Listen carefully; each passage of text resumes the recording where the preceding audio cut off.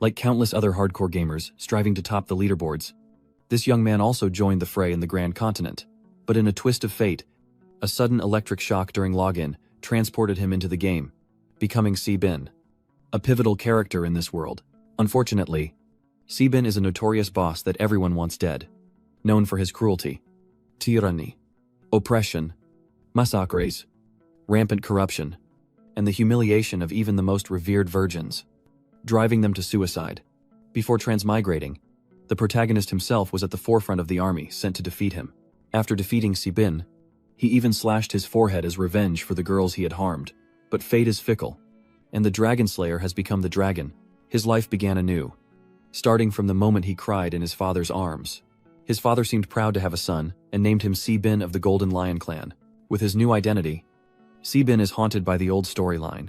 He vows that he will live an upright life, become a good lord, and cherish his people, so that those players won't come looking for him. After his transmigration, Sebin activated a system, the most powerful villain system. Sebin vehemently refused, not wanting to be a villain at all. But the system reminded him that he was a destined boss marked for death. Despite transmigrating into this body, Sebin can't change the main storyline. In other words, he can't change the original owner's personality from a cruel lord to a good person. The only way for Sebin to escape his fate is through the system's help, constantly increasing his strength, pushing the wheels of destiny, and avoiding being killed by the players. Sebin is speechless. He's been transmigrated into a game and is now destined to be hunted. Could his life get any worse? If so, his only option is to bind with the system. After all, he still wanted to live, and the system was quickly bound to Sebin. He was then informed that he needed to complete a series of villainous scenario quests, such as defiling the Saintess, looting players, collecting demi-human female slaves, and so on. Upon completing tasks, he'd receive rewards and a chance to draw abilities. Sebin blushed at the thought of humiliating the Saintess and collecting female slaves. It won't even let me have a normal human experience. Yet it's forcing me down this villainous path. It acts disgusted.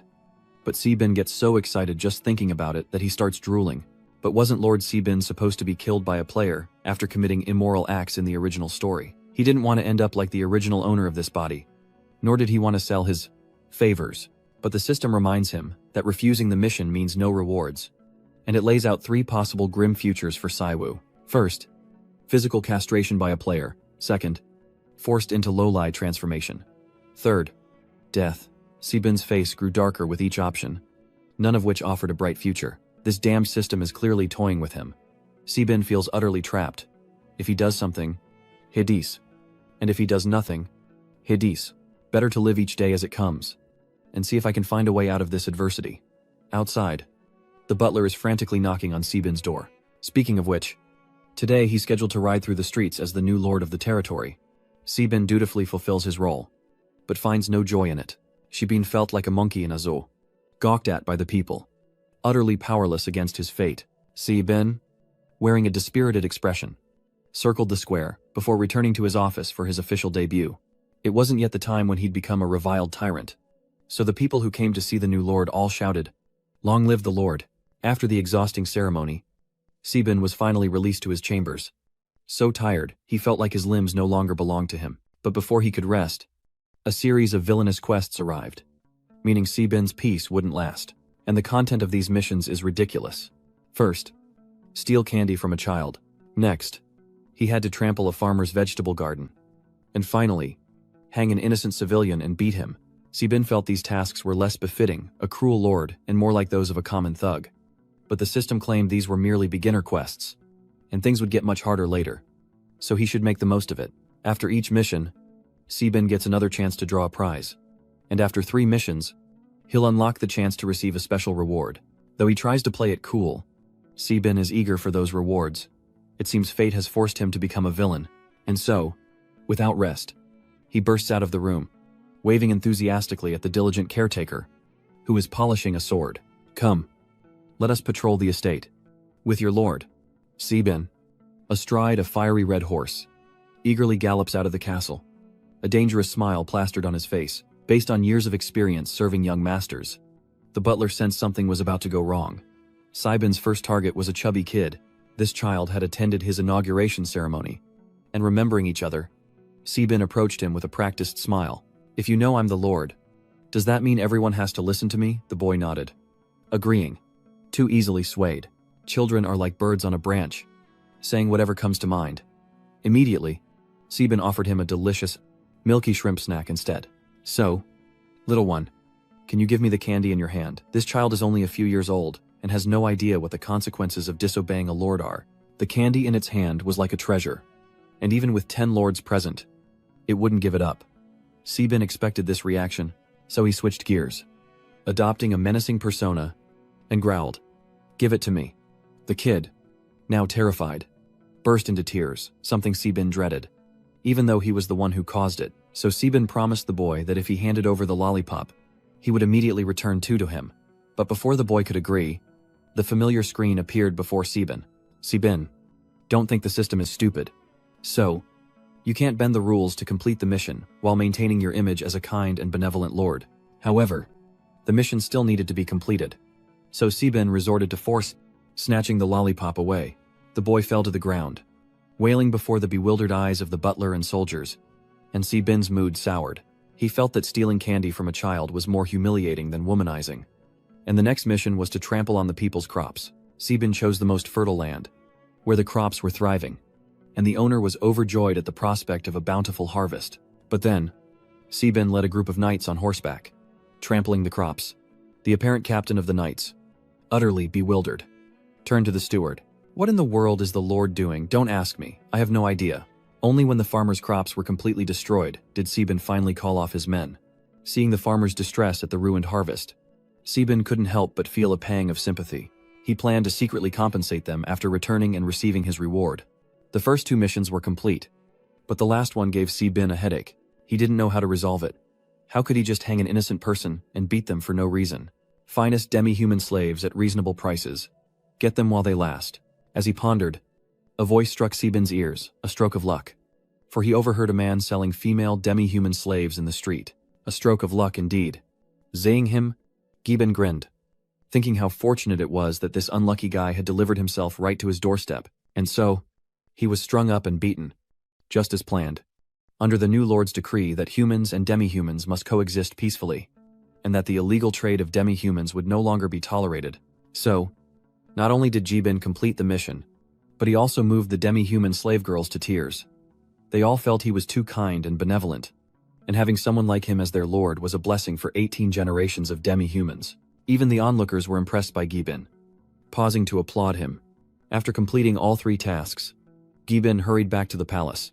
Shedding his cumbersome robe, he asked the system to spin the reward wheel immediately, and a spinning table appeared before Giben. And this time, he received a perfect set of armor called the Dragon Destroyer Heavy Armor. Moreover, having completed 3 quests before claiming his reward, Giben received 3 critical reward chances, resulting in his perfect armor being upgraded to Hero's Triumphant Knight Armor. Though he doesn't know what it does, Giben knows anything with crit and hero in the name is a rare treasure. He quickly puts it on, eager to test its capabilities. Giben headed to the training grounds. Finding the butler Krymon practicing his swordsmanship, he seemed surprised to see the usually lazy young master showing up on his own accord. Not only that, Sebin proactively requested a spar with Krymon, claiming he'd just created a decent suit of armor. It was then that Krymon noticed his master's glittering golden armor. It was the first time in Krymon's life he'd seen such a dazzling suit of armor. It was beyond words. It was truly amazing. Then, the two quickly took their places on opposite sides of the training ground. Krymon will personally test the young master's new armor. And after a greeting, he swiftly charges towards Sebin. Don't underestimate Krymon just because of his age, though he's a butler. He's actually a master knight. Witnessing Krymon's speed, Sebin felt immense pressure, stepping back to prepare before raising his sword. The moment their swords clashed, Sebin faltered, but Krymon was knocked back, digging his heels in to stop. Sebin's strength has grown considerably. He's no longer the useless boy Krymon once knew. The two continue to clash, Krymon mostly attacking, while he dodges and evades, but it's no easy feat. As his attacks are swift and sharp, they fight from afternoon until night. Both were exhausted, but Krymon still had to give praise the young master's new armor, combined with his own strength, made for a truly top-notch defense. It's only because you held back, Sebin humbly replied, secretly ecstatic. Even connecting that feeling of bliss to his dream, Sebin dreams of unparalleled power, single-handedly defeating an army of knights, and being praised by beautiful demi-human girls. In this dream, Sebin sees himself in a virtual reality game pod, looking at himself in the world of the Grand Continent. This was too terrifying a vision, and he jolted awake. Suddenly, Sebin had a bad feeling. He felt like he was being watched, and before he could process it, the scan window suddenly reappeared. Startling him, it contained a brief announcement players were preparing to come to Jinshengguang. Wait. Jinshengguang. The name struck a chord with Sebin. He suddenly recalls a battle between the goddess of the wilds, Malon, and the god of war and fire, Bana Malon, a god of lower power, and Banda, a god of intermediate power. Thus, the battle was uneven from the start, and Malon was crushed in Banda's hand, her divinity shattered, and Banda was certain the demi-human race she protected would soon perish. That was the first step in the demi-human race's descent into slavery. And Siwoo remembers a strange man giving the game's protagonist a blue crystal. He said it held the power to summon heroic spirits, and the boy had to take it to save the demi-human people, ending their endless oppression. These fragmented memories all belong to the game's early stages, which means Sebin never dreamed he'd be transported to the Kan continent, so he skipped a lot of the exposition. But based on those fragmented memories, Sebin can roughly guess that after the wild goddess's divinity shattered, she used her last strength to condense it into that mysterious crystal. Later, a mysterious figure entrusted that item to the game's protagonist. This mystical crystal was like a game login, and the protagonist's summoned spirits were the players themselves. At first, Sebin didn't question this as a player, but now, having transmigrated, he realizes this world is more than just a game. It's all too real. And these events were likely true all along. He was summoned from Earth by a god.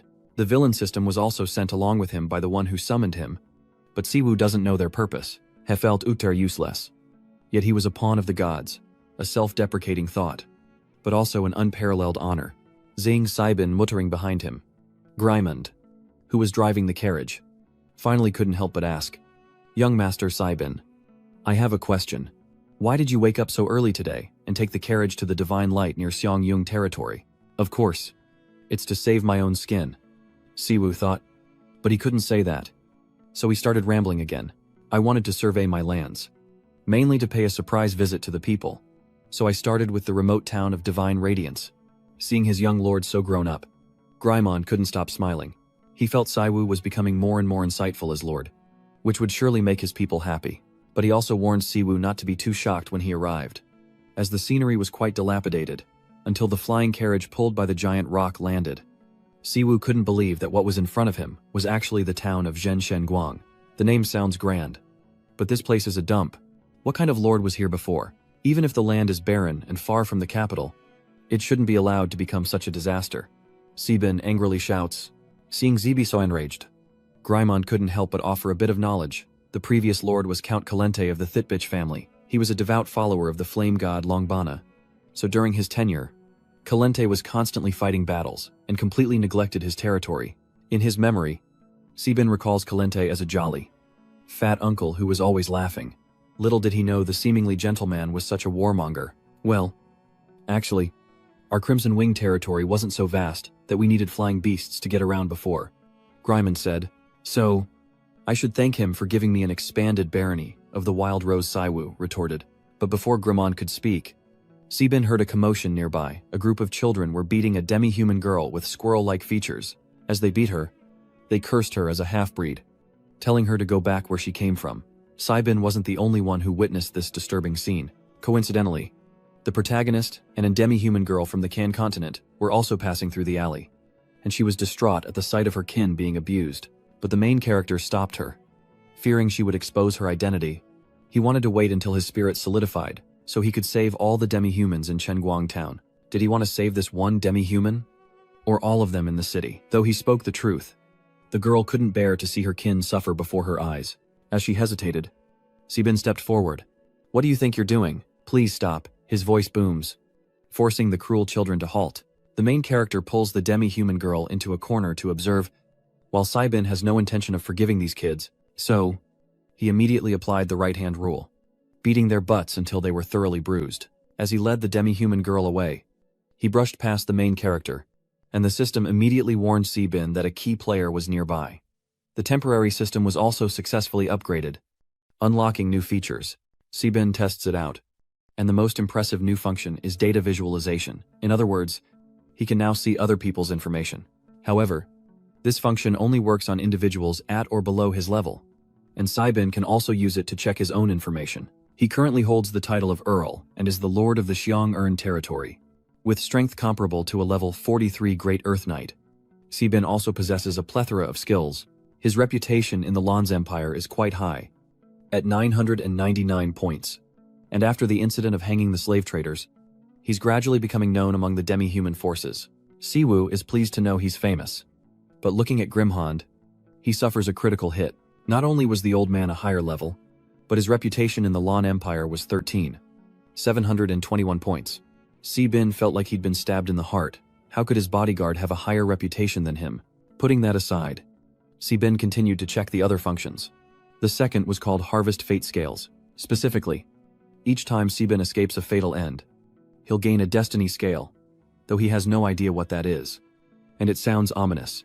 But the most pressing issue isn't this so-called fate shard, but the task at hand. He must bring back the demi-human saintess, Rui, and humiliate her. Saibin broke out in a cold sweat, as Saintess Rui was one of the biggest reasons the players rose up and executed Lord Saibin.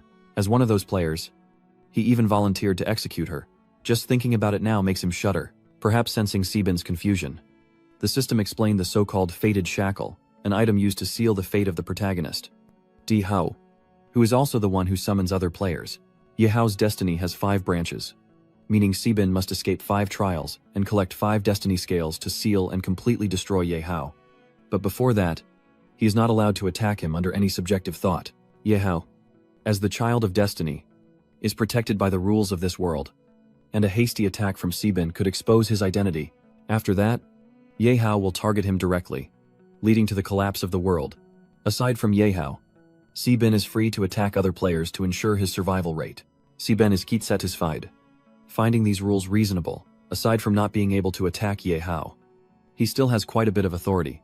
But as the villainous protagonist, how could he crush the goody two-shoes hero while he's still in his infancy? It just doesn't fit the mold. The first phase of the main storyline has been unlocked, and Saibin can now view it on the system at any time. And if Saibin remembers correctly, the veiled girl with Ye Hao was none other than the Saintess Rui, whose rescue by him and the spirit warriors led her to begin taking in and rescuing demi-humans wandering the border.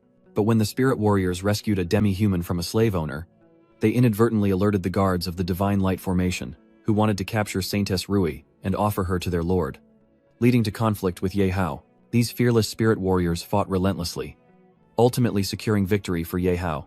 He and Rui seized control of the town, establishing a firm foothold near the Xiangyang territory. Saibin won't let things unfold as they did in his past life.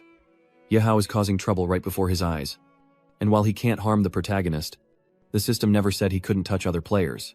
Looks like some fans are about to get their butts kicked by Saibin, so he and Grimhond head to the town chief's mansion in Kwangtown.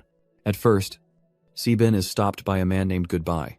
He's the captain of the town's guard, a level 13 intermediate swordsman, and a respected figure in Shining Light Town. Goodbye initially postured, but upon seeing Saibin's golden lion badge, he realized his predicament and knelt. "My esteemed lord, I am Goodbye, captain of the Shining Light Town Guard. May I ask what brings you here?" Siwoo secretly assessed him. Recognizing him as a talented character from the game, he possesses 2 skills, Whirlwind Sweep and Valiant Charge, which can be combined for devastating power. But according to the script from his past life, this captain ultimately falls to the players, leading to the boss of the Xinquang town map, Mayor Medin. To prevent that, Saibin had to move 1 step ahead of the story, demanding that Goodbye summon Mayor Medin, a request that clearly flustered him. The mayor was busy that day, or perhaps he could wait a bit. Saibin didn't have time to wait, as Ye Hao's appearance meant the players were about to be revived, so he went straight into the mayor's office, where Medin was, in fact, busy, with a long-legged beauty on each arm. Seeing Saibin barge in, he had the nerve to yell, "Hey, do you have a death wish? Can't you see I'm busy?" But the moment Medin saw who it was, he was scared out of his wits, quickly shoving the women aside and kneeling before Siwoo. "Young Master Saibin. No.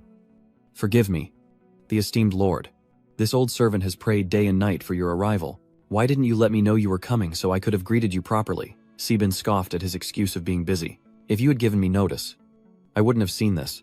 But Saibin doesn't care. because what concerns him more is that Medin's mediocre abilities don't befit a boss of this map. He's only an 11th level knight, with 2 skills, Lame Horse Charge and Lance Thrust. But those only work on horseback. Otherwise, Medin is useless. What's more, he's despised by both humans and demi-humans. Yet he still has the gall to boast about the recent peace when Si-bin arrives. Siwoo scoffs. Medin's attempts to curry favor have already displeased him. And now, the word peace coming from his mouth makes him even more furious. Si-bin, pointing a finger, roared. Peaceful? My ass. The demi-humans are already in your chambers. And you don't know a damn thing. If that's the case, you're no longer the mayor. I'll take over as mayor. And you'll be the captain of the guard here. I'll reinstate you when you understand the situation clearly. A moment later. Goodbye, saw Si-bin leaving the residence. Looking satisfied. Meanwhile, Medin trailed behind, weeping and insisting he couldn't do it. But his tears wouldn't sway the young lord's decision. Si-bin forces Medin to stand guard and fulfill his duties as captain of the guard, even confiscating his horse. Goodbye was ecstatic. And now Si-bin had not only Medin clinging to his leg, but goodbye as well. My lord, this really won't do. What am I supposed to do if you're the captain of the guard? Si-bin, annoyed by the two clinging to his legs, shouts out, come work as my guard, and I'll double your pay. Hearing the words double the pay, Goodbye immediately perked up, flashing a bright smile of agreement. Truly, material conditions dictate consciousness. Si-bin, having given his orders, leaves, taking the injured demi-human girl with him, but not before instructing Goodbye to prepare a clean room and a large, comfortable bed. Medin watched Si-bin's retreating figure, his face a mask of resentment, believing this pressure was because he hadn't offered enough tribute upon Si-bin's arrival. So, the kid likes demi-humans, and he pretended to be noble and upright with me, Medin thought. He then ordered his men to find some beautiful demi-human slaves and bring them back to the town hall, hoping to regain the mayor's seat soon. After healing the demi-human girl, Si-bin brought her back to the mayor's mansion. Taking her straight to the room Goodbye had prepared, the child was still unconscious. Seeing the twitching squirrel, ears and tail, Si-bin almost couldn't resist reaching out to pet them. But just then, the child awoke. Si-bin thought he was done for, misunderstood as a pervert again. But unexpectedly, the first thing she said was, I'm sorry, Sio. I didn't mean to stain your sheets. I don't know how I got here. I'm sorry. Si-bin was about to comfort the girl's pitiful appearance, but she suddenly knelt down, begging him not to take her life. Si-bin was bewildered. Was his appearance really that frightening? Scaring a child to this extent? I saved you. Why would I take your life? Try to remember. You were being bullied unconscious by a group of kids, and I chased them off and brought you here.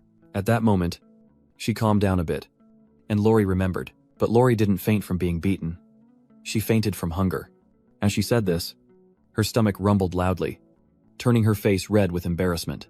In this situation, Si-bin couldn't bring himself to starve young Lori, so he ordered his men to prepare a feast. Lori, starved and dazed, devoured the bread, thanking him profusely, and Si-bin felt a sense of satisfaction watching her eat. But then, that damn system popped up again, delivering some unwelcome news. This act of kindness was inconsistent with a villain's usual behavior. The system demanded Si-bin stop immediately or face punishment, but he learned it wasn't so strict, and loopholes could be found. So, he retorted that he saved the demi-human child to raise her as his pawn, a knife in the back of the players and the protagonist. Deep how, when the time was right, he had the system spinning, leaving it speechless. After analyzing Si-bin's actions, it determined his plan was feasible. So, it quickly updated his villainous behavior protocols, ensuring Si-bin wouldn't be warned about similar situations again. Si-bin was determined, silently cursing the system for being so foolish. Thankfully, he understood its weaknesses, and so, the system began updating Si-bin's daily villainous tasks. Today, like yesterday, there were 3. First, Si-bin must inflict psychological trauma on at least 10 players. Next, he must force Lori to massage his shoulders and warm his bed. Finally, Si-bin must humiliate the main character, Yehao, to receive his reward. He immediately offers a girl the position, promising her a meal a day. This is the perfect opportunity. Then, as Si-bin needs a handmaiden on both sides, he enticed her with the promise of 3 square meals a day and 2 days off a week. While at the town's largest demi-human slave farm, the owner was brutally beating the poor demi-human girls. Just then, some guards arrived on horseback, saying the mayor wanted some beautiful slaves. But as he turned to whip the poor girls again, A strong arm stopped him. It turns out players have appeared in the Divine Light Town, and one named Lin Fan leads others to bravely storm the slave trade. Halt. Do you know that buying and selling people is against the law? Are demi-humans even people? Boy. Are you here to cause trouble? The farm owner retorted. Lin Feng was momentarily speechless. He'd forgotten this world was all a fabrication, and its laws on slavery were nothing like reality. So he changed his approach.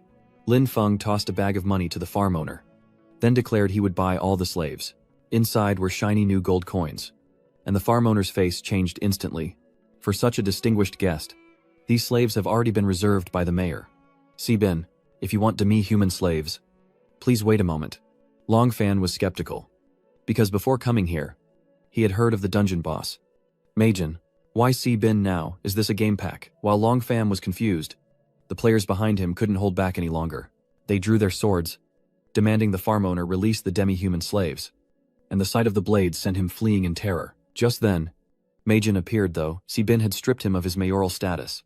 He was still the boss of this dungeon, and though Bin scorns him as weak, Majin's level 11 poses a significant threat to novice players like Long Fam, whose levels are only 2 or 3, not to mention the vast difference in their skills and equipment. In that situation, they could only hope for Ye Hao's help, and he appeared just in the nick of time. As a protagonist should, Ye Hao arrives and immediately activates the Fortress Shield skill, giving the other players the confidence to charge at Majin. Everyone wanted to take down the boss for the loot, so the old man's health bar dropped rapidly, and he was finally defeated by Ye Hao's light-piercing cross slash. The players exchanged awkward glances. Ye Hao might be the protagonist, but he was still just an NPC. What kind of game was this, where an NPC stole the boss kill from the players? Lin Fan was perplexed. They'd fought so hard, leaving the boss with only a sliver of health, only for the main character to swoop in for the final blow, making a grand spectacle of it. Ye Hao effortlessly defeats Majin, then turns to the players to make an announcement, because they greatly assisted in defeating the boss. All of Majin's weapons, armor, and riches would belong to them. Only then did the crowd quiet down, accepting that the protagonist should shine as long as they still get a reward. And so, they all made their way to Majin's mansion, only to find Bin standing there, waiting for them. As the players arrived, Bin put on a cold front, trying to intimidate them with his most aloof demeanor. You've harmed my guards, destroyed my servants, and now you want to steal my money.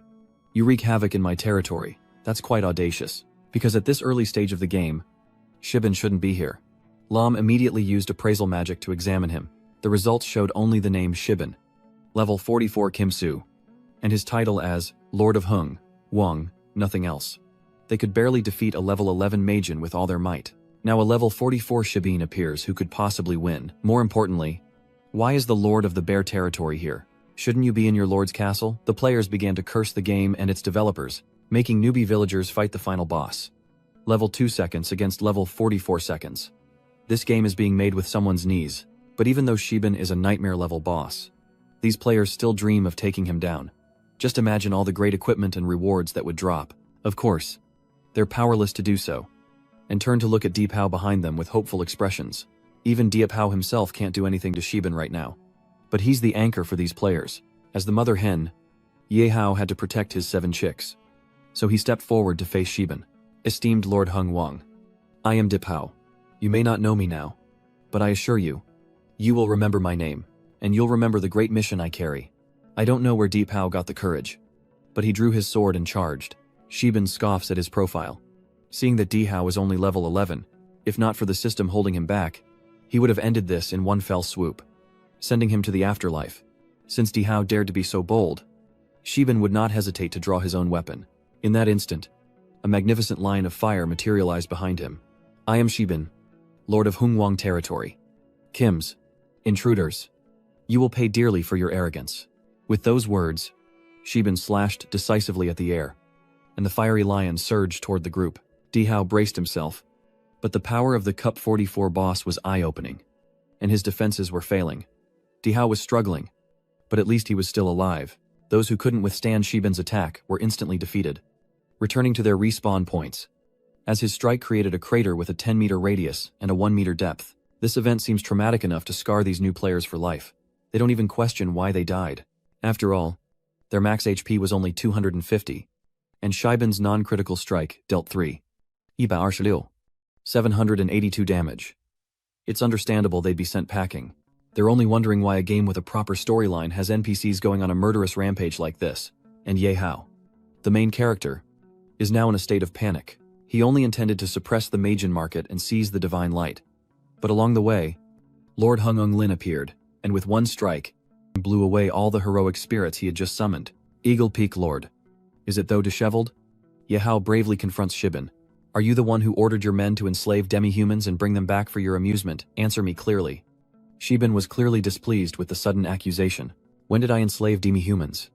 And when did I take them as playthings? But Ye Hao was in no mood to listen, only to brace himself and roar, prepare to receive the judgment of justice. The sword in Ye Hao's hand emitted a blue light. Shibin didn't know how he did it, but Ye Hao's level had temporarily soared to 45, becoming a Grand Earth Knight, one level stronger than Shibin. And unlocking 5 skills and 2 new pieces of equipment, Shibin raised his sword to defend, secretly praising his opponent's sudden level up. As expected of the protagonist chosen by fate, Ye Hao's power surpasses him by a level after his outburst. If this were the previous Shibin, Ila would already be begging for mercy. Shibin, you golden lion. I'll show you what true power really is. You're not even close, Ye Hao. Fueled by rage, charged forward with terrifying force. Meanwhile, Shibin was ready to fight back. But just as he was about to counterattack, the system issued a warning. It had detected a dangerous action, and he was forced to abandon his attack on the Chosen One. And so, despite their equal strength, Shibin was helpless as his opponent sent him flying 10 meters. Shibin felt pain tenfold in humiliation. As the players gathered to watch, everyone's praising Ye Hao's strength, his swordsmanship, while calling Shibin trash. Shibin's speechless. These players really have no filter, saying whatever comes to mind. If they knew this wasn't just a game but a real world, I wonder if they'd still be laughing. Meanwhile, Ye Hao attacks again. But Shibin is no longer standing still. The system forbids him from attacking Ye Hao, so he'll let Crymon do it. Ye Hao is intercepted and begins to panic. Crymon is 4 levels higher than him, and the players who cheered him on have gone silent. Is this the knightly code you uphold? What a disgrace. Ye Hao curses Shibin through gritted teeth, as another suddenly appears in the duel between knights. But Shibin is a villain, so he can take the abuse. Besides, Shibin is first and foremost a lord, then a baron, and lastly a knight. What lord or baron fights alone? Moreover, Ye Hao wasn't worthy of being his opponent, and so, the elderly knight Crymon had to personally step onto the battlefield because of his master's recklessness. Ye Hao was completely overwhelmed by Crymon's assault. His speed and strength were far superior, and he was ultimately sent flying by a single punch. Shibin casually approached, stepping on Ye Hao's chest with a triumphant grin, as Ye Hao stubbornly declared that he couldn't be killed. Who said anything about killing you? Shibin sneered. Then, he grabbed Ye Hao by the collar, hauled him up, and slapped him across the face, sending the other players into an uproar. Ye Hao was their leader, the figure they looked up to, and now Shibin was humiliating him. You're Ye Hao. Right, you want me to remember your name. You want to know true power. With each word, Shibin landed another blow, until Ye Hao was utterly defeated. Unable to rise, a victorious smile crept across Shibin's face as he dusted off his hands, saying he was in a good mood and would spare Ye Hao's life. You want revenge, I'll be waiting. With that, he and Crymon swaggered away, the surrounding players parting to make way for them. While Ye Hao was left battered and unrecognizable, Shibin walked with Crymon, constantly criticizing Ye Hao's strength, saying he thought the Son of Destiny would be invincible. Turns out, he was just a flash in the pan. He's given the Lampham gang a psychological scar and beaten Diep Hao to a pulp. His missions are complete. The players watched Shibin's retreating figure, finally ceasing their chatter. The Lord didn't take those demi-human slaves with him. Senza wasn't as bad as he'd been led to believe, having stopped Ye Hao and his gang from obtaining the divine light. Shibin returned home, relieved. Accompanying Shibin and Gramond was the demi-human girl, Lori, who was experiencing her first ride on an eagle-drawn carriage and seemed a bit bewildered. Shibin thought Lori would never leave her homeland again, but her answer gave him pause. It's not that I won't, Lord. Since her brother's death, this is the first time Lori has traveled so far alone, so she's a little nervous. Shibin sighed inwardly.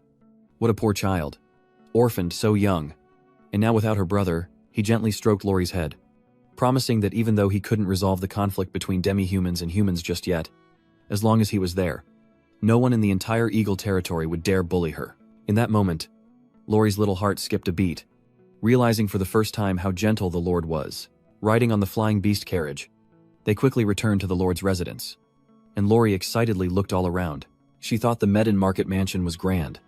But the Lord's mansion was on a whole other level. She couldn't believe she would live in such a luxurious place. Lord, does Lori really only need to serve as your handmaiden? That's right. Your job is mainly to take care of my daily life. Seeing Lori's tension, Shiben had to reassure her again. Don't worry too much. I'm not like other nobles with their rigid rules. As for the specifics of a handmaiden's duties, Shiben plans to have Chris teach Lori in a few days. An experienced and enthusiastic handmaiden speak of the devil, and she shall appear. Chris appeared out of nowhere, ignoring all protocol and embracing Shiben, nearly suffocating him. Chris, weren't you supposed to arrive in a few days? Shiben cries out as she pulls away from his chest, saying she heard the young master became the new lord and knew he'd need her. Afraid you'd want to nurse like when you were little. I rode here as fast as I could. Chris wasn't just Shiben's maid, but also his wet nurse. Hearing her mention breastfeeding, he cringed. Wanting to disappear, Chris was as enthusiastic as ever. To ease the awkwardness and stop Chris from bringing up his childhood nursing, Shiben changed the subject, introducing Lori as his personal maid from now on. Why don't you show her around and get her acquainted with the work of a handmaiden? Chris asked. Looking at the tiny demi-human girl with some concern, a personal attendant noticing the doubt in her eyes, Shiben quietly told Chris about the circumstances in which he met the girl. He'd rescued her from the shockwave when she was about to be beaten to a pulp by some kids. So Shiben hoped Chris wouldn't be too hard on Lori. His intentions were simple, but in Chris's hands, things would become much more complicated. She subtly implied, Senya, the young master, has truly grown. This is indeed a beautiful demi-human thorn. I will definitely teach her well. Shiben senses something amiss in her words, but decides it's fine, as long as Chris is willing to teach Lori. Meanwhile, Shiben had returned to the palace and settled down. But in Guang, Yi Hao was still fuming, especially with all the players gossiping about how Shiben had beaten him to a pulp. Before, players revered Ye Hao as the strongest, but after seeing him defeated, they now believe Shiben, the Golden Lion clan's lord, is the true hero of the Kan continent. Ye Hao, seething with rage, slammed his fist on the table, declaring, Damn it, in my past life, I was a genius of an ancient clan. And in this life, I'm the hero destined to overthrow the tyrannical lord. I'm the real protagonist. The more Ye Hao thought about it, the angrier he became, as he was born with the ability to foresee the future, and everything that happened afterward was exactly as he had seen in his predictions. Therefore, he was confident he could overthrow the tyrant and become a hero to the demi-humans of this land. But then Shiben suddenly appeared and ruined everything. Not only that, but he made Ye Hao a laughingstock among the players. Ye Hao was furious, gritting his teeth as he uttered Shiben's name, Lord of the Frozen Wastelands. Ye Hao swears he will one day tear Shiben into 1,000 pieces. As Shiben dines in his palace in Lenden, suddenly, a chilling premonition washed over him. But after the initial shock, Shiben resumed his meal. Just then, a knight entered one whom Shiben had ordered to find him some skilled priests. But when they returned, they brought bad news. All the priests at the cathedral refused to come and perform healing magic. What's more, their pastor dared to call Lord Shiben Kimsur a madman for demanding God's sheepdogs heal a demi-human lower than a commoner. Shiben's hand, cutting food, stopped. This clearly displeased him, barely in office, and his people were already disobeying him. As if Shiben wasn't their lord at all. A mere pastor dares to disrespect him, so Shiben cannot let this stand. He ordered the knight to find Krimon, so he could lead a squadron to surround the church, and he would personally investigate. But Shiben's anger was immediately extinguished by Lori's appearance. She's changed into a maid outfit, her cuteness amplified tenfold, absolutely illegally adorable. And Lori seems worried by the Lord's dazed expression. Lord, does this outfit look strange on me? Crit told me to wear it. No, it looks great on you. Shiben quickly patted her head to reassure her. After entrusting Lori to Crit's care, he departs to handle important matters, promising Crit a well-behaved girl in return that evening. Only then was Shiben able to leave the Grand Hall, but not before giving Lori a seemingly precious vial of medicine, reminding her to drink it later. Lori gazed at the shimmering red potion in her hand, unaware of its significance, as Crit whispered into her ear, Little Lori, it seems Master Shiben is quite fond of you. Lori didn't understand the implications, but Crit's words were enough to make her heart race. No way. Crit, don't tease me, she replied, embarrassed. Actually, Crit said that because what Lori held was a vial of life essence. It's from the spring of life in the Elven Court. an incredibly rare treasure that money can't buy. Most importantly, it's the only effective treatment on the Kan continent, prolonging life and eliminating internal injuries. The more Lori heard, the more astonished she became, clutching the vial even tighter. Oh my 13th husband actually used this to propose. Which is why I agreed. Crit spoke excitedly. But this only made Lori more astonished than the potion itself. Her sister looked so young, yet she'd had 13 husbands. While the two girls were staying at the palace, Shiban led his army to surround the church. Its leader is a devout follower of the god of war. The sight of Shiban made his face darken with rage. Lord, do you intend to slaughter the shepherd of God before my very eyes? This man, Macton, is a level 38 archmage, proficient in advanced fire magic, possessing sacrifice and divine summoning skills, and most importantly, the holy healing that Shiban needs. So, this is why Macton refused the cardinal's healing offer. Shiban sees through this old man's facade. He preaches morality. But he's just a murderer who's slaughtered countless innocent demi-humans. The more Shiban looks at Macton, the more disgusted he becomes. So he unleashes a provocative roar. No matter how you look at it, the light of God will never reach you. High Priest Macton. As Shiban spoke, a surge of power struck him, though it didn't wound him. The golden lion emblem on his chest was sent flying, a clear humiliation of Shiban and his clan. Shiban didn't think Macton was capable of that. And he quickly discovered the real culprit, a masked man lurking behind Macton. His name is Carter, a holy temple knight with the strength of a grand knight. On par with Shiban at level 44, holy temple knights like him are the secret power of the church. Though few in number and shrouded in mystery, their power is undeniable. Shiban recalls hearing that even a grand temple knight like Carter is considered low-ranking among the temple knights, so that's why the priests in the church openly defied the Lord's orders. It was because of the temple knights' attack.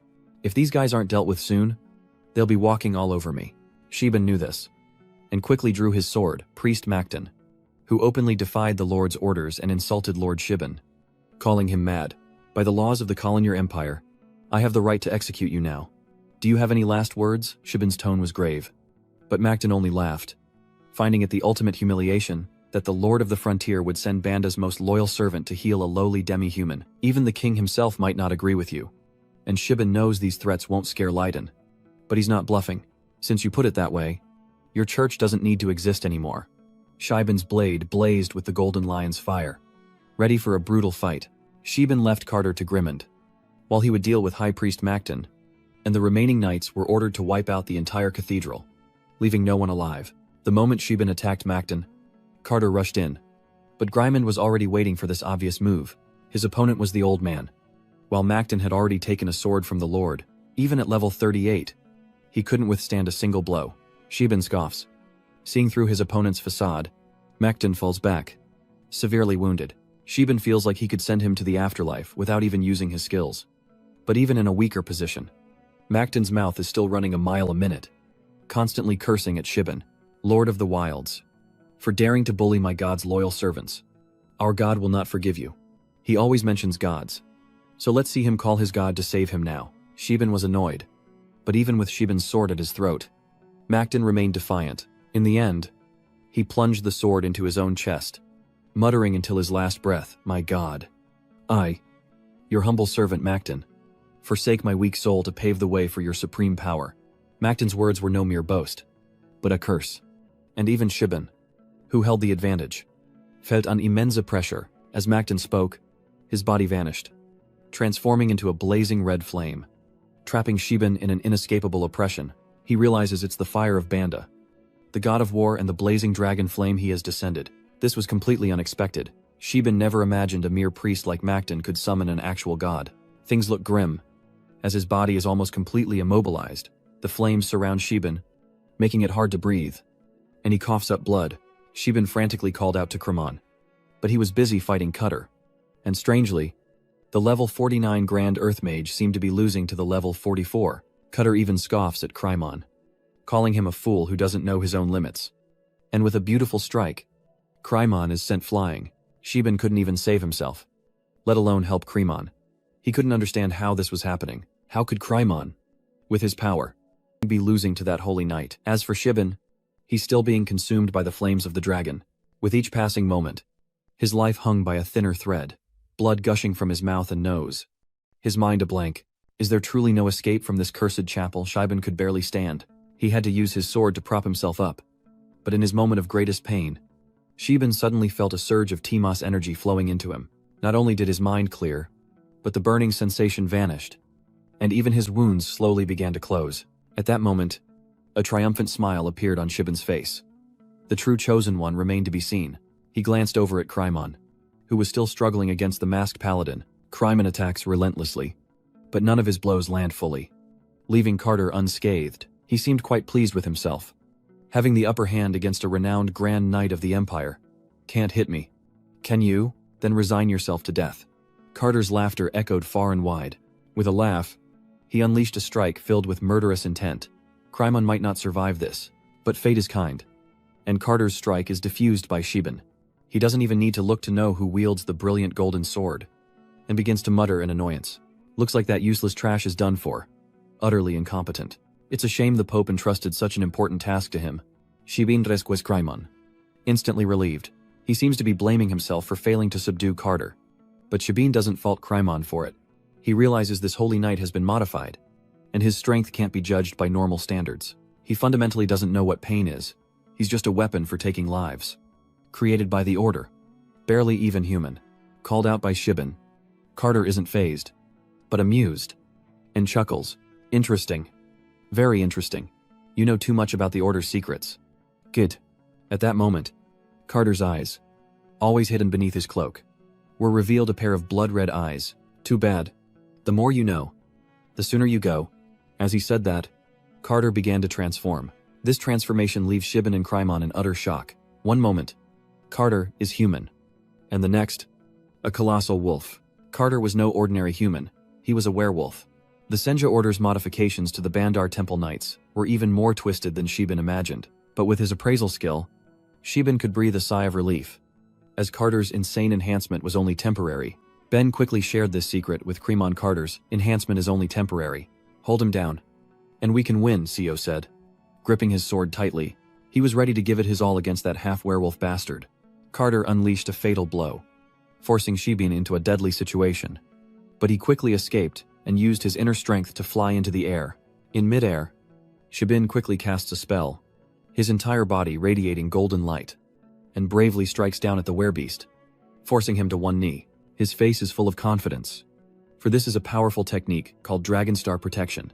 But before he can deal with Shiben, Carter realizes Krymon is sneaking up behind him. Shiben's sword blocked his advance, while Krymon charged from behind, leaving him in a desperate situation as he cursed them, knowing he couldn't delay any longer. As the transformation was draining his life, enraged, Carter unleashes his full power, his eyes turning a terrifying crimson as he hurls Shiben away. Snarling, Krymon was sent flying dozens of meters with a brutal kick, slamming into a wall with enough force to crack it. Carter stands tall, extending his hands forward, glancing back at Shiben with disdain after his recent defeat. He transforms into his true form, a hulking figura, and grabs Shiben by the neck, lifting him into the air, leaving him struggling with no choice but to grasp at Carter's hairy arm. Carter growls, saying he was going to hand Shiben over to the Wind Emperor, but now he's changed his mind. Tightening his grip on Shiben's neck, Carter's fangs sharpen as he opens his mouth, ready to devour Shiben. But before he can react, Shiben lands a punch to his face, confidently asking if he can stomach that. It was then that Carter realized his enhanced strength was gone, and Shiben stomped him to the ground. He smiles, his face now terrifying. I didn't use the Dragon Essence shield, but a time-stopping barrier. You broke it yourself, so don't blame me. Carter, as if driven mad, struggles to his feet, screaming that his actions were all a setup. Unfazed, Shiben swiftly retrieves his sword and decapitates Carter. He clenches his fists and declares that only beheading those devoted to their god will bring them to honesty. With that, Shiben lowered his sword, resting his head against it and sighing in relief that it was finally over.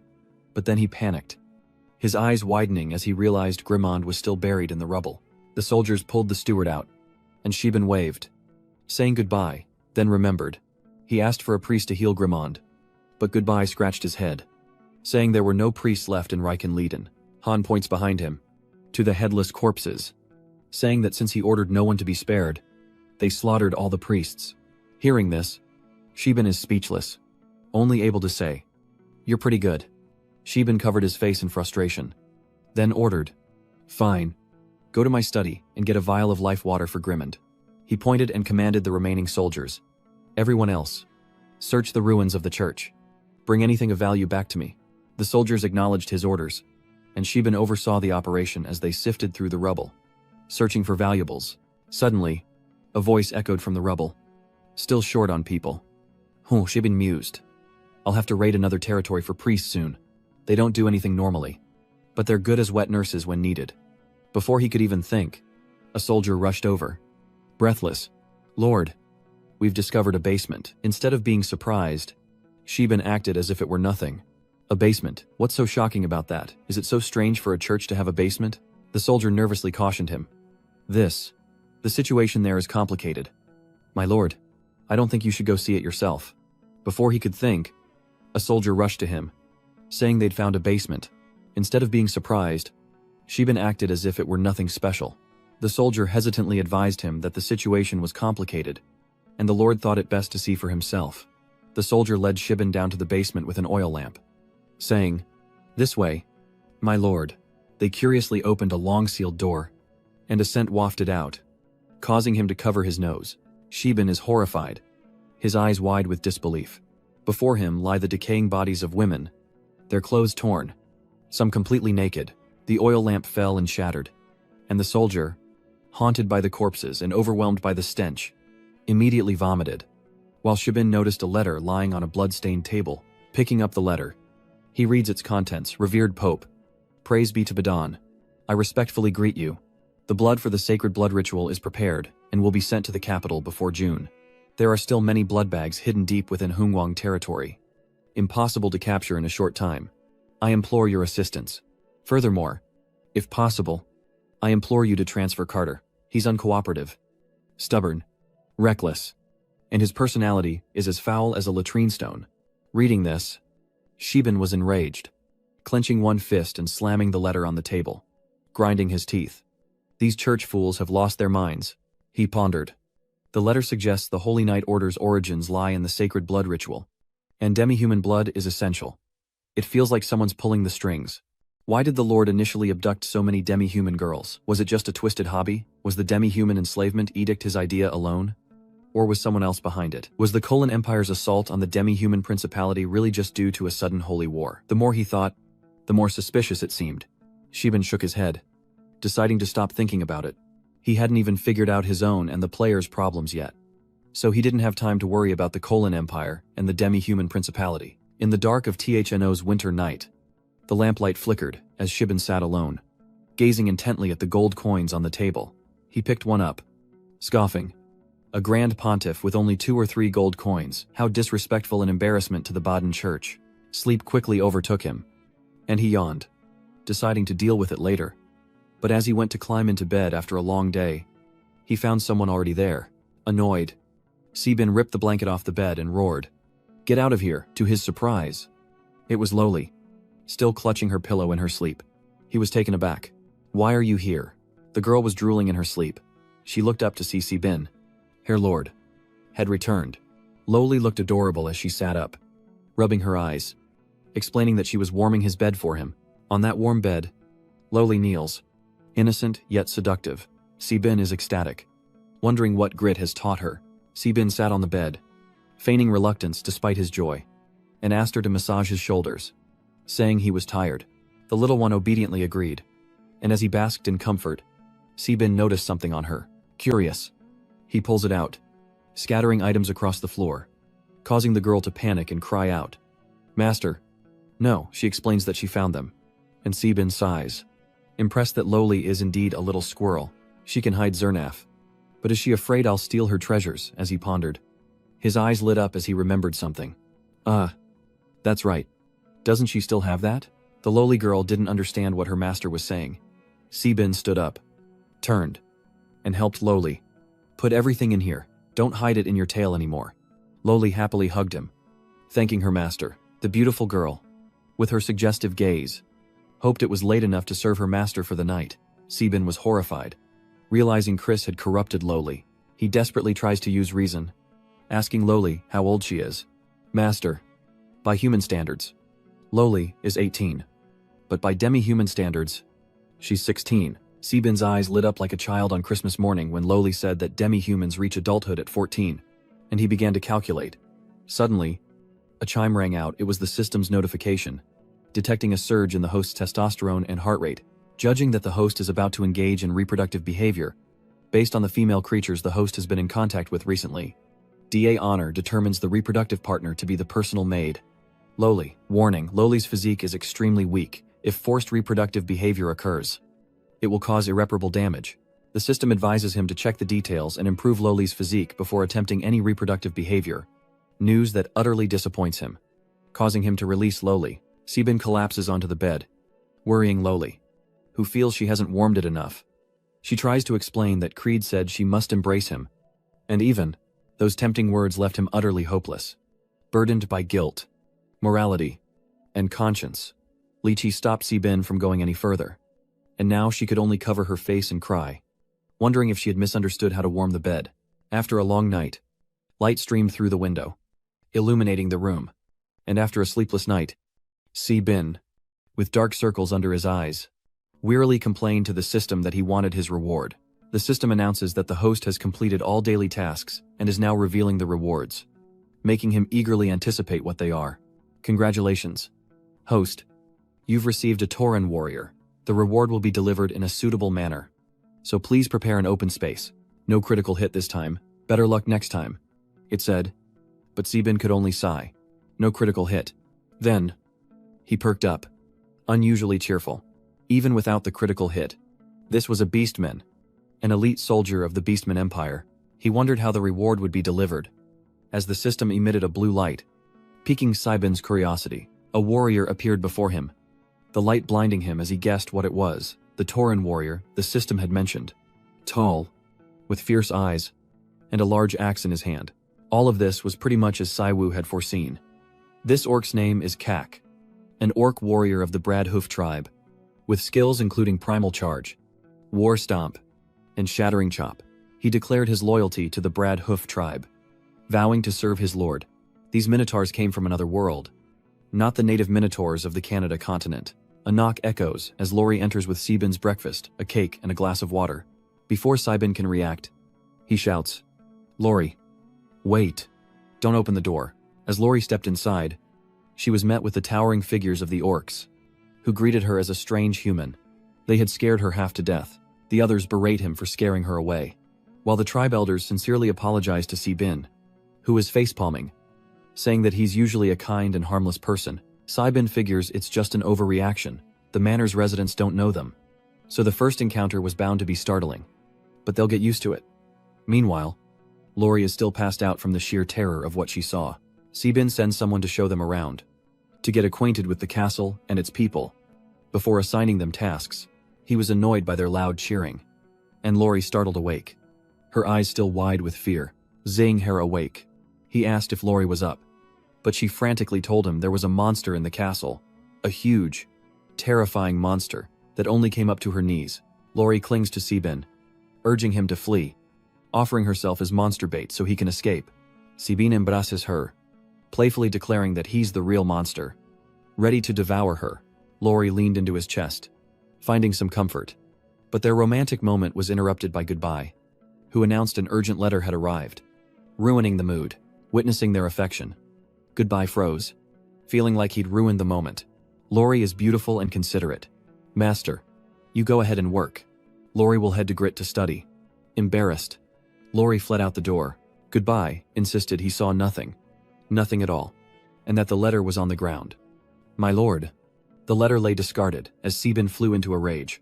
Sebin points at Goodbye, a glint in his eye, and assigns him the arduous task of washing the soldiers' underwear and socks for a month. Goodbye reluctantly nods. Acknowledging the order, Sebin reached for the letter on the table, reading it carefully. To the esteemed Lord of the Eagle Bear, my Hakka territory is under attack by beastmen, and I hope to receive aid from our neighbor, the Eagle Bear territory. Reading it, Sebin was filled with thoughts, imagining Talambo kneeling at his feet, begging, which couldn't help but make him happier. He was smug. Hakka territory was under attack by beastmen, so this was a letter of request for help. Hakka territory was located below Hung Ung territory, perfectly adjacent to Tran Than Quang. It's also a shield against beastmen. I know the saying, don't bite the hand that feeds you. So I'll definitely help. But I need to take advantage of the situation. As I'm thinking, the system pops up with a notification. Daily villain tasks have been updated. Villain task 1. Steal the underwear of any maiden in the load territory. The second villainous task, loot a neighboring territory for valuables worth 10,000 gold or more. The third tease, a demi-human saintess. Sebin raised his eyebrows in exasperation. Thinking, this system knows I'm about to capture Tai Lambeau and meet other players. So it's directly making me tease a demi-human saintess. Lori was relaxing in the bathtub, enjoying a moment of peace, while Sebin, dressed in black and masked, waited outside, lamenting that the system was making him act like a pervert, a lord reduced to thievery. There are 2 priestesses here. Chris is off limits. So it has to be Lori. Lori steps out of the bath and is immediately met by Sebin. A scream pierces the air. Pervert Lori, eyes squeezed, shut in terror, cries for help, then a towel is thrown in her face. Hearing the cries for help, Goodbye rushed over with a few soldiers, shouting for everyone to hurry. Sebin, hiding in the corner, grumbled that Goodbye was always late to the party. He bursts through the door, shouting, "What's going on? Where's the pervert?" But the scene before him is not what he imagined. Sebin is comforting Lori in his arms, saying, "Don't worry. I chased the pervert away." Goodbye listened to his scolding, realizing he needed to strengthen security. Yet a pervert still managed to break in. If he hadn't driven him away in time, the consequences would have been unimaginable. But seizing the opportunity, Sebin retaliated, saying that making him wash his underwear and socks for a month now seemed too lenient. "Now, how about we make that 3 months?" Goodbye could only accept and reply that he had no objections. He breathed a sigh of relief that he hadn't been discovered. Otherwise, his clean reputation would have been ruined. Hearing this, Lori giggles and whispers into his hand, saying that Master doesn't need to be so secretive, and that she would gladly give it to him if he liked. Sebin breaks out in a cold sweat, wondering if she's discovered something, and tries to explain, in haha territory. Tai Lambeau, the leader, holds Sebin's reply, furious as he berates his men about Sebin's demands for help against the beastmen, so infuriated that he calls Sebin a bastard for suggesting he could write an IOU if he couldn't provide what was asked. Before tearing up Sebin's letter, Tai Lambeau raged, saying if haha falls, Hung Wang will be next. Doesn't Sebin realize that? He then kicked his nearby subordinate to the ground. The old leader held a gleaming sword, threatening his subordinate for secretly skimming taxes, promising to make his head roll if he didn't come up with a solution. Dak, with a trembling voice, whispered his treacherous plan to the haha leader, a plan that pleased him greatly. Meanwhile, Sebin and his army rode out to quell the Beastmen rebellion.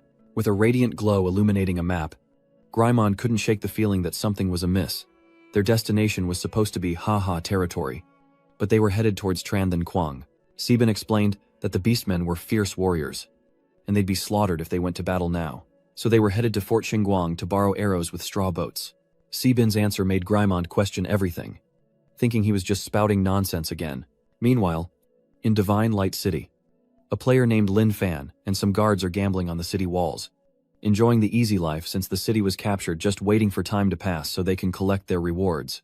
While they bask in their newfound leisure, Sebin appears behind them, mockingly asking if they aren't neglecting their duties by gambling on the walls. The blonde soldier retorts that they can't be on duty forever. They never get promoted or get good equipment. So, you'll just hide on the wall and gamble away the days. What will you do if Lord Hung Hung comes here again? Sebin, the blondie soldier, retorted, saying if Lord Hung Hung came, he'd take him down himself. As he finished speaking, Sebin plunged his sword into the ground next to the blonde soldier, kicking up dust, then casually sat down, one hand on his sword, the other on the soldier's shoulder. Sebin smiled faintly and said, "Try and scoop me." Then, his words left the entire troop aghast. The blonde soldier's face turned purple as he was left speechless. And after regaining their senses, the Lin Fan group announced to the entire city that Lord Hung Hung had come to trade salt again. The city's entire army stood frozen, as if unable to comprehend what was happening. While inside the city, the Holy Maiden and the Child of Destiny, Deep Hao, were shocked by Sebin's sudden reappearance. Sweat streamed down their faces as the maiden wrung her hands, lamenting to the heavens, "Oh, gods, must my people face war again?" Unlike the mournful Holy Maiden, Ye Hao angrily swung his sword, cleaving a tree in two with a flash of light. With a furious expression, he declared, So, I didn't come looking for you, but you came looking for me. Eagle Lord. Today, I'll show you what happens when you dare to mess with Yehao. An army with helmets, solemn horns, and cold faces awaits orders after Yehao's arrogant declaration. Above the city walls, Sibin remained unfazed, sword pointed directly at the mortals below. Behind him was his Demon King army. Inside a simple room within the city, with onlookers gathered outside the window, the atmosphere was heavy, eerily silent until, with legs crossed, Sibin states his purpose, making an offer with a gentle, cheerful tone, in stark contrast to his calm demeanor, while Rui, the holy maiden, jumps up from her chair and slams her hand on the table. Her face betrayed her anger at Lord Sibin's proposal. And Sibin, seeing no room for negotiation, revealed his true intentions. Sibin stands, invading Rui's personal space, suppressing her anger, and declares that he's ordering her and her army to comply, not asking for her opinion. Rui and her people could negotiate with Sibin, but they couldn't refuse him, or he'd level the holy ground and cast Rui out.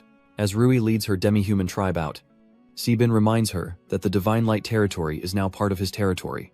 The Great Eagle territory. Rui, with the faint glow of a saintess, retorts to his assertive reminder, her face filled with resentment. This land was once home to the Beastkin, and all she asks is a place for her people to live. Why is such a small request so difficult for Sibin to grant?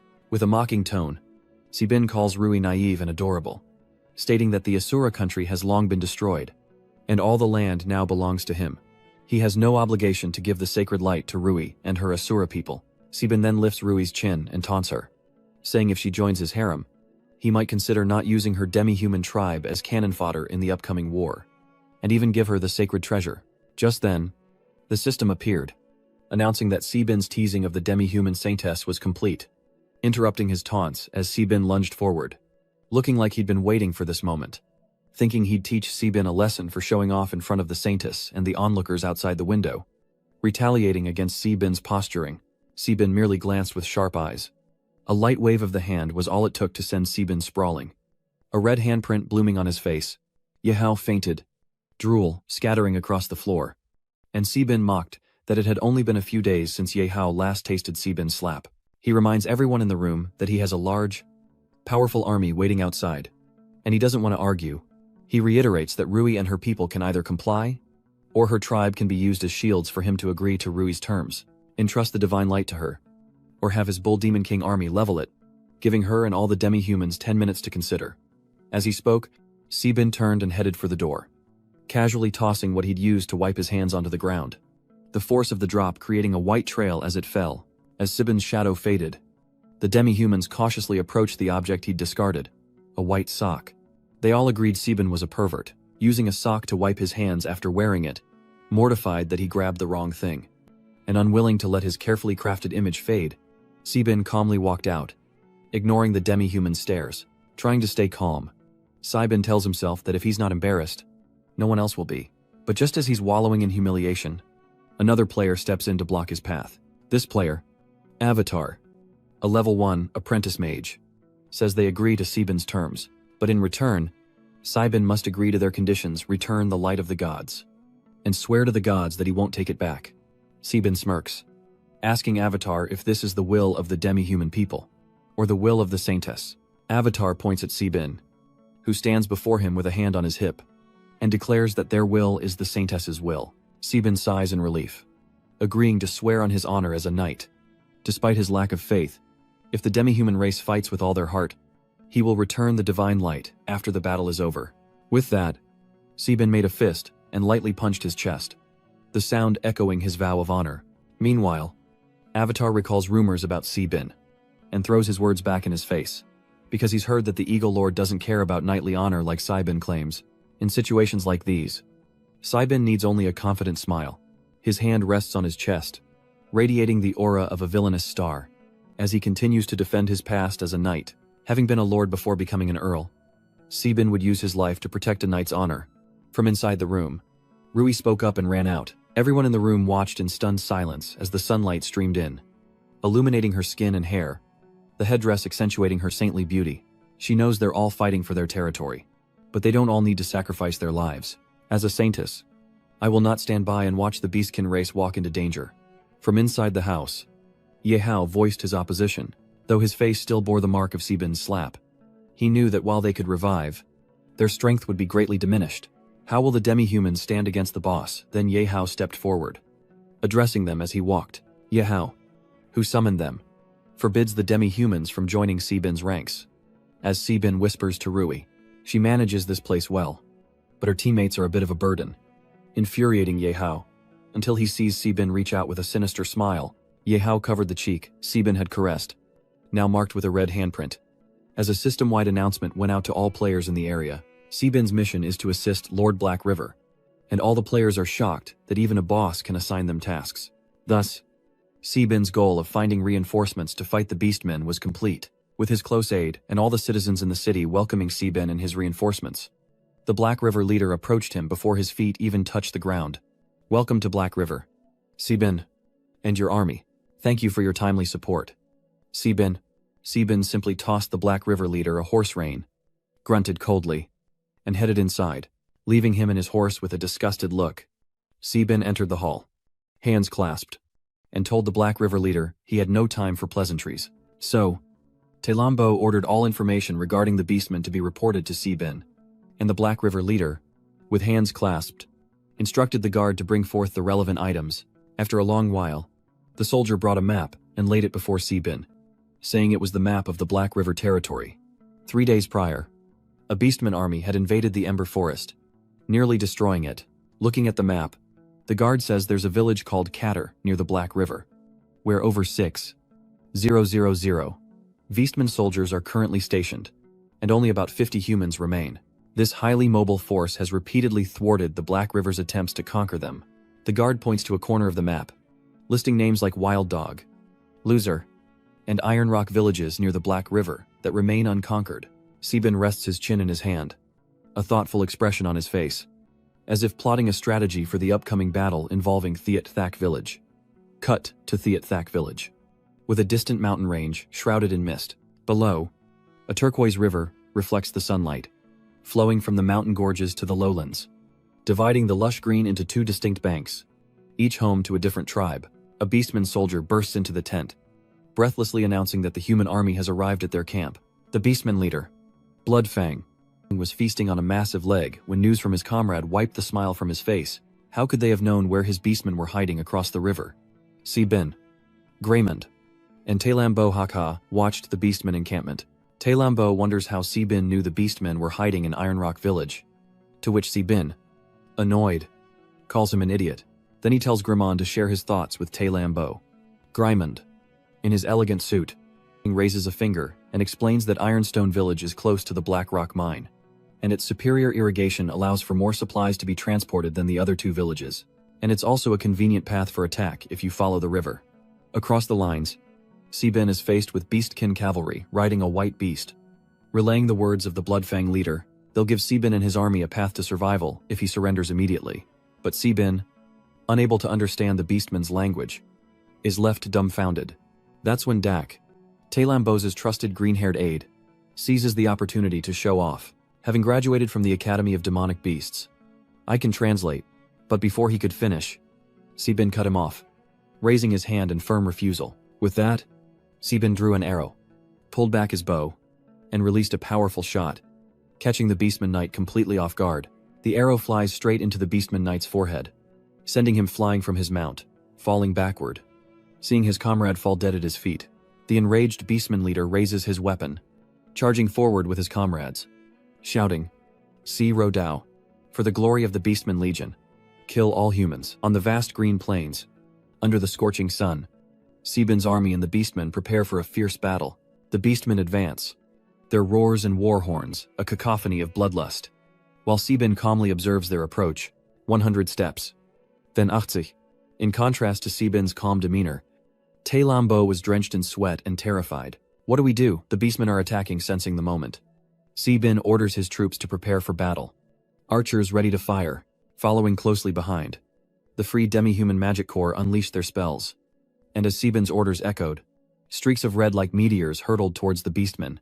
The goblin army could only stare blankly at the sky, their faces blank with confusion, until arrows and waves of magic crashed into their ranks, and the Beastmen realized they were under attack. One by one, They fell amidst desperate screams. As Sebin's army charged forth with ferocity, a goblin was cleaved by an axe, while another cried out in agony as a sword pierced his chest. From behind the axe-wielding player, a towering, six-packed beastman appeared, eyes as red as syrup, with long, ferocious fangs. Unleashing his ultimate technique, Sebin, along with Grimond and Plambot, observed the fierce battle from behind the front lines.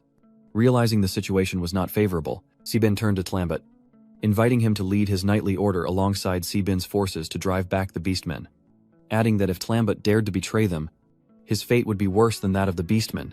Tlambot broke out in a cold sweat, his hands clenching as he muttered, "No. No." While Sebin roared, "Fortress of Glory." A golden aura enveloped Sebin, boosting the entire army's defense and attack power. Sebin, now every bit the Lord, and commands the knights to strike the flanks, the swordsmen to follow and strike from the rear, and all to beware the orcish infantry's encirclement. The army raises its banners and weapons in unison. They roared in unison, a cry that echoed across the sky, fueling their morale. Sebin charged forward, leaving a trail of light in his wake, cleaving through the goblin horde. Behind Sebin, the beastman chieftain appears, a lion-like figure slowly approaching. His name is Bidon, also known as Bloodfang, a level 42 tribe leader. Sebin and Bloodfang clash. All that remained was the clash of weapons, and sparks began to fly. The battle seemed promising, but before long, Sebin's sword sent Bloodfang flying, his weapon knocked into the air.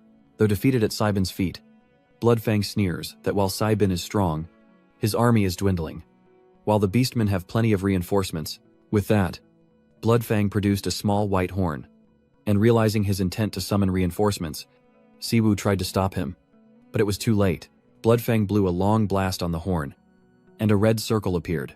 From the void, a colossal beast with red eyes and long fangs emerged, a terrifying sight to behold. One unlucky knight is seized, his cries echoing in despair, a desperate plea for salvation. But all around, only stunned silence and gaping mouths remain. Gods above, they wondered if these creatures weren't supposed to be in the northern lands. As the ugly man was torn to shreds, becoming monster fodder.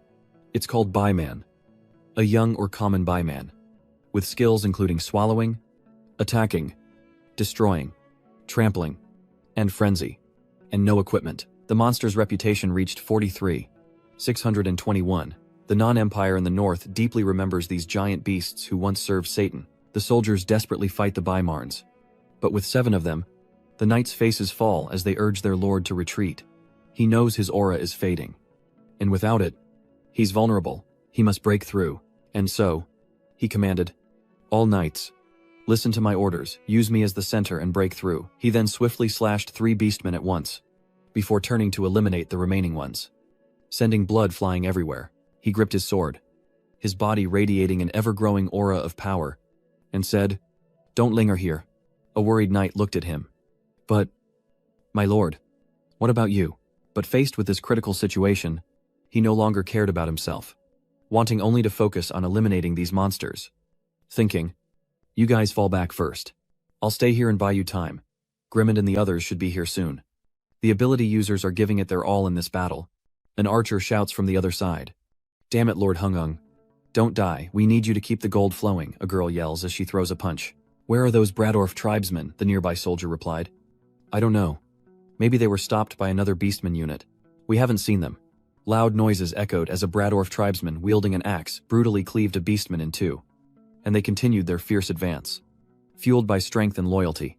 Beeman, with his massive form, tried to raise his claws to destroy the ape-man before him, but the ape-man was unexpectedly strong, gripping his claws to stop him. The Bradorf tribe. The ape-man's eyes glowed red with terrifying intent as he roared, "Let us fight these forest scum." Amidst the battle, a sudden impact throws everyone into confusion. What was that? It turns out the ogre had swiftly defeated Beeman, sending him crashing to the ground unconscious, daring the next giant to step up. "Get up!" His arrival electrifies the crowd. It's the chieftain. "The chieftain is here," Beeman, witnessing this, grows frantic. "Where did this chieftain come from? I've never seen him among the beastmen." "Zhuai Luanggu. Find out for me now." But when there's no response, it turns around, confused. Hunchback Wolf General. Suddenly, a voice cuts it off. "Don't call anymore. It's Kremon," sword to its throat, declaring, He's dead. It's over. The news leaves it stunned. What? The battle finally ends. And everyone rejoices. Filled with excitement. We won. We actually won. It's all thanks to the brave and skilled Lord Sibin. Hakka City will forever open its gates to you suddenly. Talambo rushes over, calling out, Lord Bathuk, riding happily through the ranks. He sees Talambo and smiles. Oh, Lord Talambo.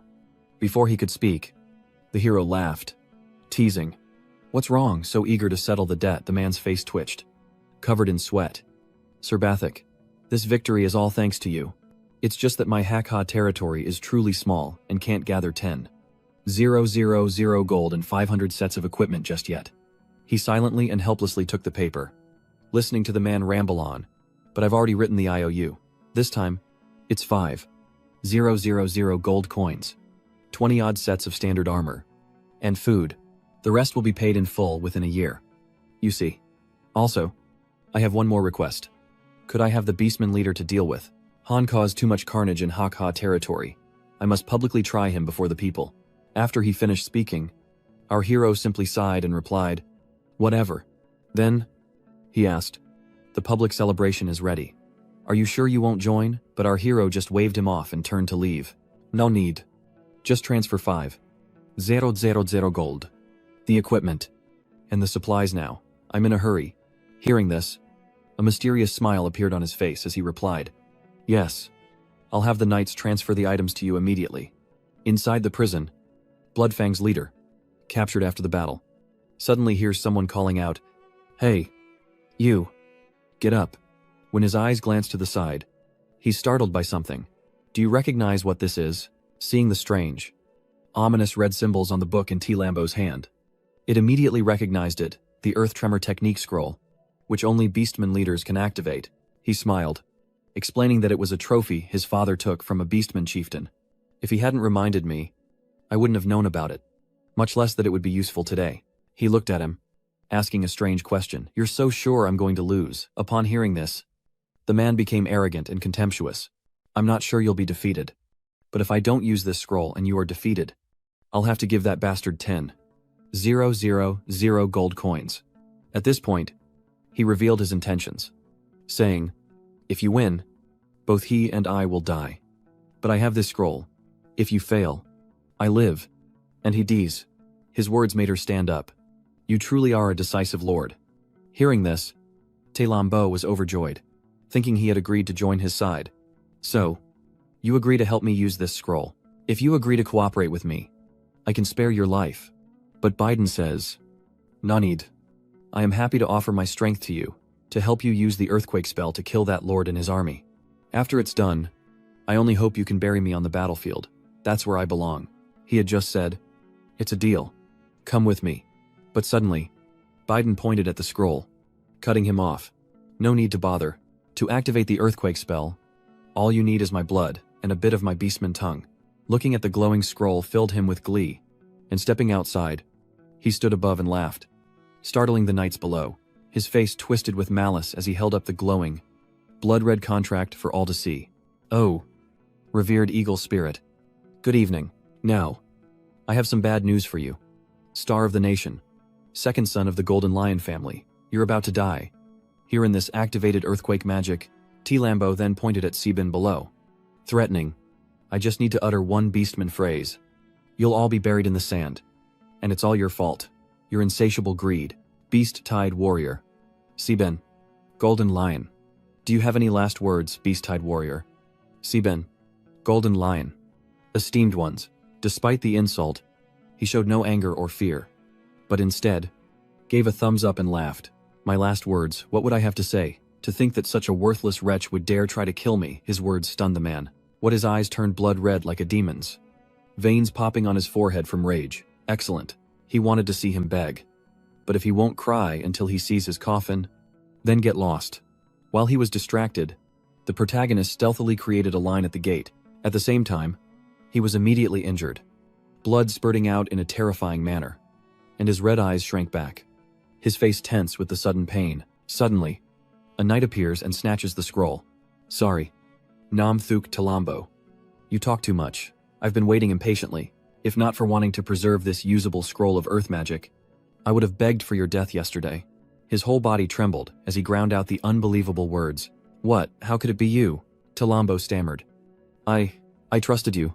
And with that, he was silenced by a swift strike of the sword. A spray of blood, ending the unwanted words. "I understand how you feel. After all, you're just a small-time servant. So you never expected that the bodyguard you trusted most would be a member of the Kim family." He collapsed to the ground, using his last breath to utter a few words: "Kim, Mayo, Guk." Having finished his task, he turns to leave.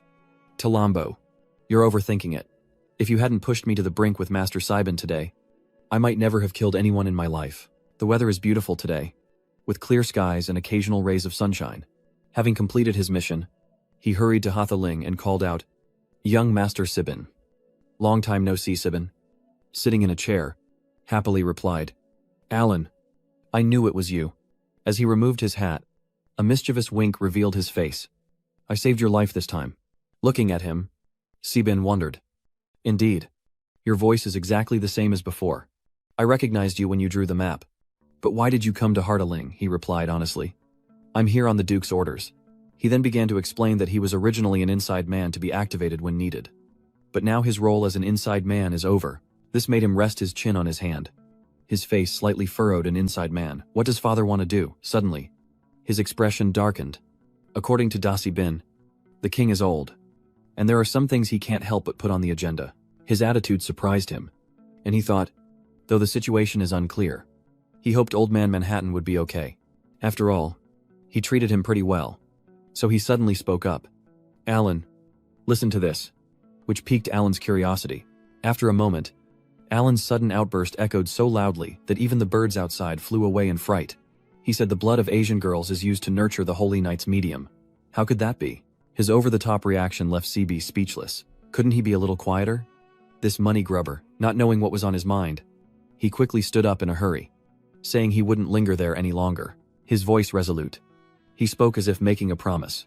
"This time, when I return to the capital, I'll bring Biden's head and the Bloodfang to the king in your stead. I reckon the king will reward you with Ha-Tin-Ha as a prize." Helpless, he could only agree with what he said. "Understood. Now go." Sibin and Krymon stood before Talambo's vault, hearing the sounds within, the glittering light dazzling them.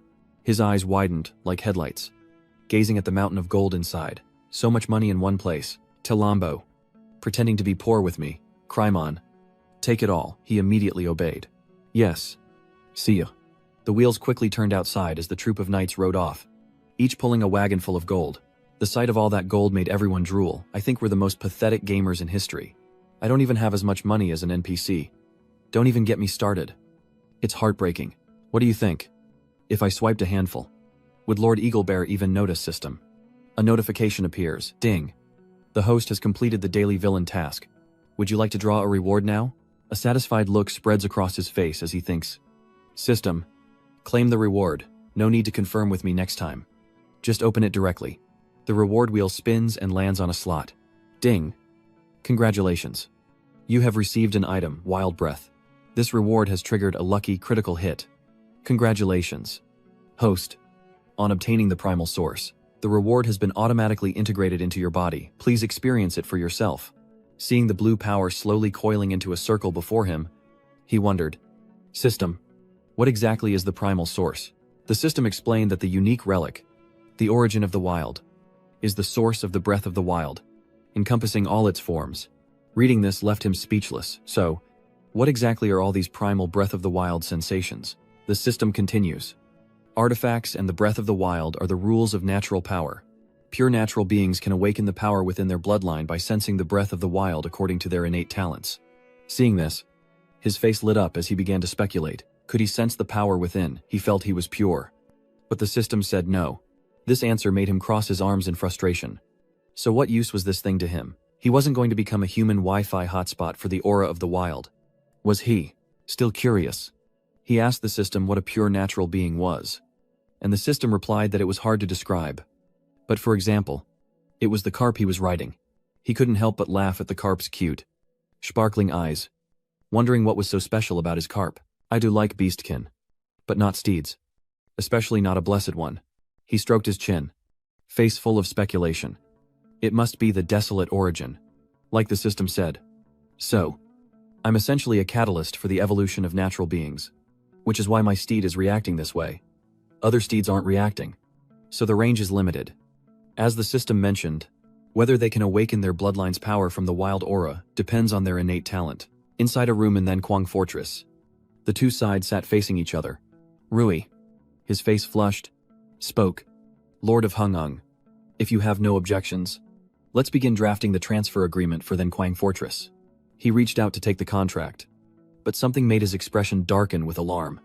From within the contract, a tall, white-haired woman appeared, radiating light as she stood behind him, the blessing of the God of Order. The appearance of that person left Sibin speechless, so this horny goat actually has the blessing of the God of Order. Where did these players come from? Does my eagle territory even have a temple dedicated to that old hag of a god? Suddenly, she began to breathe strangely. Her face flushed red. She gritted her teeth, and her breath grew ragged as she thought. The Lord of the Eagle's aura is too comforting. So she fidgeted, drumming her fingers on the table, and stood up. No, I can't take it anymore. Suddenly, she lunged towards him, leaving him speechless, wanting to lick and caress. This prompted a young man to grab her hand, calling out, "Priestess," but thankfully, it was all just her imagination. In reality, she'd been sitting there dazed, lost in thought, prompting the boy to repeatedly wave his hand to get her attention. Priestess Roy. Priestess Roy. Only then did Roy snap out of it. Startled. "Oh. Is something the matter?" she asked. Flüstert, leaving the boy puzzled. The unease within her, coupled with her earlier fantasies, made her feel even stranger. No. Why would I have such embarrassing thoughts? Though she thought to herself that this NPC was getting harder and harder to read, she still smiled brightly and offered the paper, saying, "Like this, Lord Hengeng has prepared the contract. Take a look. And if you have no objections, we'll sign." Rui was startled by the paper and carefully read each condition. All power of the Majin Light Pillar Chief is transferred to the demi-human Roy, including the right to govern, and from now on, the demi-human Roy will become the Light Pillar Chief indefinitely. Still suspicious, he turned to Sibin and asked, "Lord Hengeng, as a count, you wouldn't be playing tricks in the contract, would you?" He replied with a straightforward smile. "Honesty is my motto." Then, looking at the two of them, he said, "Besides, I know the contract very well. The ownership of Nanquang is being transferred from the former Chief Majin to Roy. There's a beginning and an end. The decision to sign is yours." However, something makes her hesitate, though it feels a bit strange. In the end, she decides to take the pen and sign. But this parchment is protected by the Goddess of Order, and any violation will be divinely punished. So there shouldn't be any problems. As soon as she signed, the Goddess of Order appeared, and Roy clapped his hands, grinning with delight. "The contract is in effect. Congratulations. Saintess Ayan. You are now the leader of Jinseongwang." The two sitting opposite each other were overjoyed to hear this, but then his face turned sly. "Well, it's about time we discussed the matter of taxes for the Holy District, now under the jurisdiction of the heroic territory. Isn't it?" His words stunned her in disbelief. "What?" She's so shocked, she jumps up, slamming her hands on the table, stammering, "Taxes. Taxes. Taxes." But he calmly explains, "Yes. Taxes. You are the chief of the Light Shrine, and the Light Shrine belongs to the Central Territory, so it's perfectly reasonable for me to collect taxes from you. And even the Goddess of Order can't punish me." This displeases her, but he dismisses her claim to the town, stating that as the Lord who guaranteed the transfer of power from Medine, he has the right to collect taxes. His words were tyrannical, but the power she possessed belonged to Medine, not him. And Ruyi's eyes welled with resentment. "So, we have to pay taxes and tribute to the Xiangyang Lord. We've been completely swindled. Is this a game or reality I came to play? Not to be played." Suddenly, heavy footsteps approach. It's the Crimson Lord. Yi Hao confronts him, questioning his honor and integrity, stating that his actions lack morality and the conduct of a lord, calling him a shameless scoundrel. Those insults were like a passing breeze to Si Bing. The more he heard, the more his ears itched. "Whose puppy is barking in front of me?" That arrogant attitude only made him more annoyed. "You, Lord of the Hengwang, don't be so presumptuous. Do you dare to duel me without outside help? If you lose, you must hand over the light of divine might to Roy completely, with no interference whatsoever. It will be entirely independent." He agreed without hesitation. "Fine, but you can't use that power-boosting skill of yours. His face darkens with mockery. I see you're just too afraid. His voice rising. He continues to berate him. Unbelievable. The mighty lord of Hungvuang is nothing but a cowardly turtle hiding behind others. But at that moment, the system popped up, grabbing his attention with a new daily mission: beat Yi Hao single-handedly, and make the elf girl cry. Villain Task 3. Forcefully kiss the holy maiden demi-human. Completing this task will not only grant daily rewards, but also unlock a new system function. Host. Keep striving to become the strongest villain. After reading the task, his face flushed with excitement. What? Looking at the innocent girl across from him, he wondered. Wow. Does this system have a grudge against her? These missions are insane. I hope the system gives me more like this in the future, and doesn't take it easy on me just because I'm a handsome lord. Catching her off guard, Yi Hao slams his hand on the table. Are you even listening to me? It seems his passion is teasing him. Let's say I am, he replies, driving him mad. Okay, but he interrupts him. All right, I agree to fight you, he thought to himself. If the system has given me a mission, then I can't refuse Deep Hao's challenge. Of course, Spy Bean wouldn't accept it so easily, and asked, but what if I win? I can't possibly lose and have to fulfill your demands. But if I win, I get nothing. Right, but his added words were cryptic. Leaving him puzzled, his agreement alone was useless. A sly smile crept across Zai Bean's face. Then, he pointed at her, stating clearly, if I win, I want her. Ye Hao and Rui cried out in alarm. No way. Knowing they wouldn't agree easily, Zai Bean changed his approach if he won. He wanted 5 minutes alone with the demi-human saintess. This proposal was even more objectionable to Ye Hao. How could the saintess be with someone like Zai Bean? Not wanting things to get more complicated, Rui tugged at Ye Hao's hand and humbly told him to confidently agree with Zai Bean, trusting that he would win. With Rui's expectations, Ye Hao finally agreed to the match, promising that he would not lose. On the windy dueling field, Ye Hao faced Zai Bean. Awaiting the sharp clash of their swords, an uncompromising battle was about to begin. Ye Hao made the first move, stomping forward with explosive force, his blade flashing as a cold metallic ring echoed, reacting with lightning speed. Zai Bean countered with a flawless riposte, then spun and kicked. Ye Hao was that all the strength he had. The attack does nothing to Zai Bean, and Ye Hao is pushed back, digging his sword in to keep his balance. But Ye Hao was ready for his next move, suddenly slashing forward. In the blink of an eye, Ye Hao's blade was at Zai Bean's throat, his hand reaching for a hidden dagger. With added poison, Death's scythe looms in Zai Bean's hand. He never expected this move. Poison daggers. Ye Hao really thought of everything. Ye Hao retorts fiercely. All's fair in war. A principle you should understand. Zai Bean. Not allowing Deep Hao any more advantage, Zai Bean resolves to take back the initiative, plunging his sword into the ground and shouting, Rise. The moment he raised his sword, the earth itself seemed to shift. Zai Bean's counterattack posed no challenge to Ye Hao, who retreated to deflect the blow. This meager skill was nothing compared to his recent rapid advancement and rigorous sword training. Ye Hao unleashes his sword, channeling his power into an enhanced version of the cross slash. All his inner strength converges on the blade, releasing a radiant, cross-shaped energy. Sensing the shift in power, Zai Bean grits his teeth, gripping his sword tightly to defend himself. Butalosh. Poison seeps through his breath, leaving him utterly powerless. Krimon, with his unwavering loyalty, couldn't bear to watch any longer, drawing his sword to rush into the arena, only to be stopped by a guard, a knight who knew this was a duel, and no one could interfere. Catching his breath, Zai Bean stood firm against Ye Hao's overwhelming power, remembering his place as the Empire's star, his pride rising as the Sword Saint's legendary disciple. Memories of training and lessons from the Sword Saint flood back to when he could barely lift a sword. His master's words echo in his mind: cast aside all distractions, and gather all your strength. Words from the past echo, urging him to open his eyes and try again. Zai Bean takes a deep breath, his eyes slowly opening. Zai Bean raises his sword high, a flash of brilliant light illuminating every corner of the arena, and unleashes a perfect arc of power, rivaling Ye Hao's own surging energy. Rui clasps her hands before her chest, tears welling, praying to the wilderness goddess to protect Ye Hao Kaka. Zai Bean's sword strike reaches its climax, and Rui's prayer echoes in her mind, hoping Ye Hao Kaka will be safe. As the last of his strength left the blade, crimson blood spurted from Zai Bean's mouth.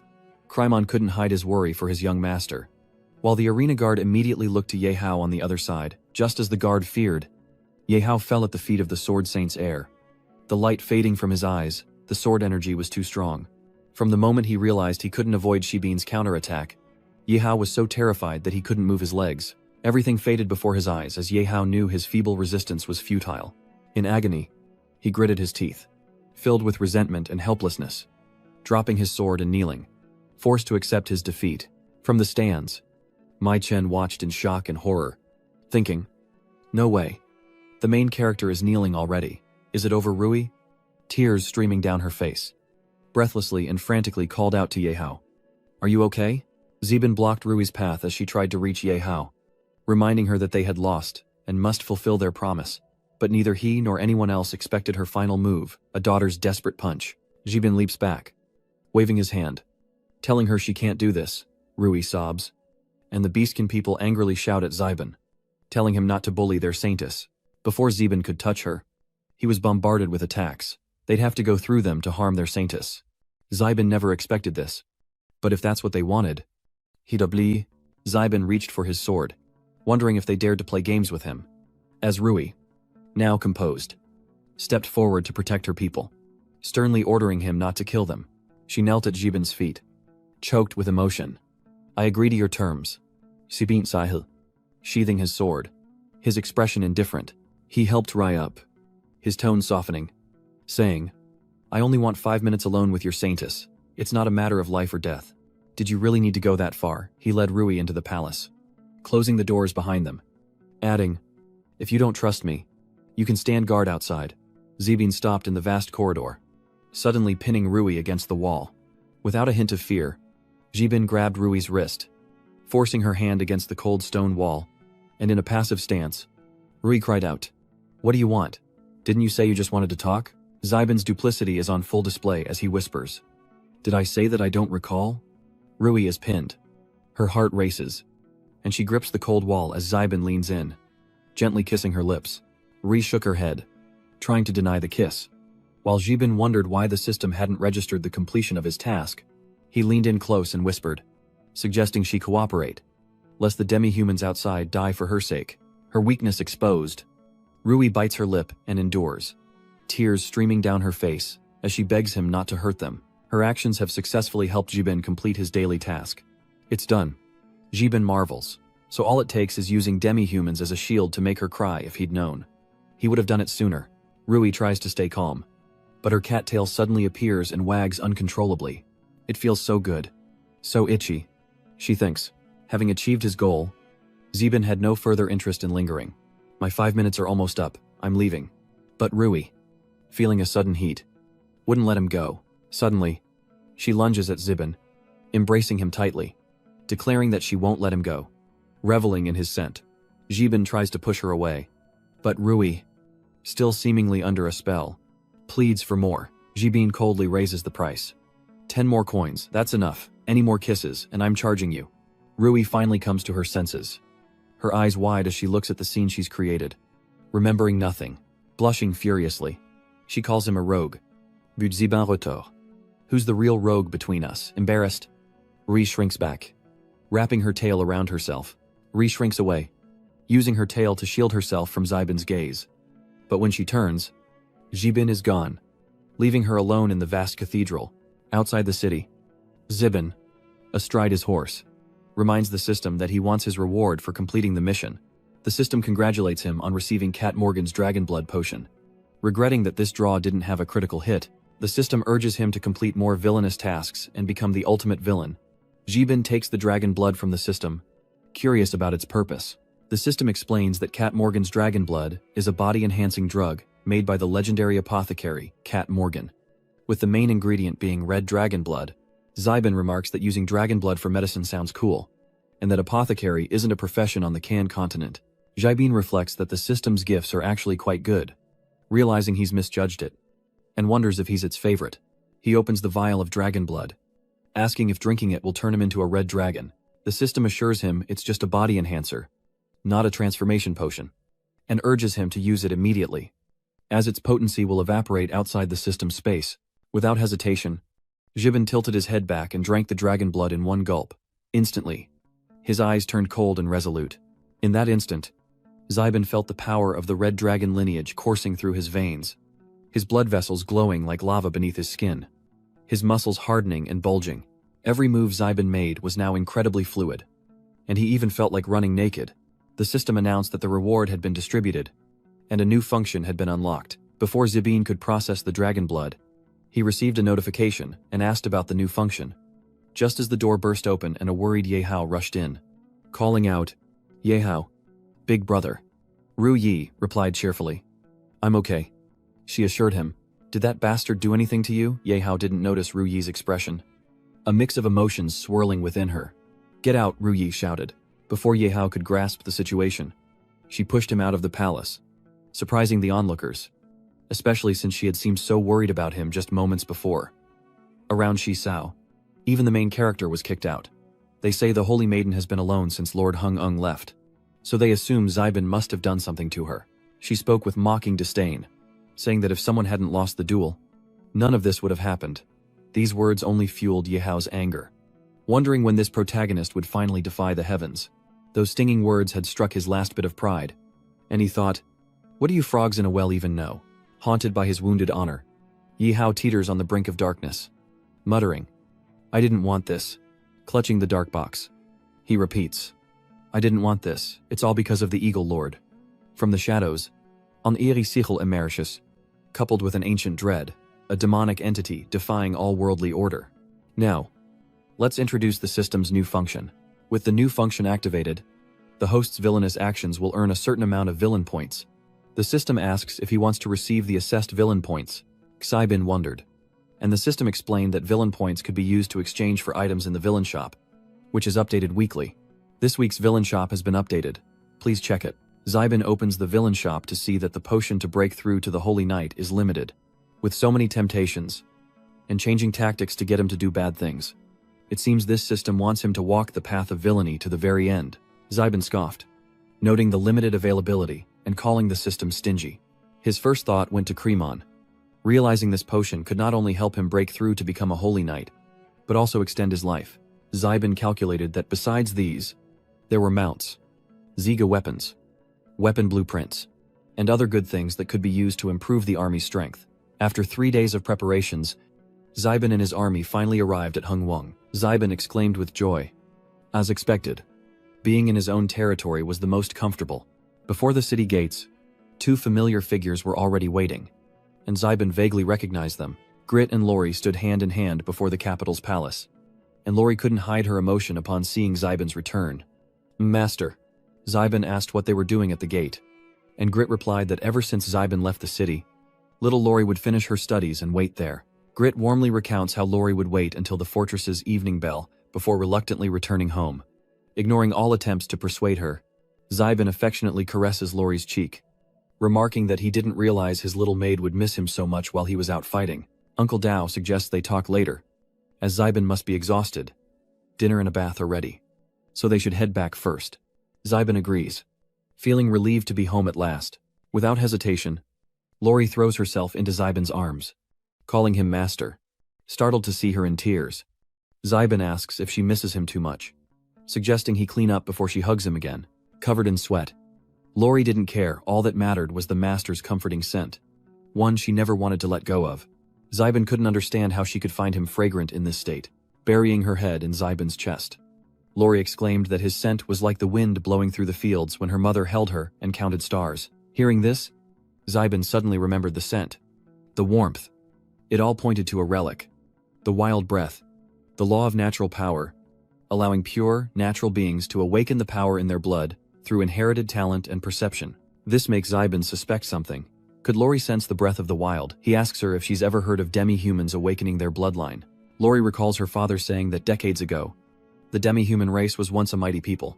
Though they couldn't cultivate inner energy or wield magic, they could awaken hidden powers within their blood through sensing nature. Lori hesitantly added that the conditions to awaken this power are extremely harsh, requiring not only talent but also one's own perception to resonate with the power in their bloodline.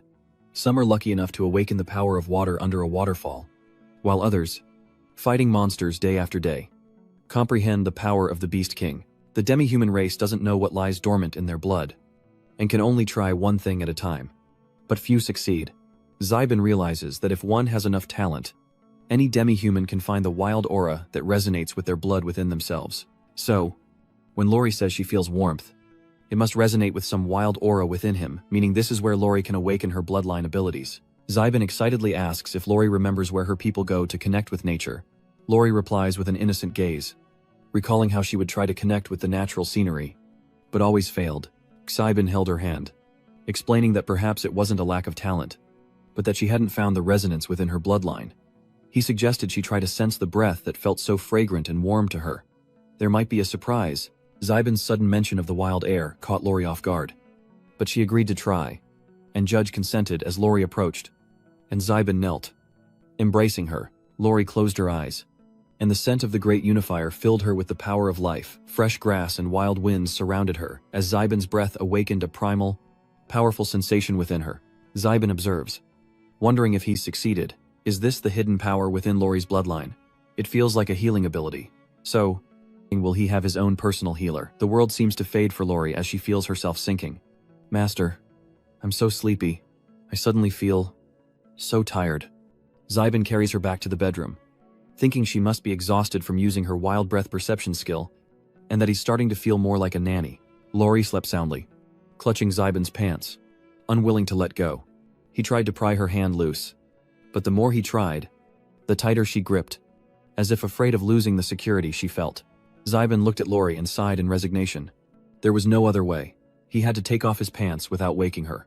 Just as his pants fell, the door burst open, and Goodbye rushed in to report. Lord. His eyes froze instantly at the sight before him. Lori slept soundly on the bed, clutching the pants Zybin had just removed.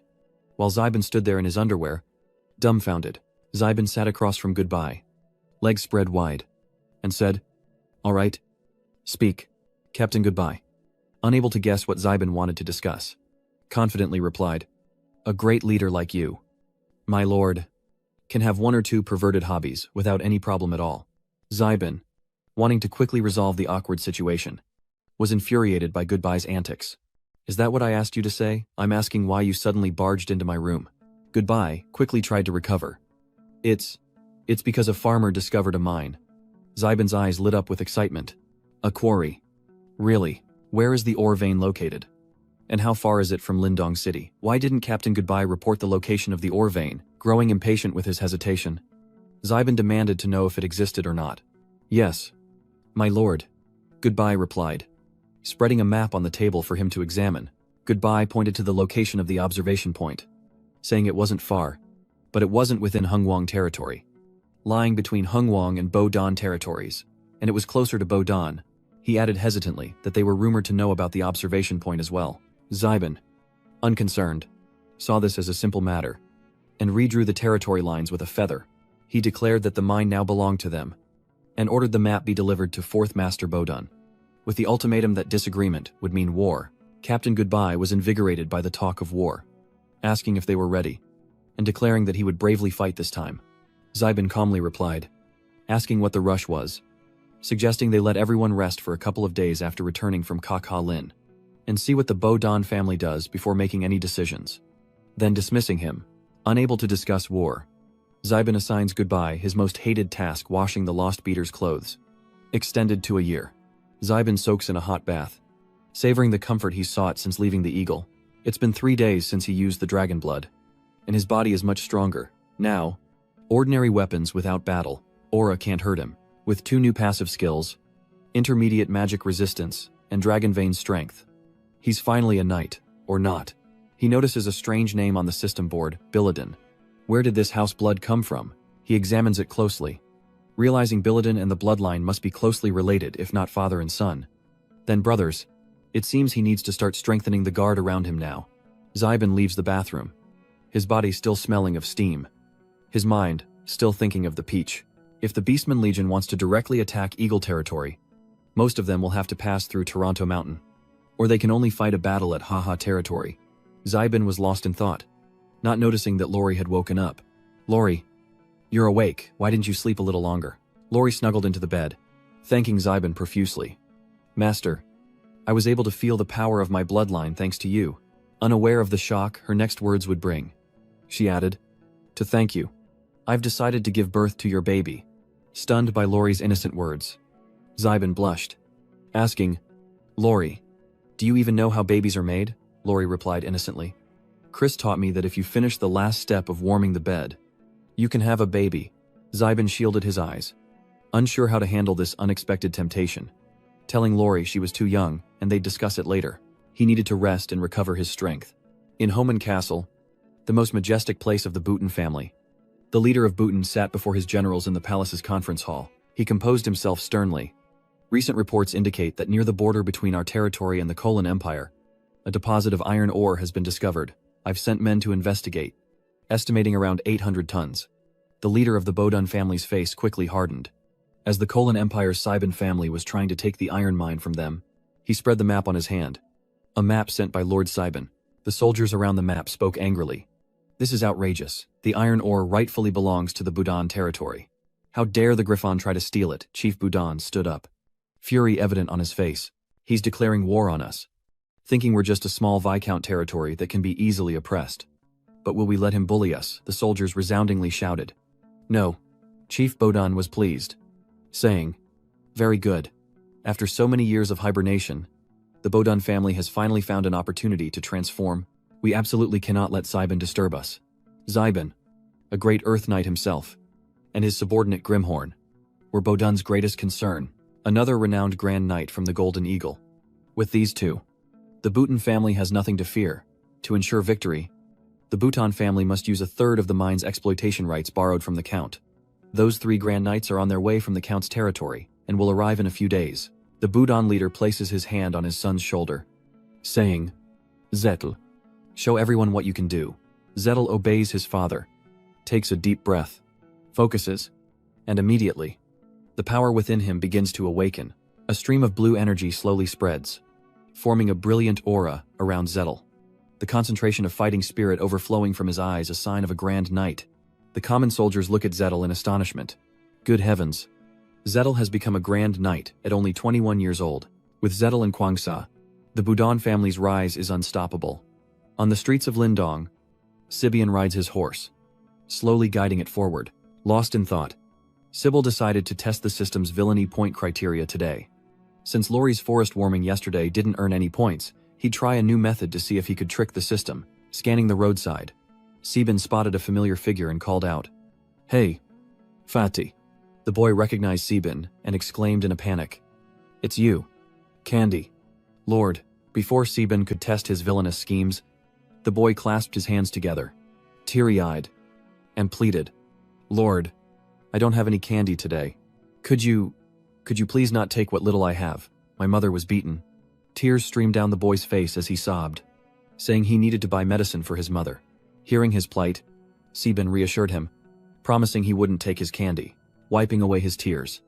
The chubby boy choked out that his father died in battle, and the knight gave his family a stipend. But bad people found out.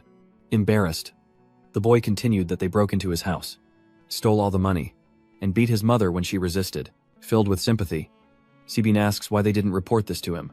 The boy hesitates, explaining that his mother said the Lord wouldn't punish the old knight for this. The setting sun cast long shadows, and the distance between them mirrored the boy's hesitation. But my mother doesn't blame you. We're just ordinary free folk, and your compensation after my father's death was already more than generous. At Fatty's house, the boy returns with his arms full of medicine, calling out, Mom, I'm home. Behind him is the Supreme Lord. Sibin, his mother, pale and sickly, sits up as the boy tugs at her hand, pointing, Mom, this is Lord Sibin. He's here to see you. And he bought this nutritional medicine for you. The mother bowed in gratitude. Lord, I am but a humble woman. But Sibin, seeing her frailty, commanded her to rise in order. She obeyed, thanking him before returning to her bed. Sabine came not only to check on them, but to inquire about the stolen aid money and the knight who aided the thieves. The mother pleaded, Lord, can you help us? She slowly recounted how the thugs, vagrants from outside the city, normally made a living by collecting protection fees. That day, not long after the night Lao came to deliver the subsidy, they arrived, robbed all the money, and beat her into this state she couldn't contain herself as she spoke. Hearing this, Sibin's anger flared, veins bulging in his eyes. They even said she could seek them out for revenge. As they had Knight Lao and the Lord behind them, Sibin clenched his fist, wishing he could teach them a lesson right then and there. The audacity of these dogs. Not only doing evil, but also using my name. He gritted his teeth, his anger burning. I want to see which knight is behind these thugs. Starting tonight, at the Luangdong Tavern, the bunny girl asks the mysterious customer what he'd like to drink, unaware that this cloaked figure is none other than Lord Sibin, who tosses her a gold coin and asks for the finest brew they have. The bunny girl immediately accepts, thanking him profusely. You're so generous. Please wait a moment, and let me know if you need anything else. I'm Vina. Sibin sits by the tavern window, disguised as an ordinary man, quietly observing. A vagrant caught his eye. Swaggering and spitting blood, Sibin thought. Finally, Vina happily brought the drink to Sibin. Your drink. See ya. At that moment, a strong gust of wind forced Vina to stop. When she opened her eyes, her generous customer had vanished. In an instant, the seat was empty, without a trace. The vagrant was beaten to a bloody pulp, his face bruised and trembling. Now, answer my question truthfully. Sibin pinned him to the wall, barely containing his rage. If you lie, you d. The thug, terrified, promised to cooperate. Sibin demanded to know who stole the Burn Creek family's subsidy. After he confessed, Sibin pressed further, asking about the A family as well. The thug, now desperate, confessed everything also. The Dicks, the Abens, and the Barrows. He stammered. That's all. Just the families in the tile-roofed houses. Knowing they couldn't be acting alone, Sibin pressed. Who ordered you to do this? The vagrant hesitated, clearly intimidated by a powerful force that kept him from telling the truth. So Siwoo tightened his grip on the vagrant's throat, unable to bear it any longer. He cried out. It was Gra. The knight Gra. He forced us to do it. He begged for mercy. Sibin was shocked by the name Gra. How could it be him? The memory of Knight Gra was still vivid in Sibin's mind. The day Gra knelt before him, vowing on his knight's honor to forever follow young Master Sibin. As the evening sun cast long shadows over Gra's mansion, the door suddenly burst open with a violent crash, lost in a moment of pleasure.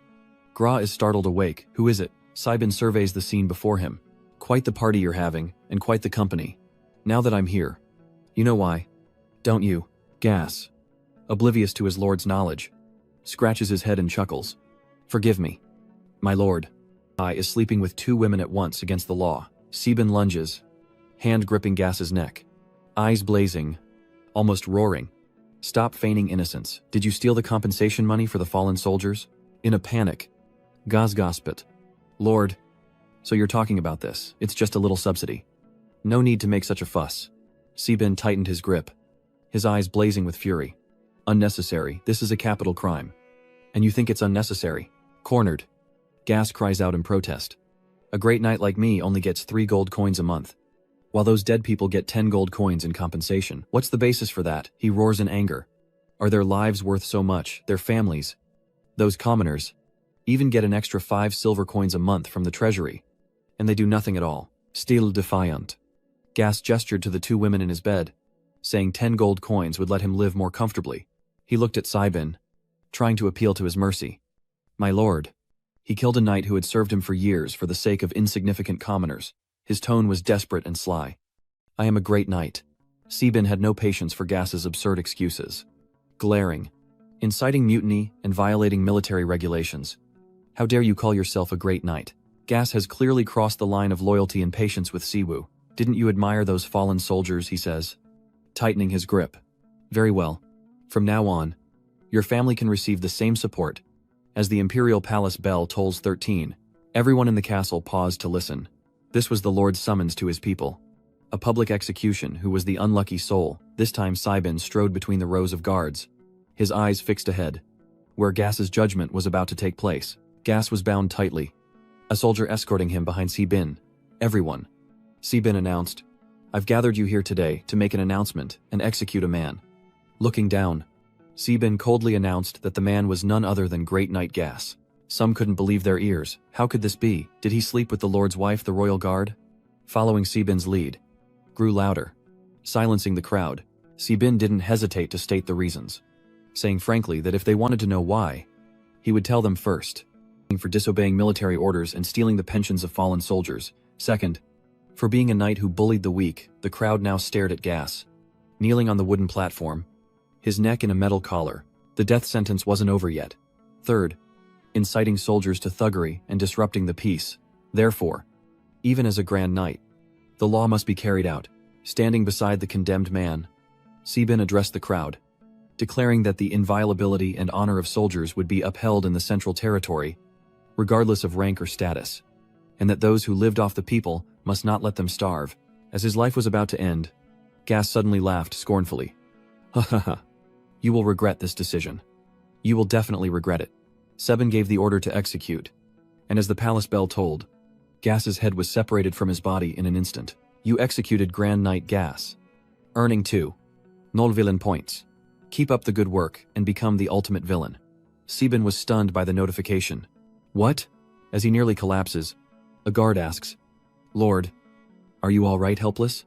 Sebin asks the system, I'm hurting the people, yet I'm still getting villain points. What kind of morals does your system have? Can you tell me? The system explains, showing images of terrified citizens, that the ignorant masses only fear your image. While your guards and knights are horrified by your ruthlessness, Sebin was momentarily speechless at the scenes he had just witnessed. Unable to believe his actions had been so misguided, he turned to a knight and began to speak. Tell me your perspective on this. I need your most honest thoughts. Seeing him hesitate, Sibi added, This is an order. The knight, sweating profusely, replied, Because the Grand Knight has followed you for so many years, and is absolutely loyal, to overturn his death sentence for a few dead commoners. Sebin interrupts. Absolute loyalty. Others think like you too. The guard's face darkens. Yes. Most do. Some don't care. And even Grimon said he didn't deserve to die. Sebin sat in his palace office, propping his head up with a sigh. He recalled Gas's last words, You'll regret this.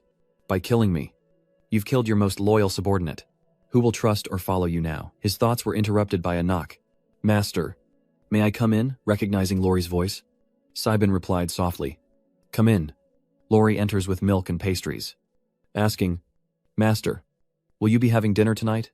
Noticing his pensiveness, she asks, Is something troubling you? Sebin hesitates. It's nothing. Just having trouble sleeping. Lori refused to believe it, insisting that if he had something on his mind, he shouldn't hide it from her, saying she might be able to help. Sybil finally sighed, his voice dropping. All right. It's actually about the subsidy. His voice lowered, laced with weariness and haunting memories. I don't think I was wrong. Those who sacrificed deserve to be remembered, and that gas person couldn't be kept alive. Lori shook her head, stating firmly, How could you be wrong? Master, she reassured him that her father once said, No one is born a hero. Though fallen soldiers are just ordinary people, a crown bears weight, and each of them is a hero the moment they don armor and take up a blade. Lori continues, heartbroken, saying if no one protects the heroes, who will want to be one? Her innocent words ease Sebin's heart, and he pats her cheek. Agreeing, Siwoo gently leans down and kisses her cheek, telling her that having Lori is the luckiest thing that's ever happened to him. Lori blushes, then innocently asks if she can have his baby now. Sebin suppressed his grimace, saying that wouldn't do. Not until she was older. Lori stubbornly insisted she was already an adult.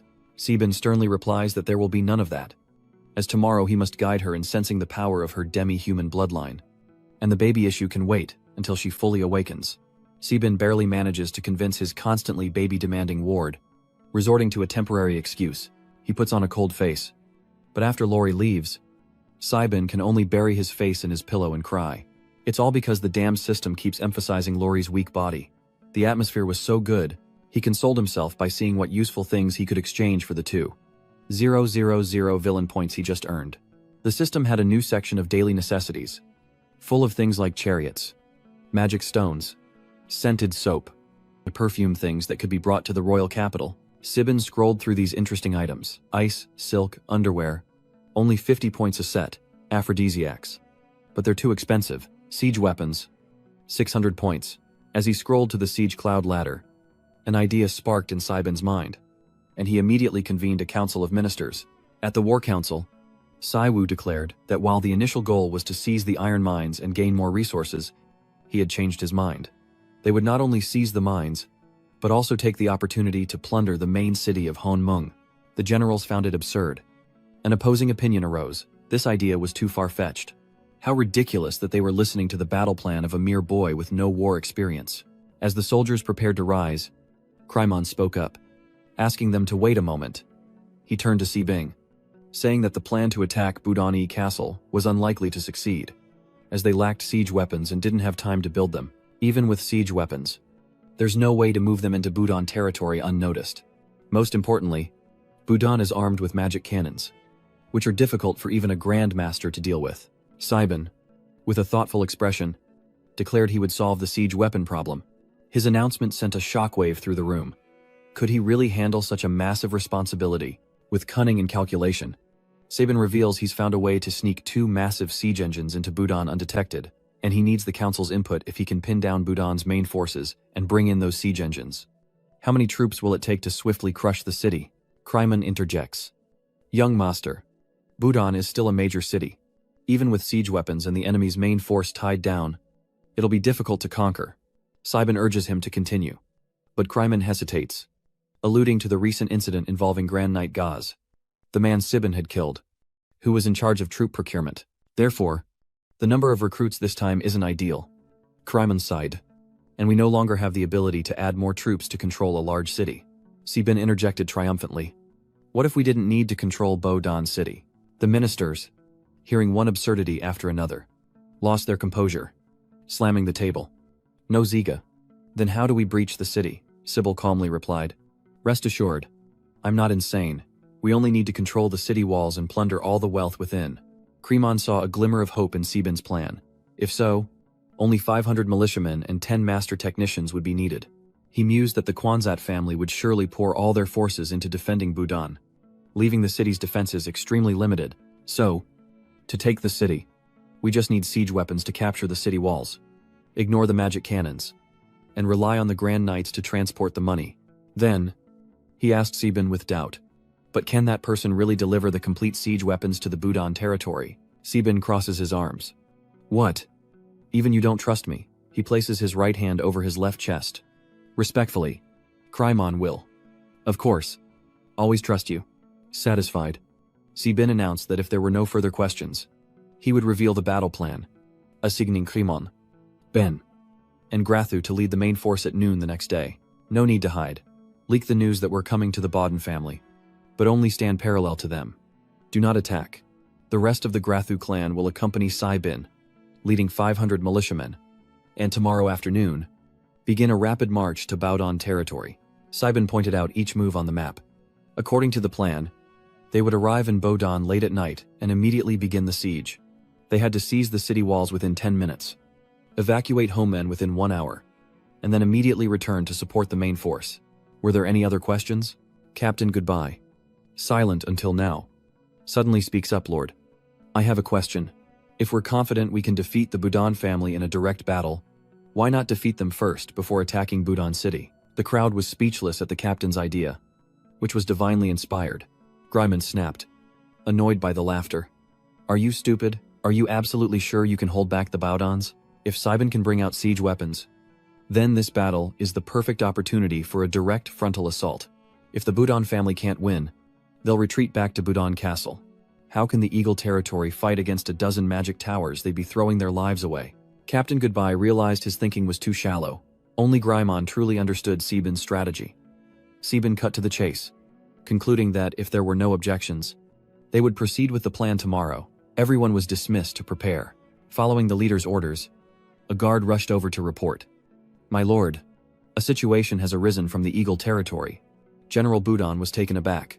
Did anyone see Krymon? What about the other soldiers and the Eagle Lord? The stuttering guard replied. Yes. Sia. I only saw Grand Magician Grimond. He strained to remember. There was also a monster, resembling a minotaur, but much larger, easily 3 meters tall. But our men discovered that their army had already started setting up camp and cooking. With no intention of fighting, they came to pillage and slaughter, arrogant before the battle. But now they've encamped 2 kilometers away and haven't moved.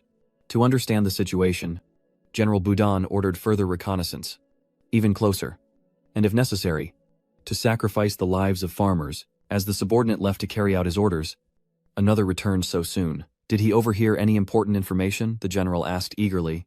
A figure cloaked in black, face hidden, stared intently at the general with a grave expression. Budan. unable to contain his curiosity. Questioned, "Who are you?" But the cloaked figure only offered a cryptic smile. He then handed him a letter, hinting, "I'm here to help you. The information you seek is here, especially the whereabouts of Lord Hung-ung, whom you desire most." Faced with this unexpected news, he was suspicious, wanting to both seize the letter and guard against the man's intentions. "Why should I trust you? And why are you helping me?" Hearing this, he couldn't hide his intentions any longer, raising a finger and stating his demand. "I have a condition. If you win, I want half the iron ore profits." Budon clutches the letter, his anger flaring. "Half? You're insane. What makes you think I'd agree?" The figure simply removes his hood. He then laughed confidently, sure that the heir of Bhutan would have to listen, smugly replying, "Because without news of me, you're destined to lose this battle." Meanwhile, the Bhutan stronghold stood tall, sturdy, and imposing, forcing Saiban to crane his neck for a better look. Indeed, this sturdy wall is a testament to the wealth of the Budon family. Without siege weapons, even a Sky Knight like me would struggle to breach this gold-plated fortress. It would take a very long time. Not wanting to waste any more time, he called out to the system, "I want to exchange for 2 siege engines." In an instant, the system responded, "2 siege engines have been exchanged. Do you want them to appear?" He replied decisively, "Appear now." Instantly, 2 top-tier siege engines materialized before everyone's eyes, leaving the 2 brothers in stunned disbelief. Not wanting to waste any more time, Siwoo shot forward, using his power. Then, he carefully assigned tasks. "You guys take the siege weapons and militia to attack that side, and I'll attack this side alone, waiting for you to regroup." Meanwhile, the 2 guards remained blissfully unaware, one standing, one sitting, as they slumbered, oblivious to the impending doom of Bodon Citadel. As Sibin surged forward, the guards finally sensed a strange aura, stirring groggily and crying out, but before they could react, he used his power to send them into an eternal slumber. Now, another guard sees this from afar and is utterly shocked. Meanwhile, one of them was waiting, ready to fire the dayback right at him, just waiting for the right moment. However, just as his hand touched the controls, an invisible shadow appeared behind him, making him feel a great threat, and cold sweat poured down his back. It was an utterly suffocating feeling. Without another word, Ju threw him from the control panel, sending him crashing to the ground with a pained scream. Dumb. This isn't a playground for kids anymore. He stares at the controls, fascinated, and without a second thought, fires the advanced weapon at the opposite side, unleashing a terrifying wave of power. It shot from its position toward the building opposite, exploding in a burst of fire, and Chao's eyes lit up with fascination and greed. Mother Earth above. Cut. I like this, he thought, before being interrupted. Stop playing around, leave a few guards on the wall, and destroy the other demon cannons. The rest of you, come with me to plunder Homan Castle. Suddenly, the system chimed in with a notification. Daily villain tasks updated. Villain task: 1. Seize the 4 iron mines belonging to the Fortin family. Villain task: 2. Plunder Homan Castle. Villain task 3. In the coming battle, kill all the Earth Knights and send their heads to Baron Yin, a task that leaves him stunned by its reward. Complete all tasks for a chance to trigger a critical reward. Keep up the good work. This eased some of the questions in his mind, because logically, Tutuk Bodon is naturally suspicious. And if he suspects the Eagle Knights, he'll attack immediately, not just stall for time. It's been so long. Why hasn't he made a move? Suddenly, a soldier ran up in a panic, shouting, "Lord Grimond, this is bad." Alarmed, Grimond asked, "What is it?" The soldier breathlessly reported what he'd seen. "I went to scout the enemy, and their camp is empty." I couldn't believe it, not a single soldier. The tracks on the ground suggest they've already retreated. Realizing the enemy's audacious plan, he felt a burning dread, exclaiming, "It's a trap, then," he frantically shouted. "Find Sieben." He immediately ordered a change of plans, commanding all troops to advance rapidly to Lofthaven. Meanwhile, Sieben in Lofthaven, unaware of the horrors to come, cheerfully ordered his men to take everything of value and burn what they couldn't, like oil paintings and silk, his ruthless commands sending shivers down the spines of the townsfolk, seeing them gather up the plates. He was annoyed. "What are you doing with plates? We're after money. Smash them." The system had escaped its low-level interests and was starting down the path of becoming a money-crazed fiend. As if discovering something interesting, a subordinate excitedly calls out, "Lord, come take a look at this," causing him to ask with some doubt, "What is it?" As he approached the door opened by 2 minotaurs, the glittering light of gold, silver, treasure, and jewelry flashed before him. His eyes lit up. His lips curved into a smile, and his mood lifted considerably. So much gold. That Tutuk Bodan is pretty good after all. He thought to himself, overjoyed. I'm rich then. He cheerfully ordered, Cat, you and the other minotaurs, come here and move all these chests. They quickly rushed over and replied, right away. My lord. Suddenly, an iron cage drops, trapping them all. And Zyban warns everyone to be careful, it's a trap. The minotaur reassured him.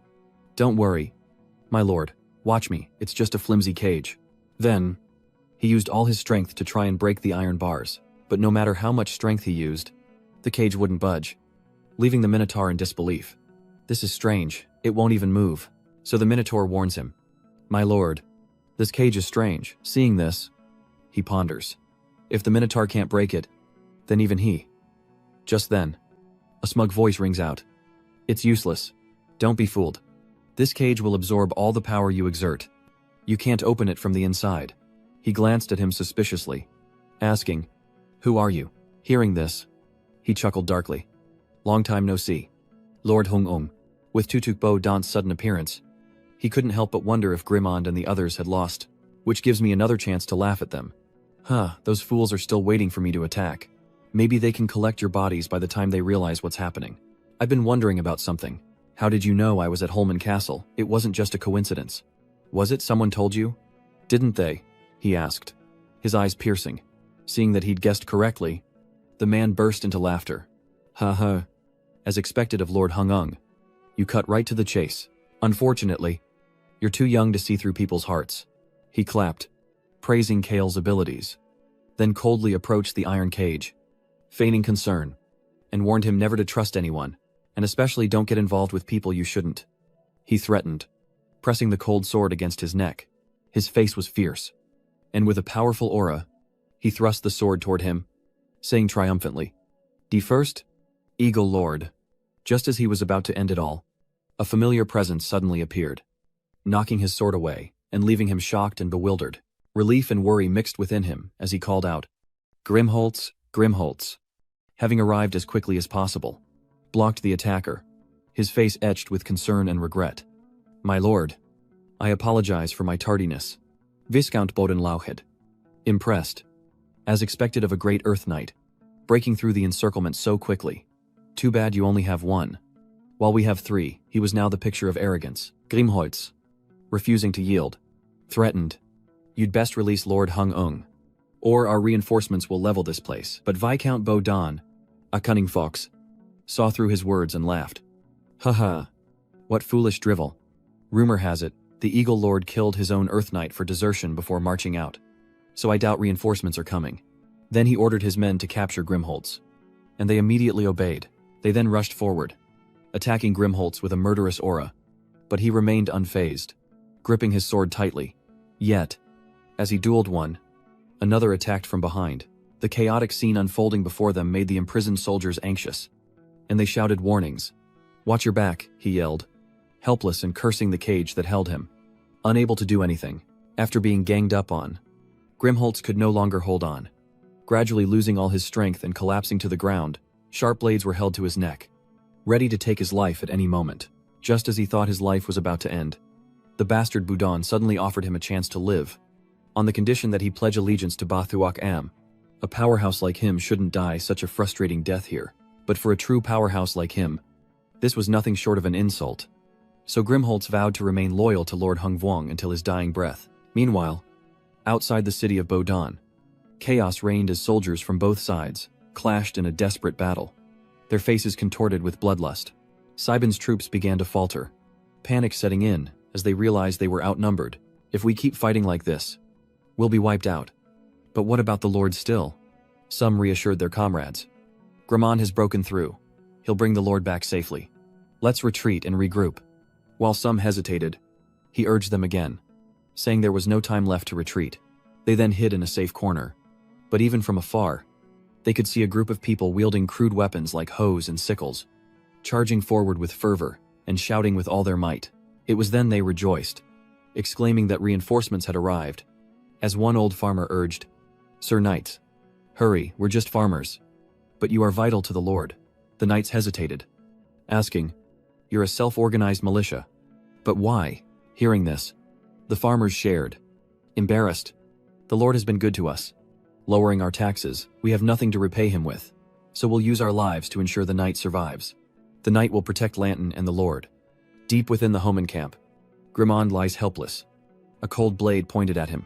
As a soldier prepares to strike, another sword suddenly appears, and the one who flew in was none other than Sibon, while the other guy was still running for his life. Clueless. Then, the iron cage suddenly exploded, and he scratched his head in confusion, thinking, "Did I survive? Too bad my sword's already broken." But Sibon coldly approached him, asking, "Did you lose? I don't seem to feel that way," sending chills down his spine as he emanated a fierce aura of rage. The soldier stared in disbelief at Sibon, who had been imprisoned just moments before. How could this be? Even Tutuk Bodan was baffled, wondering how he had escaped. He then desperately recalled that the sword aura from before had broken the cage's magic from the outside, but he couldn't believe it, exclaiming, "That's absurd." Despite his shock, he tried to appear calm, reassuring his troops. "Don't be afraid. We have 3 Grand Earth Knights." Unwavering, they charged forward to stop him, their general's confidence infectious as the soldiers roared.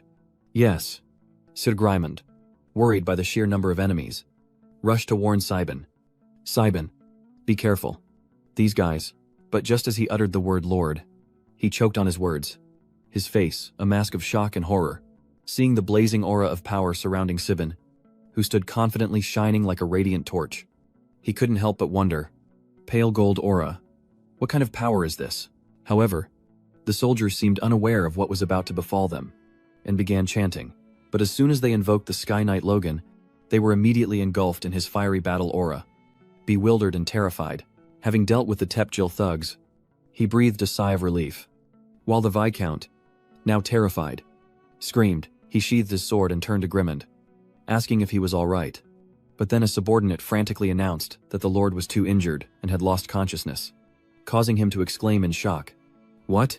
Sibi quickly approaches and assesses his condition, breathing a sigh of relief. Thankfully, his life isn't in danger. A vial of life water back home will make him a hero again. As the Eagle Clan's lord, he ponders the situation, realizing that such events will only increase in the future. The wounded are piling up, and we can't keep using the elixir of life every time. I need to make sure Lori awakens when we get back. The Beastmen are showing their strength, directly using their weapons to unleash their power and loyalty, leaving those around them screaming in terror. The onlookers whispered in disbelief. These monsters have magic cannons, but upon closer inspection, they realized, wait, aren't those our cannons? The Bradhood clan has joined the battle. Someone alert the Viscount. Panic erupted among the people of Bhutan. Then they cried out in alarm. Castle Bhutan has fallen. Our entire castle has been wiped out. And the Viscount is missing. Panic spread. And they shouted, "Retreat, retreat." And so it went. Until night fell. Cremon asked, "Ah, bit puzzled. If Seben had broken through to become a Sky Knight?" To which he nonchalantly replied, "I broke through 2 days ago. Just didn't have time to mention it." The butler was moved, both happy and impressed, saying, "That's wonderful. Sabine, I apologize for doubting what you've been doing. If not for the militia's timely aid, turning the tide, my old bones would be lying here. And you, so young, could become a champion knight, perhaps even a transcendent." This makes him smile, saying that perhaps one day, under his leadership, the crimson flag might fly across the continent. The Bradhood tribe enthusiastically pledges their loyalty, vowing to serve him through thick and thin, shocking him so much that he spits out his drink. They kept repeating strength and loyalty, which annoyed him to no end. He hated it. It was so cheesy. The peaceful, happy atmosphere continued until the next morning. As he called upon the system to draw a reward, it appeared and announced, "The host has completed all daily tasks. Drawing rewards for the host. Congratulations. The host has received the troop reward, Hellhound. Activating critical reward, special troop upgrade. Hellfire Lord Saracen. Oitan. The reward will be delivered discreetly. Please prepare an open area. Detecting that you have plundered the city of Bodan and destroyed the accumulated wealth of the Bodan family, seized iron ore, and killed the Earth Knights under Batuak, causing severe psychological impact on many. You receive 30 null villain points. This generous reward makes him happy and satisfied. A critical bonus and so many villain points. The system suddenly announces that strange sounds are coming from the sky above Lindong City, causing the soldiers below to look up, and the townspeople were no exception, all staring up at the blue light hurtling down. Along with the announcement, reward delivered. Saiban, preoccupied with guessing what the reward was, hummed a tune, Hellfire. I wonder what kind of unit that is. Probably fire spirits. I wonder where they'll appear from this time. Suddenly, the wall behind him exploded, shattering into pieces. His heart nearly leaped out of his chest as he cursed. You deadbeat system. Is this what you call a reasonable delivery method? Meanwhile, chaos erupts in the city as people panic, believing their lord has been crushed by a meteor that struck his chambers. Then, a light flashes, and the water drains away. His quest reward appears, so massive it astonishes him, while it gleefully shouts of flames, death, ash, a new world, new destruction, a burning legion, and the burning of all. The great demon Lord Sibin, Hellfire Saracen, will pledge loyalty suddenly. The words catch in its throat as it exclaims in shock. It even dares to ask why you're such a tiny worm, infuriating you to no end. But he who has seen me is he who shall bear the transformation. And also, the worm in your mouth. Saracen quickly corrected himself. Ah, dying, oh no. I mean, wonderful Saracen, the Hellfire will pledge allegiance to you. But the foul mouth remained unchanged. Worm. Great overlord, he could only helplessly reply. Saracen, can you put out the flames? My desk is about to burn. Hearing this, Saracen obediently replied, of course, right away. My lord. Saracen. Repentant. Status Hellfire Leader. Strength, Greater Demon Level 555 1-60. Skills Hellfire Descent. Lava Assault. Volcanic Eruption. Passive Demon Flames. Passive Magic Immunity. Passive Petrification Immunity. Equipment, none. Blazing Legion Fame 52. 413. Hellfire Leader. Powerful. Brother of Gatekeeper Supremus. Seeing Saracen's stats, he couldn't help but think, Hellfire. Look at that level. Look at those amazing skills. There's no way I could beat him. The system's critical rewards never disappoint. After destroying his desk, it smugly asks what a worm is. Oh, esteemed great lord, he ponders, annoyed by the constant worm references, and demands to know if it's supposed to be contempt or respect. To pick one, but it persists with the worm talk, infuriating him, so he orders it to stick with respect. He rubbed his temples, annoyed, and said, I really want to send this guy to school with Lori. As if on cue, Lori burst through the door, worried, asking, Master, are you all right? He was beyond exasperated, replying wearily, Didn't I say not right now? Sarah, surprised by Lori's arrival, rushes out, exclaiming, Huh, and then scrutinizes her, frankly commenting, Hellfire, a worm, a smaller worm, and kind of beastly. A strange worm.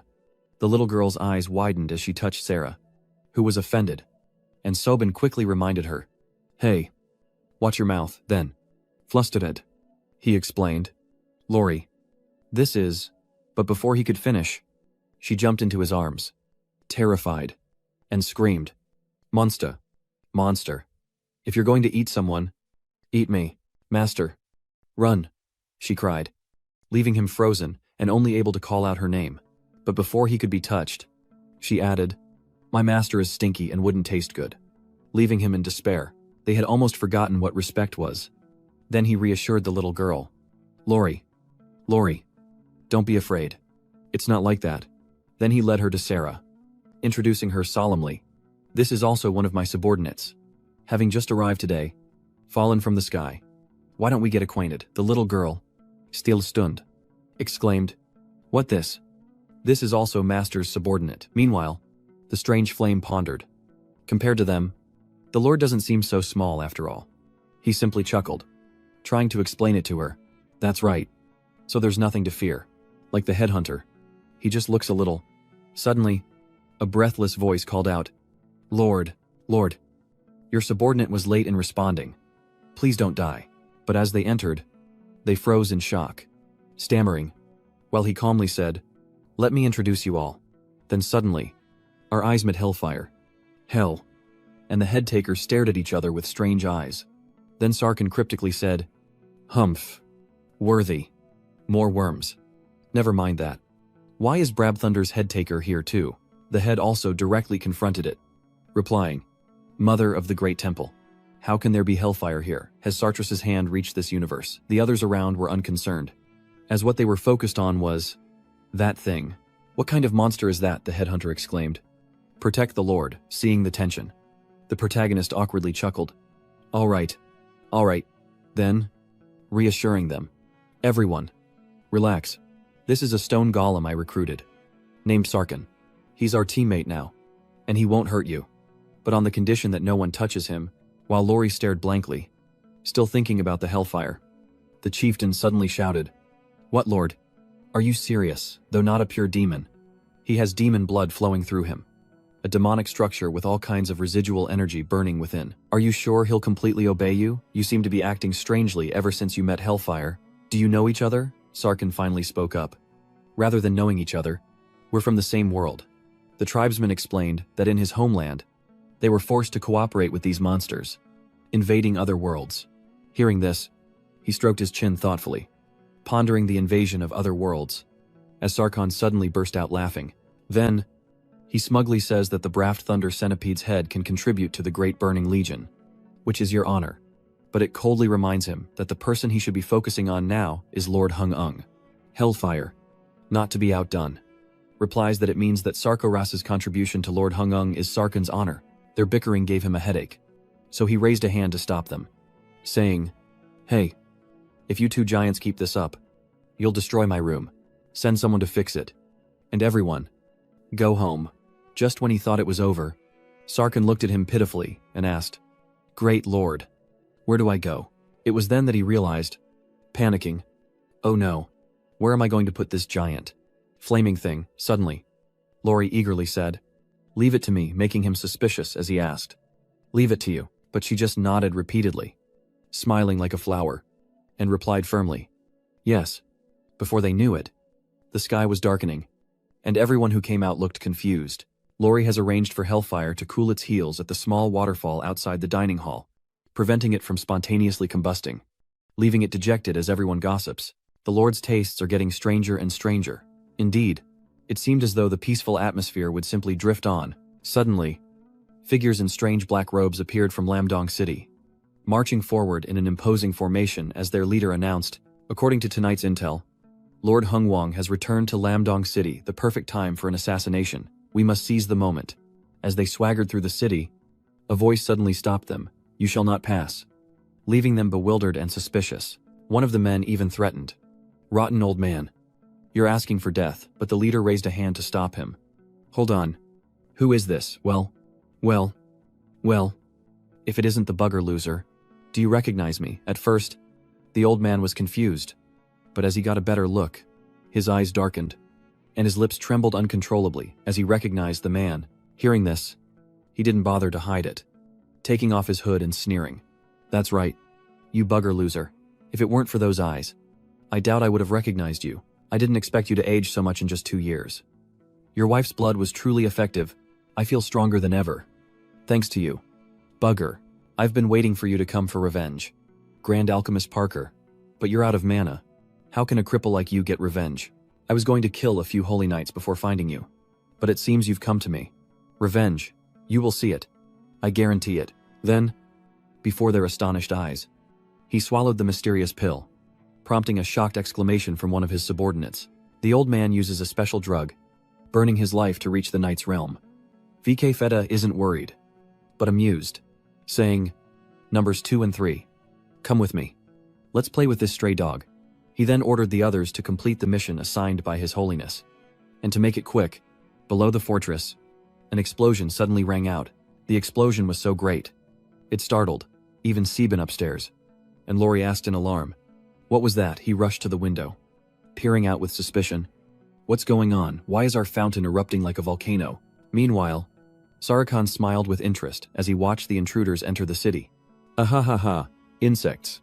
The great Sarikhan will burn you to ashes, tremble, scream, erupt, volcano. They were stunned, breaking out in a cold sweat, wondering, why does the Eagle Lord's castle have this lava creature? Then, angrily cursing, the intelligence department are worms. His Holiness should burn them all. Panic sets in as they scramble for safety. Banda above. They cry. Flee the molten lava. Meanwhile, the hellfire laughs with glee. Haha. Suffering and fear are such delicacies. While they scream in terror for help, he carefully observes from above after hearing key phrases like, Your Holiness, Banda. He had a hunch. So that's it. He called out, Lori. And she quickly responded, Master. He gently patted her head and said, Bring me my sword. Stay in the room. I'll be right back. Lori worriedly reminded him to be careful, as his main concern was that if they kept fighting like this, Sea Island would be destroyed. They suddenly cried out, Another Sky Knight. He noticed the word, another, and upon learning he was a Sky Knight, they were even more confused, wondering, The Lord of the Eagle, our assassination target. But isn't he an Earth Knight? The more they thought about it, the angrier they got, realizing the intelligence was way off. Wishing they could go back and choose a different mission. Seeing them all gang up on him, he sighed in annoyance. Seriously, this again, is this all you've got? As the esteemed Eagle Lord, he had no desire to waste words on these fools, and unleashed the power of the dragon veins. His eyes blazed with fire, and his entire being radiated the mighty aura of a dragon god. With a single strike, he unleashed devastating power, leaping towards the Pope's men, leaving them bewildered by his display of overwhelming strength. To kill a temple knight with a single strike. Damn it. Could this be some old monster who's been a temple knight for years? How old is the Eagle Lord? Is he even 25? Seeing their lack of focus, he cautiously reminded them. Look sharp. One by one, they scattered like frightened chickens, when a familiar voice echoed from afar. My lord. According to Dasabin, the pontiff's men can only grudgingly accept it and gather with you. We've failed this mission. Seeing them scatter and flee, he stares intently and says, You've already seized someone else's treasure. Do you think you can just run? How nice of you to think so, he says, before chasing after them, causing everyone around to stare in amazement. Meanwhile, Old Man Parker is still struggling to fight these VK-fed guys, making him feel speechless. How disappointing a commoner with the power of a Sky Knight. But none of the skill, understanding, or experience. Even if he learns swordsmanship, he's still useless. But the old man is determined to fight to the end, to avenge his late wife. Suddenly, the subordinates he'd sent to assassinate Sibin returned in a panic, shouting, Lord Wade surprising him. Number 5. T. Shiyi. You're back so soon. Mission accomplished. But it wasn't that easy. As a panicked subordinate shouted, Lord Wade. Run. Lord Eagle has become a Zenith Knight. Our intelligence was completely wrong, and there's a powerful lava creature in Lamdong.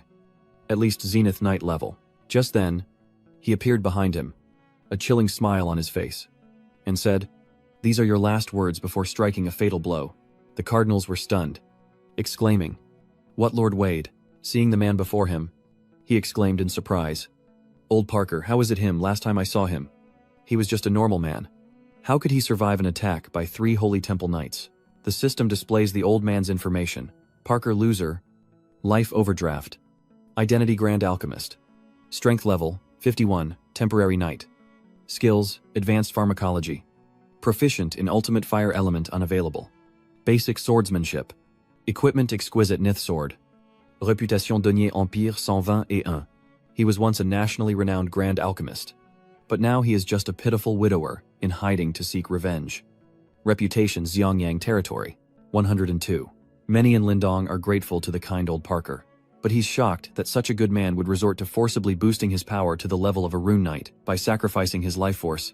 VCAP EDE then shouted to his subordinates, ordering them to stop him, and they charged forward, replying, Yes, sir. A powerful aura emanated from him as he smirked and said, Still trying to stop me. But they refused to believe it. And as they charged, he struck, instantly felling them, leaving him in stunned disbelief that he could so easily kill Holy Land Knights with just his sword. Only a Theon Knight could accomplish such a feat.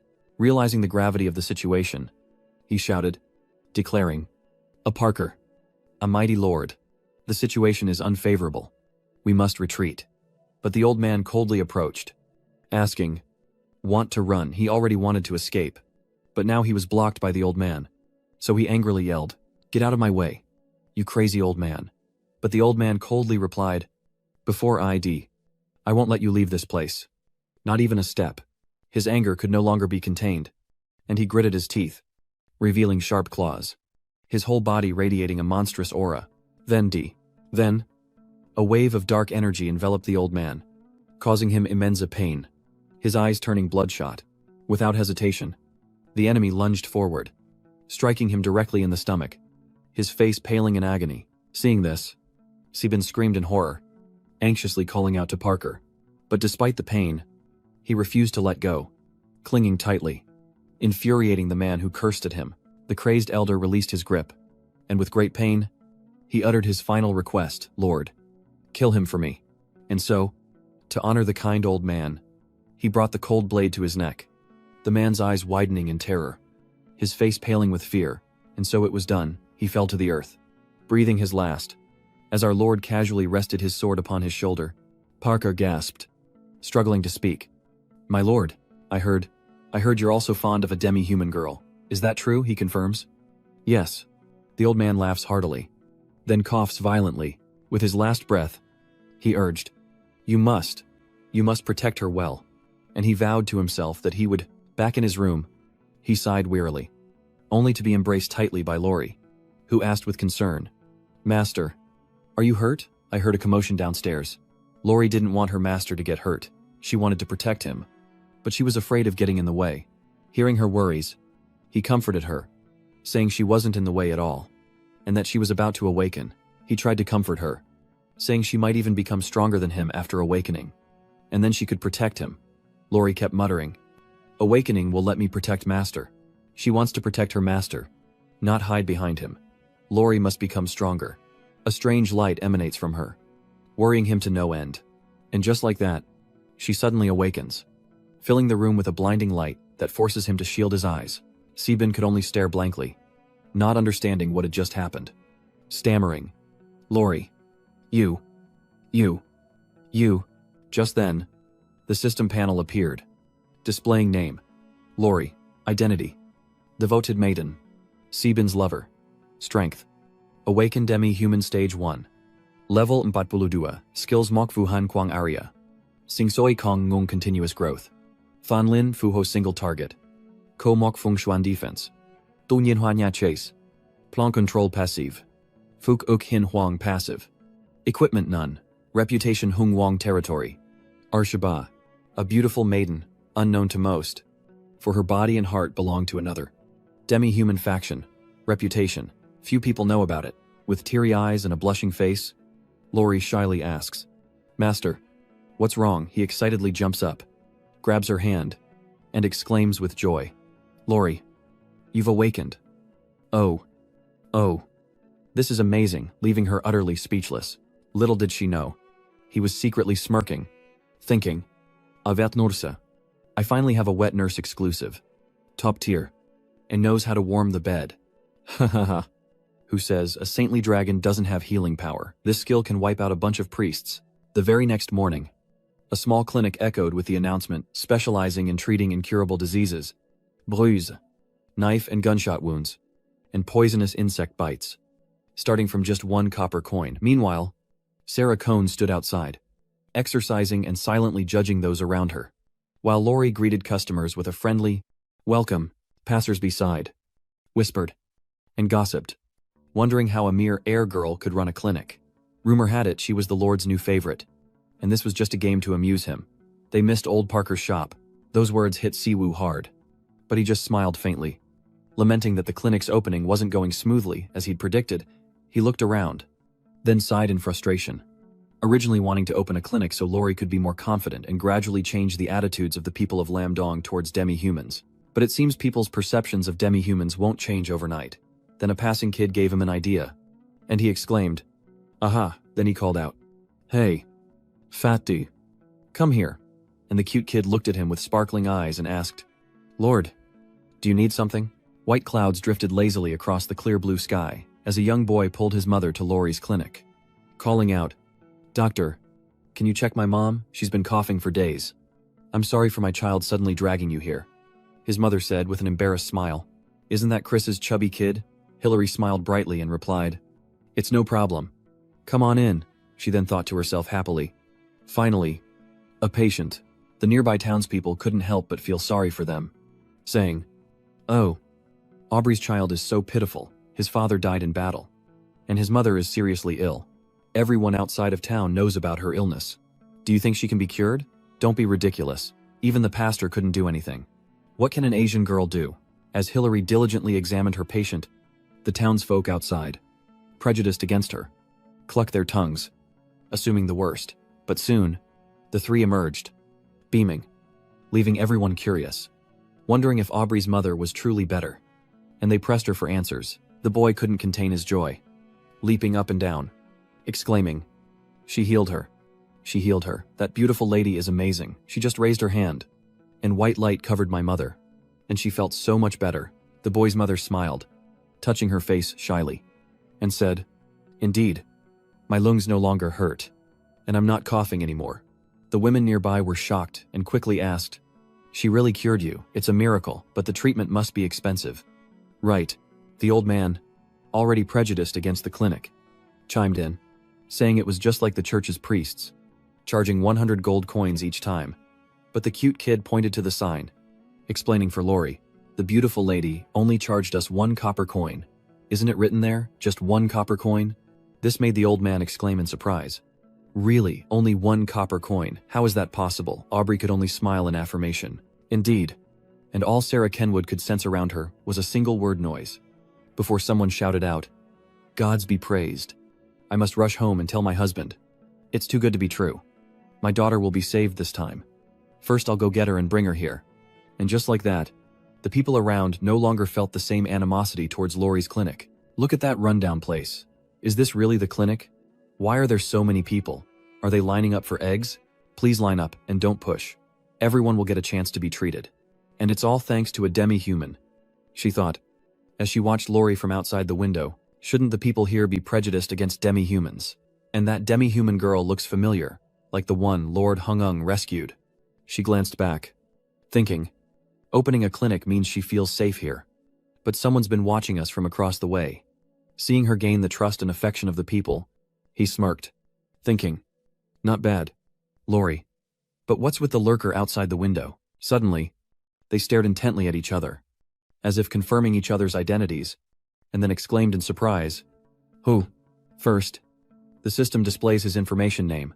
Sibin, Kim Zhu, status, Lord of the Eagle Territory. Earl, strength, undetermined, skills, undetermined, equipment, undetermined, reputation, undetermined, threat level, nightmare. Learning his identity, she quickly approaches him, exclaiming, "Lord of the Eagle Territory. To meet you here," he smiles wryly, thinking, "I should be the one saying that."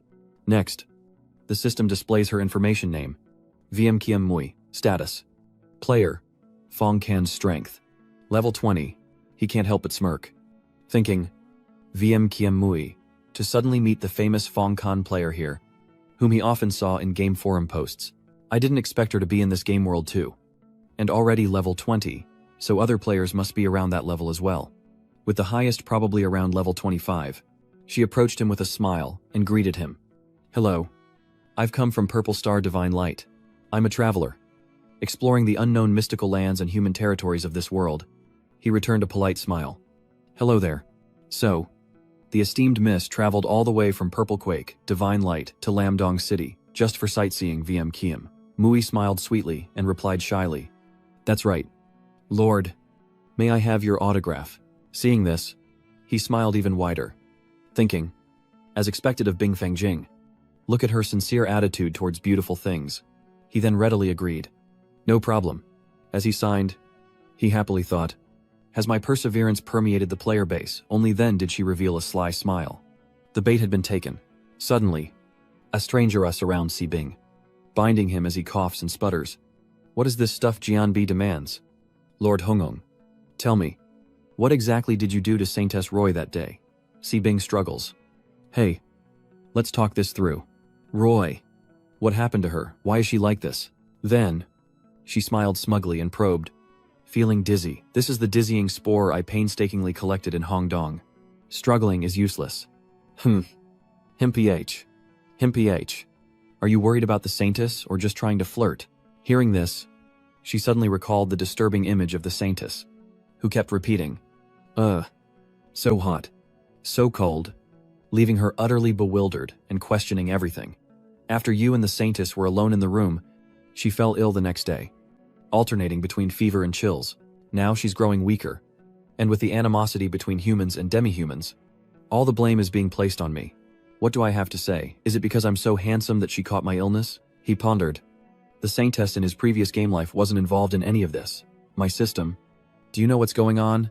It dinged, replying that there wasn't enough information and he should investigate the anomaly. Shibin, stunned, wondered if the world line had changed.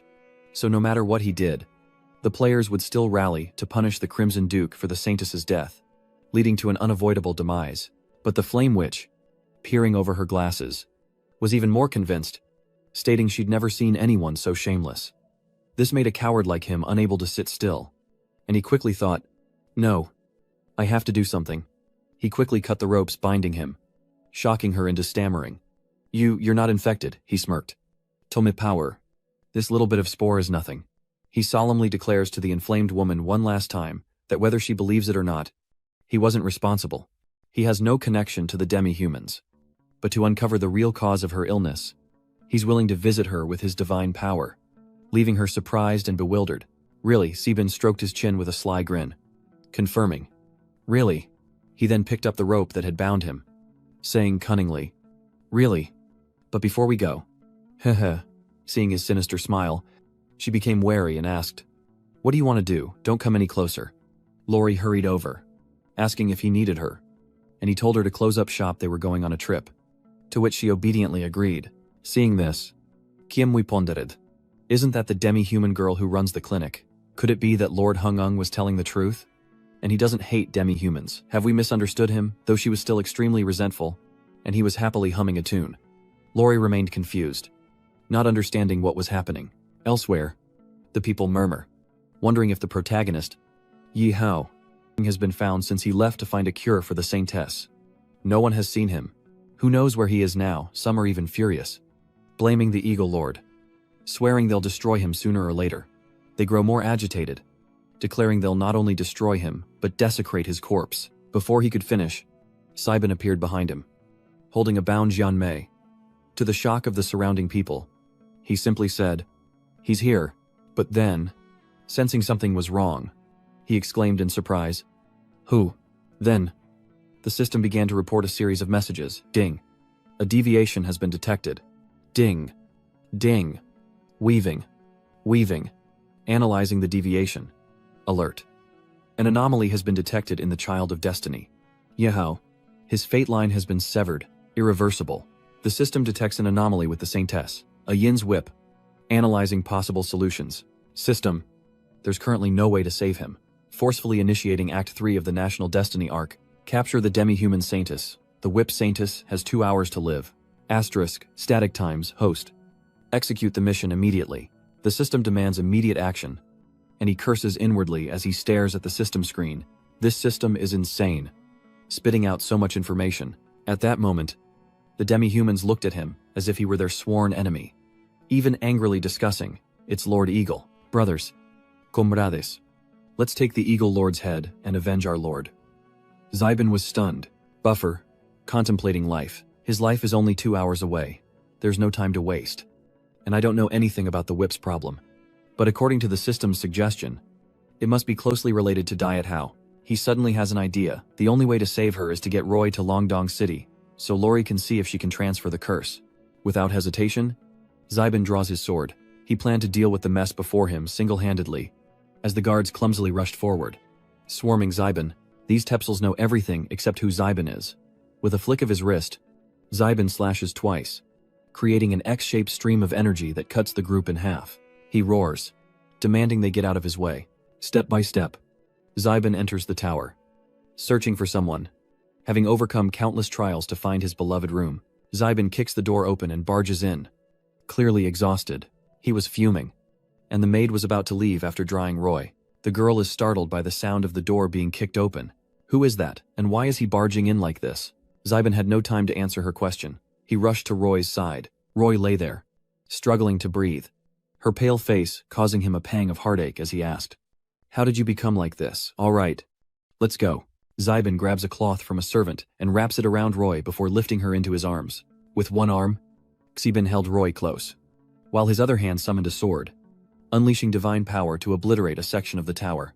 The servant fainted at the sight before them as a monstrous, bird-like beast descended upon the tower from above. Xibin quickly placed Roy and his disciple on its back and left immediately. Worried about Roy's condition, the mythical beast soars from the arena, its wings carrying it effortlessly through the sky. It flew over the towns, and the people below immediately pointed and cursed at Xibin. Lord Eagle Bear has captured the city's woman, and he's even broken through to become a Sky Knight. Someone will destroy you sooner or later. Who provoked you to be this agitated, changing scenes to Landong City? Xibin rushes Roy to the healing room, where she lies in bed, writhing in pain and suffering from a high fever. No. Why is she having these nightmares? Xibin watches her with concern and pity. Lori realizes this and begins to channel her energy, suppressing the spiritual energy to heal Roy. Over an hour passed, and Lori was exhausted, her strength waning. The man in bed showed little improvement, a truly disheartening sight. Suddenly, Lori lost her balance, collapsing onto the cold stone floor. Her body couldn't take it anymore.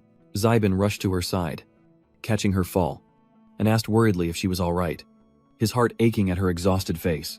Leaning against him, Lori confessed, "Master, I can't completely remove this power. I can only temporarily suppress it." The little girl sobbed, and Xibin knew he had to comfort her, patting her shoulder with a gentle smile. It wasn't her fault. She had been using her powers non-stop for a day. "You were so amazing this morning, healing so many people." No, I don't think so," she sobbed, burying her face in Xibin's chest. Her situation is complex. Lori can feel a dark power invading her body, a mark that cannot be dispelled, now deeply rooted in her soul. She can't wake up because this dark mark has dragged her into a nightmare. If the mark is to be truly removed, it depends on whether she wants to overcome it. Is that really the case? Xibin silently watches Roy, but Xibin was puzzled, scratching his head, wondering why Lori was suddenly so enthusiastic. Roy seemed terrified. Poor thing. Xibin sat by her bed for a long time, constantly encouraging himself to find a way to help Roy escape death. While he can't directly save Roy's life, perhaps he can offer some help within her nightmare. In Roy's nightmare, past and present flash before her eyes, and she sheds tears of blood as countless demons surround her. They constantly pointed and criticized Roy, telling her she was a saintess who must serve the goddess with utmost care, to memorize the scriptures, and that she still couldn't awaken. Roy. They said they took her from the orphanage, hoping she'd become an outstanding saintess, and that she mustn't fail their expectations. Roy, the guardian of the demi-human nation. Roy, protect the demi-humans. Will anyone save her? In another dream, Roy is escorted to a prison and bound by hundreds of interwoven chains. They dug into her flesh and bones, the demons' voices echoing with blame as Roy wept and begged, "Please, no more, please." Her tears ran dry. Then, as if by some miracle, the heavy chains snapped. Roy fell madly, freely, into another dream, plunging into deep, dark water, sinking with no strength to resist. The cold embrace was almost peaceful, and Roy closed her eyes, surrendering to the depths. Countless hands emerge from the depths, ensnaring her body with a dark magic, dragging her down. The demons show no mercy. Roy's eyes snap open, and she reaches out, screaming, "No!" She struggled to escape the hundreds of hands. Roy lovingly gazed at the light on the water's surface, hoping someone would be there to greet her. Just as she was about to give up, a young man's hand firmly grasped hers. Roy felt the warmth from that hand. Someone had come to save her, and she stared in wide-eyed shock. Xibin had found Roy in her nightmare, and he gripped her hand tightly, gently pulling her from the deadly water. The two gazed at each other longingly as the beast circled above. Roy couldn't believe her eyes. Was that the Eagle Territory Lord? It couldn't be. It was that damn Xibin, the most hated man in her thoughts. And she struggled with all her might. Roy was embarrassed. "Why was he here?" Xibin cheerfully replied, teasing her. "I, your young master, am naturally here to steal your beauty." Roy was stubborn, though, struggling against him. But unexpectedly, the mean Xibin dared to release his hold on her. Roy tumbled onto the beast's back. "You yerk." That hurt. Roy struggled to sit up, and Xibin felt a pang of guilt. Realizing he'd gone too far, he reached out to help her. But little did he know, she punched him square in the face. A blow that echoed to the heavens. So much for being delicate. She'd rather throw a punch than thrash around. Xibin was stunned. "Damn it," he thought. "I like this wild side. Roy screamed and struggled, demanding to be let down, fearing she'd fall. Sebin ordered his beast to stop near a secluded villa. Before it even landed, Roy leaped off like a motorbike. What a handful. Roy jumped down so fast she twisted her ankle. The pain shot up to her brain. So intense. But Roy just stood there, unmoved. Sebin quickly swept her into his arms, afraid she'd fall, then gave her a sly smile, saying, "Hey, this is a dream. How can it hurt? You're not faking. Are you?" Roy looked at him, then down at her legs. The pain was gone. It didn't actually hurt. Was she hallucinating? Roy pushed Sebin away. She couldn't trust this guy. What did Nguyen mean? Was this really a dream? Sebin nods gravely. Indeed. This is your nightmare. If I hadn't expended my hypnos authority to connect to your consciousness and rescue you, you'd have been a goner before sunset. Roy scoffs, turning away. Dreaming of you is the real nightmare. But she was curious. Roy avoided Sebin's gaze. Flustered. Why did you save me? Sebin pretended to ponder. Then sighed. No reason. I just feared you'd die, and people would say you were lovesick for me. And now I'm being blamed for everything. How unfair. Sebin stroked his chin, admiring his own beauty. After all, I'm so handsome, it's very convincing. Isn't it? Roy bristles with anger, denying that she's smitten with him, calling him shameless. Ignoring that, Sebin grabbed Roy's hand and fled through the fog-laden crypt. Come on. We have to find the exit quickly, or we'll be trapped here forever. The two ran through a gate.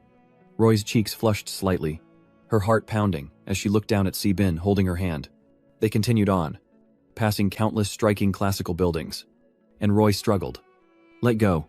Found it. Sebin pulled her quickly toward where he was headed. Sebin eyes the architecture with interest, noting its resemblance to a cathedral, surmising that her greatest fear lies here, and the exit must be inside.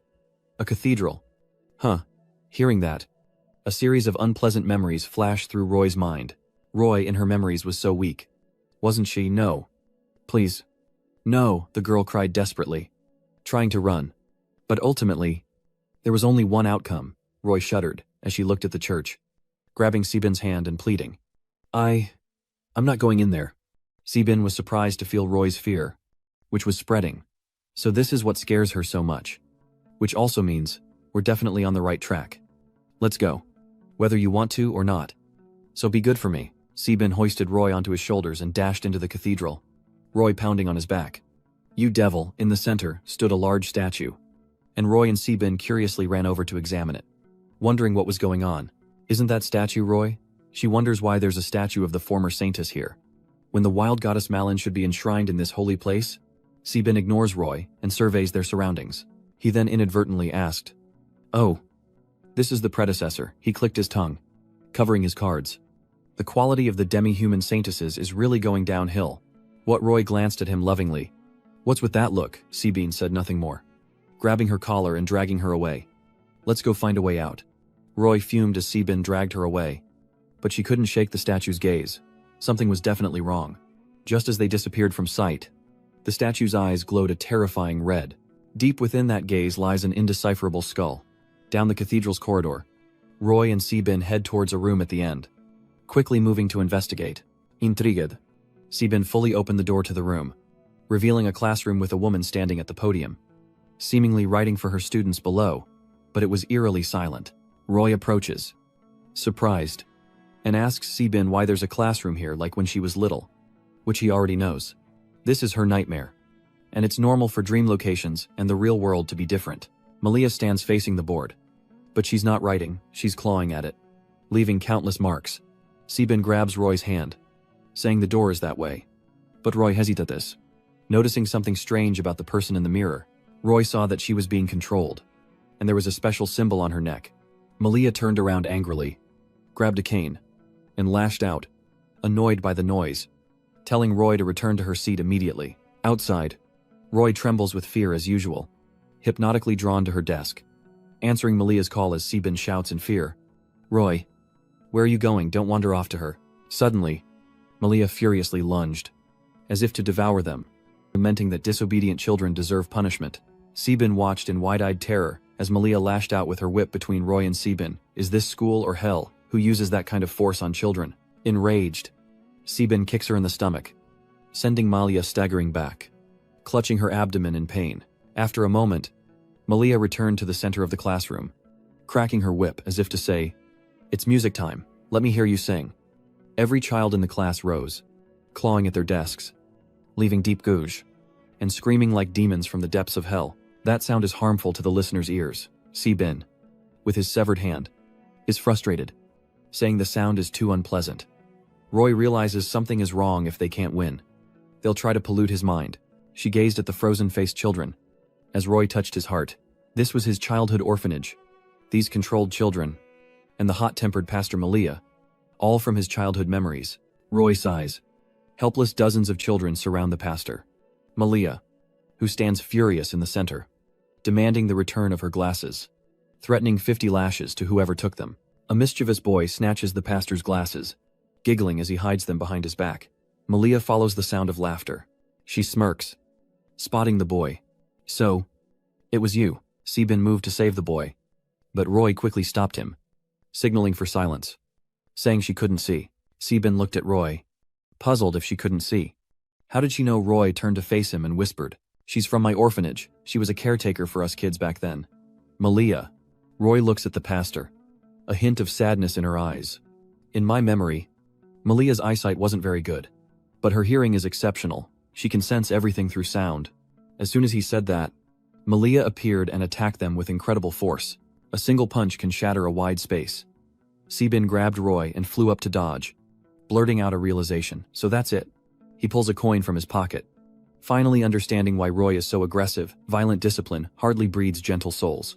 Malia watches them, hair hearing acute, despite her blindness. There are definitely people ahead.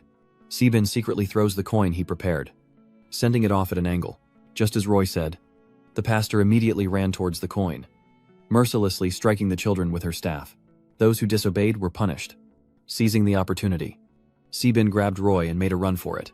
"It's time to go." The two quickly stepped through the door, Si-bin holding Roy as they floated in the air. That door connected to another dimension. Something was wrong. They looked up to see a gigantic puppet falling towards them. The spatial rift opened, ejecting the puppet, Si-bin, and Roy, with Roy landing painfully on top of him. Had they been transported to another building? Si-bin, fondling Roy's breasts, spoke with reproach. "Ouch. That hurts. What was that?" "A puppet," Roy said, embarrassed, looking down at Si-bin's wandering hands. "Hey, you pervert. Take your hands off me. What do you think you're doing?" Si-bin immediately switched hands, looking at her suggestively. "Oh, you like this side better. You're so annoying," Si-bin, Roy said, her face flushed, pushing him away. "Just get up already. No more games." Si-bin sits up, looking around in confusion. "Okay. Where is this room?" Roy covers her chest, shaking her head. "This place looks so familiar, but I can't remember." Suddenly, Roy exclaims excitedly, "It's my room at Lord Zhen's manor." Xian Shenguang. Si-bin realizes that these nightmare rooms are formed from her most painful memories, the most terrifying places in her mind. They have to find the door and keep moving to get out. Roy looks behind him, pointing to the shadow on the wall. "Lord Eagle. Behind you." The massive shadow looms over them, and Roy cowers in fear. Realizing this giant puppet isn't the fourth thing in the room, Si-bin looks up at the puppet, acknowledging just how many terrible memories she has. This is just one piece. "Wait." Si-bin freezes for 5 seconds, realizing he and that doll look exactly alike. What in the world? The two of them just stare at it. Si-bin turned to Roy, knowing she was feigning ignorance and looking away, then brought her doppelganger to Roy, asking for forgiveness. But he was happy, very happy, and said it was okay. "Does the pure and innocent lady not think this doll resembles someone risking their life to save her, and you call it a nightmare?" Roy hugs it, desperately denying it, saying it's adorable. "Okay." She walks to the mirror, and Roy bends down, reaching for the door on the floor, saying, "Look, this door is just right for the 5 of us. So let's go." Si-bin throws the doll aside, and Roy happily steps through the opening door. "It's so dark today." Si-bin grumbles at Roy, who feels a pang in his heart, unable to accept this. Not only is it a large, harmless doll, but it's helping her open doors. What kind of image do I have in her heart? Roy didn't know how to explain, swallowing her frustration as she followed him. Isn't it better to avoid conflict? Why is it so dark here? Suddenly, a ray of light from a door at the end of the corridor caught their attention. Si-bin happily took Roy's hand and moved forward. If there's light, it must be the exit from this nightmare. Let's get out of here quickly. Sibin sensed an unsettling feeling and silently observed. Hearing footsteps approaching, Roy wondered why he had stopped, and Sibin gestured for her to be quiet, asking if she heard anything strange. It's Saintess Beryl, approaching with a thick rod in her hand. Beryl advances, raising the rod high, striking Roy again and again. As she angrily commands her subordinates, "Why haven't you memorized the 6 cannons yet? Someone lock the Saintess in the dungeon and bribe me handsomely." Beryl's subordinate could only sit there crying and begging for forgiveness. Roy was thrown into a dark prison, kneeling and pleading. "Beryl, I'll memorize them. Just let me out, it's too dark in here." Roy then realized that the place where Sibin and she were standing was Beryl's prison cell. Beryl was really standing in front of Roy and Sibin, coldly holding a weapon. While Sibin had already fallen head over heels for her at first sight, his eyes filled with love. He secretly rejoiced. "Oh, she's the real deal. The former Saintess. And she can even create more clones than I can." Sibin happily stepped forward to greet her. "Hello, beautiful lady." Before he could say another word, Beryl attacked, and Sibin coughed up blood in shock. A chain pierced him, holding him aloft, but luckily, it was just a dream, and Sibin was thrilled by her enthusiasm. Sibin stared at the chain piercing him, his spiritual power rapidly draining too fast. Beyond a knight's capabilities, Roy looked up at him anxiously, shouting, "Lord Woohyuk, are you all right?" Sibin, though in pain, tried to reassure her. "I'm fine. Senza is being attacked in the dreamscape to weaken the power of the Axis. If it's attacked by this power again, the Axis's power will completely dissipate. But if I can't beat her, what should I do?" Sibin suddenly remembers Roy. "That's right. This is a dreamscape.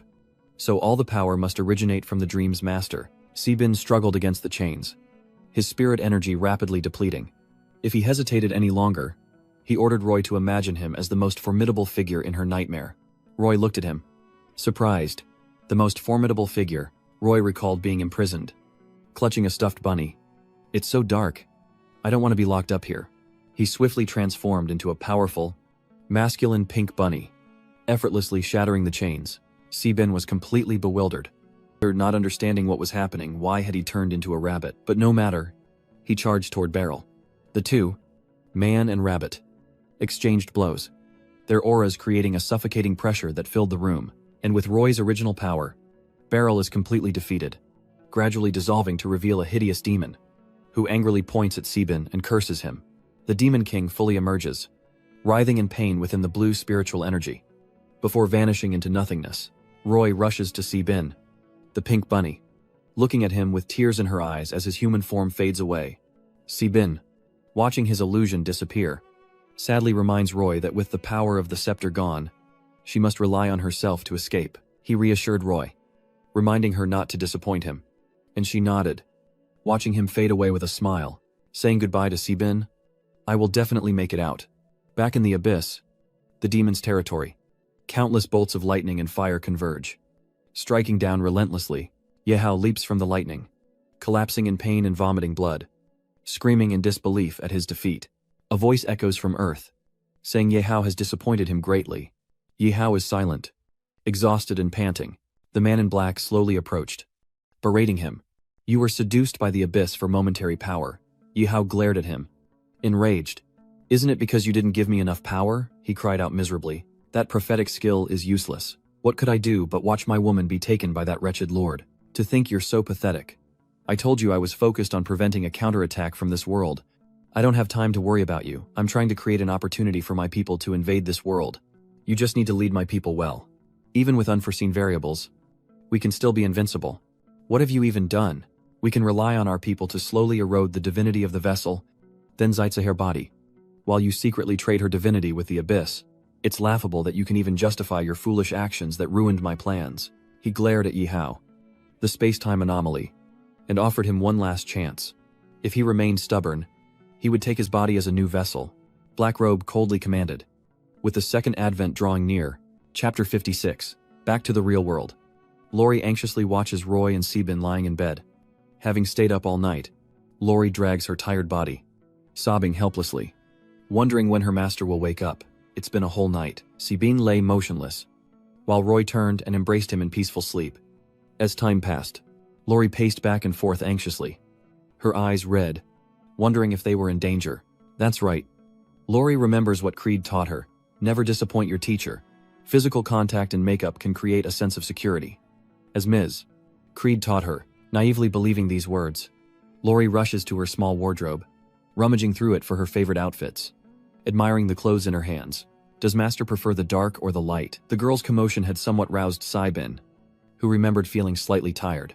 Suddenly, a violent thunderclap came from outside, and the sky lit up. Lori startled and looked out the window. Is it going to rain? It's raining. Saibin's eyes widen as he looks at his legs, unable to move his limbs. He's a bit dazed. What?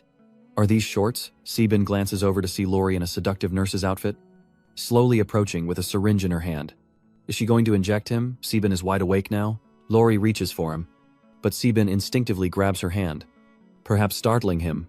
He sits up, pulling her close, their proximity causing Lori to blush. Master, you're awake, she says, as Saibin asks, Lori, why are you dressed like that? Of course, it's to help Master wake up quickly. Her greeting is so effective. Lori is clearly happy. Damn it. Saibin looks outside, annoyed. It was Goodbye who did it. That greeting lady, Goodbye, happily hears that Master is awake, and she runs in to join the fun. She gives a thumbs up. Goodbye winks at Saibin, asking if Master likes it. Saibin looks her up and down, stroking his chin thoughtfully. No. There's nothing wrong with a man like him having one or two perverted hobbies. Of course, he likes it. But remember to only dress like that when it's just the two of them. Speaking of Joy, although she hasn't woken up yet, her life is probably not in immediate danger. Saibin stretched wearily, yawning a few times. Lori, we don't need to stay in the school anymore. Let's go home and get some sleep. Lori nods obediently, snuggling into Saibin's arms, looking up at him adoringly. Master, there was a big thunder outside. Lori was scared. You said before that when Lori awakens, you'll ask for a baby. Right, regarding the TF capture. Saibin turns pale. Who would promise a child that? No wonder Lori has been so enthusiastic lately. So that's the reason. Save me. Girls, Saibin stammered. Lori, why don't you go to sleep? It's late. And you have to go to the clinic tomorrow. Right, so now. Saibin pulled up his pants and ran. He sped off like a motorcycle, leaving Lori watching his retreating figure, her face flushed with anger. Master is clearly like this every day. Saibin fled his room, locking the door tight, feeling guilty, but I'm sorry. Lori, it's not that I don't want to. It's for your own good. Ding. The system announces.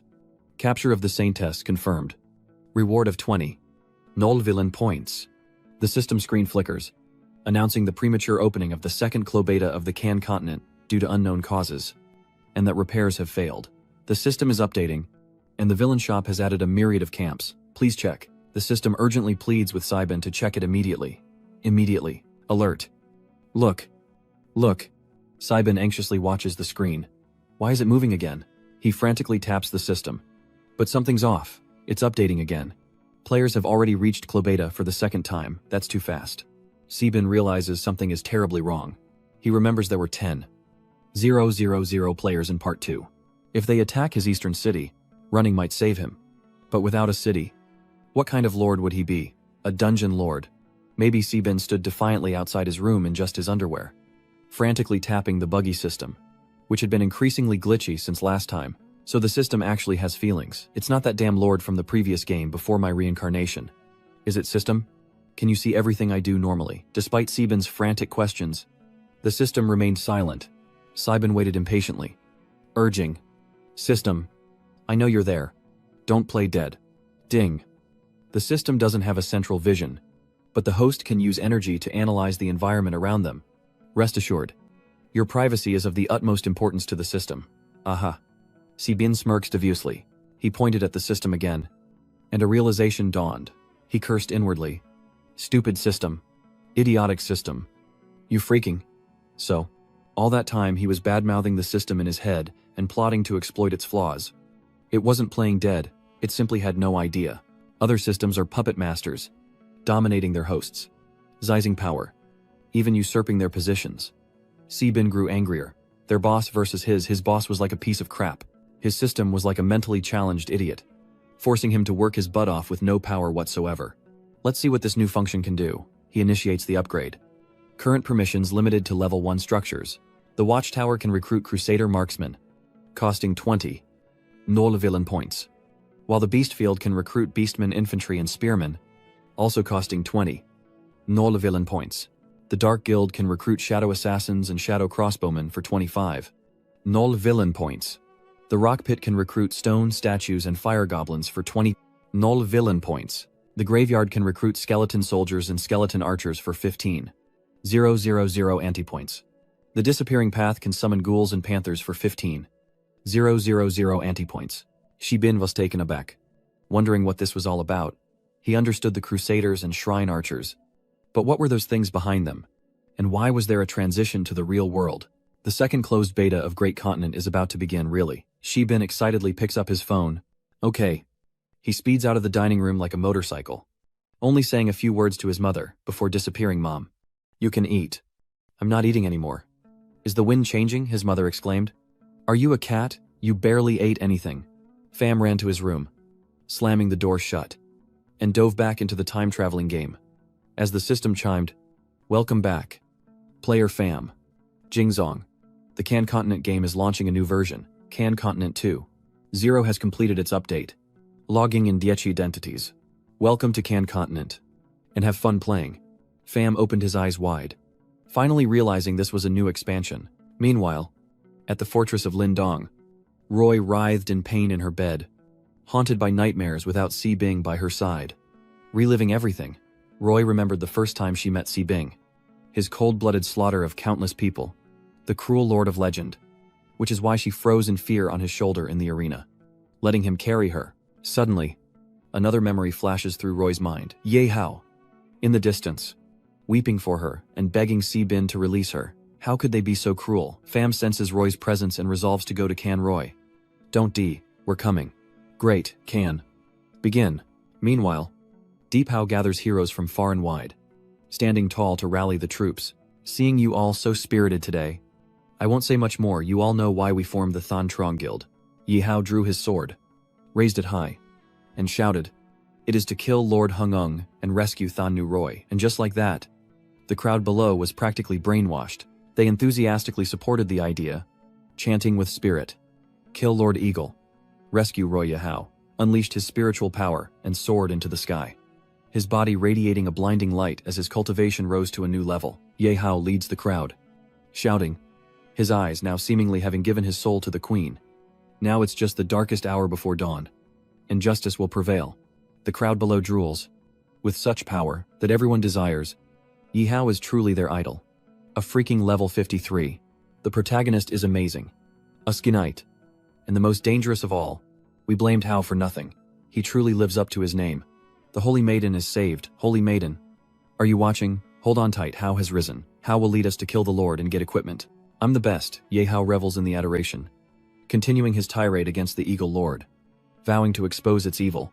Back in the city of Landong, Si Bin is up to something again, radiating lust as he approaches. If that's how it is, I won't pretend anymore. Si Bin throws little Lori onto the bed, tearing apart her maid outfit with one hand. What a pervert. We're not old enough for this. Author, please censor yourself. Si Bin leers at her, and Lori, terrified, covers her chest, crying out that she doesn't want to warm the bed anymore, calling him evil, a bastard, and a pervert. Si Bin grabbed Lori's pale white wings, pinning her down, that scoundrel tightly holding her hands above her head. He scanned her body, a sly grin spreading as he warned, no one can save you today. You'll warm my bed, or I'll devour you whole. You rogue. Lori sobbed and struggled wildly beneath Si Bin. Excellent. His goal had been achieved. The system chimed in, announcing that he'd forced his maid to warm his bed. An act so heinous, so inhuman, that he'd earned 5 null villain points, urging him to keep up the good work. Si Bin was secretly delighted, thinking he'd tricked the system into letting him exploit Bill G. With the mission complete, Si Bin happily left Lori, standing and looking at her with glee. All right, the experiment's complete. That's all I needed. Lori sits up, utterly disappointed. No further steps. Is that all? Si Bin nods furiously, winking as he orders her. That's it. From now on, we'll do this every night before bed. Lori looks at him, disappointed, her face falling. She sits in silence, and seeing her troubled expression, Si Bin asks, Curious. What's wrong? She takes a deep breath, looks at her master shyly, and asks if he has any strange hobbies he's hiding from her. In a role-playing game, Saibin is speechless. How should he answer? He's stumped. Swallowing hard, he stammered, "No. Let me explain." His brain scrambled for an explanation that wouldn't raise suspicion. But how could he explain to Lori that he wasn't a pervert? Just trying to gain villain points. Lori pressed closer, saying if he had any strange desires, he could tell her, and she would seriously consider them. He gritted his teeth, shut his eyes in anguish, because everyone in the house seemed to support him being a pervert. Sweat dripped down Sebin's face, and seeing her master so troubled, Lori couldn't bring herself to press him further. Remembering something, she turned and ran off. "It's time for my lesson with Miss Chris. Please wait for the results of my studies." Master Sebin slumped onto the soft bed, sighing in relief. She finally gave up. "All right. I'll wait for you." Once Lori was truly gone, Sebin eagerly accessed the system, definitely not to avoid the issue, but to try out the system's barracks before dealing with Clobeta again. System Store Watchtower. Details. Watchtower construction allows recruiting human soldiers, crusaders, and sharpshooters. Details. Recruiting a crusader costs 50 villain points and 2 gold, while a sharpshooter costs 100 villain points and 2 gold. Providing enough iron ore can halve the recruitment cost. Note that the recruited troops will completely obey the host and possess a certain level of intelligence. Sebin thought excitedly. "This is amazing. With a barracks, I have military power, and I can turn the tables. All right. No time to waste." He immediately activates the system. "System. Switch the guardhouse for me." The guardhouse has been switched. You now have 30. Štiristo negative points. Does the guardhouse need a location to appear? Appearing in the castle's back garden, Sebin instantly teleported. The scenery around him shifting in an instant, he landed gracefully from above. So gracefully that a large part of the back garden was reduced to rubble. Sebin looked up with difficulty. "Damn it. System. Give me 5 crusaders and 5 divine archers first." The system appears, rattling an empty box in front of Sebin, demanding payment for troops. Sebin is utterly confused. Sebin watched the system close with bated breath. But what was that awful noise? Why did it sound like money getting stuck? No way, recruitment complete. The system immediately spat out a bag of silver coins, leaving Sebin utterly bewildered. Who? Is this change? I only accept the original price. Suddenly, dozens of footsteps echoed from behind the castle doors. In the misty distance, countless cavalry emerged, forming 2 neat rows. No need to shout so loud, or it'll be extremely noisy and unbearable later. Sebin approached the leader, carefully observing him as the system revealed his identity. Jongsan, a crusader, level 15 swordsman, with skills like shield bash and passive army block, equipped with standard crusader shield, sword, and armor, and bearing the eagle crest. This soldier was willing to die for him. Sebin should show some concern for this new recruit. He gently asks him, "Zhang Sun, are you hungry? Would you like something to eat?" Receiving such care from his lord, Zhang San happily stands at attention and shouts, "Reporting. Lord, Zhang San has enough food and requires no replenishment." Sebin uses the system to scan the soldiers. Feeling a bit down, these soldiers in the barracks have no intelligence or emotions. More like war machines that only know how to fight, not eat or feel. The system warns him, "Attention, host. The death flags are about to begin." What Sebin looks at the system map, panicking and pacing back and forth. So the attack has already begun. Daily villain quests have been updated. Quest 1. Eliminate at least 2. 000 players. Quest 2. Reduce 500 players to level 0. Villain task 3. Thwart Yehao's revenge. Note that killing players earns villain points. This mission is tied to your life, so be prepared. Sebin worried. I can't face players who can revive infinitely. These weak soldiers aren't enough. System. Exchange this for the Sky Knight Breakthrough Potion. Understood. Exchange complete. Sky Knight Potion acquired. Sebin snatched the potion and yelled, "Grimond." Upon hearing that familiar voice, Grimond stopped instructing the soldiers, staring in surprise. "Young master, Sebin. Are you here for training too?" Sebin didn't answer, pressing the vial into Grimond's hand. "That's not important now. This is for you." Grimond instinctively took it, examining the vial with curiosity. "What is this?" Sebin didn't have time to explain everything. He urged Grimond to drink the potion, saying it would be good for him. Grimond, hearing his master's words, didn't hesitate to open the vial and gulp down the potion. Everyone around watched Grimond's transformation with bated breath, whispering and gossiping amongst themselves. while Sibin calmly observed. Thinking that such loyalty made the medicine worthwhile, Greimon's eyes widened in pain as the medicine quickly took effect. A surge of spiritual energy coursing through his body. He clenched his fists, enduring the waves of crimson power as he ascended to a new level. Absorbing the ancient strength, he could hardly believe it. Almost moved to tears, Greymon happily gazed at the spiritual energy surrounding his body, never imagining that he could break through to become a knight at his age, all thanks to his lord. Greymon shed tears of joy as he rushed to express his gratitude to Sibin for the grace he had been given. But before he could finish, Sibin happily helped him up, looking at his loyal guard. "Don't be so hasty, there's still important work for you to do." Greymon looked at him in surprise, full of questions. "What is it?" "Young master, just tell me." Standing before his 10,000 troops, Sibin announced that he had received information that the mutant army was departing from Tranthan Quang and would soon arrive. Anxious, he reassured himself.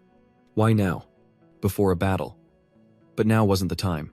Greymon raised his blade and commanded the troops. "Everyone, establish 7 lines of defense outside the city.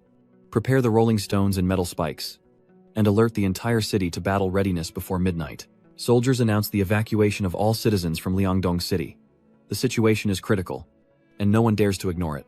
Everyone quickly gets to work. Greymon looked at Sibin, his eyes the same as ever, full of love for his master. "Rest assured, I will risk my life to protect the safety of Liangdong and you."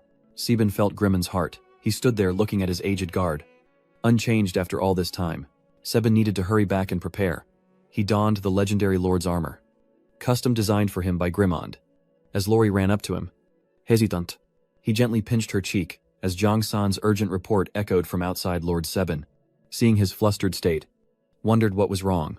Zhang Tam, breathless, reported that the player army had appeared and was now 1 kilometer away from Liangdong City.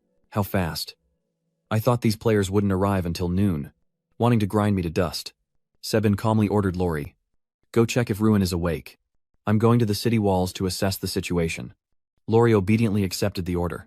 Telling Sibin to be careful, the scene shifts to the city walls, where the atmosphere is eerily silent and stifling. Sibin quickly arrives, cautiously surveying the area, and asks the guards about the situation. Another system notification appears: a player, killed by a venomous snake, has developed severe psychological trauma, earning 20 anti-virtue points. Sibin has ordered the soldiers to move into their designated positions.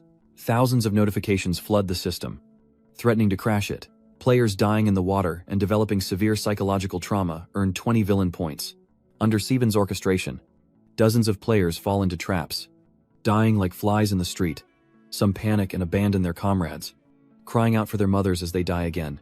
The players cursed Sibin's ancestors, wondering who set such a cruel trap. But the more these mutants died, the more they multiplied upon rebirth, much to the others' delight. Little did the Eagle Lord know, we've set up a temporary resurrection crystal here, so we can keep coming back. Attention, players.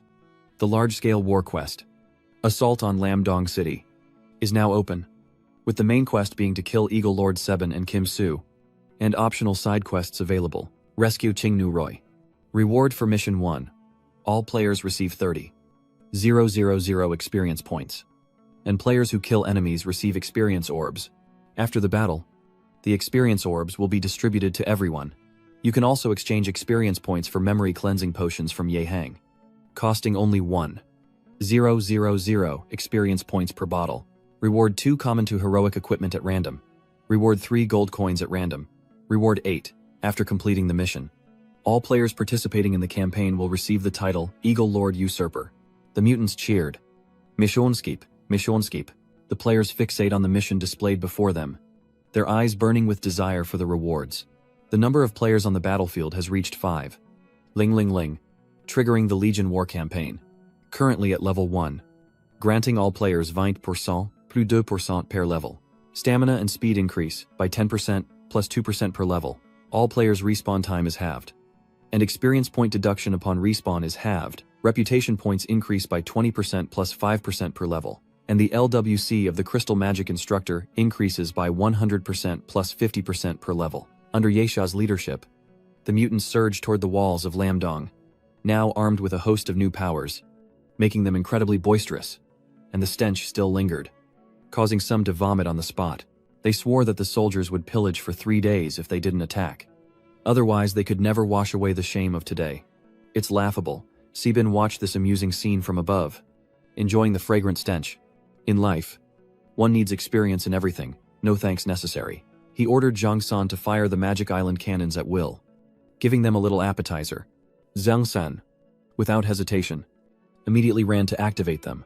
Countless cannons aimed straight at the swarm of mutants below. And this time, he was going to give them a taste of hell. R. 3. Fire countless cannonballs erupt, deafening the ears. Do you see my power now? Darling, again. Hundreds of fireballs explode into the ranks of the mutants, leaving them dizzy and deafened, crying and begging for death under the barrage of flames. Save us. The alien horde is decimated, and the commanders quickly order a retreat. The mages are told to scatter and focus on that strange cannon, yet many stubbornly persist, seizing one to hang upon the city walls. At the command, they retrieve their grappling hooks, scaling the walls and blending into the throng. Siege ladders are limited and easily toppled from above. We can't rely on them for the initial assault. We need to scale the walls quickly. Mages, prepare to support us. Resurrected mages, quickly replenish the buffs and don't run around. Zybin sighed at the situation. These mutants just keep reviving. It's a real pain. Indeed, we must destroy the player's revival crystal. But the magic cannon, despite its power, is just a drop in the bucket against so many. But once broken, we must retreat immediately. The consequences of being caught by 8,000 players are unimaginable. Zybin suddenly had an idea, and he looked down excitedly. Is that dazzling 36-watt light bulb Yehao? That dog actually dared to come. He must be stronger now. But he's too far away to see his face clearly. It's time for Zybin to enter the fray. He quickly draws the sword from his back, his aura soaring, and divine power surges, radiating a shimmering light. Zybin ordered Grimmon to lead an attack outside the city and bring back Yehao. Grimmon obeyed, bowing as Zybin departed. Yes, young master. Outside the city, the stone golem Saracen and his soldiers tirelessly stand guard. Zybin approaches and calls out to him. Hearing his name, he glanced over to see his master. If his master called, he knew there was a task to be done. Saracen struggled to drag his heavy body over to Debly Bin. His eyes, filled with countless sins, greeted him respectfully. What is it? Esteemed lord. XY Bin points toward the opposite fort. Do you see those 3 glass structures behind the demi-human legion? Saracen innocently asks if he's referring to the glowing console in the middle. Did he just call Yehao a glowing console? Zybin clutched his stomach, laughing uproariously, and Yehao nodded in agreement. That's right. He doesn't hide anything.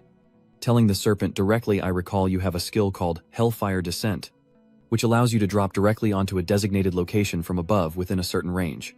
Zybin gives the order. Saracen's mission is to descend upon the crystal structure from above and destroy it.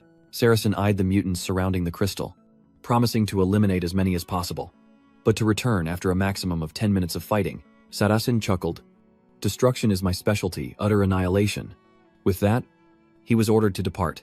A second later, Saracen vanished, leaving only the Greenlock village behind as Zybin turned to summon another of his subordinates.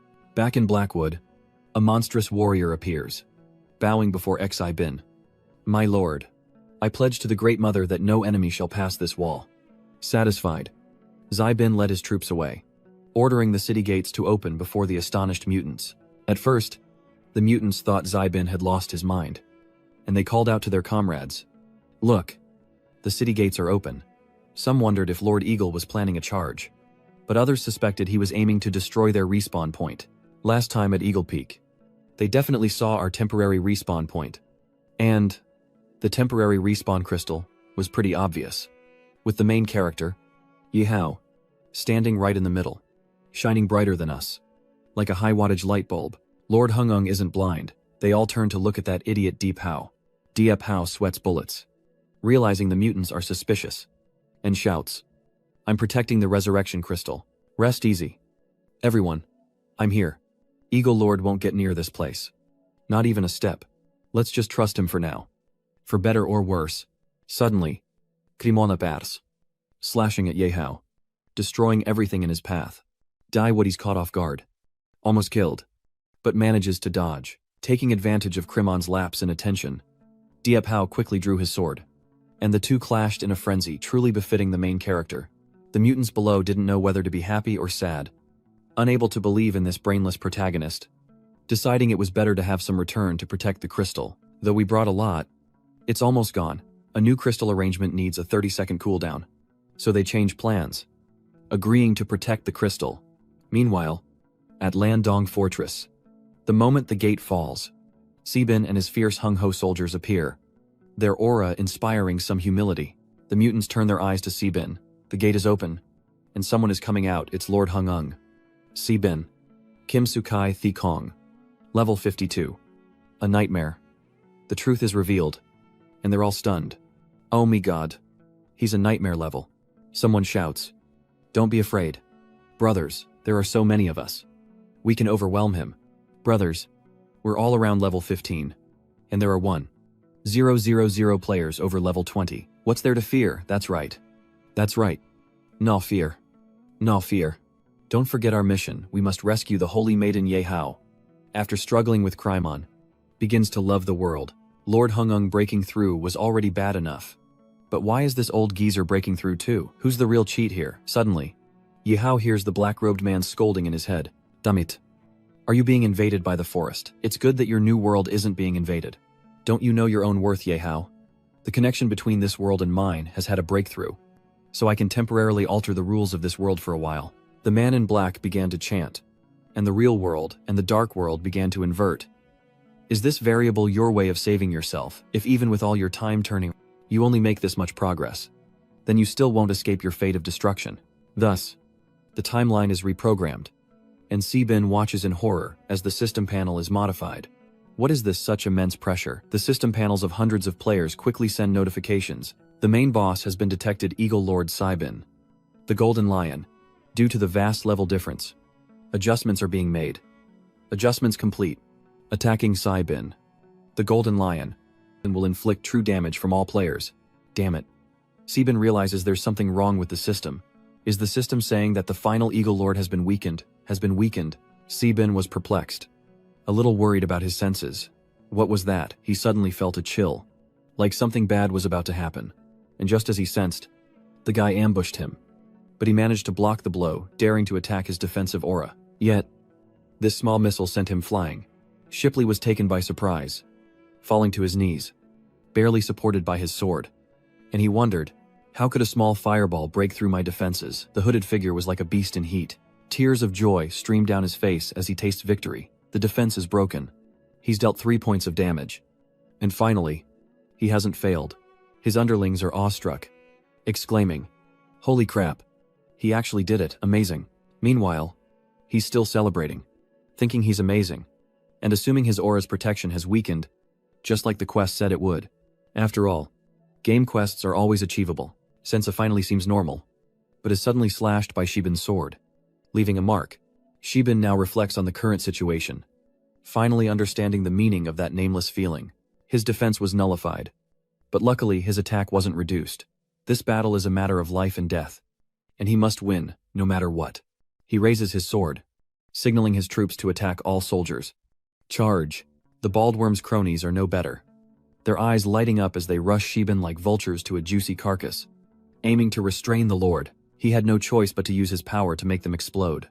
But this left him severely wounded, with only about 30% of his life force remaining. These guys are endless. Seeing Shibin wounded only excites them more. Stop being shields. Let's sacrifice ourselves and attack. They've been injured. Charge again. Brothers. 3 more rounds and victory is ours. Shibin wipes the blood from his mouth, considering how to deal with this self-replicating horde. This won't work. These players can revive infinitely, and I could tire myself to death. He shouts, "Sarikhan. Faster." Giant orbs of energy materialize, coalescing into a massive form that hurtles towards them, exploding in a cataclysmic blast. They are sent flying like ragdolls, while the giant remains unscathed, roaring with fury. Insects. Insects everywhere. Death springs forth like mushrooms. Shibin's giant laughs as the grotesque creatures are torn apart. This is Sarikhan, the Hellfire Lord, a level 55 nightmare-class great evil from the Skull of Awareness. Sarikhan roared, the watermarks on his body radiating intense energy. Destruction. Annihilation. Death. Those who had clamored to destroy Shibin now cowered in corners, chanting prayers. A chaotic mess. What the hell is this? Why does it look like hellfire? And another one. Did weakening the Eagle Lord just get us surrounded by 3 nightmare-level bases? What was the point of weakening him then? The 2 leading soldiers discussed. We're screwed. There are bosses everywhere. Yi Hao has a veteran technician with him, or is he a technician too? The person next to him retorted. That's not right. The Eagle Lord is trying to divert our main force's attention. His real goal is to steal our base. Quickly warn everyone to protect the resurrection crystal. A soldier rushed over. Panicked. Brother fam. We're running out of resurrection crystals, fam. Shocked and annoyed. Exclaimed. What? How can we be out so soon? Where's the defense buff? The double 100% defense. He tells the troops to stop. Informs the players to take the resurrection crystals and retreat. Says Ye Hao is stuck, and they need to hold off the Infernal Lord. It's true, we're facing 3 bosses at once. But the mission only requires us to kill the Eagle Lord. He then channels his power, spreading energy everywhere, boosting all the soldiers to advance. Now, a group will distract the Infernal Fire Lord. Don't let him destroy the crystal. Siege players, return and help kill the Eagle Lord boss. Zypine is injured, but hearing their words, he can't help but laugh. You think you can kill me with just that dream on? The enemy soldiers panicked at his words, desperately trying to encourage each other. Come on. He's just spouting nonsense. Zypine was startled, gasping for air. Had he just planted a flag, he suddenly felt his body being revitalized. The wounds on his body disappearing completely. His body recovering. Someone was healing him. This light, is it resurrection? Looking back? It's Loria. Zypine is shocked. Weren't you watching the rear? Get back. It's too dangerous here. The girl rushes forward, hugging him tightly. No. I have to be by Master's side. Supporting Master. It wasn't easy for me to awaken my bloodline's power. What's the point, if I can't help you in crucial moments? Sixpine was touched, looking at her gently. Lori, if that's the case, then stay with me. And don't leave my side. Understood. The girl obediently replied. Yes.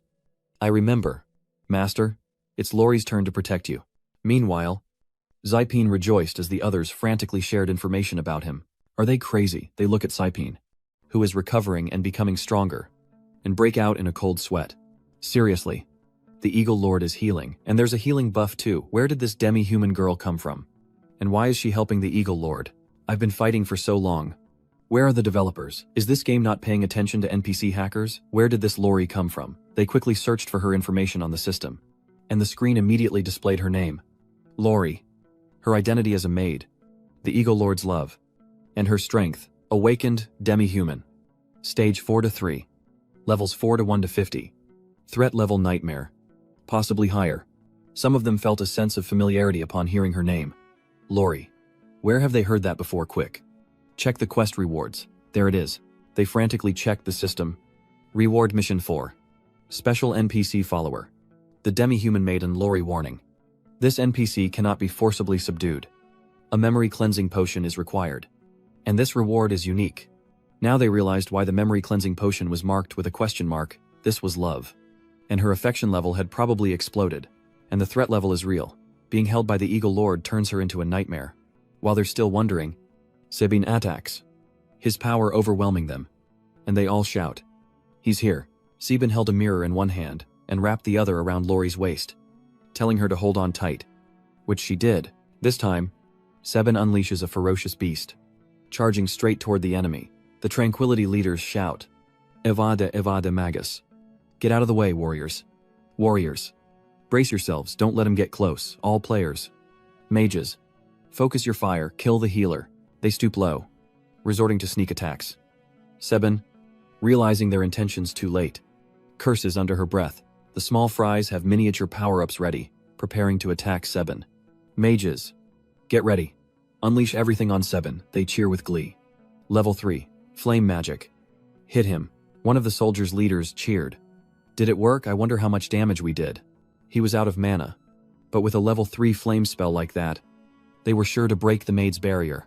They forgot that it wasn't a holiday. Because despite their ugly attacks, Sabine and Lori stood there without a scratch. This was a scenario they hadn't accounted for. How could this be? When 300 damage was already the highest they could achieve. But I see 400 damage immediately appear above the Hawk Lord's head. We can't kill this maid. I now see that true damage only works on the Hawk Lord. The maid has the Hawk Lord's massive shield protecting her, no matter how much we attack. It's pointless. Another, more composed commander reevaluates the situation. Focusing on the Eagle Lord is pointless. That maid has insane healing abilities, and taking them both on at once is simply impossible for us right now. They were all flustered, asking what they should do, but their leader calmly said, "Wait to die." These simple words silenced everyone under her command. Perhaps they've all accepted their fate, unable to kill the Eagle Lord. They can't break through the Lamdong Fortress, nor can they save the Nuvoy Fortress. Players will automatically respawn at the crystal nearby. Once that giant shatters the crystal, players may die from the aftershock. Zybin grabbed Lori and jumped onto Sarakan's shoulder, assigning directions, and using illusion magic to attack our maid. Today, no one escapes. Sarakan holds the last crystal. We'll intercept them. The rabble below realizes this and spreads the word. They want to block our respawn point. Quick. Scatter. That fire will incinerate you. Flee to the battlefield. As far as you can, it's better than being killed as a low level. Their teamwork is impeccable. Wherever Zybin and Sarakan went, they conquered. Those who sought his demise were now scattered like plucked chickens. With Lori by his side, Zybin was unstoppable, his wounds healing instantly. The girl cheers him on. "You can do it." Master on the castle walls. Two masked figures appear. The nun-clad figure sneers down at Zybin and Lori. How disappointing. So many, and yet they still lose. Senza still needs us to act. The boy behind her reminded her that they knew all about his trump card, except for the demi-human maid, with her powerful healing and defense abilities, which the church's intel failed to mention, making Senza a bit tricky. She smirked, hearing that even the assassin he acknowledged found it difficult. Wasn't his title supposed to mean he could silently approach prey, bypass defenses, and kill them instantly? Her eyes flashed crimson as she leaned on her companion's shoulder, whispering, "Remember, the Pope must die. We're here to ensure his demise, so this mission cannot fail." He responded curtly, "Okay." Shibin's enemies were now countless, overwhelming him with sheer numbers. For everyone he killed, another appeared. As Shibin fought on, one of them lunged from behind, attempting a sneak attack. Lori spotted the attack and cried out a warning. "Master, watch out." But it was too late. She took the blow for him, a blade piercing her chest, blood flowing freely. Shibin is stunned, helplessly uttering her name. Lori. The masked figure is briefly surprised that Lori could withstand his attack. Shibli is overcome with worry. Lori forces a smile, reassuring him. "It's okay. Master, I released the Holy Spirit's blessing on myself, so I dared to block the sword for you." He scolds her for her reckless actions, saying that was too dangerous. The man in black lands, remarking that she's immune to instant death skills. An interesting demi-human lady. Shibin, who had been enduring a heart-wrenching scene, unleashed his anger, furious that this man dared to harm Lori. As the system finally displayed his information, Shizuka, Hakjiam's soul master, affiliated with the elite Knight Sanctuary, level Neliakumentautex and Assassin, with skills including stealth, surprise attack, blood-spattered thorn creation, instant, movement creation, low presence, shooting, stance creation, blood-spattered Hakjiam equipment creation, and titles including Armor Master, Elite Knight, and Master of Colony 673. On the surface, the second son of the Lion family, but behind him, the prestigious Knight Sanctuary, the demi-human force 142, his hands stained with demi-human blood. Shizuka observes him, concluding, "The Knight Sanctuary. So you're with the clergy." Shibin drew his sword, his eyes gleaming with fury, and hissed, "I'll make you regret this, even in death." With that, his tiger-like strength overwhelmed Shizuka, who couldn't defend himself against such power. It was too strong. The Lionheart Lord was going black for a demi-human maid. He held his sword to block, but couldn't withstand the incredible force, and reassessed the situation. "If I face him head-on, I'll likely lose. I need to find an opening to get behind him." He began to circle around, but Shibin quickly caught on to his plan. "You want to run? Not a chance." Shizuka, caught between a rock and a hard place, calls out to the nun for help, lest he be left to die. As Shibin's attack pierces his chest, caught off guard, Shibin looked down to see blood gushing from his chest. An agonizing pain as the small blade twisted deeper. He coughed up blood, and Lori rushed to his side in a panic. "Master." Shibin is tense. He never imagined such a small spatial blade could bring him to this state. In an instant, the flesh on his back was shattered by the spatial blade. He didn't expect the Holy See to have such talent, He collapses to the ground, and Lori rushes to heal his wound, promising to have him well in moments. But then, the nun reveals her true form, laughing triumphantly, declaring that she absolutely cannot allow them to live for even half a minute longer. Turns to mock Sisoka, finding amusement in the sorry state of the sword saint. Sisoka, embarrassed, urges her to finish the job and stop wasting time. It's over. Lord Hung-ong, Lori and Seben embrace. Is this how it ends? The players, caught up in the battle, finally notice something's amiss. Hey, isn't this getting a little too weird? They stop to watch the two about to kill Seben, two people who suddenly barged in, apparently from the Holy See. What kind of devilry is this? In the middle of our siege, a new storyline suddenly unfolds, and others are interfering. They wonder if this counts as a story kill, and how the rewards will be calculated if the Lord dies like this. Shizuoka, sword in hand, lunges at Sabin, screaming. Lori, terrified, clings to Seben, crying. Master, Master. Seben shields Lori with one arm, telling her to keep her head down. Shizuoka suddenly freezes, countless sword wounds appearing on his body, and before he can react, he can only utter, "Huh," before being torn to shreds. The nun beside her gasped in horror, readying her sword. As Sabine spotted a familiar figure in the distance, it was her. Roy, with vacant eyes, advanced towards them, staring directly at the acolyte. And, oh, the acolyte, now fearful, her face darkening, wondered how he could possess such terrifying speed. Before she could even react, he struck her down, pulls out her space blade, and Seben witnesses this again. This person is. The nun underestimates Roy's current combat ability, but the fox-tailed girl has no aura to protect her. If her space is torn open a little more, she will be immediately crushed. Unexpectedly, Roy's reactions and abilities are still so strong despite his weakened state.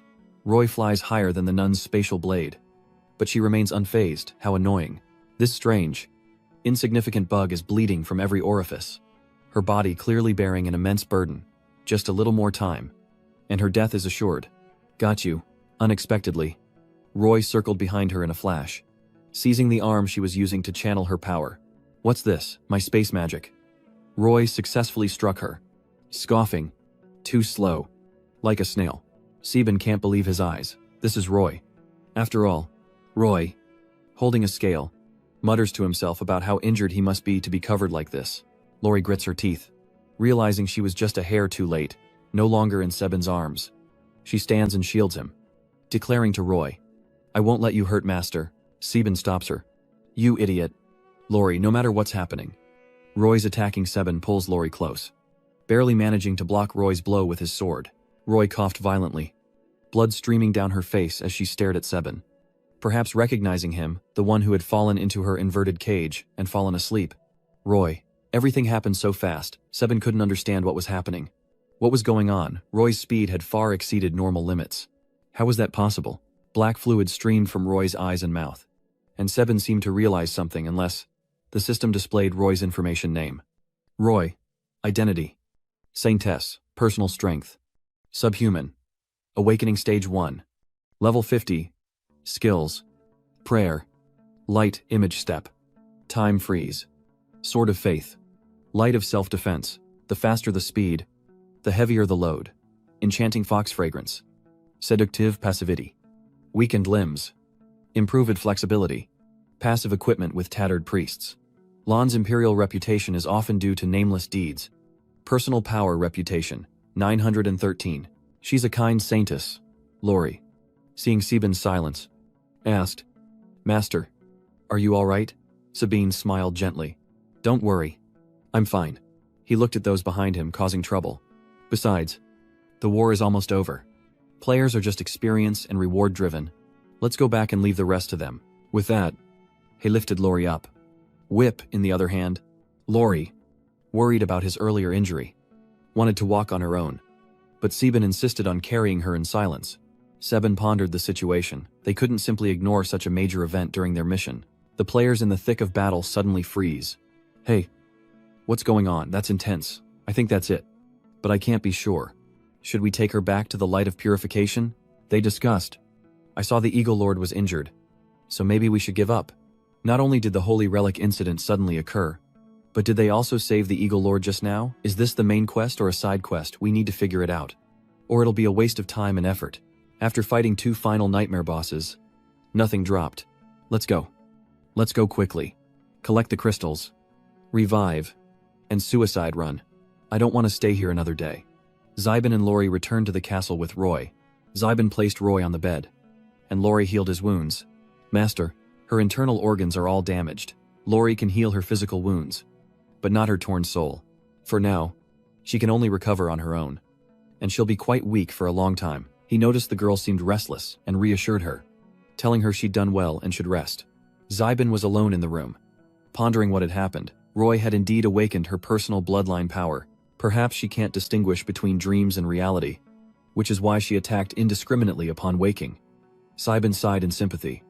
It's not easy being the heroine, bearing such a heavy responsibility, but her body can't handle the power that speed brings. So, if she were to unleash her full power like today, her body and soul would be torn apart every second. The players are still milling around the site of the fierce battle, wondering what happened to the male lead. How annoying. The last rays of light finally return.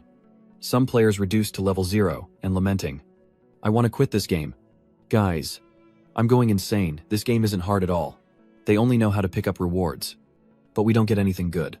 I think we might even lose our newbie village soon. The players blame Ye Hao, saying that even the main character, Ye Hao, is too weak, and they don't know where he's run off to this time. He's useless here. Anyway, just losing. Losing. Losing. Losing. Losing. A voice echoes. Ye Hao, you've failed again. He asked the fire spirit before him. May I ask you something? Seeing the fire spirit's silence, he knelt on one knee. Why didn't the Eagle Lord completely destroy us when he first came to us? Even though he could have.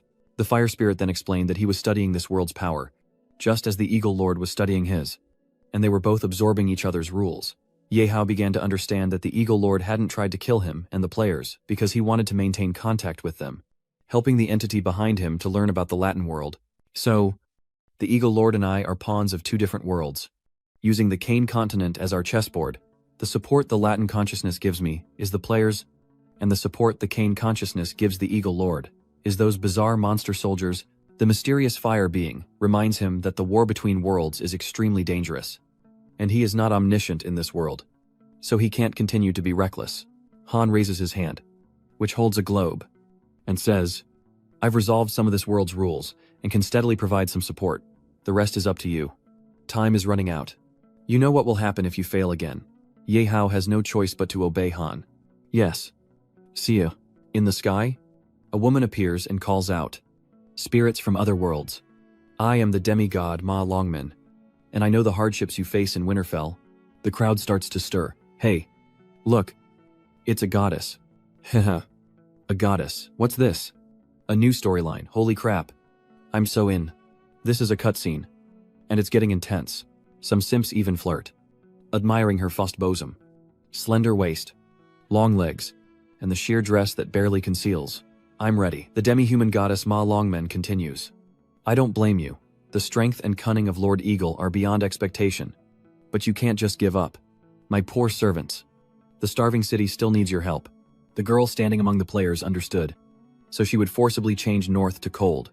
The demi-human encourages them, saying they still have a chance.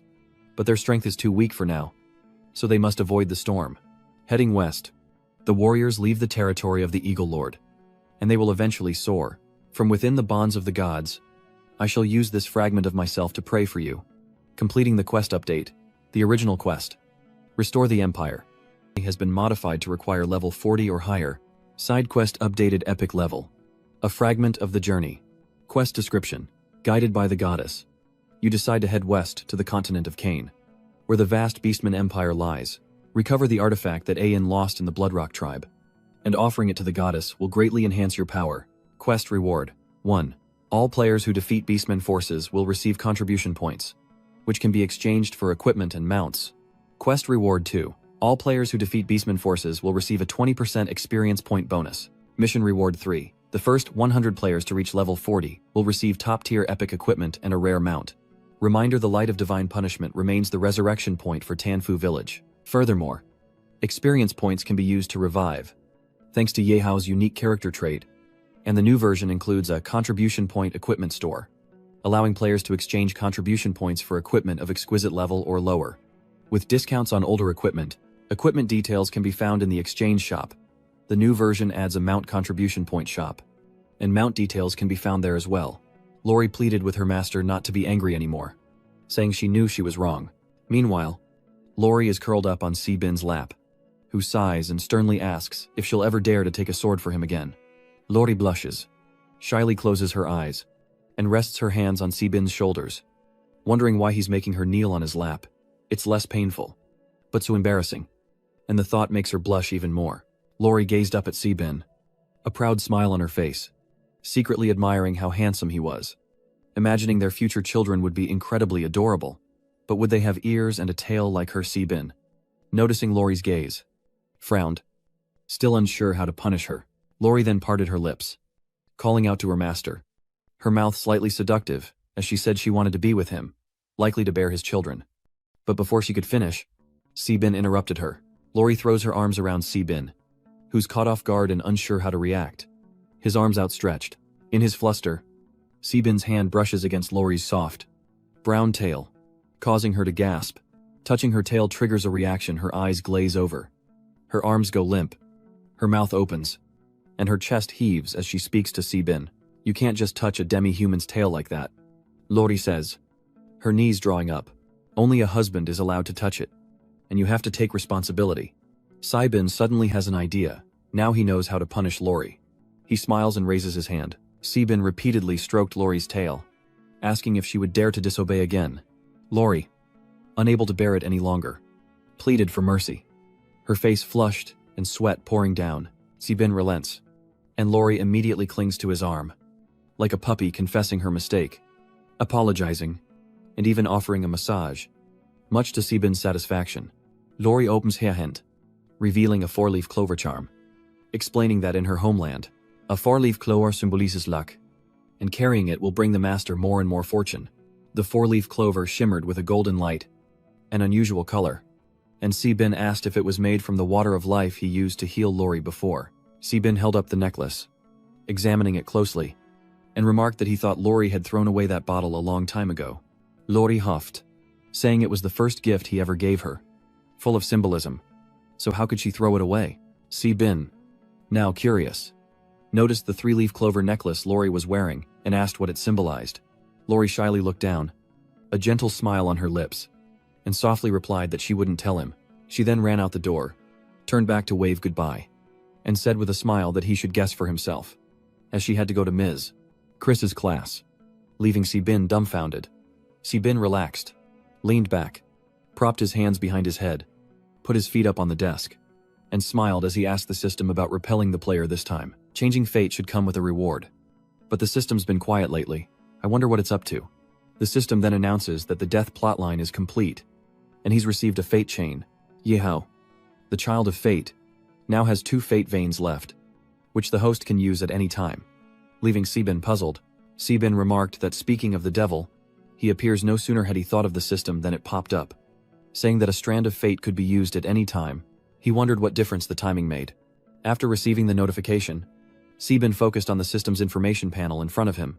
The system suggests using it in battle to make the child of destiny suffer, leaving Si-bin perplexed. "How much suffering are we talking about?" the system replies. "A lot," leaving Si-bin speechless. Tired of the exchange, he ran his fingers through his hair, deciding not to waste words on the stupid system lest it drag down his IQ, and requested his reward.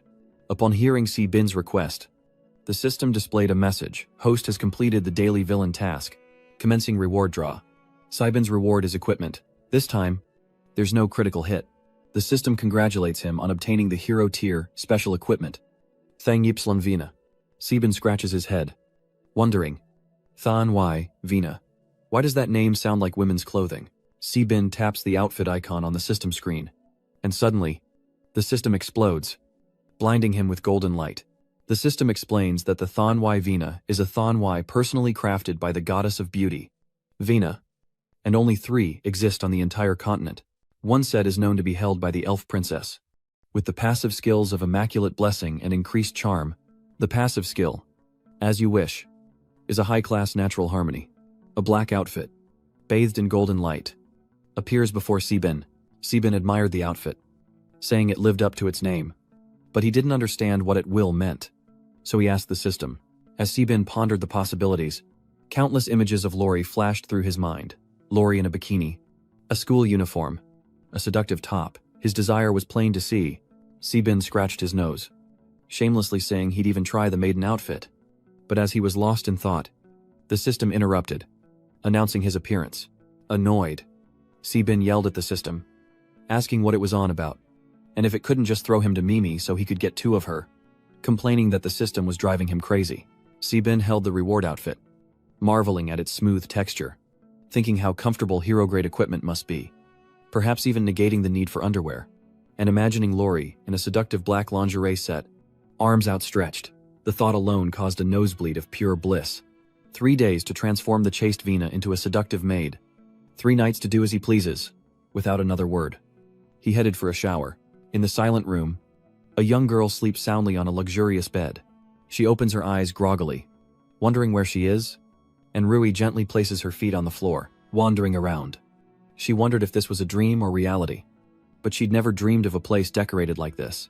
Rui steps inside to find Jibin fresh from his bath, a towel wrapped around his waist, hair still wet. He sees a girl with white hair, small hands, and a matching tail, wearing a revealing dress. Both are shocked. Rui, reeling, points at Jibin and shouts, "A naked man, why is my dream so perverted? And why is it the Crimson Lord?" Immediately retracting her words, Rui turns away, covering her face in embarrassment, thinking that even so, she can't deny he has a great body. Standing before the flustered Rui, Jibin, holding the towel wrapped around his waist, smiles and asks if she's awake. Rui immediately raises her hand, closes her eyes tightly, and shouts, "I'm a maiden, so I'm not afraid of nightmares like you, pervert." Leaving Zibin stunned, Rui throws herself at Zibin, embracing him tightly, causing him to stumble backward. She bites him with all her might, making him scream in pain, begging her to stop, and asking if she's the year of the dog.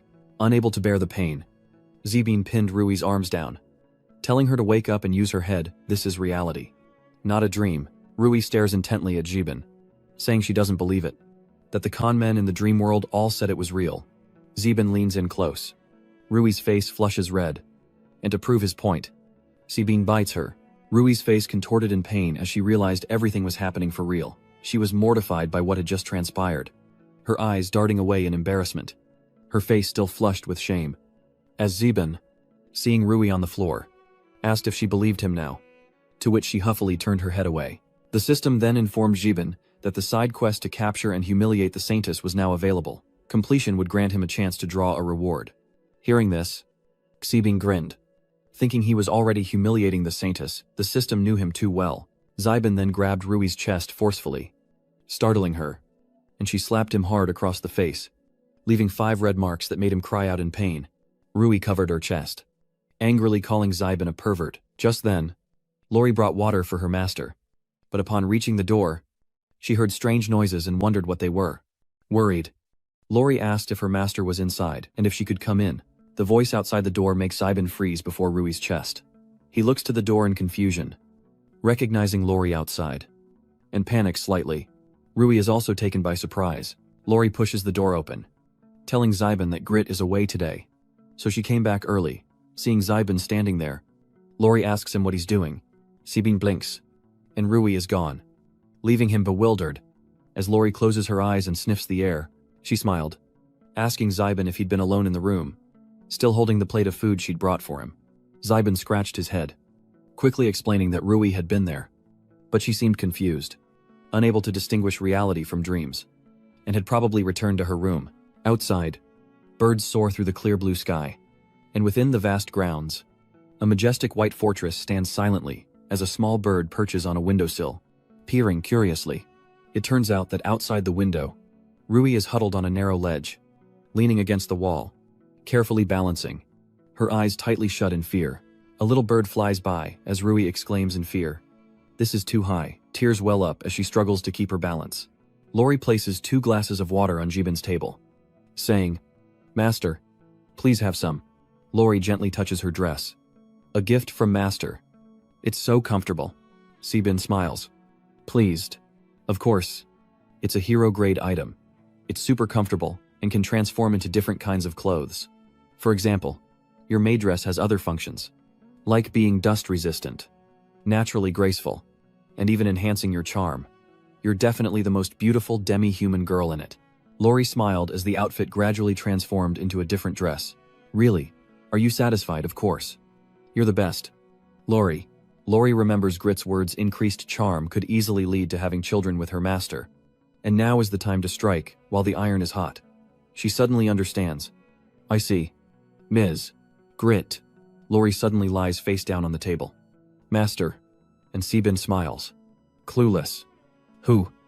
What's wrong? From Sibin's perspective, he could see the girl's bare back and alluring curves. And Lori shyly asked him, does this backless sweater look good on me? Without hesitation. Sibin replied, absolutely stunning. Lori's growing up. Master, Lori listens to you and drinks her milk every day. Sibin chuckled, covering his mouth with one hand and patting her head with the other, saying, is that so? Lori is so good? Lori hesitated. Yes. So, one day, Lori will surely become as massive as Grit. So Master must wait for her. He gently pinched Lori's cheek. Thinking that Lori is already beautiful enough, Lori then brought up the main issue. So, a baby. Mentioning this made Sibin feel like a boulder was weighing on his head. He replied, we still have to wait. Wait until after your birthday. Next time.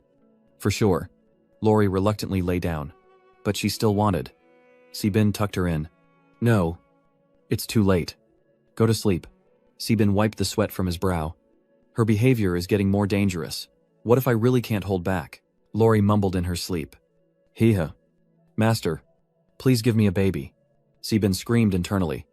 Not yet, I can't sleep like this. I need some fresh air. There's so much to consider. And the changes the Blood Oath elixir is making to my body are just beginning. The skill's duration was too long, while Sibin's was too short before they could even get started. Cindy's skill had refreshed. He'd barely stepped outside when he saw Roy standing still for too long. Almost frozen into a block of ice, Sibin cries out in alarm. Roy, what are you doing? You haven't been standing here all night. Have you? Roy sobs. It's so cold. She climbed onto the wall, offering Sibin a hand. I have no choice, there's no path here. But there is a way out. You just wouldn't leave. Sibin scolded her. What are you doing out of bed so late? Sibin berates himself for forgetting she was there, noticing how cold she is, and embraces her. He tells Roy that she needs to rest and recover, and to go back to her room to wash up and sleep, and that they can talk tomorrow. Roy, in his arms, blushes. Feeling warm, the guard outside burst in, reporting, Lord, a secret message from the capital. He froze at the sight of Sibin embracing Roy, stuttering out the last word. Report. Sibin angrily throws him out, and for barging in unannounced. The guard is forced to kneel with a greatsword, tears streaming down his face. Sibin snapped, startling him. Too loud, be quiet, he wrung his hands, lamenting. Why didn't I think twice about bringing this guy back with me? Roy wondered why he'd been brought here, missing his chance to ask. Lori raised an eyebrow at the person next to her, wondering why she was there, since she wasn't one of them. Sibin asked seriously. Back to the point. Allons-y. Why are you here? Looking so disheveled, Alunshi solemnly replies that the king is dying, and the Pope is plotting a rebellion. The royal palace is surrounded by the Holy See's army, and the Duke is imprisoned in the capital. Sibin asks in a panic. What? Alunshi elaborated, explaining that within a week, they had somehow managed to assassinate many key knights within the royal army. Now, the king's military system was in a state of near paralysis, and furthermore, Sir Sibin's elder brother, Hitler, had allied with the clergy, and, with the Pope's help, had completely seized the Duke's assets. Upon hearing this, Sibin froze, as the other party continued, saying that they even wanted to attack Xiong Wanglin and kill him. Lori, standing behind Sibin, was furious that they dared to harm their master, but Sibin remained calm, telling her not to worry. Though he still felt uneasy about the strangeness of it all, he wondered if his brother had lost his mind, attacking the desolate Hung Wong territory.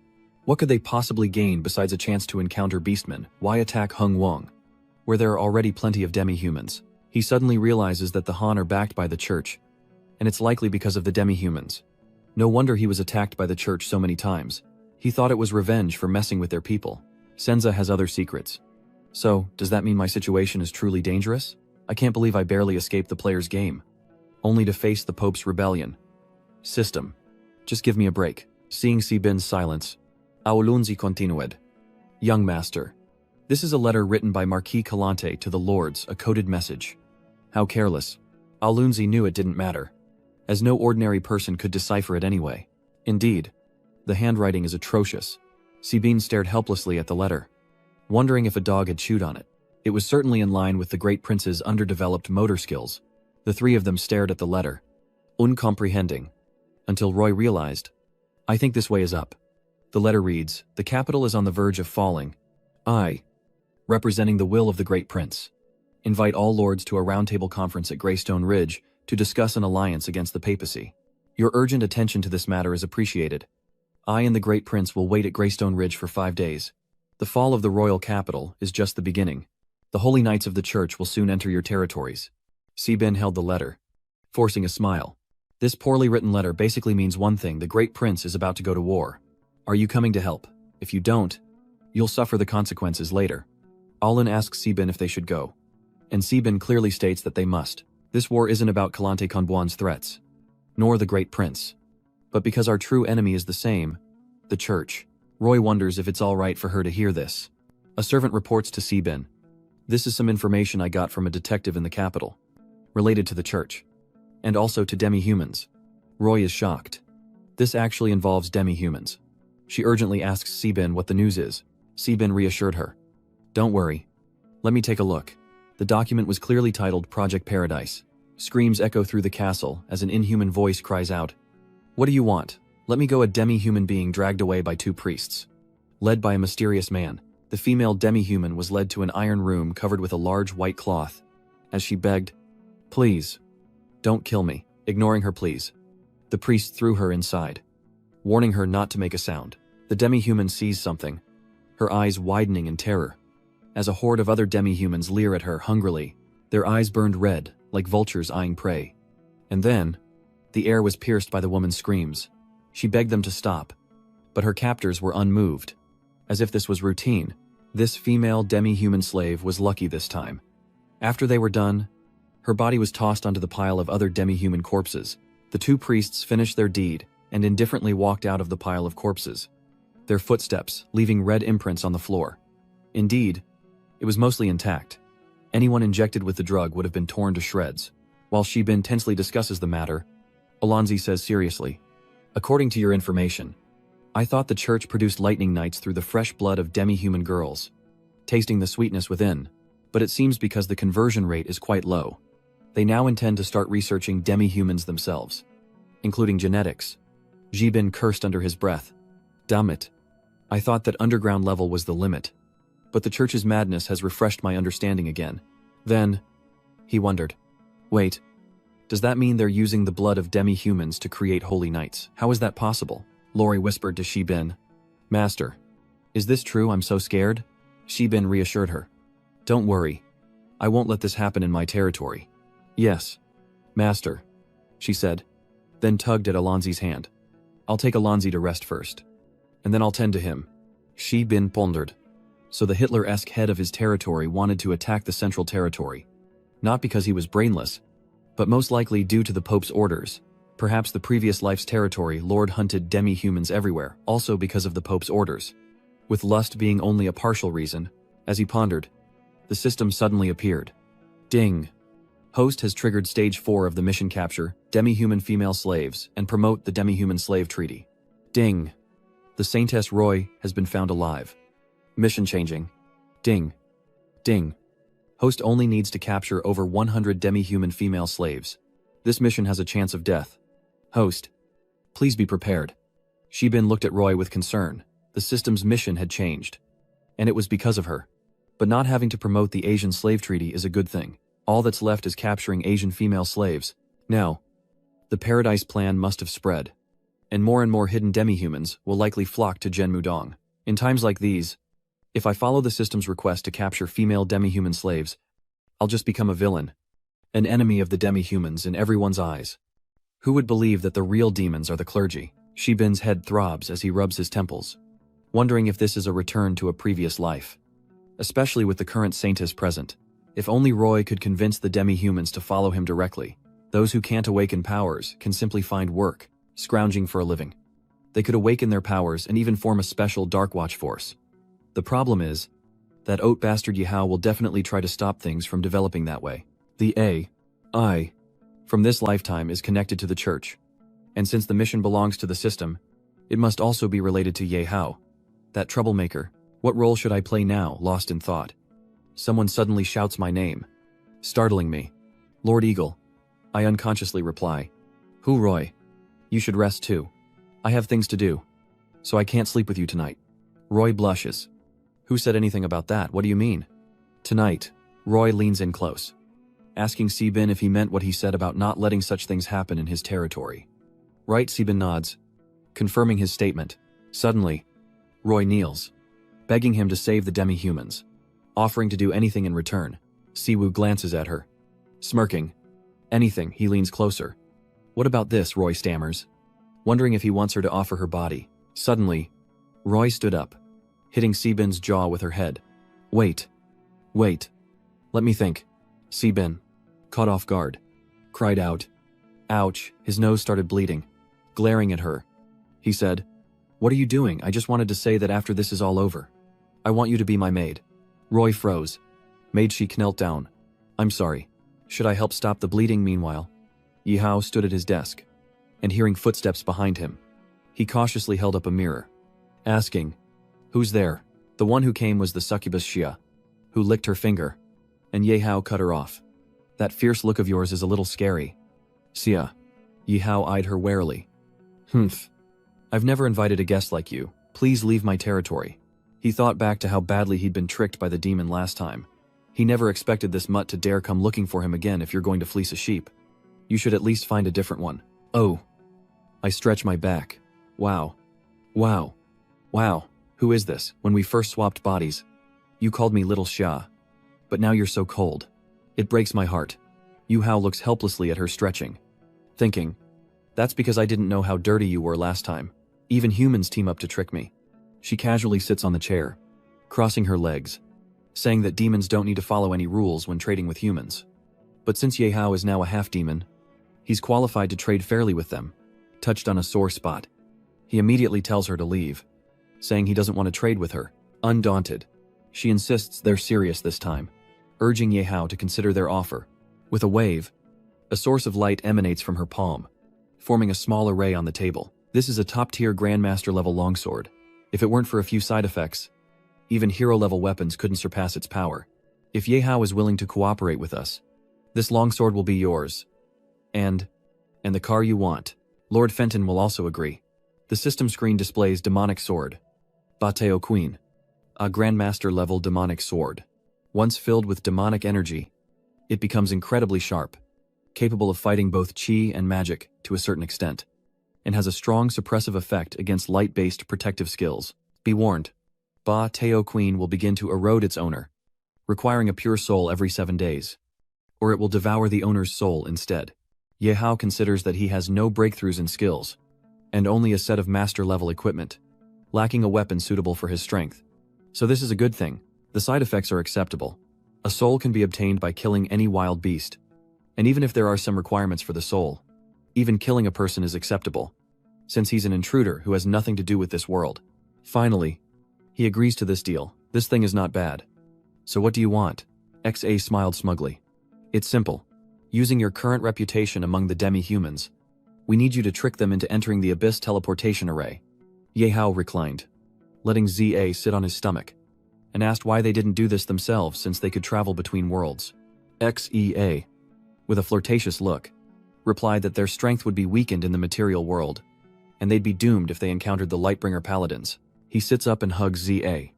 But what's the point of capturing and binding the demi-humans? ZA leans close to Diephao's ear, saying that Fenton discovered an ancient and powerful divinity within the demi-humans, far superior to the low-level divinity of the wild god. Though the amount varies between individuals, he wonders about this divinity. That's right, the last demi-human, Roy, had a very strong divinity. Lord Fenton wanted to devour that perfect divinity to enhance his own power, but he failed. So now, Lord Fenton can only capture more demi-humans and take the divinity from their bodies as a substitute. Yi Hao smirks. So that's it, I agree to this partnership. But the terms aren't enough. Add more. The CIA agent breathes hotly on Ye Hao's face, asking what else he wants and offering her services. Ye Hao abruptly pushes her away. Surprised, she thought he was still so easily seduced. Save your services for your master Fenton. You wench. My condition is this. Give me a troop of demon sentinels. I need more power to attack the Beastman tribe. Flyers littered the streets, advertising the demi-human park. A place of endless fun for demi-humans. The demi-human read the flyer. Glancing left and right, the demi-human asks a passerby. Hello everyone. I'm Xiao Shui. Sir. Do you know where the demi-human park is? The demi-human park, he frowned, wondering where that was. Never having heard of it, the Ajin cheerfully introduced it. Oh. Haven't you received the flyer? It's for powerful awakened ones.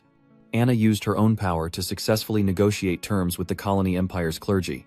They agreed to give her control of the entire eastern burial mounds as a homeland for demi-humans, where they could live freely without worrying about food or clothing, and enjoy delicacies every day. The more she spoke, the more enticing it sounded. Most importantly, Lady Anna had discovered the correct method for awakening the powers of the demi-humans.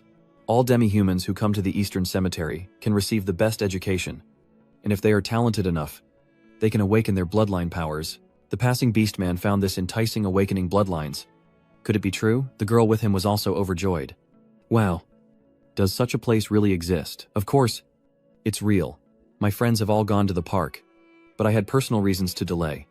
The Beastman hesitated, wondering if he'd make it in time for Anna's awakening test, and if his sister Bak Na would have a better chance at education and awakening, but such a good thing.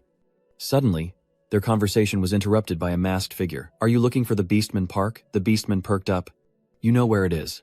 The masked man enthusiastically offers to guide them, saying the awakening ceremony is nearby, and he's returning from buying materials for it, so he can take them along. The girl excitedly tells her brother they should go. The Beastman brother was still hesitant. But then, the passerby shouted, It's the Saintess. The Saintess is back. Everyone turned around.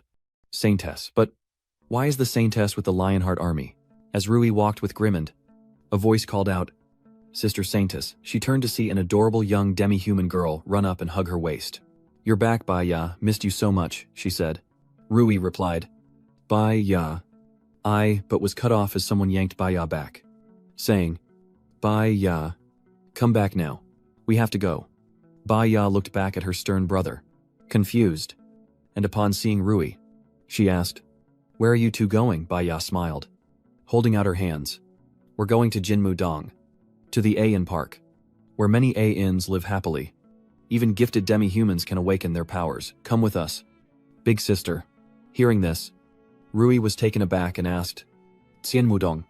A park, she bit her lip, thinking coldly. As expected, she recalled her conversation with Siban. She wanted to save the demi-humans. Roy kneels down, sincerely saying that she'll do anything to save them. Seeing her like this, Sabin is taken aback, then smiles slyly, drawing closer and lifting her chin. You knew what I was going to ask, didn't you? Were you looking forward to it? What if the price to pay was harming the Ajin? Rui was shocked and questioned. Harm Siban then said seriously, If you want to save the Beastkin, do as I say, whether you agree or not. With newfound resolve, Rui tells Grimond, Arrest them all. The Beastkin are shocked, crying out, What? Grimond signals the soldiers to move in, and the chaos begins. The Asians are bound, dragged, and plead, Your Highness, why save us? We don't want to be taken by the Eagle Lord. Rui cried out in a panic. Holy Maiden. No, her face flushed. She closed her eyes, clasped her hands, and thought, I'm sorry. Everyone. You must endure this. Only then can I ensure your escape from a terrible fate. Siban, riding in a sky carriage, chuckled. Entrusting the divine light to Rui should be fine, especially with Grimond's help. Rui, seated beside him, asked, Master, why didn't you bring Grimond along to meet the first prince in the Greystone territory? Seban replied that they had other matters to attend to, and that with the nobles gathering here at the first prince's request for aid, there would be no danger. A moment later, the carriage arrived at a bustling, prosperous city, where people were enthusiastically bartering in the streets. Need a guide? Anyone, for just 5 copper coins. Let me show you the sights of Hoi Thachlin. Come see. Come see. Fresh potions just brewed, reasonable prices, and a free longevity potion. courtesy of Grand Master, Karis of Hoi Thak, used by mages and knights alike. Only one left. Sebin happily strolled through the city with Lori, who curiously gazed at everything around her. Master. The nights in Hoi Thach City are so lively, Sebin thought to himself with a sigh, as expected of a place where even birds don't bother to land. Look at this place. While mages aren't exactly plentiful, their density is definitely on par with knights in Piggy's City. Suddenly, Lori, face flushed, pointed and said, Master. That's... Sebin looked in the direction she was pointing. It's a nobleman, holding a leash attached to a demi-human crawling on the ground in a very revealing pink nightgown. Seeing this, Sebin thinks, holy moly. No wonder they call it a big city. They really go wild. He notices Lori's strange reaction and looks over at her. Lori, why are you looking over there with such admiration, he thought. But didn't Ari ask, lest she want to imitate it. And also, that is, as he looked over, the nobleman also looked at him, smiling as he said, look who it is. Long time no see. Baron Sebin, the second son of the Gold Lion family. Sebin smiled back. Greetings, Your Highness. The first prince. After the greeting, he thought to himself, first Prince Belphegor. That night, the moon was full and beautiful. And in the bedroom, Lori, wearing a very suggestive outfit, was on top of Sebin, whining. Master, Lori still wants a kiss.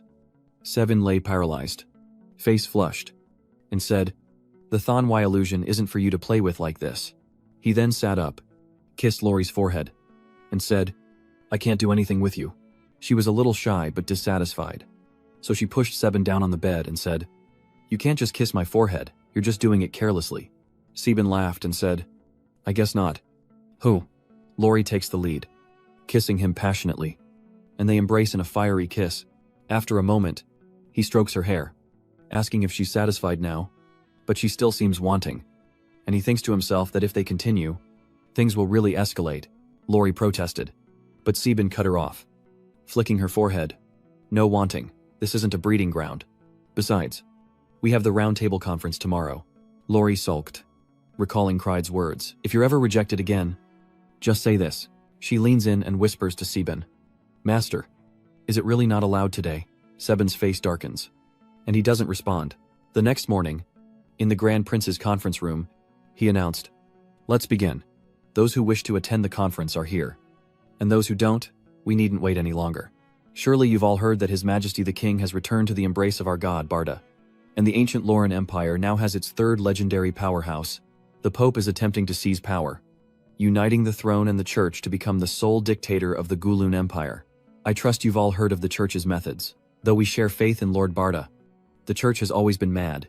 Upon hearing this, the crowd buzzed with chatter, exclaiming, how could this be? Shibin glanced over, thinking, what a perfect description. He pondered, without a legendary powerhouse, the empire loses its threatening power to surrounding nations. And now, the Pope is plotting to usurp power, significantly weakening the last vestiges of the colony's empire's strength. What is the best course of action? If the Holy Corinth Empire is invaded, we lords will be the first to suffer. Someone suggests we gather our money and run. A shout silences the murmurs, but Shibin remains unmoved. The pot-bellied man with the big nose said, look at yourselves. Do you even resemble the glorious nobles of the empire, a bunch of good-for-nothings? The Grand Prince chuckled, interjecting, all right, Calante. We should also share the good news with everyone. Upon hearing this, the big-nosed, pot-bellied man declared that the Pope was well prepared, but taking the capital would still take time. And with so many lords united, they weren't without a chance of victory. So, this group of endlessly respawning others has allied with the Grand Prince, and they'll help us crush the church's largest forces. Jibin is shocked, and the others murmur infinite respawns. That's even more terrifying than the undead. The Grand Prince then spoke, inviting the mutants in. As a servant replied, yes. While Shibin wondered to himself, mutants who can revive endlessly, doesn't that sound like players? The conference room doors open, and a group of 5 enters, led by a man in trendy frog-green attire who greets them. Good day, Your Highness. Good day, esteemed lords. And then, glancing at Shibin, he whispered, good day, Eagle Lord. We meet again. Seeing this, Shibin smiled silently, thinking, How did these damned players contact the royal capital so silently? Weren't they supposed to be back at Zhenshen? Guangxi stared intently at the pondering players, wondering what they were up to after their failed attack on Lamdong. So, these player representatives learned their lesson the hard way, abandoning the main quest of killing the Lord and saving the city, and are now looking for a new way out for the players. As mentioned before, the main force of the church consists of nobles and royal legions who defected to the Pope. Their numbers are vast. But now that there are anomalies capable of resurrection, they can help us solve this difficult problem. Today, we've gathered to address a significant threat from the church, the Holy Knights. One person raises their hand, saying, "Hold on, Calante. I thought there were fewer than 100 Holy Knights, even if they were all great knights. Any lord from the Central Territory could easily suppress them. Why would we need so much of our army?" The 100 Holy Knights were a thing of the past. Now, the church has nearly one. Ling, including at least 30 Celestial Knights. That's more than triple the number of Sky Knights in the Royal Army. Calante asked. Frog. Ooh. Mr. Scheming Frog. Can your DN hand get to Greystone City within half a month? He then thought to himself. What kind of name is that? The Scheming Frog player listened intently, then replied with a smile. We immortals have limited transportation, but we'll gather as quickly as possible and head to Greystone City. Hearing this, Kalunchi said, In that case, Greystone City will have our mages help you build a temporary teleportation gate. You can come directly via the magic circle. But be quick. The teleportation circle consumes a great deal of energy, meaning Greyrock can't sustain it for long. Frogmind replies, In that case, we are truly grateful for your kindness. Your Highness. The prince had been listening with a smile. Seeing this, Sebin thought to himself, hiding a smug look. If it weren't for these special times, he wouldn't tolerate these uncontrollable players at all. After some planning, the meeting concluded, and as Sebin walked out the door, he thought, finally, it's over. As he stepped out, he saw the players and wondered what those reckless fools were up to. Zing Sebin. The scheming frog greeted him. Long time no see. Lord Eagle. Sebin replied with a smile. It hasn't been that long. Just a bit unexpected. Why are you all here? Lying in wait like this? You're not trying to drag me into the woods for a game, are you? Hearing this, the scheming frog's face darkened as he interrupted the chatter, saying, Let's get down to business. I heard you're on a losing streak capturing demi-humans. I want to know why you're doing this. Sebin chuckled. If I said it was to protect the demi-humans, would you believe me? I'm telling you. The Cardinal is capturing demi-humans for experiments. Would you believe that? The players erupted in disbelief. Protect the demi-humans. What a joke. Seeing this, Sebin pushed past them, sending them sprawling. You asked the question. Then you don't believe the answer. So, good dogs. Get out of my way. One of them, knocked over, angrily said, What the heck? He pushed me. There's no way this guy is telling the truth. Meanwhile, Froggy just rubbed his head, lost in thought. When Sebin returned to his room, Lori, dressed as a maid, excitedly greeted him. Master, you're back. Then she snuggled into his arms. Lori says she missed her master so much, she almost died, making Sebin cough awkwardly. When a maid interrupts their reunion, apologizing for the intrusion, and mentioning that Bathuk and the prince visit every 10 days, prompting Sebin's curiosity. Just as the meeting ends and Lori reunites with her master, someone interrupts, causing her to adorably puff up her cheeks and cling to Sebin. The nervous servant apologizes profusely. But it seems it's not all bad news. The prince has met with 4 great figures, and Sebin is the 5th. Moreover, his maid can accompany him, which instantly changes Lori's attitude. Sebin thought to himself, he just feels like he's about to become king and wants to court some potential nobles. So confident. Before the war has even begun, he's already considering things after his coronation. Lori, hearing she was allowed to come, hugged Sebin tightly and asked sweetly, Can I? Master, he smiled and replied, Of course. No wonder he's called the Empire's Star. The Eagle Warrior was accepted as a disciple by Lord Sadi, and at 20, he already possesses the power of a Sky Knight.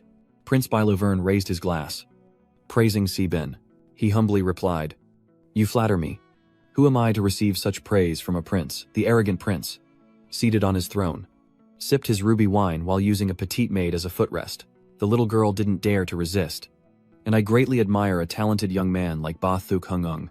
Perhaps it was the guidance of the Lord Bakda that allowed us to meet in the inner city. Sebin sat upright in his chair, observing this royal banquet. And I was a little curious. So, this is the prince's style of hospitality. Or does Laurie's presence make him think I'd like this? Either way, it's unsettling. Well, as a prince of the Colonial Empire, I must respond accordingly, he said. He stepped on the beautiful fairy's neck, and the girl cried silently, enduring the pain with tears in her eyes. The prince frowned at her whimpers. Pulling the chain tighter, this was the elf girl that General Calante had captured near the emerald. Though not of a rare species, he dropped the veiled hints. Recalling the scene, it single-handedly infiltrated the rescue point, assassinating over 80 soldiers and 2 great Earth Knights. Luckily, it foolishly stumbled into a trap while leaving, allowing us to capture it. A truly disastrous escape, yet no soldier could stand against her. She remained pristine, her magic sealed. After her capture, I only had her tortured and beaten for a month. The prince favors strong collars. And if you like, this top-quality elf slave will be yours. As a token of my esteem, Zybin felt truly insulted, realizing he was being seen as an equal by this man, and skillfully declined the prince's offer. No. How could I possibly steal the prince's toy? Laurie, sitting beside him, fidgeted nervously. The prince seems to have other intentions. Saying, "Don't be so polite," he happily suggests, "If you really care." That's right, then he points at Laurie, adding, "Then let's trade yours for mine." Laurie is speechless, not daring to resist. "I'm very interested in your maid. If you're willing to give her to me, I can grant you any request land.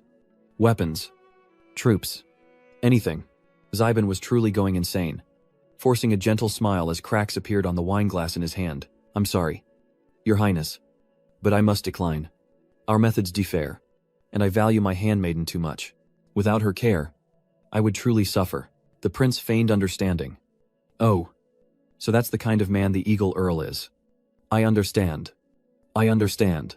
He released the elf, letting her catch her breath. But that wasn't important. He could still give the elf slave to him, he said magnanimously. Bin firmly refuses, thanking His Highness for the offer. But the Eagle territory is a borderland, where war can break out at any time, requiring constant vigilance. He can't afford to be too indulgent. His meaning is clear: give it to someone else. Don't push it on me. Suddenly, Laurie, sitting next to him, looks down. Ausländer. Pale hand desperately reaches for her leg. As the prince, his brow furrowed, resigns himself to sending her to the Emerald Military Hospital. The pink-haired elf mouthed desperately for Laurie to understand. "Help. Please save me." Laurie suddenly burst into uncontrollable tears, falling into a nightmare of the World Tree. A scene of rampant slaughter elves, soldiers, civilians, indistinguishable from one another. Laurie's emotions plummet into despair. A vicious cycle. Then Zybin notices her distress and gently coaxes her awake from the nightmare.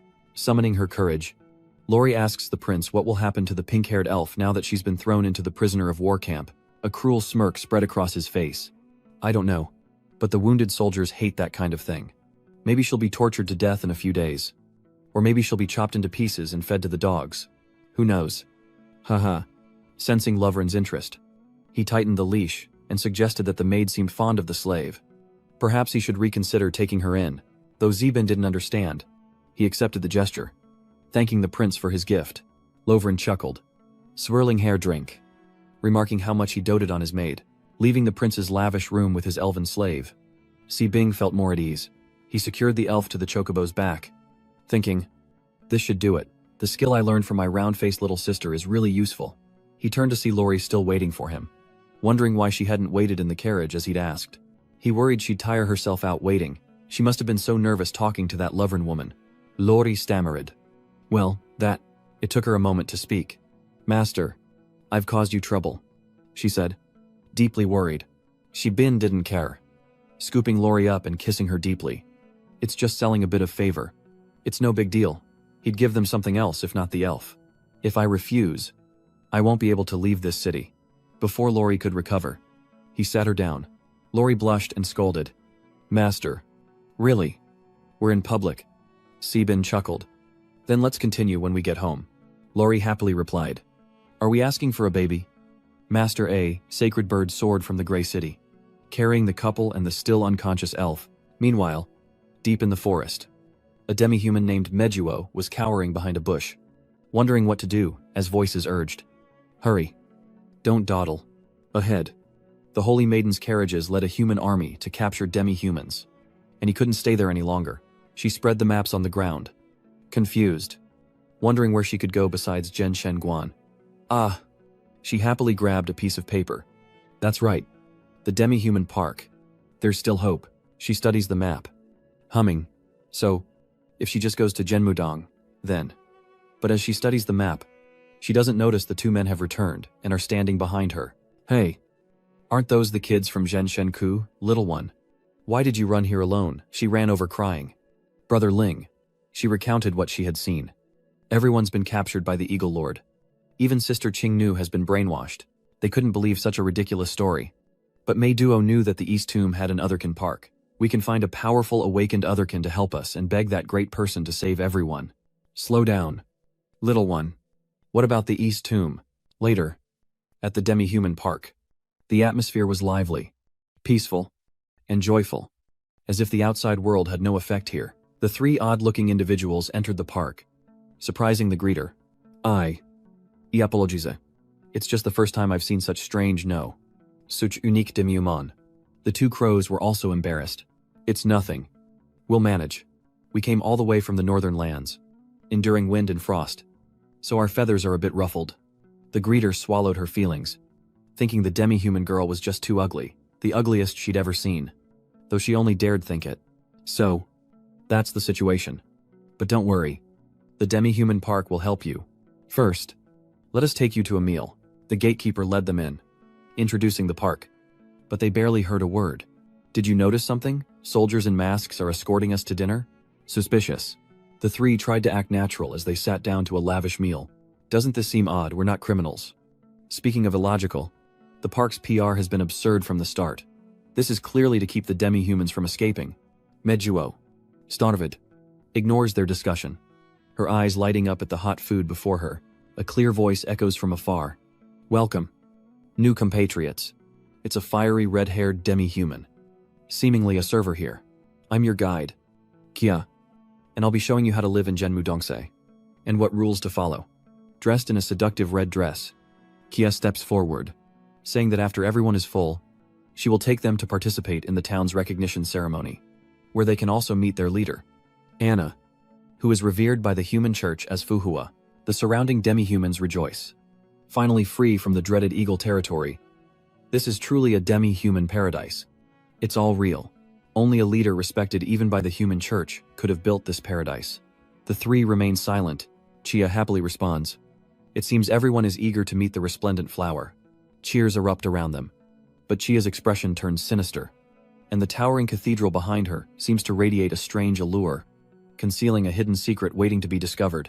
Inside a city filled with crimson mist, Anna Jiang welcomes everyone to the Zhenmu tomb, declaring it will be their new home.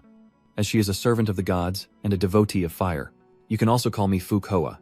But to live in this park, you must offer a portion of your power, your blood, your body, your soul. All will bring joy to our Lord. Are you willing to offer everything to him? Dressed in a revealing red dress, her seductive gaze and alluring lips captivated the crowd. The demi-humans below responded enthusiastically, vowing allegiance for the glory and future of their kind. But there are exceptions. Jia Qin, holding a little girl, and Hap too, pinching his nose, whisper to each other, making sure Mei Duo doesn't breathe this air. The system keeps warning of anomalies. Looking around, it's clear this isn't some kind of demi-human park at all. They have to get Mei Duo out of here quickly. Anna strikes a seductive pose, announcing the start of the awakening ritual, as demonic figures with glowing red eyes and sharp teeth appear behind her. Jia Qin and Hap too are horrified, realizing they're dealing with monsters. The beasts are unleashed, their roars echoing as they fixate on the beastmen. Anna cries out, "Rejoice, my brethren." Seeing the crowd's fearless cheers, Jia Qin and Hap too whisper to each other. They're insane. Run. But the demonic beasts are too fast and ferocious. Closing in, grabbing them, Jia Qin curses. What the hell? These demi-humans are breathing that gas and going crazy. The masked man cries. Let go. I have someone I love, disguise broken. On the platform, Anna noticed the strange carvings and looked over. Surprised. Humans. Sacrifices. Go get those two sacrifices. Don't let them escape. The two were back to back, defending against the surrounding monsters. Far away, Sebin was sitting with Lori when a system message arrived. He opened it in surprise. Daily Villain Update. Villain Task 1. Kill Fu, He. Villain Task 2. Destroy the Human Park. Villain Task 3. Inflict psychological trauma on at least 100 players. Sebin was dumbfounded, thinking, they want me to go destroy the Eastern Cemetery now, but this could be an opportunity. Since the necromancers have likely been called to the capital, the Eastern Cemetery should be at its weakest right now.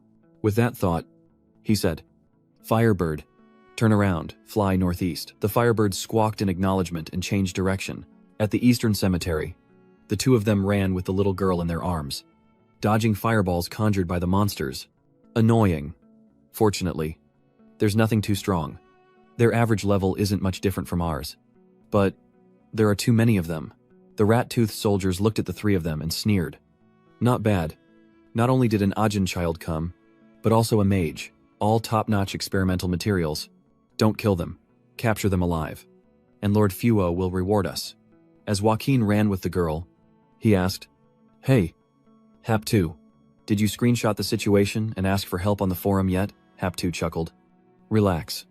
I did it a long time ago. And it's already been posted worldwide. It's a professional instinct. Meanwhile, a post on the forum showed images of monsters attacking demi-humans in eastern Zhenmu, near Greystone Ridge, in Wolfbone Ridge, experimenting on us. The residents of Zhen Shengguang. My friend Joaquin and I are carrying a demi-human baby named Mejuo and are being chased by the guards of eastern Zhenmu. It's an emergency. In the picture, Mejuo is terrified and crying. Seeing this, everyone responded. Dude, where are you? Send me your coordinates immediately. Holy crap. Is this real little Mejuo? I just told my kid a bedtime story about her. Send the coordinates now. Joaquin handed Meduo to Hap2, drew his sword, and said, Remember to keep it up. Get out of here. I'll respawn and be right back. Hap2 asked, Are you planning to be a hero here? Joaquin charged into the horde of monsters, declaring that melee combat wouldn't drain his energy. The alchemist, hearing this, turned and fled. Agreeing with Joaquin's logic, Meduo watched Joaquin's back as she cried out, Brother, are we going to die here? It's all Mejuo's fault for wanting to come to the Eastern Cemetery, causing trouble for everyone. The box reassured the girl, saying, It's okay, Mejuo. You know we can respawn. Then thought to himself, the problem is, once we die, it's game over for good. And these soldiers, why are they so relentless? As he runs, a huge shadow of the Firebird engulfs him. Mejuo stops crying and looks up at the airship in the sky, murmuring, Brother, there's a giant bird in the sky. Zhaibin looked down, thinking, It's all right down there, huh? Someone's being chased, a demi-human child and a player. He stood up on the airship and said, Firebird, take my mistress to the sky above that forest and wait for me. If she's in danger, land. The Firebird turned its head, confirmed Lori was his mistress, and cried out in acknowledgement. Jiang finished, then jumped freely from the airship. Lori shouted from above, Master, please be careful and come back soon. Zhaibin, with his sword, replied as he fell. Okay, I promise. As soon as he landed, he crushed a rat-toothed soldier. Oops. Wrong landing spot. I stepped on a worm, or maybe a rabbit. Seeing him fall, Hap2 was startled. He immediately recognized him. Lord Hungung Zhaibin was highly efficient, landing and immediately engaging in combat, unleashing purple sword strikes that felled his enemies. Hap2 thinks to himself that the giant bird Meduo saw must be his mount, and wonders why he keeps running into this NPC. His spawn rate is so high. He seriously suspects the Eagle Lord is the final boss of this version, and that real men should wield great swords, but his one-hit kills are all close combat, so he can't be as cool. Quickly, no Ratman remained, and Zhaibin, sword on his shoulder, wondered if it was over. Zhaibin chuckled, saying, What would I do with that trinket? You know me well enough to understand my style. If you truly want to thank me, offer yourself. Hearing this, Hap2 panicked, imagining Zhaibin leering as he picked his daughter's grapefruit, and he recoiled, stammering, You even go for men? Is this some kind of player perk? I can't. I already have someone I like. Zhaibin paid no mind. He laughs, embraces Meduo, and stabs Hopsy in the chest, saying, Well, I hope you find love soon. That sounds like unrequited affection. Consider this my thanks. It turns out Hopsy's dark thoughts were all for naught, as he coughs up blood and dies. Zybin stood up and laughed, saying, "Who was playing with his feelings? Isn't he just overthinking things?" Medruo sobs into his chest, and Zybin pulls her away, asking what she's crying about. Medruo, tears streaming, asks if he killed Brother Lin, calling him a monster who captures demi-humans. He asks if she doesn't know he can revive, and a loud noise draws his attention. Meanwhile, a fully armed group of players has launched an attack, shouting, "Brothers, charge rescue the demi-human maiden, and tear these beasts apart." The spirit weavers, caught in the chaos, panic, and say, "Where did these people come from? We need to report this to Lord Fuhua immediately." Anna frowned at the report. "What suspect? The news is false. Someone's attacking us." The scantily clad girl beside her added, How could they be so fast, Lady Anna? What should we do?" Anna slapped the girl across the face, scolding, "Just a bunch of insignificant worms. Instead of panicking and crying, you're just useless. I apologize. My lady." After the attack, Anna ordered it, "Awaken the Ice Queen. Also, send a magical message to Lord Gale, informing him that Zhenmu Dong is under attack by an unknown force and requires reinforcements." The girl nodded in agreement and went to carry out her orders. Yes. On the city wall, Amon jumps down, strikes a pose, then turns back and says, "Brothers, I'm the first one up. Remember to screen record and share this." Another jumps up after him, annoyed. "It's just the city wall. Why so dramatic?" Yet another pops his head up, saying, "Hey, not Huyen. Look in front of you." Hearing that, the first one to reach the wall turned to see a white-haired girl in a revealing blue bikini, striking a pose and asking coyly, "Big brother, I'm so cold, could you hug me?" The young man drooled and replied, "Yes. Of course," he thought to himself. Holy crap. It's an NPC. And what a bod. The white-haired beauty threw herself into the arms of the stalwart Nido, gazing at him with affection and saying, Caw. I'm still so cold. Hug me tighter." Unable to resist her charms, he stammered, Okay. I'll hug you tighter." But this embrace feels strange. Somehow they're locked in a passionate kiss. A young man scaling the wall drools, saying, "What's Kwangban not Shuyan doing? Hugging a bot in the middle of a war game, I'm so jealous." Hearing that, the girl beside him smacked him on the head, scolding, "Muitsa, my foot, these male players are hopeless. Look closely, her health bar is red. It's clearly a bot." Looking at the system display, the seductive white-haired girl was revealed to be the Holy Knight Elite, the Ice Queen Mirabelle Skull, a level 53 temporary Great Devil of the Taoist army. Mirabelle retreated, laughing, "Foolish humans who dare invade the frozen tomb. Then feel the icy embrace within me." She unleashed her skill, Eternal Snow Country, Mortal's Demise. As blue streams of energy and ice crystals filled the area, quickly, the players were trapped in large blocks of ice everywhere. The surrounding temperature plummeted, and the debuff effect froze them for 30 seconds. The trapped players communicated through the interface. "I can't move anymore." "Me neither. It's cold. So cold. Why can this game only adjust the sense of pain? This isn't good." In this formation, we'll be frozen into ice statues, with a debuff sent after 30 seconds. Can anyone remove this debuff? Holy moly. I only have 15 seconds left. Meanwhile, Shiban hovers in the air with a golden energy swirling around his sword. He's also affected by the skill near the wall. But he isn't frozen. He quickly approached the frozen players, causing a stir. "Am I seeing things? Is that the Azure Lord who just broke through? Get a screenshot. How can the Azure Lord have gold? Holy crap. It really is him. If his health bar wasn't glowing, I wouldn't recognize him." Shiban came up behind Mirabelle and raised his sword. Surprised, she turned around and asked what was happening. He swung his sword, and golden energy formed into a ferocious lion that lunged toward her. But she ran fast, narrowly avoiding the violent attack. In mid-air, Mirabelle looked down seductively and said, "So, that's it. This big brother is a sky knight." Shiban lunges again, stabbing straight at her. But she quickly draws a circle to block him, saying, "Kaka, you're too fast. Slow down a little." The blue and gold powers collide violently.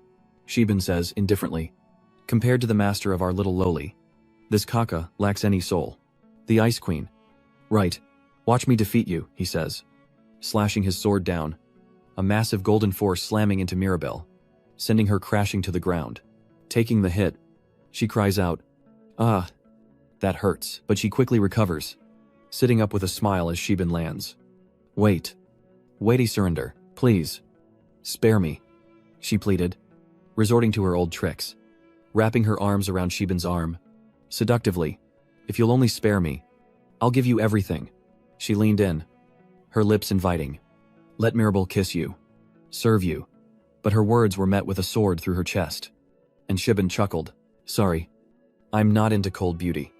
But if it's ice cold, I might consider it. Mirabel fell to the ground, blood spurting from her wounds. Gasping, you, but before she could finish, her life was extinguished.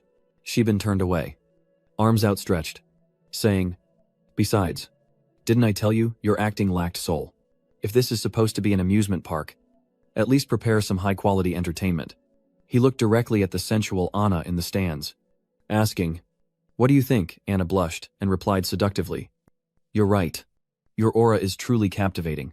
Knight, why don't you join us? The Eastern Tomb really needs talent like you. Shibin, sword in hand, wonders why he should care about her. He smiles as immense power surrounds his blade, creating dazzling sparks. Villains die from talking too much, kill first. Talk later, and Shibin charges forward. The girl ahead unleashed a red aura, taunting Shibin that he was asking for trouble. With a wave, her fiery power blocked Shibin's blade. The clash of red and gold, creating a small explosion. She tells Shibin, a powerful warrior, that before he becomes engulfed in flames, her master will protect her. A defiant look on her face, Shibin hangs in the air. A massive, dark red serpent of energy looming. Jaws open, ready to devour him, he shouts. How could a demi-human like you believe in war and the fire god Bacta? The girl, controlling her power, holds Shibin tight as he's forced down, and she says to him, situation and ethnicity are irrelevant. Everything is given by my master. So naturally, I will dedicate everything to him.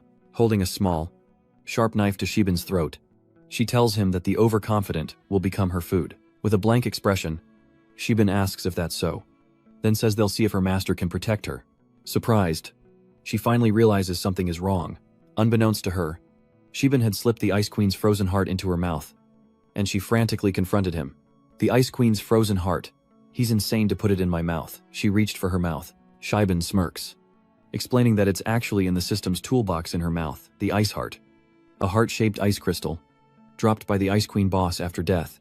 But then, Shibin's power explodes, golden rays overwhelming the girl's strength, and he remarks on her quick weakening, noting the fire god's elemental advantage. Now it's my turn, Shibin says, launching a fierce counterattack.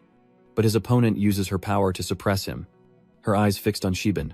Shibin is caught off guard, wondering why his movements have slowed. He holds his sword, suspended in space, feeling as though his body is no longer his own. The girl looks up at Shibin and says, I remember you. Knight. In her hand, she holds a scroll, a formation of power radiating blue light. Shibin thinks, could her eyes control my speed? The girl's eyes flash red as she grits her teeth and speaks to Shibin. Cleanse your neck and await my master's iron heel. As green lights open, another dimension.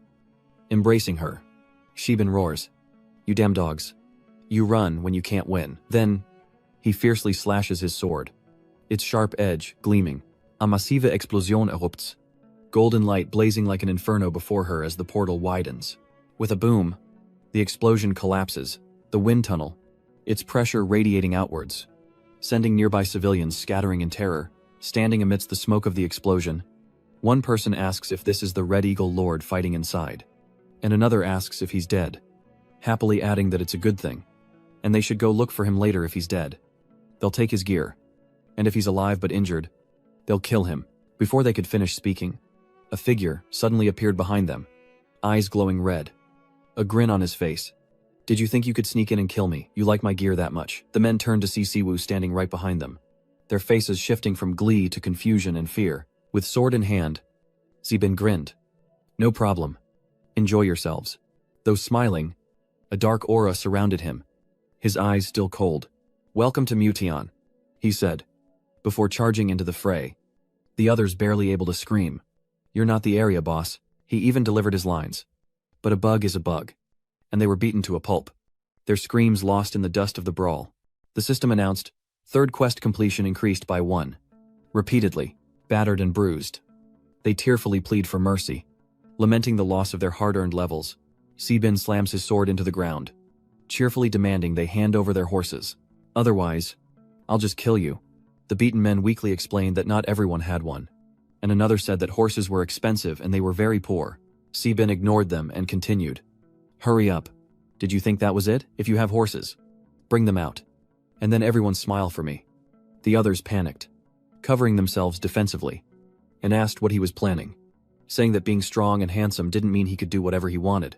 Sebin smirked and told them that being strong and handsome meant he could do whatever he wanted. The system chimed, announcing 20 horses, 20 sets of equipment, and 30 weapons acquired, as the stripped players could only scream beast, while Sebin happily rode off, leading several more horses. The system then announced that Villain Quest 3, Leave a Psychological Scar on at least 100 players, had been completed. Meanwhile, a group of people were crossing the bridge into the city, and Sebin ordered Claremont to take the horses and equipment away to store them, to which Claremont respectfully agreed. Sebin looked around and said, So many demi-humans. Are they all the ones who took Lindong City while I was gone? A voice echoed from afar. Yes. Claremont and I brought them from Jinshengwang. Sebin turned to look. Rui approached, saying, During your absence, I tried my best to explain the plot of the demi-human amusement park and soothe their emotions. However, not many truly believe it. Sebin smiles at Rui, asking if that's so. Seeing Rui's soft, white tail, he can't help but nuzzle it repeatedly, inhaling deeply and saying, No problem. Much anticipated. You've done well. It's normal for them to have a hard time accepting it so quickly. Rui flinched as her tail was touched, then punched Sebin, yelling at him to let go. You pervert. Sebin could only weakly explain that he was just worried about her. Just then, a fishtail splashed in the lake next to Sebin. A beautiful mermaid sat there, surrounded by others who were also looking at Sebin, who asked if mermaids were also demi-humans. Rui explains that they're different from the aquatic tribes in the sea. Aquatic tribes can hardly leave the water, but mermaid demi-humans can transform their tails into legs after adulthood. The mermaid who just came out of the water now has perfect legs instead of a tail, and Sebin marvels at how magical they are. Once the mermaids transformed their tails into legs, they leaped from the water, running and screaming. Help, it's the Eagle Lord. That tyrant is back, leaving Sebin and Rui dumbfounded. Hearing this, Sebin angrily grabs Rui's tail, causing her to blush. Under the clear blue sky, Rui stands in the center and announces loudly, All demi-humans. The Lord has an important announcement to make. Please gather around. As Sebin stands with his back turned, the beastkin below murmur, wondering if the Holy Maiden is now completely under the Lord's command. Calling him a cruel lord, Sebin stands before them, confidently declaring, I am Lord Eagle, the Golden Lion CV. And though you are beastkin, if you are in my territory, you are my people. I've gathered you here today for 2 reasons. Sebin announced from the platform. First, to reveal a harsh truth. And second, to test your abilities. Rui stood on one side, his attendants on the other, as a dissatisfied demi-human scoffed. His people as if he'd give us demi-human land. Sebin continued, saying those who pass the test will work at the castle, and those who fail will still be given land. Don't worry about it being stolen. The Than Lam Dong Guard will protect your property. Below, murmurs erupted at the mention of land, with people asking each other, Can we have our own land? An irritated demi-human shouts out, saying he won't care about our lives. And even with land, we'll be bullied, and he won't save us. Sebin continues his speech, saying he will also enact laws to protect the rights of demi-humans, ensuring their basic rights and safety in his territory. The beastmen below were surprised and doubtful as Sebin calmly continued. Now, let's talk about the harsh reality I mentioned earlier. I know many of you have heard of Zhenmu Dong, the beastmen's playground, and some of you were already on your way there before I invited you here. But now, I've destroyed Grave Mound Town, Sebin declared, causing a stir among the crowd. The dissenter from before angrily shouted, I knew it, he's revealed his true colors. Land and laws are just lies. The Eagle Lord wants to cut off our escape. He's evil. Sebin waved his hand, ordering his henchmen to bring up the little radishes. The henchmen bowed in obedience. More subhumans appear above, causing a stir below as people recognize them. Isn't that little Mai? What are they doing here? The subhumans who stepped forward were all small girls, each curtsying to their lord. Sebin thought to himself that even with the time crunch, Granny Griff had done a great job with their basic training. Sebin then said, No need for formalities. Come over here and tell them what you saw and heard in the East Tomb. And the child obediently walked around him. The demi-human turned to the crowd below and shouted, Listen to me, everything at the Eastern Gen tomb is a lie. A fabrication. There's no demi-human amusement park. It's a living hell. The Holy See is imprisoning, torturing, and killing demi-humans. The demi-humans below were stunned by this revelation. Someone below shouted, "Do you have proof?" What if you've been brainwashed by Lord Eagle? Sebin thought to himself. I wish I had such a convenient skill.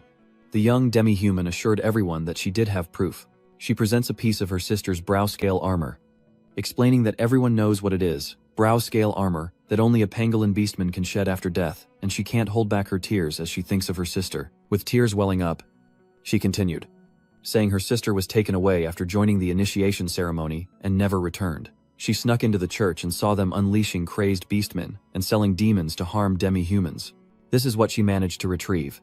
The crowd below murmured in confusion, voices rising with questions. Was it all a lie? Did the Eagle Lord really save them? Sheben sighed, telling the beast folk he'd ordered their arrest, knowing they disliked him for seizing their home. But without his forceful command, who knew how many would have rushed to the Tremor Tombs and met a tragic end? I'm helping you all for the sake of your holy maiden and my close maidservant, Sheben said, turning to look at Rui. Rui lowered her head shyly, and the crowd below murmured that they had misunderstood the Eagle Lord. They also misunderstood the Holy Maiden. Sheben turned his back, saying apologies were useless. If you have any questions, ask your Holy Maiden and the imps directly. Now, disperse. Don't forget, the inspection starts at 5 p.m., so be ready. As snowflakes begin to fall, Lori stands behind Sheben, her hands on his shoulders, wondering if he intends to use his power to check every handshake. Sheben laughs, saying that would take until tomorrow. As the demi-humans below gaze up in anticipation, Sheben sat there, manipulating the crystal orb before him, explaining, with this crystal orb, I can expand the range of perception of the great wilderness's source. The orb emitted a soft, golden light. Hearing this, Lori blushed with embarrassment, telling Sheben that he was being too forward, as she didn't mean it that way. Sheben smiled and began to unleash the orb's power. The orb emitted a golden light, expanding to encompass everything around them, causing panic and confusion among the people below, who wondered what was happening. Sheben explained that they should now follow the awakening method in their bloodline memories to sense this energy. Wherever the sphere's light touched, the demi-human girls felt comfortable and warm, each blushing and yearning for the noble gaze of their lord. Wanting to rush to him, Sheben's face darkens, his forced smile faltering as he wonders if no one will awaken. But then something catches his eye. The demi-human girl Nina is enveloped in a golden light, erupting like volcanic lava, baffling those around her. Her eyes are closed in bliss, her face filled with enjoyment. By the lake, a fishtail splashes as the mermaid rises to the surface, her eyes looking up, full of submission to the power surrounding her. Sheben, a little worried, looks at the two in front of him, a forced smile on his face, thinking, finally, someone has awakened. But only 2 out of 800. The odds are unbelievably low. Nina stands by a small water tank, inside which the mermaid pouts, complaining about being caught again. Sheben leaned down, intrigued, and says to the mermaid, Nina, I know. What's your name? The mermaid shyly shrinks back, telling Sheben, Lord, I don't have a name. Sheben gently touched the mermaid's head and said, then I'll call you Bubble. The mermaid happily replied, okay, from now on, I'm Bubble. Bubble, Nina excitedly shouted. Lord, my name is Nina Sheben, awkwardly responded. I know, you're very energetic. Just don't shout so loud next time. He thought to himself. The order is now 1 strength and loyalty. 2, destructive annihilation. 3, my name is Nina. 4, doom with the Lord. Sheben told them to describe the images they saw when they comprehended. Starting with Bong Bong, Bubble recalls her vision, saying she saw the sea, a storm, and ships caught in a whirlpool. She saw a ship struggling against massive waves, and adds that there was also a great flood, with waves 100 times her size. Sheben listened, chuckled, and said, excellent. You've been hired by the stronghold. You start tomorrow. Your workplace will be on the balcony of my floor. There's a fountain there. You can stay there for now. Bubble hesitantly asks Sheben if having a job means she won't be caught in a net by humans anymore. Sheben confidently assures Bubble that, of course, anyone who wants to catch her will have to beat him first. Bubble happily smiles at this, and Sheben turns to Nina, saying it's her turn. Nina obediently repeats the words. Nina recounts that her vision started with darkness, surrounded by mud, then a desert, and various rocks. A volcanolums. Lava flowing from its mouth, ready to erupt at any moment. Shiben is confused, wondering if Nina's skill is throwing rocks or crushing stone heads. He imagined Nina throwing rocks and proudly standing next to a golem she'd built, saying she was now a useful asset, though he didn't know what to do with her yet. So he asked her to lead the other kids and manage them for him. Shiben gestuurd behind him, and Nina happily shouts, "Yes, my lord." Shiben realizes his priorities have shifted, with Nina now second in command. He dismisses the crowd, telling them to seek out Dewey if they have any problems. He called for Claremont, who immediately appeared to obey, and Shiben instructed him to arrange things for the Asians, asking about the progress of the outer city's reorganization and reform. As the demi-humans below murmured, "Nina and that mermaid have awakened. Who knew the Crimson Landlord could awaken Asians? The outer city is basically complete, and all the vagrants have been sent to mine ore. The tile houses have been repaired."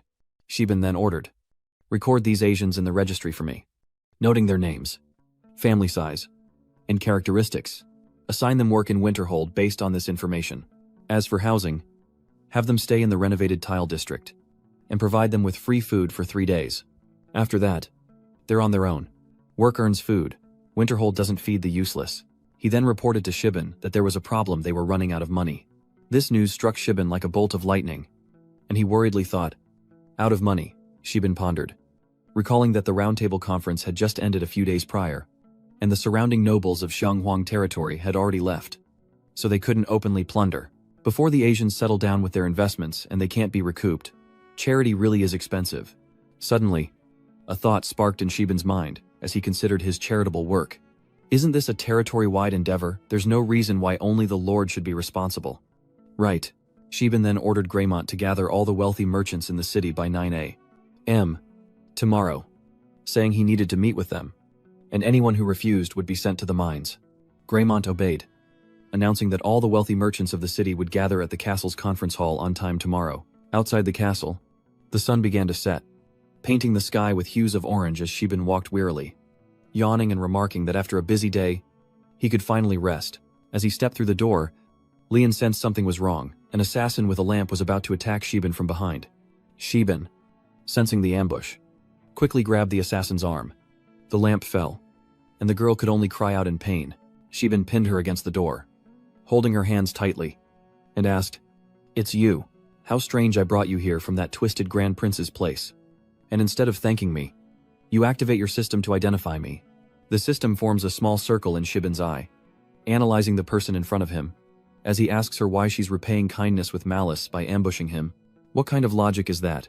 The system analysis reveals her name is Isilia, the second princess of the Elven Court, younger sister of the Elven Queen Duang Niam, a level 494150 sealed combat type spirit mage, with high-level natural affinity, proficiency in advanced sealed water magic, proficiency in intermediate sealed elven magic, transformation into a nightingale, activated elven signal, Lori's maid outfit, elven reputation of 15, 748, a cherished elven princess who infiltrated the human world to avenge her friend, with only the Kolon Empire knowing her true identity. Shiben thinks, no wonder she didn't want to reveal her identity.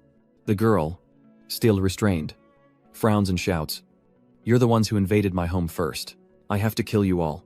Shiben retorted, asking if she had a screw loose, since he didn't even know where she lived. Shiben thought to himself that if the first prince knew about this, he would probably tie her up and send her to the Emerald Border as a hostage to threaten the Elven Kingdom. A problematic identity and feelings for him, what a hot potato. Shiben held her hand with one hand and pointed at her chest with the other. The girl blushed and stammered, and Shiben chuckled, asking if she wasn't convinced. But then noticed something else. Why was that line of text in red? The system screen displayed the information, "Elf signal activated." Shiben wondered aloud.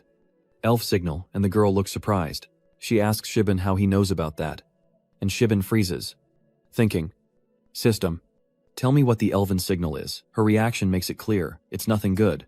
The system reports that the elven signal is a magical positioning model between elven royals within a certain range, along with an image of two elves locating each other via a signal located between their breasts. Shiben is shocked, realizing this is a live person GPS. If there are any elven royals nearby, they'll come straight here, making him a target as the Eagle Territory Lord. Shiben explodes in anger. "You damn elf. I told you that you've mistaken me for some kind of jinx, yet you still activated the elf signal, the girl retorts. I don't know what you're talking about. Shiben says it out loud, but thinks to himself that this guy is clearly doing it on purpose, asking a question he already knows the answer to, and has a terrible personality. The girl then gives Shiben a provocative look. Shiben, enraged, asks the system if the fairy signal can be turned off. Right, the system responds that it can, but they need to find the signal's location, as fairies often hide it on the lower spine or abdomen to avoid detection. Once activated, a pattern will appear, displaying the spirit signal. Shiben forcefully tears the girl's dress, asking, like this. The girl blushes, begging him to stop. Just then, Shiben finds the pattern on her body, a small, glowing pink pattern above her navel. Shiben grabbed her, pointing at the mark, asking how to turn it off, if it was a manual switch, as the girl screamed for him to stop. Suddenly, Lori walked in, her face darkening as she asked what they were doing. Leaving them both stunned, Shiben quickly let go, his eyes wide as he asked Lori when she had arrived. Lori replied nonchalantly that she had just gotten there, and since the door was open, she let herself in. Shiben thought back to the moment he entered, realizing the door was open because he had been ambushed by that stupid spirit. Interrupting Shiben's thoughts, Lori says, Master, you can't do this. How can you do such a thing without closing the door? Shiben retorts. What, it's not what you think. Trying to explain, but Lori only gives him an angry look. Lori poo, cheeks puffed, glaring at Shiben, saying there's nothing to explain. It's his freedom to choose who warms his bed, and she's just a maid who can't interfere. Shiben finds her adorable, wondering how she could think that, as Lori is far more than just a maid to him. I wasn't going to do anything. I just wanted to turn off the spirit beacon on her stomach. Lori stared intently at her abdomen. At the spirit beacon was coming from her chest, used to pinpoint her location. Lori's anger flared. That damn spirit. Doing this on purpose. Her spirit beacon is off. Stuttering under Lori's questioning, she says, I don't know what you're talking about. She leans close to Lori's ear and whispers, Please help me. I was just delivering food. Her clothes were torn the moment she entered the room, and Lori cursed inwardly at her affected tone, thinking, Damn it. This two-faced bitch. The girl said calmly, It's okay. You don't have to be afraid. The girl was surprised. Who? Lori's face darkened, and she said menacingly, My master is a very good person. He would never force someone to bear his child. Lori said, overwhelming her. Stuttering, the woman replied, Really? Lori turned to Shiben. Right. Master, he forced a smile, holding a red pill. Of course. Suddenly, Shiben shoves the pill into her mouth, as if someone could enjoy the damned demon's tea scent wafting from her. Helpless, she swallows it. Coming to her senses, she immediately turns to him, asking what he made her swallow. Shiben's eyes light up as he leans back, smugly replying, Poison. Of course. Look at your arm. Isn't it turning red? Indeed. She looked at her arm, and it was covered in red blotches. You really poisoned me, Shiben smirked. Only I have the antidote to this poison. If you don't listen to me, you'll rot to death. Lori wondered what her master was planning. He seemed to favor that girl. Lori. She's from the Great Prince's place. Who knows what tricks she has up her sleeve? What if she's a spy? Lori suddenly remembers something. It was strange, but when that woman touched her, images flashed in her mind, and she felt an overwhelming urge to save her. What images could they be? Shiben hooks Lori, strokes her head, and asks what she saw, but Lori buries her face in his chest, apologizing. She's a fool. She can't remember anything after leaving the Great Prince, or she would have told him already. Shiben kisses her forehead, telling her not to blame herself for forgetting, and that the spirit will accompany her from now on. Shiben whispered her name, but couldn't help being wary, instructing Trizy to make her an outfit that exposed the beacon of the spirit, and only allowing her to operate on this floor. He added, This can't be delayed. Lori, take her to change clothes. Then to Mrs. Trizy, the clothes must be finished tonight. Oh, and take Roy with you. It's almost dark and not safe. Yes, Master. She then turned to the woman and said, You, follow me. She's very obedient now. Good. She follows Lori, asking, Excuse me, did you see everything that day? Lori remains silent, and she continues, Are you an awakened spirit speaker? I can feel the power of nature within you. Unable to contain herself any longer, Lori finally speaks. I don't know what you're talking about, nor what you saw. I'm simply the Lord's personal maid. The woman grabs Lori's hand, pleading, please wait. But Lori raises an eyebrow. You said you were bringing food to the Lord, but I don't see any utensils. Instead, I only saw a broken lamp outside the door. Moreover, even though the master hides things from me, he has never lied to me. Lori snatched her hand away. And you? We saved you. But you're ungrateful, and snooping around. The woman was startled. That is, Lori's face darkened, saying she brought her back out of guilt for saving her master. So if she dared to do anything detrimental to him, Lori spoke each word deliberately. She would take responsibility and kill her. Lori felt uneasy around this strange woman. Pausing to warn her to wait there for a moment, Lori thought to herself, what a refined spirit, acting so friendly. But the master has saved so many people, and I've never seen him wary of anyone like this. I shouldn't have said I wanted to save her. That's right, Chi Bang said. Lori stood before Roy's room and knocked. Roy, are you in there? Lori felt a twinge of jealousy, thinking she'd been too nice to this saintess. Roy, fresh from her bath, wrapped in a towel, asked, Lori, what's wrong? Is something the matter with Heve? Lori, looking more thoughtful than usual, replied, yes. The master wants you to accompany me and this spirit to see Chrissy. Roy quickly responded, is that so? Wait for me to change, and I'll be right there.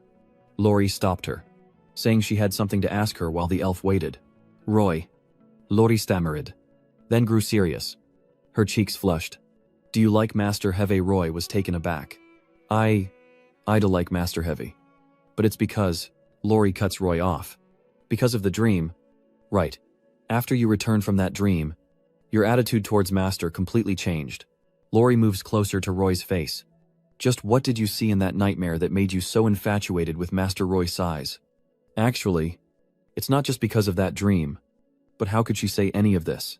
Thinking this, Roy ignores Lori's questioning and coldly replies that it's none of her business, leaving Lori completely stunned. Lori awkwardly declares that she's the one who will bear the master's children, causing Roy to break out in a cold sweat. Wondering if they've already reached that stage, Lori stakes her claim, declaring herself first in line, leaving Roy relieved that nothing has happened yet between him and Lady Heve. From childhood, I've lived for the church, never owning anything for myself. Roy looks up at the sky, wondering if she'll finally decide to fight for this one thing. Now that she finally has a piece of affection for herself, is she really willing to let it die in silence? Roy suddenly touches Lori's cheek, saying it's unfair that she saw Heve kiss her so many times. Roy blushes, and now it's her turn to overwhelm Lori, asking if she didn't ask what happened in the dream. Lori, the high priest and I conceived a child 395 times in the dream realm. Lori's heart aches, tears welling up. Auntie, this isn't fair. Roy taunts her further. You're right. It's so unfair that you're the only one he's ever kissed in reality. I want to savor the places he's kissed too. Indeed, women can do anything when they're jealous of each other. Roy gasped. Where else did he kiss you? Lori stammered. Wait a moment.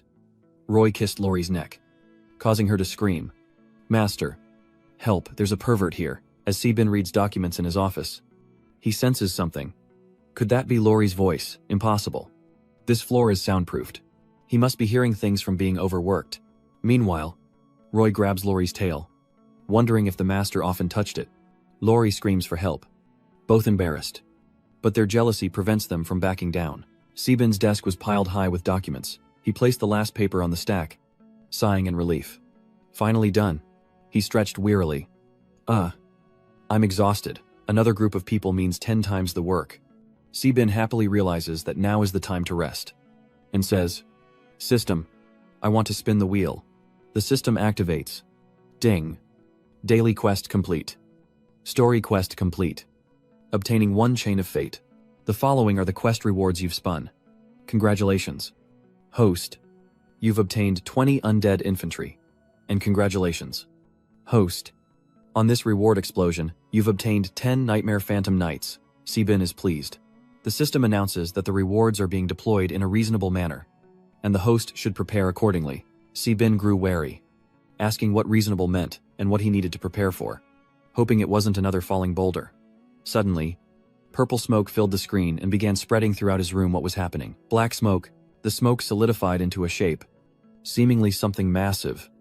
Sebin stared at the entity's knee, This is a Death Knight. The system displayed name Death Knight, status undead, strength level 50, 1 to 60. Skills undead, physique passive. Fatal Curse. Resurrection. Nightmare Advent passive. Equipment Warlord's Heavy Armor Master. Undead exclusive. Howling Sword Master. Undead exclusive. Undead traits, immune to mental magic and poison. 30% increased damage to light. 30% reduced physical damage. Fatal Curse. Chance to inflict a curse upon attack. Instantly killing weaker enemies. Reborn from the dead. It has a chance to revive after being killed the first time. Undead Stamina. And Colonia Empire. Reputation +1. Sebin marvels at the reward. Such power. These are definitely not necromancers from the Kayan continent. Kayan necromancers aren't this strong. They're just riding bone horses, he pondered. But no. He needed to think about the arrangements first. How am I supposed to explain this sudden appearance of undead to the outside world? I could say I invited the floating head. And the hellfire is a construct. But what about the undead? A human lord recruiting the undead. That doesn't sound right. The Lightbringer Church. Who fight the undead daily. Wouldn't like that. If they found out, they'd send an army of angels to cut me in half. Thinking this, Sebin felt a chill down his spine as he stared at this awkward reward. What should he do? Aside from the obvious undead horses, the knights in full plate armor are hard to identify as undead creatures. If the 9 steeds of Yukika were covered in 360-degree armor, as for the decaying aura of the undead, surely only members of the Church of Light would notice it. He instructed the undead knights. Until your battle armor is complete, you'll have to stay in the warehouse. Don't make any noise. Understood. He left the workshop, his work temporarily done, and headed back to sleep, only to find a familiar figure waiting at his door. Lori. What's wrong? Why aren't you going inside? Lori turned to him, eyes brimming with tears. Master, Loripu. Scolding him. You're awful. Master, I was here first. Why did you have babies with Roy over 20? 000 times CB's dark mind races. Is she talking about what I think she's talking about? Such a good thing happened. And I didn't even know. Lori, aggrieved, brushed her hair aside to show him Roy's strange mark, saying that she wasn't a good woman and asking what she had done to her. CB immediately imagined the steamy scene between the 2 adorable girls that he had been fantasizing about. CB chuckled. Lori, were you drinking with Roy? You're not quite old enough yet. Lori was truly annoyed. Oh. Master. Really, I didn't drink any. Lori clung to CB, tearfully recounting her dream, a dream where she, influenced by his aura, fantasized about a master she loved 1,000 times over. Hearing her story, CB broke out in a cold sweat, relieved to realize it was all just a dream, but he couldn't bear to see her crying. So he comforted her. Don't be sad. Those 20,000 times were all fake. If it hurts you, we can ask now. Hearing this, she looked up and asked, really, her eyes still wet. Her face lit up with such joy that she pushed him to the ground. Still in disbelief. Master, can we really have a baby by hugging like this? I feel like something's wrong.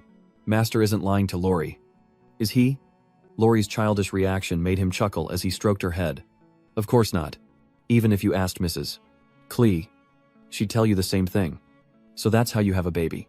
Okay, let's go to sleep early. Sleeping early and waking up early is good for having a baby.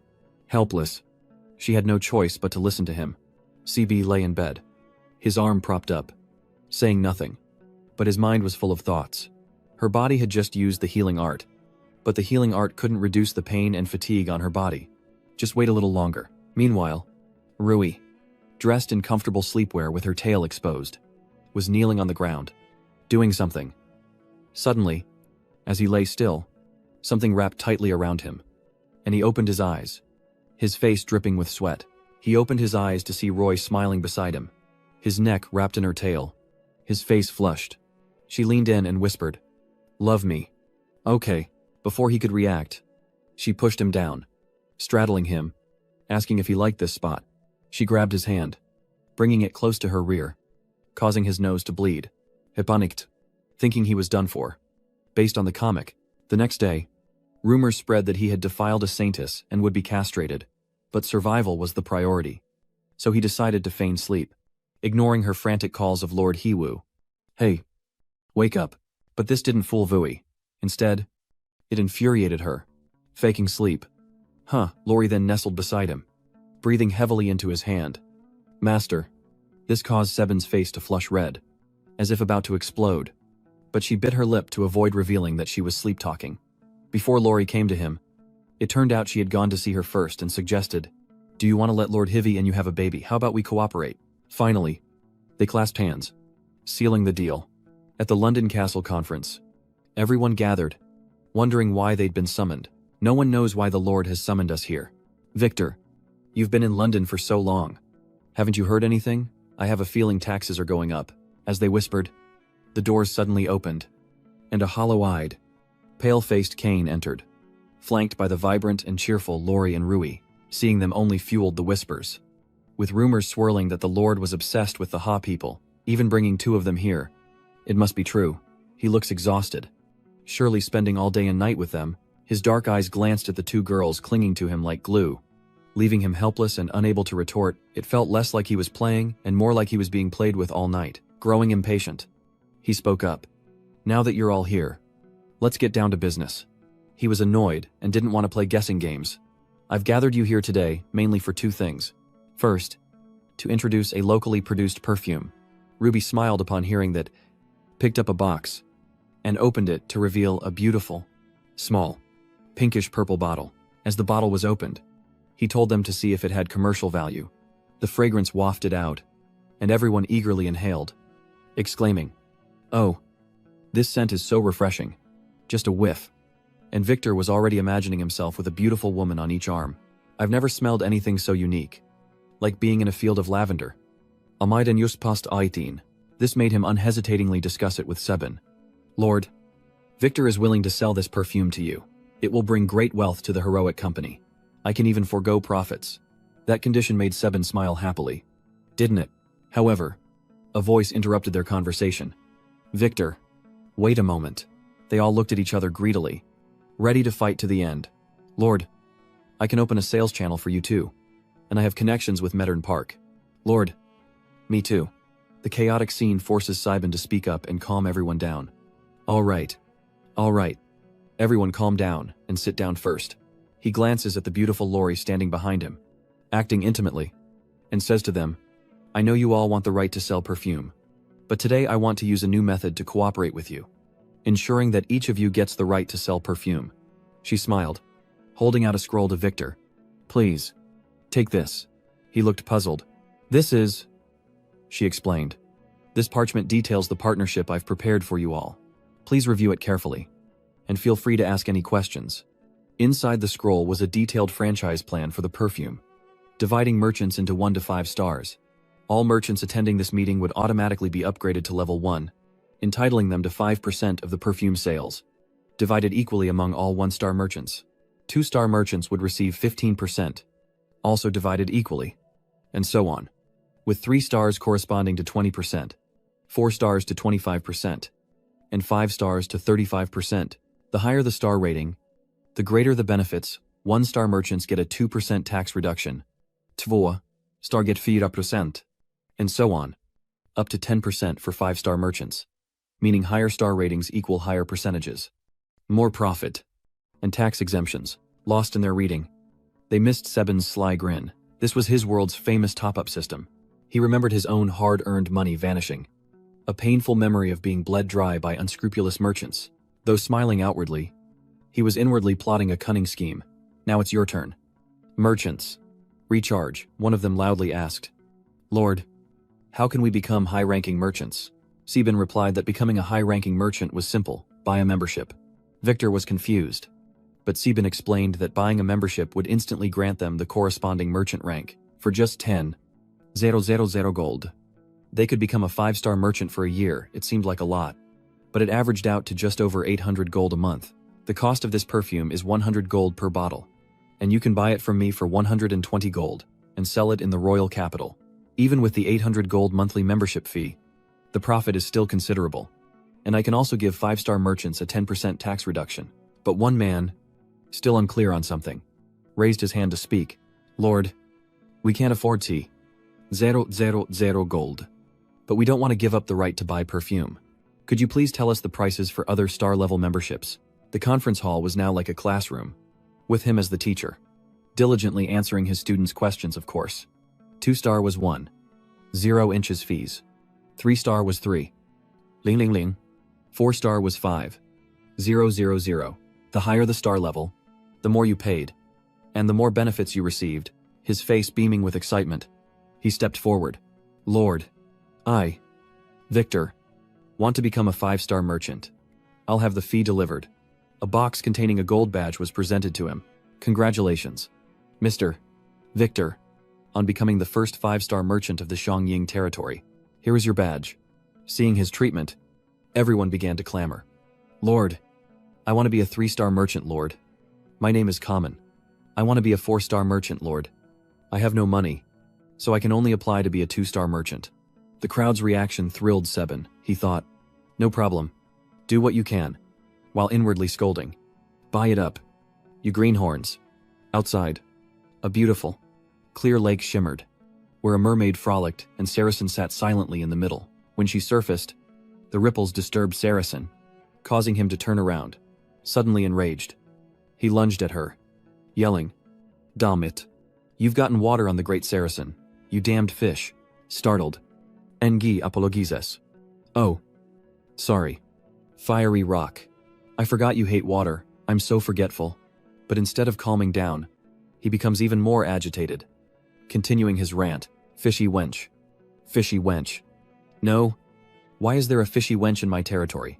Ignoring his anger, Tinhai fearlessly swims over to chat. Right. Big rock. What kind of work do you do? But he still doesn't like her at all. Enough. The great Saracen does not wish to speak with you. I've told you my story 57 times. And this is the 58th time you've asked. As soon as he saw him, he bowed hastily. Worm. The great Lord Saracen greets you, leaving her utterly bewildered. Because, upon hearing that, he was surprised by her incredible memory. She'd even forgotten the lord of this place. Hearing that, she smiled brightly, remembering. Oh. Right. Hello, Lord Saracen, and High Priestess. The three of them smiled back, and he cheerfully asked, So Saracen's back since the hospital's closed. Bubble. How are you feeling today? She swam closer to him, saying she felt great and her mind was clear. But the man behind them thought, Liar. He couldn't know what was on the man's mind. Hearing her words, he felt more at ease and suggested she experience it again today, also telling him what she felt during the experience. His large, warm hand rested on her head, making her squint in comfort as her wide eyes opened. And she recounted, The deep sea. I saw the endless deep sea. Ferocious schools of fish. Whales sunk to the bottom, her face filled with loneliness as she clenched her hands and continued. Fishermen crossing the sea, waiting to return. Coming towards me. He's my father. Father. Her eyes widened again as she spoke. Her voice thick with emotion, he said, Tin Hai. Run, don't awaken. Don't become a vessel for the gods. Forget. Forget. She collapsed backward, splashing water everywhere, and he quickly reached out to catch her before she sank. She did it. Another awakened Esper. Her information appears name. Tin Hai. Or Bubble. Identity. Former head of the Water Crystal Palace of the Aqua Court. Strength. Awakened Aqua. Stage 1. Level 41. Skills include Advanced Water Element Affinity, Tsunami Induction, Storm Induction, Whirlpool, Jade-like Liquor, Memory Imprint, Seal Blade. No equipment. Aqua Faction Reputation. 238. Head of the Water Crystal Palace. Though few now know of the Lonno Empire's reputation. 1. Only you know her true identity. Seeing her faint made him panic. Why did Bubble pass out? Rui helped her up, and he guessed it was because the awakening had exhausted too much of her power, so she just fainted. She'll be fine with a little rest. These thoughts swirled in Sibing's head. And vessel of the gods. Why would they want to use the bodies of the Aqua race to awaken? Lori asked worriedly. Master, should I heal her? But he smiled and refused, saying it wasn't necessary, to let her recover naturally. Then he realized something. It was divinity. Gods couldn't simply walk around the main material plane like the Kan continent.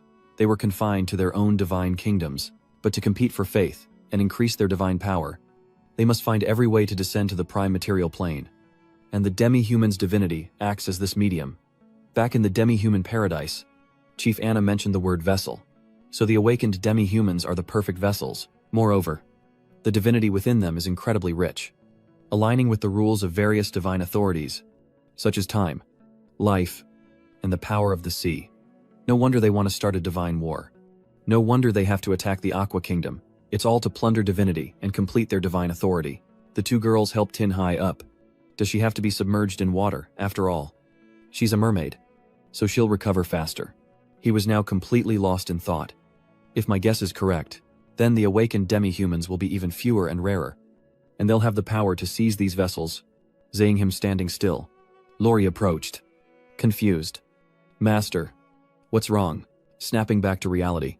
He replies, I'm fine. Just wondering when Bubble will wake up. Rui clings to his arm, her face close, making him blush. She's sleeping soundly. Maybe until tomorrow. Lori bristles at this, like a child whose toy was stolen. Lori argued. Rui, you can't just take the day and run, Rui retorted. Annoyed.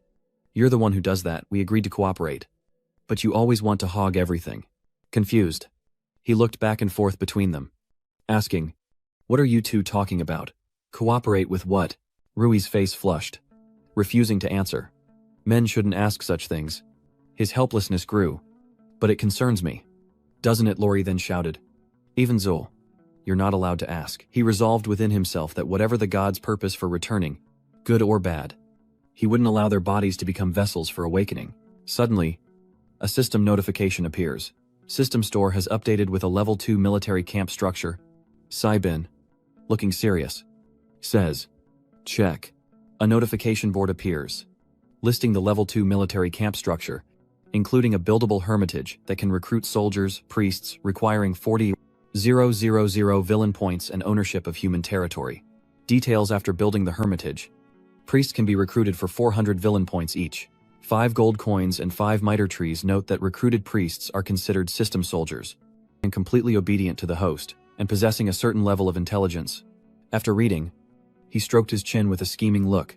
The level 2 military camp building only costs 40,000 points, and he has 6 digits worth of villain points. Louis and Lori's strange behavior made him speculate during the defense of Landong.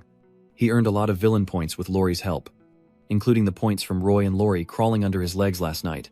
Ignoring the two girls arguing, he focused on his plans, realizing he needed them to crawl under his legs more often. One time yields 5,000 points. So 2 people make 10,000 at this rate.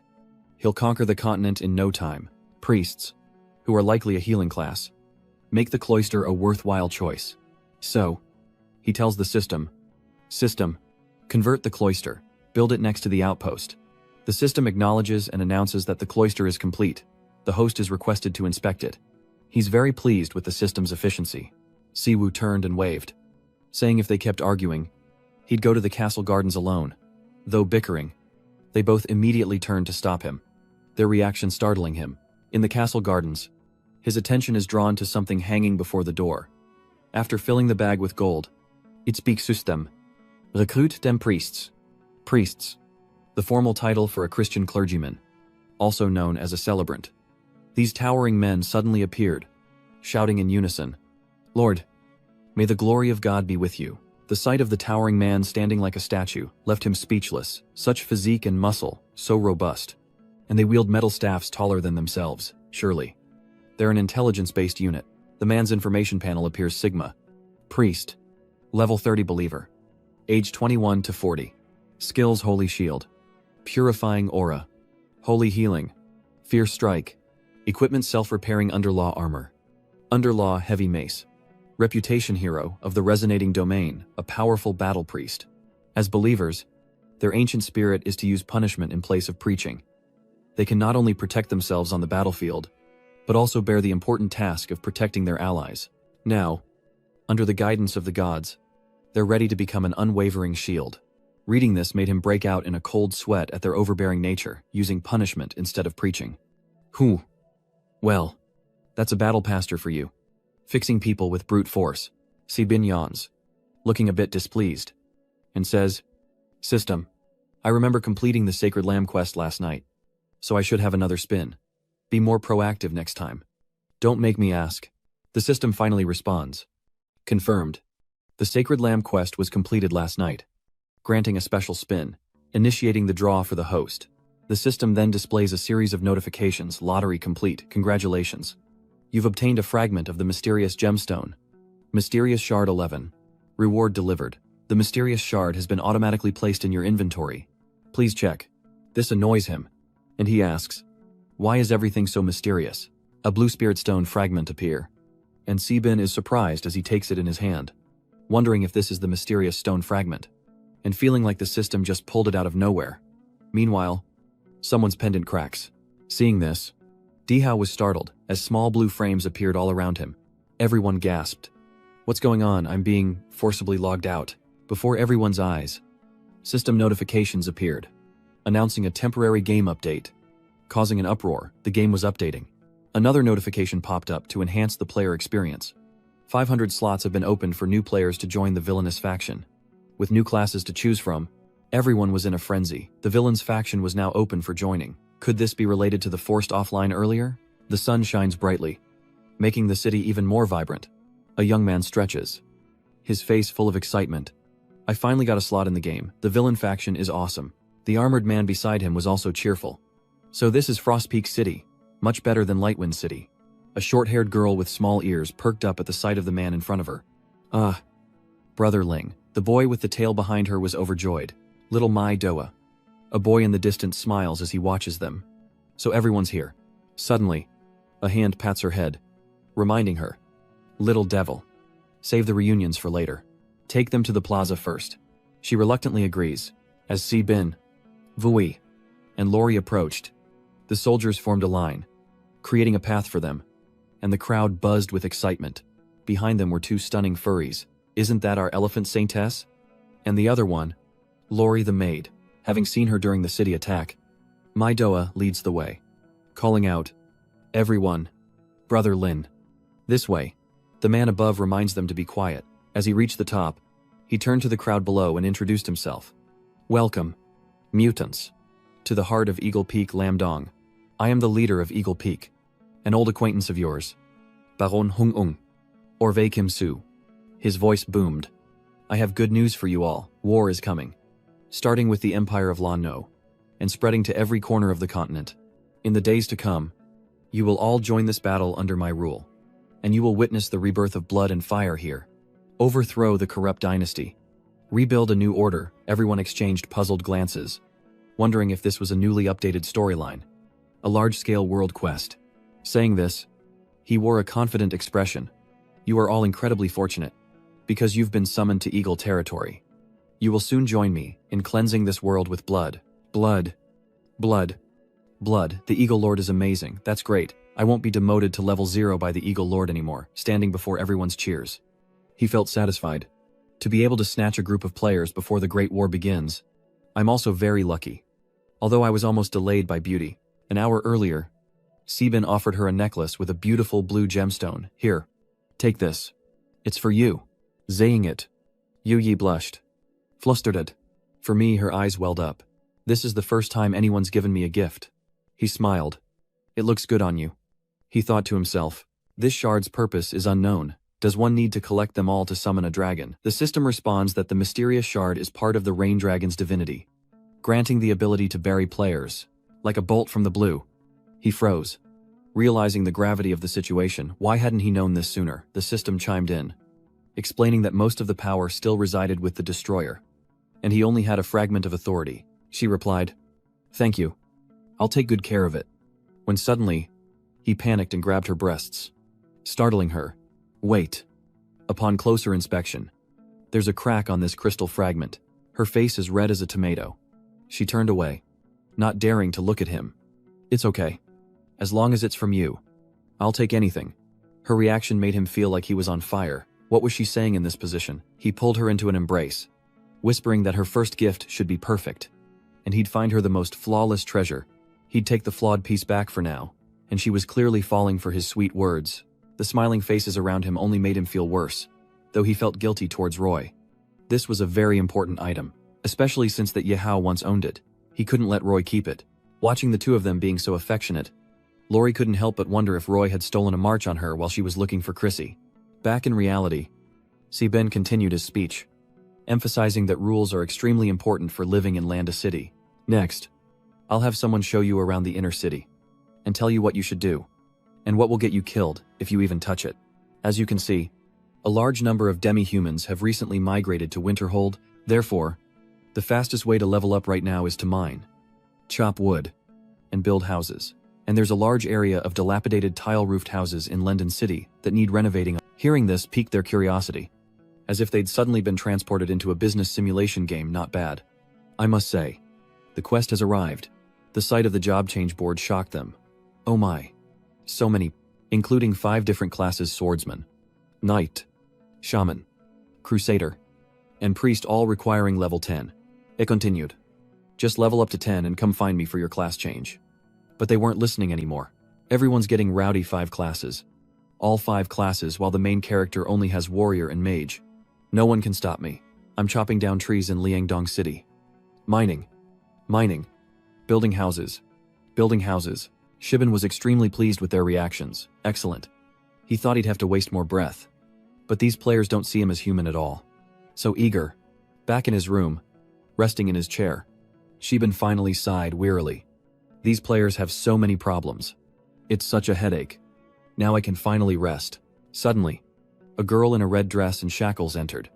But he didn't see who it was because his eyes were closed. Never mind. No use thinking about it. This led to him mistakenly calling out, "Lori, pour me a glass of water." The girl's revealing outfit barely concealed her ample chest as she wordlessly offered him a glass of water. He took a sip, saying, "Thanks. But why does the tea taste different today?" When no one in the room answered, he opened his eyes and immediately spat out the water in his mouth in shock. Poor Izelia was drenched by the spray. And he wondered, "Izelia, why are you here? And dressed like that?" Her face flushed as she replied, "Lady Lori told me to change and wait for her here. And besides, you told me to dress like this?" "Master." His helplessness grew at her answer. She only needed to reveal the spirit signal on her abdomen. He hadn't expected Chrissy to have such unique ideas about costume design. The perverted boy couldn't help but imagine Lori and Roy in similar outfits, calling him master. If Lori and Roy wore Chrissy's designs, heh. No sooner had he thought it than they entered, Lori announcing with a smile, "Master, we're back. The mutants have been taken care of." Seeing Izelia standing in the room, she frowned. "Why are you here? Didn't I tell you to patrol the first floor hallway?" She trembled slightly, likely out of fear. Apologiza. Lady Lori. I heard the master wanted tea, so I came to serve." She was wary, hoping her attempt to steal painkillers wouldn't be discovered. "Damn it. I turned the whole room upside down and found nothing." For some reason, the 4 of them felt a sudden chill in the room. Saiban even sneezed loudly, wondering why it had gotten so cold. Rui noticed something emitting icy energy in the corner of the room, the very energy they felt. The 4 gathered before the bed, staring at the object. He looked at it, remembering, almost forgetting it. He was curious. The chilling aura emanated from the egg.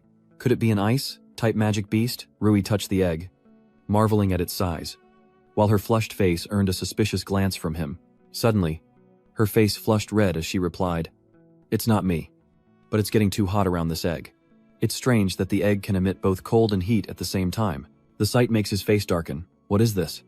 A dual ice-fire phenomenon. He hugs the egg, his face still in disbelief. Can 2 completely contradictory elemental forces really coexist peacefully within a single creature? Shouldn't it explode? Effective warming. Equipped with an eggshell. The reputation of a great leader, a bride to be raised from within the egg. This information surprises him. A bride. He stares at the eggshell, turning red, starting to feel foolish. What's going on? He's suddenly shy. Truly, the world is vast. There's nothing that isn't strange. Even an egg knows embarrassment. He reached out, pointing at the egg, and asked, "System, how do I hatch this egg?" The system responded instantly. The mysterious egg likes ice and fire, attribute magic cores, as well as palm fruit, and enjoys having its shell rubbed.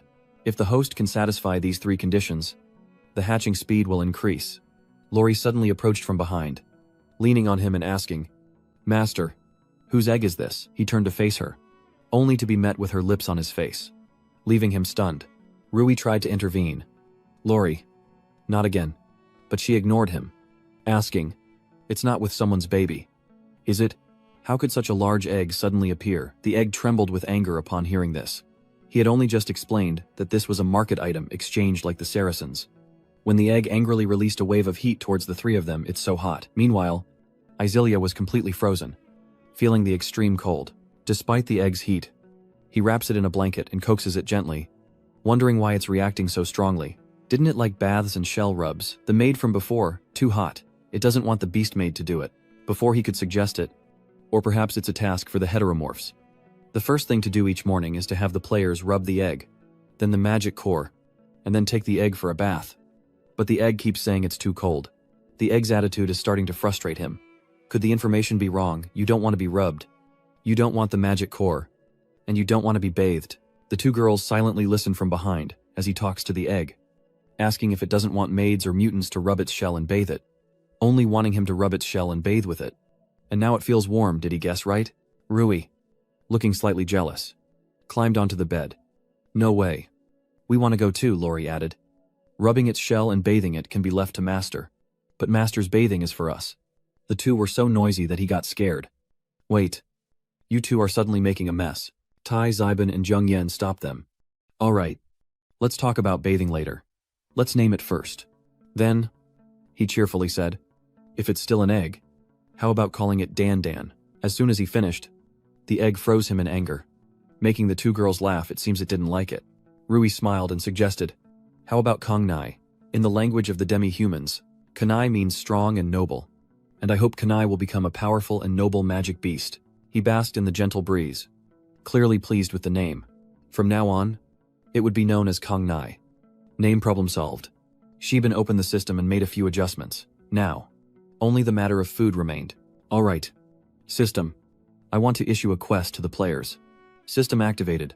Please describe the quest details. He began to speak. Clear out the monsters around London City. Anyone who collects 31st level ice or fire magic cores can exchange them for a fine quality equipment piece. Other first level cores require 40, and second level cores only need 10. As players can't handle anything higher. The system recorded everything you said. A new quest, monster extermination. The quest has been posted. Everyone outside, chopping wood and building houses, saw the announcement and watched intently. What's this? Another new quest. Okay. Clear out the monsters around Lamdong. And anyone who gets 31st level ice or fire magic cores can exchange them for a fine quality equipment piece. A boy excitedly grabbed his sword and told the glasses-wearing boy that the Eagle Lord's handwriting was impressive. We're not even level 10 yet. And we're already getting fine quality equipment as a reward. Hey, I'm telling you. Stop slacking off and let's go do the quest. There's a fine grade equipment reward. But he refused, continuing his work. No. You guys go ahead. I still prefer slowly building and leveling up. All that fighting and killing is too bloody. That calm reaction left the boy speechless. Are you really treating this like a simulation game? The recruitment board's enticing content compares the experience between construction and monster-slaying quests, sparking hot debates about which profession is worth choosing. And working with demi-humans in Lamdong City, a man's hands trembled in disbelief. 5 classes and epic gear just for joining the Eagle domain. Some cried. Some tore at their hair in frustration. A chaotic scene of envy. Why does Eagle territory only have 500 slots? Can't they add one more? I don't want to stay with this main character anymore. Even the demi-humans are gone. What's the point of staying here? Yi Hao is furious. Ready to explode. That damned Eagle Lord dared to steal his divine fragment. Haiming lost a group of heroic spirits. And those demi-humans seem to have all been taken to Winterhold. It'll be hard to find another group. What to do? What should I do? Suddenly, someone called his name, startling him. Yi Hao. A mysterious figure in a black robe appears, saying, I know about the Godhead. This is Yggdrasil's counterattack. The person wears a mask, obscuring their features. But long, blood-red lines mark the sides of their eyes. As they continue, a sphere like the earth floating in their hand. But I haven't been without my gains either. I finished analyzing the Beast Tribe's relic, and I can now grant my people the Beastman class. The problem now isn't something that can be solved by just opening a Beastman class. However, Ye Hao is getting angrier and angrier. The players' anti-heroic sun stance is already clear. They've also secretly formed an alliance with Colonia Empire's prince. But what about me? I'm just a clown. Do you know what the players are saying about me on the forums? They call me a third wheel. A cuckold. A loser. But even as he raged, he calmly replied, the Grand Prince of the Lawn Empire has become a vampire for power. I can help you expose this secret to the people. Furthermore, your deal with the Abyss is irreversible. Go cooperate with the Northern Church and take over the Northern Church's demi-human branch. As he reached out, waves of water swirled from his hand, signaling the awakening of the sleeping god of drought. Currently, The Eagle Lord has 4 divine vessels, and I've seized one from the endless bottle, which can help the god grasp the power of the bottle's awakened fury. A golden scepter flew into Yehao's hand, surprising him. If he could help awaken the god, then before the god returned to the kingdom, he could lend a hand. A serious look appeared in his eyes as he frowned and asked, "So, what should I do?" His voice slowed as he answered, "Take it. Find the demi-human named Tin Hai, and stab her heart with this." He wondered to himself, "I've never heard of this name before. Isn't she a demi-human of the light god?" He looked at the object before him, questioning, "What is that disgusting black thing?" The room filled with swirling black smoke, and his words struck fear into Yehao. "Don't touch it, it's the filth of the old gods. Once you touch it, you'll fall into endless madness, ultimately becoming an irredeemable slave of the old gods." Suddenly, the system panel appears, displaying a temporary epic-level war quest, the royal capital Melee. The quest details allies of the first prince are preparing to attack the royal capital to prevent the pope from usurping the throne.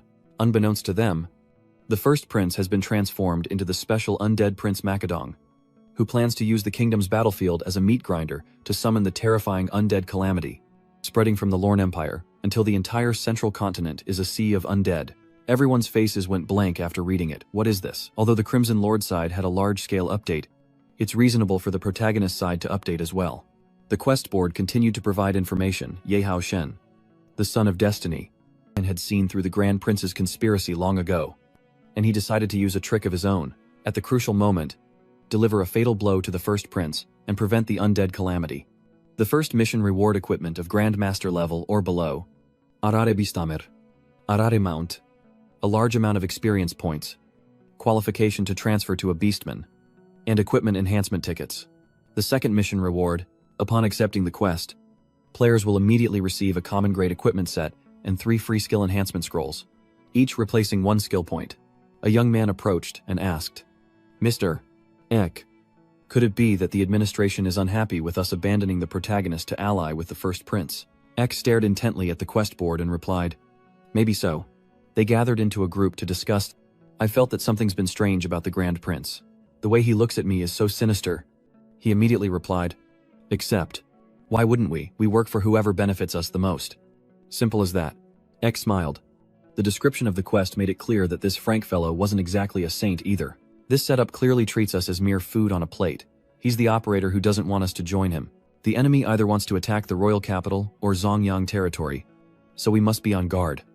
A knock on the door startled him. "Who is it? Come in." Rui entered after being given permission. "Lord, it's Rui." She was wearing a very revealing maid outfit, and I wanted to talk about the demi-humans. But just seeing her made my nose bleed. How could I talk dressed like that? His eyes were full of infatuation, glued to her like a fool. "I came to thank you. The demi-humans have been living well here. And about what I promised you before, to become your maid." He asks if that's why she's dressed like this, ready to seduce him, as she blushes and gazes at him adoringly. "What are you talking about? These are Lori's old clothes. They were a little small, so I altered them to be more comfortable. Your nose is bleeding even more now. Old clothes. Lori's. Too tight. Is she implying I should tear them off?" The beautiful girl before him was getting close, and his oxybin-addled brain couldn't think straight. As expected, she was a saintess, and the Fox clan was unparalleled when it came to seducing other races. In the dark of night, a fire blazes, sending smoke billowing as people rush to block the other side. They're doing their best to destroy the monster, hoping to collect 30 fire magic cores to trade with the Lord for elite gear. The black-haired swordsman strikes, and a red spirit stone appears. He grabs it excitedly, saying it's enough, and they must hurry to exchange it for equipment before sunset. An Nyem Shuang, you're getting more and more skilled. Suddenly, a shout makes the young man turn his head. Watch out ahead. A spider-like monster crawls forth, and luckily, he's quick enough to leap away, narrowly avoiding it, but still getting quite a scare. Oh, God. What is that thing? It's a forest wolf spider. Level 9. Fearsome, violent, and a difficult threat. The others panicked at the sight, exclaiming, "Spiders! Spiders! Level 9. So big. I hate spiders. Nobody likes these things." He plunged his sword into the ground, reassuring them, "Don't panic. We can still kill it with the people we have." They saw the test subject and were all shocked, mouths agape. "Oh me God." Someone warns him, "Yem, Up ahead, he looks forward, and his hair stands on end as he sees countless red eyes staring back so many spiders. The wolf spiders eye them hungrily. And with an average level of 9, they're definitely outmatched. He suddenly realized something. Wait. Hold on. Something's not right, the boy behind him shouted. Yem Shuang. Don't engage them head on. Get over here. They hid behind a large rock to avoid the spiders outside, and discussed. Did anyone notice anything? Next to that spider's health bar are 2 strange buffs, fear and rage. So, a monster riot is about to occur. But he replies that whatever the reason, it's not normal. So this is likely a hidden quest. His sword, plunged into the ground. Glows, see. This sword is the key to the hidden quest, trust me. My instincts are never wrong. A worried brown-haired boy asks. So, what do we do now? How do we complete this quest? He turns and asks the boy a question in return. Finding a hidden quest means finding the key NPC. And who around us could that be? Kreml is definitely at the training grounds. But we can't go there without the proper rank. The maid Lori and the maid Envoy are probably by the Lord's side. Hearing this, the red-haired girl replied, Okay, then it's goodbye. His answer satisfied her. That's right. We just need to tell him about the monster rampage. And we'll know if it's a hidden quest or not. Meanwhile, Goodbye's face was full of vigilance. Who's attacking at midnight? But Sung hurriedly spoke up. Don't panic. It's us. Seeing them surprised him. The awakened. What's going on so late? He recounted everything. While we were on a mission in the Forest of Eternal Night, we discovered a riot of forest wolves. There were hundreds of them. He's headed this way now. Hearing that startled him. But he was still skeptical. Auntie, are you sure? This is important. You can't just say anything.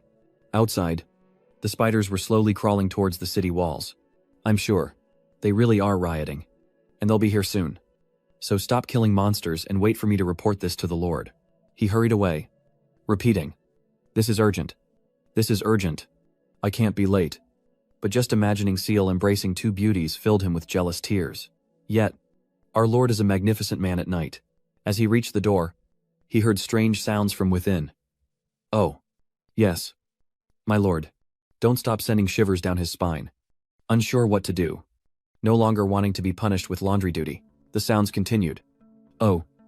That feels good. His hand on the door trembled as he burst into tears. The Lord was indeed busy. If he barged in now, he'd be washing underwear and socks for a year. But if he didn't go in, inside the room, Sebian knelt on the bed, hands on Roy's back. See that? That's the pressure. The technique. That's how you massage. If you want to serve me, you have much to learn. She lay face down on the bed, softly replying, Okay. I'll practice diligently. His face flushed as he watched her hands circle his neck. Then she wrapped herself around him seductively, suggesting they try it out right then and there. His face filled with satisfaction as she pushed him onto his back. This time, I'll definitely master the pressure. He closed his eyes, enjoying it. The pressure points on me aren't easy to master. Her hands rested on his stomach. But before she could act, he flinched, startling her. Please, don't move, she said. But he quickly sat up and embraced her. Panicked.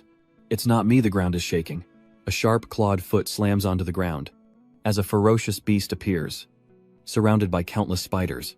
A knight on the wall spots it and frantically announces, The demon beasts are attacking the city. The demon beasts are attacking the city. Helpless. He cries, Report.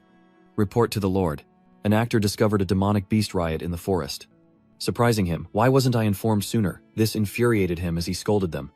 Incompetent fools, you'll be doing the entire army's laundry for a year. He knew this outcome was inevitable, so he resigned himself to his fate. Yes. He then turned to Roy and instructed, I'm going up to the city walls to check the situation. Please appease the demi-humans. She stood up without hesitation. I understand. Be careful. A quest board appeared. Ding daily villain quests have been refreshed. Villain Quest 1. Eliminate the dragon beast Kasim. The second villain mission, eliminate all the pitiful siege monsters driven here. The third loot the treasure hoard of the dragon beast flirting with Kasim. He rushed down the stairs. Surprised. A flash of inspiration struck him. What the heck is a dragon beast flirting with Kasim? Flirting with who? Pursuing who? There are no dragons in the eastern fortress. Suddenly, Si Bing remembers the egg's existence. Wait. Although the city doesn't have a dragon, there's a suspicious egg. Could there be a dragon inside? His face lights up. Imagining a cute dragon girl. Is the system giving him a dragon? How exciting. Could it really be? He grabbed his sword and went outside, giving orders. Attention. Everyone, to the walls. Defend the city, obey Clement and Ben. They were surprised to see him. Lord, he stood on a high step and commanded them. All demi-humans and crusaders. Follow me out of the city to meet the beast tide. Protect Eastwatch. Protect the priest legion. Stick close to me. And open the city gates. The system chimes, announcing a hidden quest has been activated. Follow Lord Hung-ung out of the city to fight the beasts. Protect the city. And remember the mission. There are many monsters. So stick close to Lord Hung-ung. And you might just live longer. The healing priests can help if you're swarmed by monsters. Have them pull you out. Reward 1. A massive amount of experience and elite gear, exchangeable with magic cores. Quest Reward 2. The top 5 players who eliminate the most monsters will have the chance to be taught skills by Lord Hung-ung. Your favor with Lord Hung-ung is now at a normal level. Currently at 0. The players read the announcement with excitement, realizing they'd triggered a hidden quest. Brother Frostnail. We'll follow you from now on. If your affinity reaches 100, can you even attack Lord Hung-ung? What's your sexual orientation? Bro, suddenly. A loud noise startled them. Quick. Look, what is that monster? It's so huge. The dragon's red eyes glared at them. Even its roar was terrifying. Warning, World Boss Kasimi detected. World Boss Raid Quest initiated. Quest objective. Under the leadership of Lord Xiangying, eliminate the dragon beast, Kasimi. End the beast tide. Quest reward. A massive amount of experience points. A chance to bathe in dragon's blood. Rare materials. The title of Footwork Master. And a quest reminder, follow closely behind Lord Hung-ung. He'll chop its head off. And we'll finish it off. But the girl beside him is confused. What's the deal with this Lord Hung-ung mention? He glows with golden light as he flies toward the dragon beast, declaring that no world boss will steal his baby dragon. The beast is currently nightmare level 52, with a health bar reaching 20. Ling ling ling. Shocking everyone. Wow. That health bar is so long. And it's level 52, a nightmare level threat. Is that all? I thought it would be stronger? And look at those tiny wings. Was it born prematurely? Unexpectedly. It opens its massive maw, unleashing a torrent of flames, threatening to incinerate everyone. Damn. The fire effects are so realistic. Then, it raises its colossal hand, sending them scrambling in terror. Get out of the way. It's going to crush us. Just as that hand reached out to grab a young man, it suddenly stopped, because Saiwu had arrived in time and was holding onto its tail. The enraged beast roared, furious that someone dared to grab the tail of the great and terrible dragon Kaxum. The fool would pay for his insolence. Enraged, a ball of fire ignited in its mouth.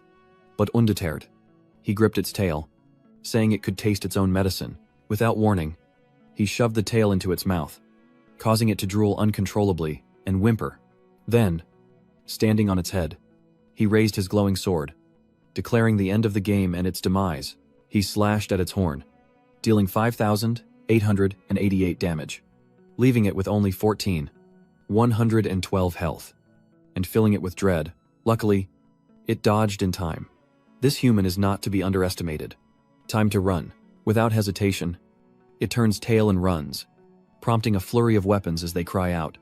Don't let the boss escape. This Eagle Lord is terrifying. A quarter of its health gone in just 2 hits. Use the chains. Use the grappling hooks. On my mark, aim and throw together. Then find purchase and pull tight. 1, 2, throw, and with that, a volley of grappling hooks flies forth, finally restrained. They held the chains tight, preventing its escape, and cried out, Lord, finish it, we'll hold it down, use your ultimate move. Zaiban channels his energy into a powerful sword technique, summoning a massive, fearsome golden lion with razor-sharp teeth behind him. Then, that power was unleashed towards Kashin, a binding force that made him scream. The sight left them speechless. He won, so cool. That sword aura was huge, and they rejoiced. Victory was at hand, 3/4 of its health gone with a single strike. So this is the damage of a war mage. From this day on, I'm Lord Eagle's Hound. Don't anyone dare steal my spot as his first pup. Seeing the falling sparks, he frowned in contemplation. That ultimate move wasn't just flashy, but incredibly powerful. Though the charge time was too long, he doesn't usually use it. So the player's coordination this time was pretty good, restraining the dragon beast, buying time, and providing the required support. Then he ordered, System, distribute the rewards now. And immediately a golden circle descended. Everyone's genuinely surprised by that. This is the Aura Dragon's blessing. My level is increasing. I've reached the Grand Power Master level. Go. Thank you. My lord. The system announces that the world boss Kasim has been defeated by Lord Hung-ung, and all participating players will receive rewards based on their contribution. In this battle, you restricted Kasim's movements, creating an opportunity for Lord Hung-ung, earning you 15,000 experience points. Congratulations on achieving the title of Great Foot Repair Master, and congratulations on being bathed in the color of the Subdragon, after which your skills and rank have significantly increased. Kasim's dismembered parts lay scattered on the ground, drawing curious onlookers eager to touch what was once a world boss's claw. Take a picture. Let's hit the forums and check out the quality of these materials. Half of them actually belong to us. The Eagle Lord is truly generous. Zaiban stood by, arms crossed, observing the situation. It's good that they're cleaning up the battlefield, but it's a waste to let players have such high-grade materials. System. If players provide materials, can you craft equipment for them? The system appears, answering his question. Tin. After obtaining the mysterious crystal fragment, a series of analyses and completions have unlocked a large number of player-related features. Can the materials players obtain be converted into villain points? Players can use materials to craft equipment, but it requires spending villain points. The answer leaves him puzzled. Can materials be converted into villain points? Then can the materials I obtain be converted into villain points? But the system says it's impossible. So, he asks another question. What if I give the materials to a player, and they turn them in? The system analyzes this for a moment, then replies, please do not attempt to exploit loopholes in the system. Converting materials into villain points will reflect the material's true value. The higher the grade, the greater the loss. 100 grams of boar tusks will convert to 10 points, while 10,000 grams of dragon claws will yield 100 points. After reading, he stroked his chin thoughtfully, realizing the situation, so he decided to drop it. System. Arrange the material consumption feature for equipment enhancement for me, and set the rate to 20% for now. The system presented a panel. The enhancement feature template was uploaded, and enhancing equipment required 4 materials, ES or NO. But he wasn't a fool to be deceived. He wouldn't spend his villain points. Crafting equipment. A failure or two would be reasonable. Right. With that thought, his face lit up. Players would waste 5 parts of materials to succeed once, and he'd pocket the other 4, converting them into villain points. A profitable venture indeed. News of Caxon's defeat was also announced. A hot topic in Twin East City, a world boss had appeared. After 8 shades of heartbreak. My stats. After 8 shades of heartbreak. My stats, from now on. I am Lord Hung-ung's #1 hound. A person in black and some eggs on the ground are surrounded by a crowd. These Liangdong players are going too far. They're even handing out hidden world boss quests. Meanwhile, let's see. What's our hidden quest? It depends. He tells them. Everything depends on fate. If you complete the mission, each of you will receive a raptor bird egg. They're not only great battle companions, but also advantageous items. The mysterious man agrees to escort the demi-humans deeper into the forest near the divine light. But he's in a hurry. Unable to complete the task himself, he hopes to hire you with the raptor eggs. The quest is limited to 10 people. And the rewards are, I see experience points. Raptor eggs. Note that this quest is unique, so please don't share it with others, or the reward will be lost. Okay. No more complaining after all. The reward is a rare item. Though it's rare, does anyone want a raptor? A muscular man boomed. It's just an escort mission. It shouldn't be too hard. We accept. He glanced at the group of people smiling at him, then added, but I have to ask, what are you demi-humans doing in a dark, gloomy forest like this?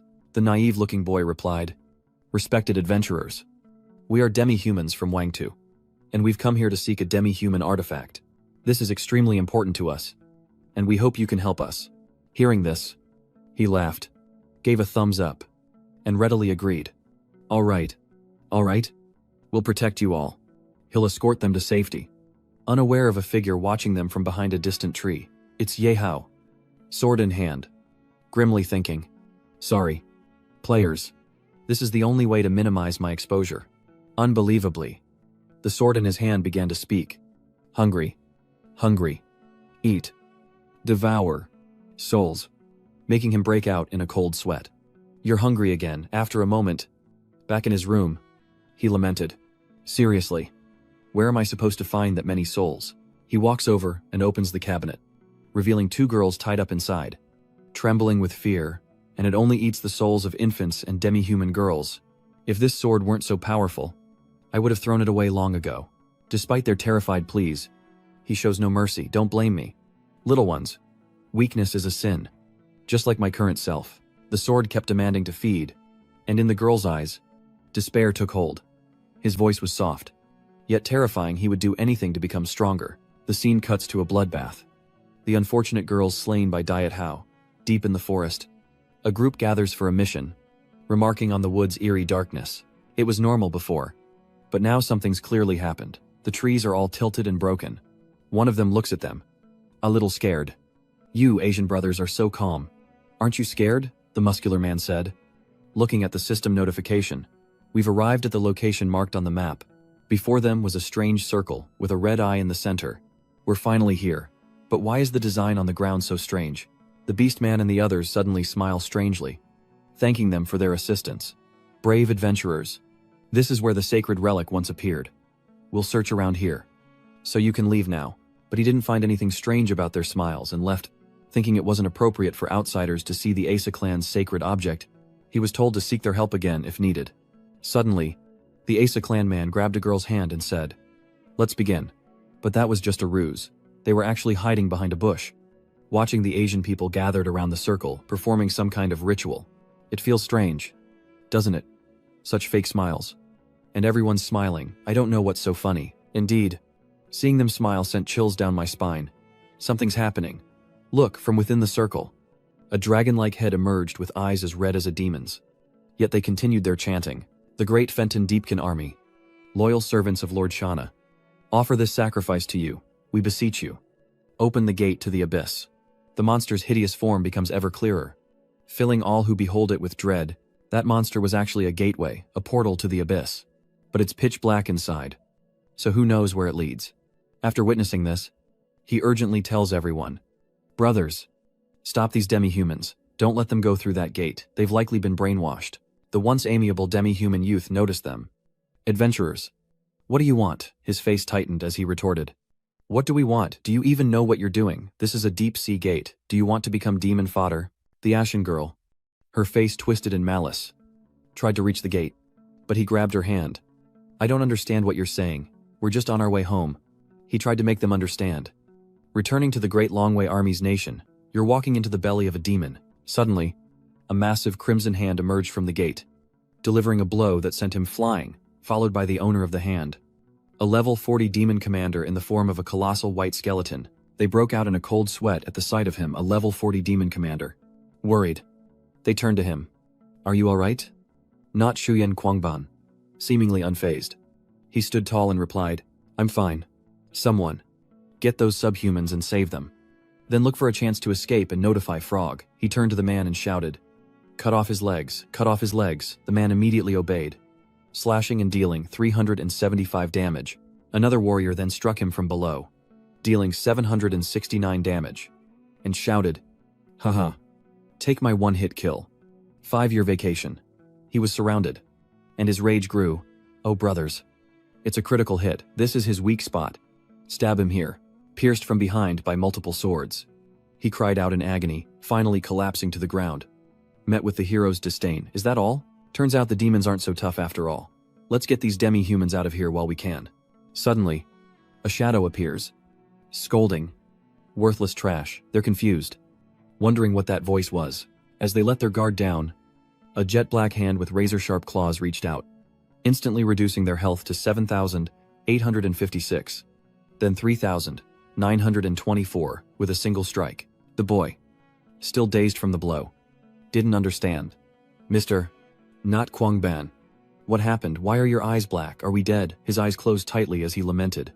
"Is there no hope? A level 78 demon army. One hand wiped us out. It seems our rescue mission has completely failed." A series of notifications appear as it reaches out and grabs a few people, slowly dragging them through the door. Kuliksu Nagyevan, a Legion-level demon. A level 78 Dark Smoke Lord. Ranked 61 to 80. Champion. Other stats unknown. Meanwhile, someone was banging on the door, shouting, "Brother Yehao, are you there?" A tired Yehao scratched his head and came out. "What is it?" He rarely saw him come out. So he said, "I'm so sorry to bother your rest, but we killed a demon overseer and got 3 magic crystals. We were hoping you could tell us how much they're worth." And if we can trade them for some equipment? The news shook him a demon overseer. He wondered, had the players not obediently delivered the demi-humans to the abyssal portal, or did they clash with demons in the portal? He noticed the man's silence and darkening face, and after a few seconds, asked with concern, "Brother Yehao, what's wrong?" The question snapped him back to reality, and he forced a smile. "No, it's nothing. Just happy for everyone that you were able to work together to kill Cerberus. That's at least a mid-tier demon." "Right." He took the item from X's hand, saying, "Give me the demon core. This one is worth 500 gold coins. One core can be exchanged for about 5 sets of elite equipment. If it's a high-ranking demon, one core is worth 1,000 gold coins. Enough for 10 sets of elite equipment here." Before leaving, X waved goodbye with a smile, thanking him and saying he'd discuss it with the others and return if they wanted to trade. To which he replied with a smile, wishing him luck. However, X's face suddenly turned serious. A stark contrast to his earlier smile. As he returned, Not Kwong asked curiously, "Oh, you're back. How was it?" "X, did you find anything out?" X replied, slightly discouraged. "I didn't find out anything, but I do have some suspicions." X tells everyone that he suspects Yehao is the man in black, a revelation that shocks them all. One man's eyes widen in disbelief. "Are you crazy? How could it be? Isn't he the main character?" With a serious tone, X shared his reasoning. "Think about it. Tran Then Quang is just a small place in the Xiangyang territory. So why would the demons build a separate teleportation gate here, if it's for the Tran Then Quang demi-humans? That doesn't make much sense either, because almost all the demi-humans in the entire Xiangyang territory are now in Lamdong City. And with the demi-humans coming from the royal capital, the quest giver must be an insider in Tranquil Light Town, colluding with the capital." Hearing this, he was completely convinced. It made sense. The girl beside him wondered, "But why Yehao?" Without hesitation, X explained that after playing the game for so many days, activating a hidden quest was either something the players assumed, or it came from or was related to Yehao. Of course, the Lamdong faction was an exception. Hearing this, the others were dejected, realizing that this mysterious person understood the players too well, knowing that we had our mount stolen not long ago, and how to use rock eggs to tempt people. So, Not Kwang finally believes your theory, meaning the man in black can only be Yehao. Hearing this, the girl sadly laments that the protagonist is actually the villain. Although there have been quite a few games like this lately, the bald guy next to her asks if the Lamdong Guild is playing a simulation game. While we excel at adventure and puzzle solving, X quickly instructed them, "This isn't urgent. Gather everyone else first. We should head to the Great Prince's stronghold to regroup." They immediately obeyed. "Yes. See you." As he turned to leave, a smile of interest bloomed on X's face. Hypocritical heroes. Honest villains. This game is getting more and more interesting. Meanwhile, a group of people gathered and lined up neatly. "Lord, see ya. The expeditionary force is fully assembled. Please give us your orders." He replied, "I know." Behind Siwu is an army ready to fight alongside him, and they're all set to march. He raises his sword to the sky, a symbol of his confidence and determination to win the battle. Inside the fortress, a young man embraces a girl as a knight approaches with news, "Your Highness. The lords, they're almost here." The young man simply replies, "I know."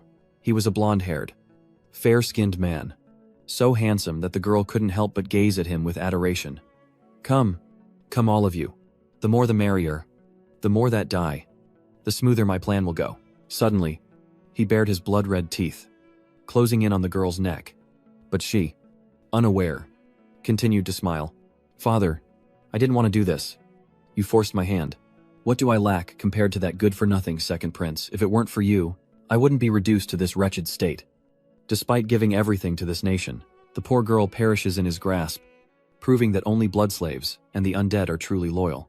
Outside, an army of soldiers stands in neat rows, weapons in hand. The portly man announced, "After many days, I am pleased to see you all gathered again in this hall.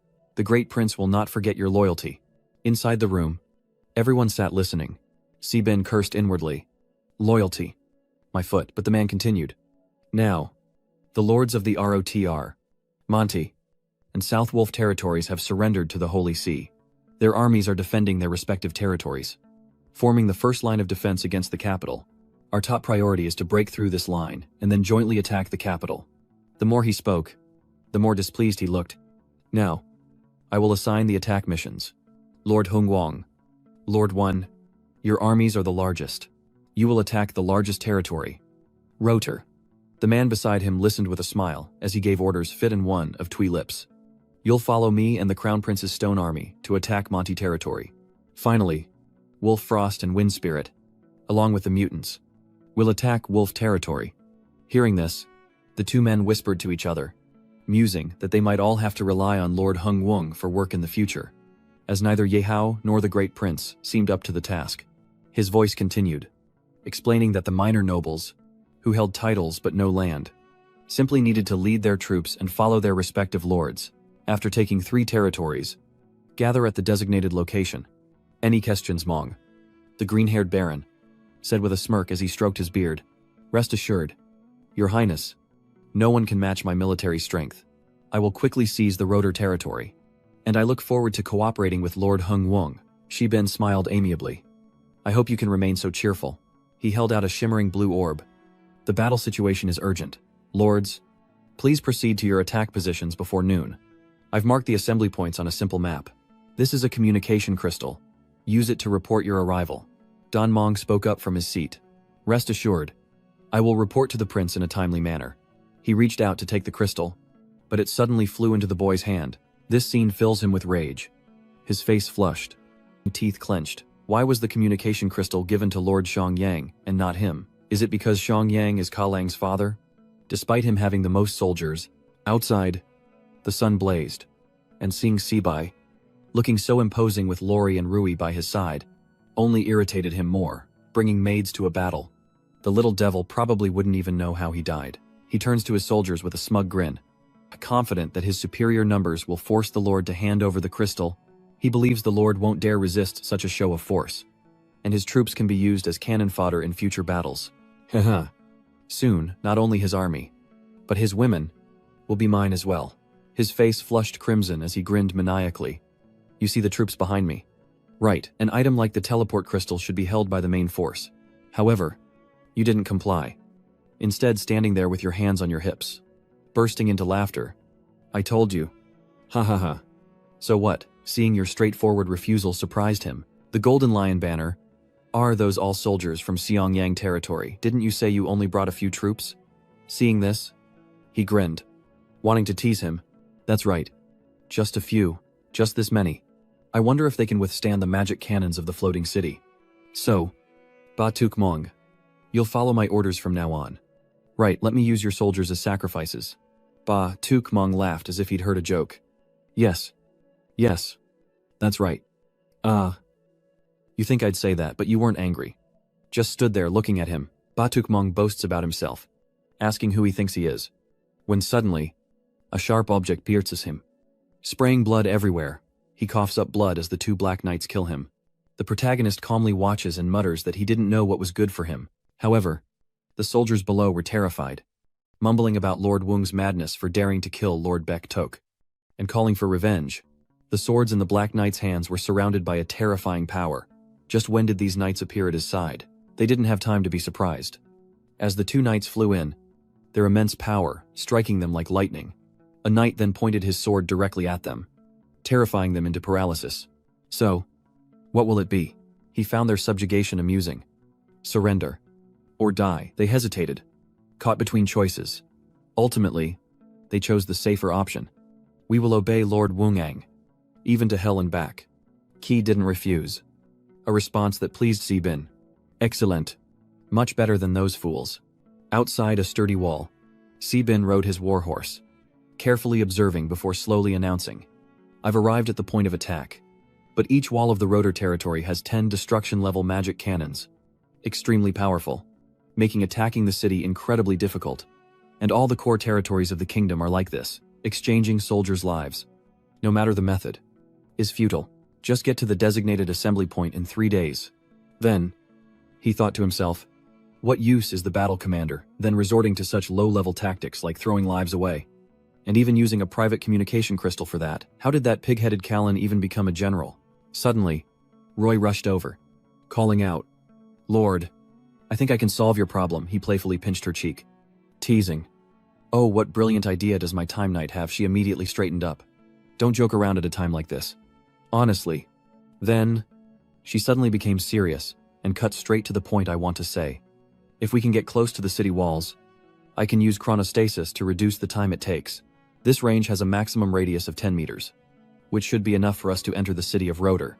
This made him a little doubtful, and he quickly asked, "You want to use your awakened skill?" Si-bin, worried, jumped off his horse and grabbed her arm, asking, "If you use that, your body, you really don't have to force yourself like this. I can definitely think of another way," she replied, flustered. Maybe. Then, she sighed softly, expressing her feelings. "I want to help you. Can't I?" As she finished speaking, his cheeks flushed red, and he whispered, "Okay."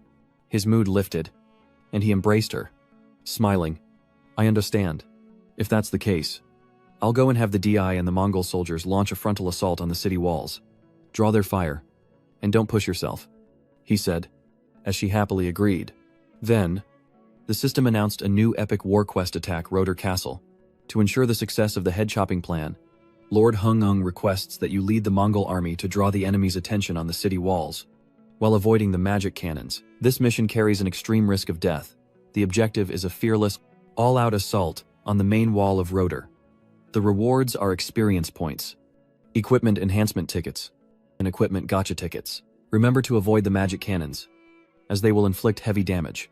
However, the battle-hungry players, fearless as ever, declared, "What's a little death to us, as long as we can enhance our gear and get those reward tickets? Our bloodlust is burning, let's destroy Rotor." Inside the chamber, a subordinate respectfully reported, "Lord, we have new intelligence. Over 10,000 soldiers are attacking Rotor." After hearing this, he didn't panic, but sighed with disdain. "Sure. 000. More than 10,000 soldiers want to take Rotor. Is Kalen out of his mind? What a pipe dream." His subordinate, puzzled, asked, "Lord, could there be a trap?" To which he replied bluntly, "Of course there's a trap, but it also shows that the enemy doesn't have enough forces to attack Rotor head-on. If that's the case, we just need to defend the city. No matter what happens, do not leave the city to engage. Most of our manpower is in the royal capital, and the destruction-class magic cannons on the city walls are our greatest advantage. The magic cannons fire relentlessly, frustrating the players, who remark on the game's incredible effects, urging each other to push forward, dodge the cannons, seek shields from the spirit squid upon respawning, and keep the pressure on the wall's defenders to buy time for their lord." Observing the situation, Shiban could only shake his head, realizing the players' efforts were futile. With only 2 soldiers guarding the magic cannons, and Sarakan free to act. Finally, Sarakan, in all its glory, charges forward, eager to crush the insects, sending shivers down the spines of the soldiers on the wall, who cry out, "Attackers, fire the cannons, hurry." Seeing his chance, Roy immediately cast Time Stop and began assigning tasks. Everyone split up, eliminate the enemy, and quickly seize the wall, so they didn't dare disobey, replying, "Yes, sir," and rushing forward, while the enemy wondered. What is that?" the enemy soldiers cried out. "What's wrong with the cannons? Why have they suddenly stopped and slowed down?" Seeing this, he quickly urged Roy, "You've broken through. Don't force yourself. Go on and do what you need to do." He looked at her with concern, saying, "Don't say anything. Just rest. Leave the rest to me." Outside the city walls, Chaos Ned. But the old man was still enjoying himself with the girls, one of whom carefully reminded him, "Lord, there are enemies," but he just scoffs. "I know there are enemies. They're outside the wall. No need to worry about those cuties. Come. Bring the refreshments. Let's play some more." A guard then rushes in with a report. "No. Lord, the enemy is on the wall. Our other fortresses have fallen. The enemy is too strong. We can't fight them. We'll just be slaughtered." Now panicking, he cries, "What about the mage division? My guards, and the Sky Knights?" Kua was sent to the capital, saying he didn't need guards, just maids. The Sky Knight said even a pig could guard the wall with a level 1 destruction magic cannon, so they went to the bar to drink. He raged, sputtering, What am I supposed to do now? You fools." Then, he shoved the girl in his arms away, causing her to cry out in pain. Suddenly, Jibin pounced, yelling, "Take this," he panicked, pushing the maid in front of him, causing her to take the full force of the blow. She groaned, and he cursed. Damn it. The cunning old man stubbornly used his ultimate move to block the attack, confidently declaring, "This is a magic shield of the Archmage level. I use the skin of a high-grade Blackwater crocodile demon beast, a complex magic array, and poured magic power into it for 7 days and nights to create it. Furthermore, if it could be broken so easily, what would be the point?" Hearing this, he scoffed and pointed up, asking, "Unbreakable." Right. His attitude as cold as ever. He unleashes his attack, yelling, "Smash it to pieces." After taking a beating, Lord Rotor cries out, "Stop? Stop, I yield." System notification. The first phase of the Rotor Castle siege is complete. All players receive 10,000 experience points and 3 equipment enhancement tickets. Use them at NPC Kang Lai. You also get 5 equipment gacha tickets. Use them at NPC Anza. The Rotor Castle siege quest has been updated. Stage 2. Commence the all-out assault. Mission rewards equipment, enhancement tickets X3. Equipment gacha tickets, X5. Woo. 000 experience points. An Eagle Lord's favor increased by 1. Task reminder: please use siege vehicles to break open the city gates, creating an opportunity for Eagle Lord's army to attack. The people rejoice. The walls have been breached by the Eagle Lord. I told you so. Where are the magic cannons, brothers? Take the siege engines and ram the gates. Seeing the opportune moment, he immediately orders, "All troops, advance target Rotor," inspiring everyone to cheer with enthusiasm. Meanwhile, in the main hall of Rotor Castle, Sibin was being treated by Lori Bob Vi when he suddenly asked, "How is Roy?" She reassured him, "Don't worry, Master. I've used healing magic to treat Roy, and he'll definitely recover soon." But she suddenly made a suggestive offer. "Master, there's no one to bother us now. Why don't we celebrate our victory?" He just smiled awkwardly and replied, "Now doesn't seem like the right time." She then took his hand and pleaded, "Please, Master." But suddenly, a soldier burst through the door, breathless, shouting, "Lord, we have intel." So the two quickly separated as if nothing had happened, and he cleared his throat. "Speak quickly." The soldier didn't dare hesitate and reported directly, "Lord, we encountered 2 mutants from Trandon Quang while searching for the tunnel. They said they want to meet you." He put his hand on his chin, deep in thought. "Players from Divine Lighttown. What are they doing here? Are they trying to take me out?" Lori in the back keeps whispering seductively, "Come on, Master," making him grimace. Finally, he stammered, Bring them up." Lori, behind him, fumed. As the 2 newcomers appeared, they said in unison, "Good evening. Lord, we have some information for you. I think you'll be interested." Hearing this, he asked, "Tell me about it." The frog person looked at him seriously and announced, "This information is a bit hard to believe, but please listen carefully to what I have to say. The Great Prince is actually a special vampire who wants to use the dead soldiers on the kingdom's main battlefield to summon a necromantic disaster, slowly spreading from the kingdom's center until the entire Kolan Empire becomes a sea of undead, and he will become the new Necromancer King." As he finished speaking, he simply replied, "Is that all?" Seeing his reaction, the frogman was a little disappointed, thinking, the Eagle Lord is indeed unfathomable. Secrets that players like us can only know with system prompts are nothing to the Eagle Lord. Immediately, Sivu smirked, thinking, I knew there was something wrong with the first prince. After all, how could a prince be so ordinary that the system wouldn't display any information? Heh heh. As long as I act calm, like I know everything, I won't have to give the players any rewards. Finally, the frogman had to give up, saying sadly, "It seems, Lord, you already have a plan, and I'm just being nosy."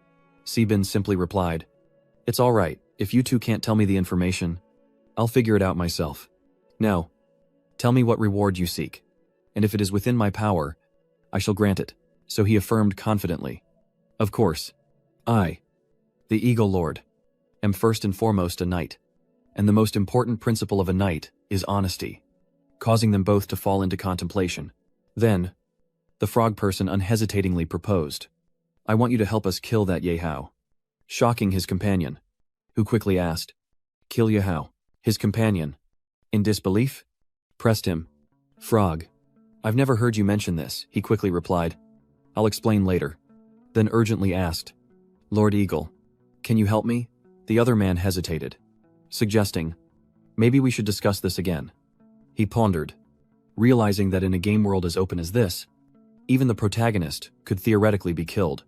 The fact that the Eagle Lord was willing to heed the wishes of some players suggested that Ye Hao wasn't indispensable because he had guessed that, until now, no one could fully grasp the entire storyline.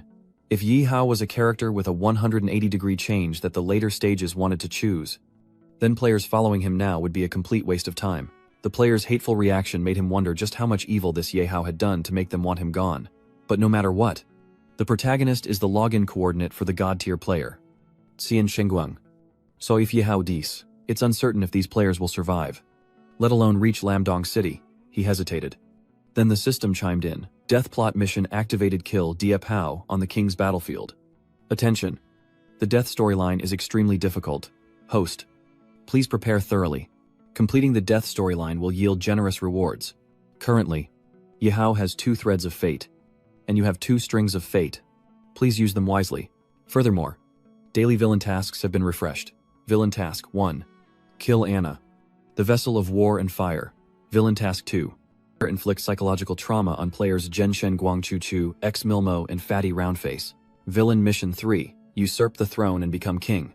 Reading the mission on the system screen, he couldn't help but wonder if that idiot had offended not only the players, but the system as well. It looks like the system is afraid I won't agree, so it's forcing more quests on me. System, this isn't right. I'm an honest man. How can you give me a quest to usurp the throne? Suddenly, the notification chimed again, this time berating him.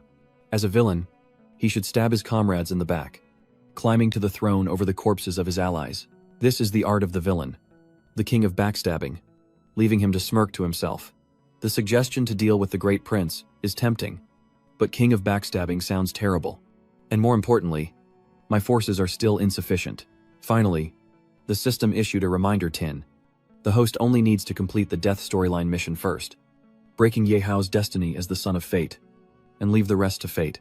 So, he was sure of one thing. Everything else is optional.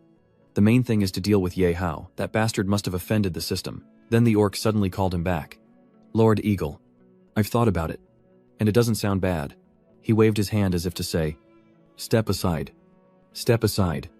Then wondered, if that's the case, what's there to consider? And his final decision was, I agree to your request.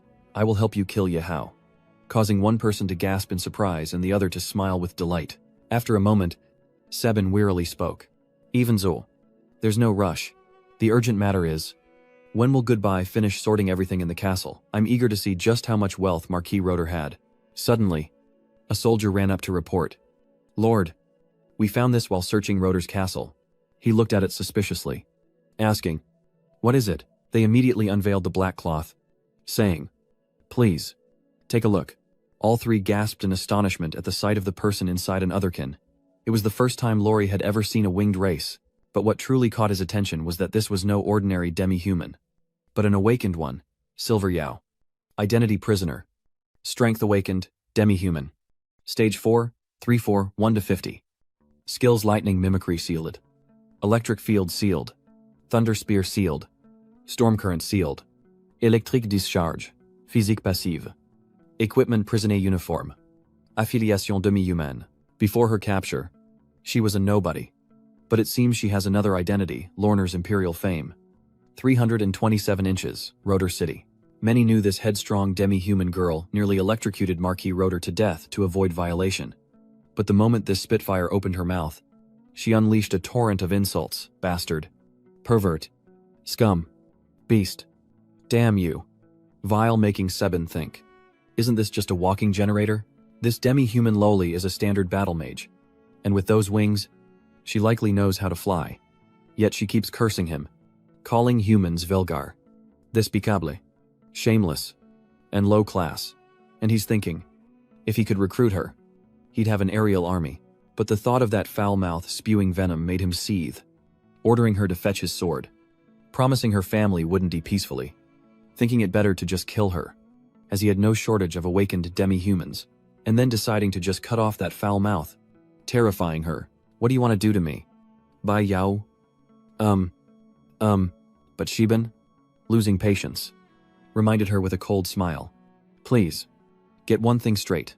I am not Roeder's heir. If you understand that and still speak carelessly, I won't hesitate to pluck all your feathers. Roast your wings. And cut out your tongue.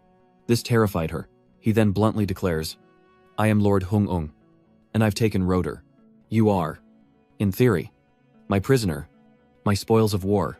The fairy stammers in response. He adds, if you want your freedom, you'll join my army. As you can see, I have more than one demi-human under my command, besides Roy and Larisa. There's also a merman named Tin Hai.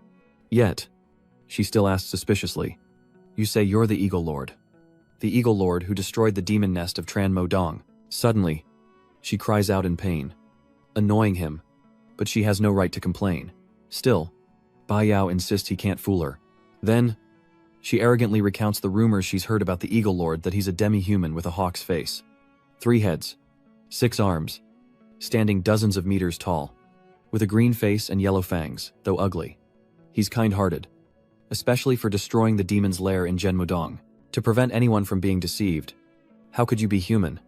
She thinks, calling him an arrogant, evil tyrant. He retort, asking who she's calling ugly, and that the Lorne Empire is a human empire. So how could the Lord of the Eagle territory be a demi-human?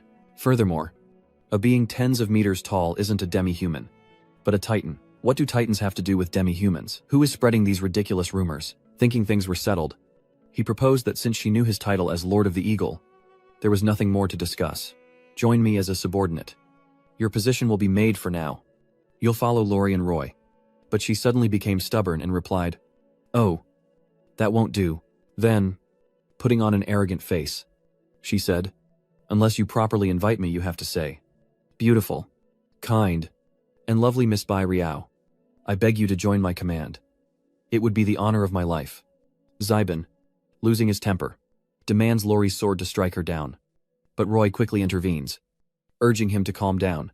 As Xibinpu, Auntie, I know, but remember, you asked me first. I only reluctantly agreed because I felt sorry for you. Bak Ryo excitedly shouted, laughing out loud. A strange light emanates from her as she excitedly says, look, Lord Xiang Ying then. She happily runs to Roy, showing off. Hey, I'm always in a state of discharge. As he sheathed his sword, he instructed, Roy, take this idiot to wash up and change clothes. Then have her follow her. If she doesn't listen, hit her. But remember to wear gloves when using electricity. She simply replied, yes, my lord. Then, he sat down for Lori to massage his face, which made Bai Riao scold. You're so annoying. You didn't ask my name, my identity, or if I have any friends. But he just shooed her away. Once she was gone, he breathed a sigh of relief, finally finding peace and quiet. Though a hint of curiosity lingered in his mind, he wondered about the friends Bak Ryo mentioned. But that girl was just too noisy. As the guards patrolled, something whizzed by, leaving them uneasy and confused, while the suspicious girl stared blankly, disappointed, thinking, still nothing here. Finally, she surmised, one more floor down should be Lord Rooter's living quarters. There are probably more guards, so I need to be careful. She then hurriedly leaves. But after walking for a while without encountering any obstacles, she wonders, strangely, why there aren't any guards on this floor. Suddenly, she overheard a conversation and quickly hid behind a wall, thinking, that person is strange. Can't she see or feel me? Suddenly alert, she thought, someone's coming. Roy nervously replied, what about it? Seeing this, the angered white dew was about to turn back and demand answers.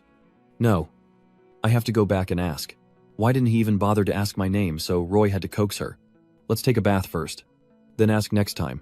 Uza, hiding behind, thought suspiciously. This voice, it was Bai Riao, who charged out demanding her release. Putting Roy on guard, she lunged forward, claws extended, shouting, let her go, causing Bai Riao to cry out. But in a flash, the person before her vanished, leaving her stunned and wondering, vanished, too fast. Then, knocked unconscious by Roy's attack, she looked at the girl before her, suspiciously, muttering, another demi-human. Now recognizing her friend, she panicked and shouted, it's Udza. Seeing this, Roy inquired, you two know each other? Bai Riao quickly replied, of course we do. She's my good friend. Why did you knock her out? However, she frankly explained, do you know that if she didn't lack murderous intent, she's practically dead? And from the Lord's perspective, she's no different than an assassin. And who knows if the Lord would suddenly change his mind, Roy, finding it reasonable, replied, "Well, that's true." The two then carried Udza away. And Roy reluctantly decided that he would have to trouble the Lord again, as Lori wouldn't heal her without an order. Meanwhile, Bai Yao asked her with lingering doubt, "Even so, he's still a person. Do you really trust him?" remembering Shibin's image. Her cheeks flushed red, her eyes full of infatuation and shyness.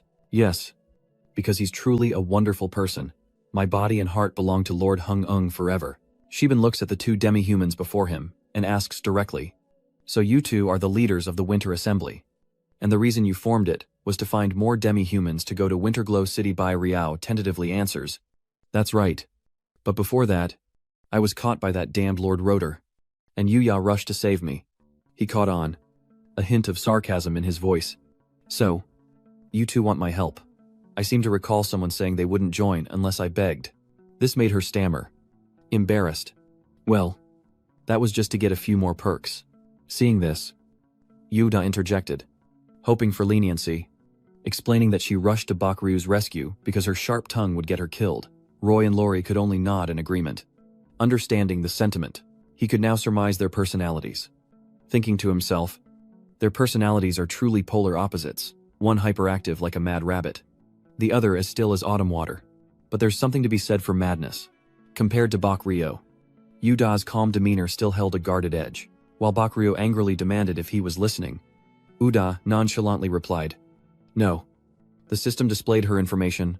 Uda, deputy leader of the Lamdong Hoi. Awakened Anon Stage 1. Level 41. Skills cat-like grace. Shadowing. Stealth.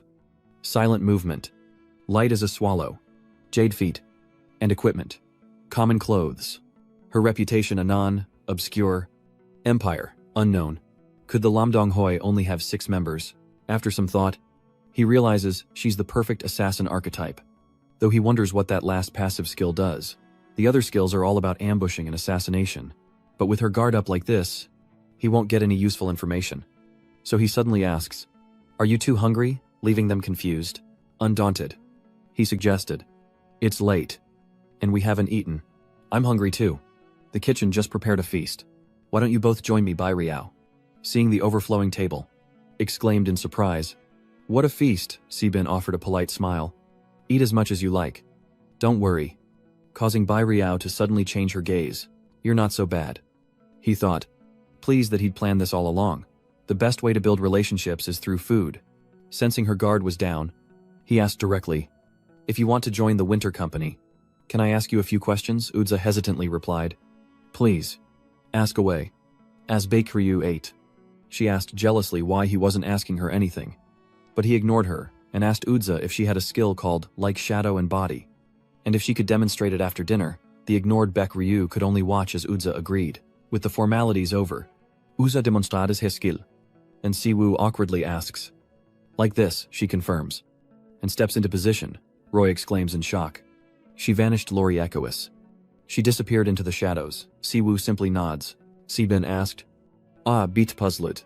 "Can you infiltrate shadows? What if the shadow disappears?" Udza reappeared and explained, "If there's no shadow, I revert to my original form." He replied, "I see." He inquired, Beat perplexed.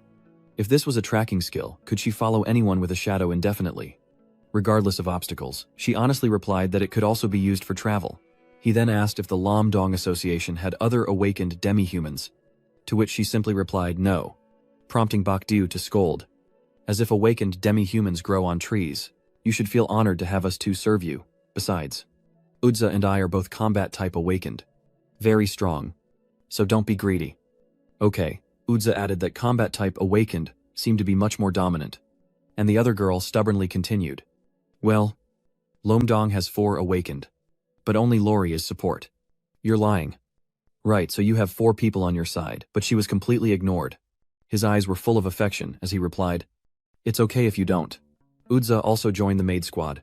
Working alongside the remaining demi-humans will be escorted to Lamdong City by my soldiers. Now, allow me to introduce you to my maid. Lori, consider her your superior, or even your elder sister. In terms of age, just follow her instructions." She then stepped forward to introduce herself. Hello everyone. I'm Lori. As Bakdiu spoke up in annoyance. Listen to her, isn't she just a support-type demi-human causing Udza to quickly warn? Bakdiu. Sibin happily claps Lori on the shoulder, proudly declaring, "So, you think support types are weak? In the next battle, our Lori will be the key." The next day, urgent calls echoed from one side of the city. Are there any teams that haven't assembled yet? Lord Hung Ung's and Count Mung's teams still haven't arrived. Seeing this, he hastily announced, "Chi. A failure. Pass down the order to abandon the wait and march immediately." Suddenly, a subordinate exclaimed in surprise, General. They've arrived. And it looks like they've been through a fierce battle." Sibin embraces Lori and rushes forward with his troops, as the other man grits his teeth, thinking, so this is the star of the Empire, is that all? To bring a maid to this point, with his aura so diminished. It's doubtful he can even withstand the first wave of the Royal Executioner Corps. He then thought to himself, he just looks like a useless noble, relying on his family's power to act tough. Just like those silk-clad fools in the capital. What a waste of manpower, he thinks, then asks about Count Mong, prompting the boy to launch into a dramatic tale, Ka Lang. My lord, Count Mong was a true warrior, leading the vanguard into the walls during the Battle of Vodou. He even teared up as he recounted the tale, but alas, Count Mong was momentarily careless and struck by a devastating cannon blast. He died on the battlefield. A true hero that day. Lori burst out laughing, shaking uncontrollably, prompting him to hush her. Lori, don't laugh. Ka Lang rushes to report. Your Highness, all troops are assembled, the prince is pleased. Praising. Excellent. You've all worked hard. Then, Hung Ho, he announces, including the lords, we have 21 skeletal knights. And my men include 23 more. That makes 44 inches total. But it's still not enough to face the Pope's forces. But rest assured, to win this battle, I've also invited the esteemed Archmage Bobosa, along with 10 siege guns made by the dwarves. Then, Li Jixi introduced the mysterious robed figure. This is the former mage, Bobosa, who dedicated his life to the study of necromancy. Baron Yangling was surprised and puzzled, saying, I didn't expect him to be a necromancy researcher. Weren't they wiped out by the Church of Light? Why would the great prince invite someone like that? It's a desecration to our fallen warriors. Hearing this, old Kaling roared in anger. But the crown prince spoke with understanding. I know you all despise anything related to the undead. It's just that desperate times call for desperate measures. We need as many sacrifices as possible to wear down the enemy. And the undead are the best option. The undead can be resurrected infinitely and are more efficient than Dinyan. Surely you don't want the soldiers we've worked so hard to train to die in the siege. In the end, they fully agreed, saying, I think His Highness's idea is spot on. Indeed, in these dire times, it's a necessary evil. If necromancy is used properly, it won't be too evil. They agreed. While some soldiers remained silent and contemplative, the first prince, seeing his goal achieved, laughed heartily, saying, I'm glad everyone is in agreement. Then, the old fox spoke up. Let's go inside the tent to discuss our plans. Then, they all entered the tent together to discuss tactics. And in front of everyone, Bobo Za showed off his abilities, causing them to panic and talk. What? What kind of power is that? What is he doing? Seeing their confusion, he reassured them. Lords, there's no need to worry. This is just a soundproof barrier, so you can all discuss freely now. He then began his work with an announcement. Our siege forces currently consist only of dwarven artillery and some ordinary catapults. But the royal capital's walls are lined with dozens of destruction-class magic cannons. And without any preparation, we'll never break through.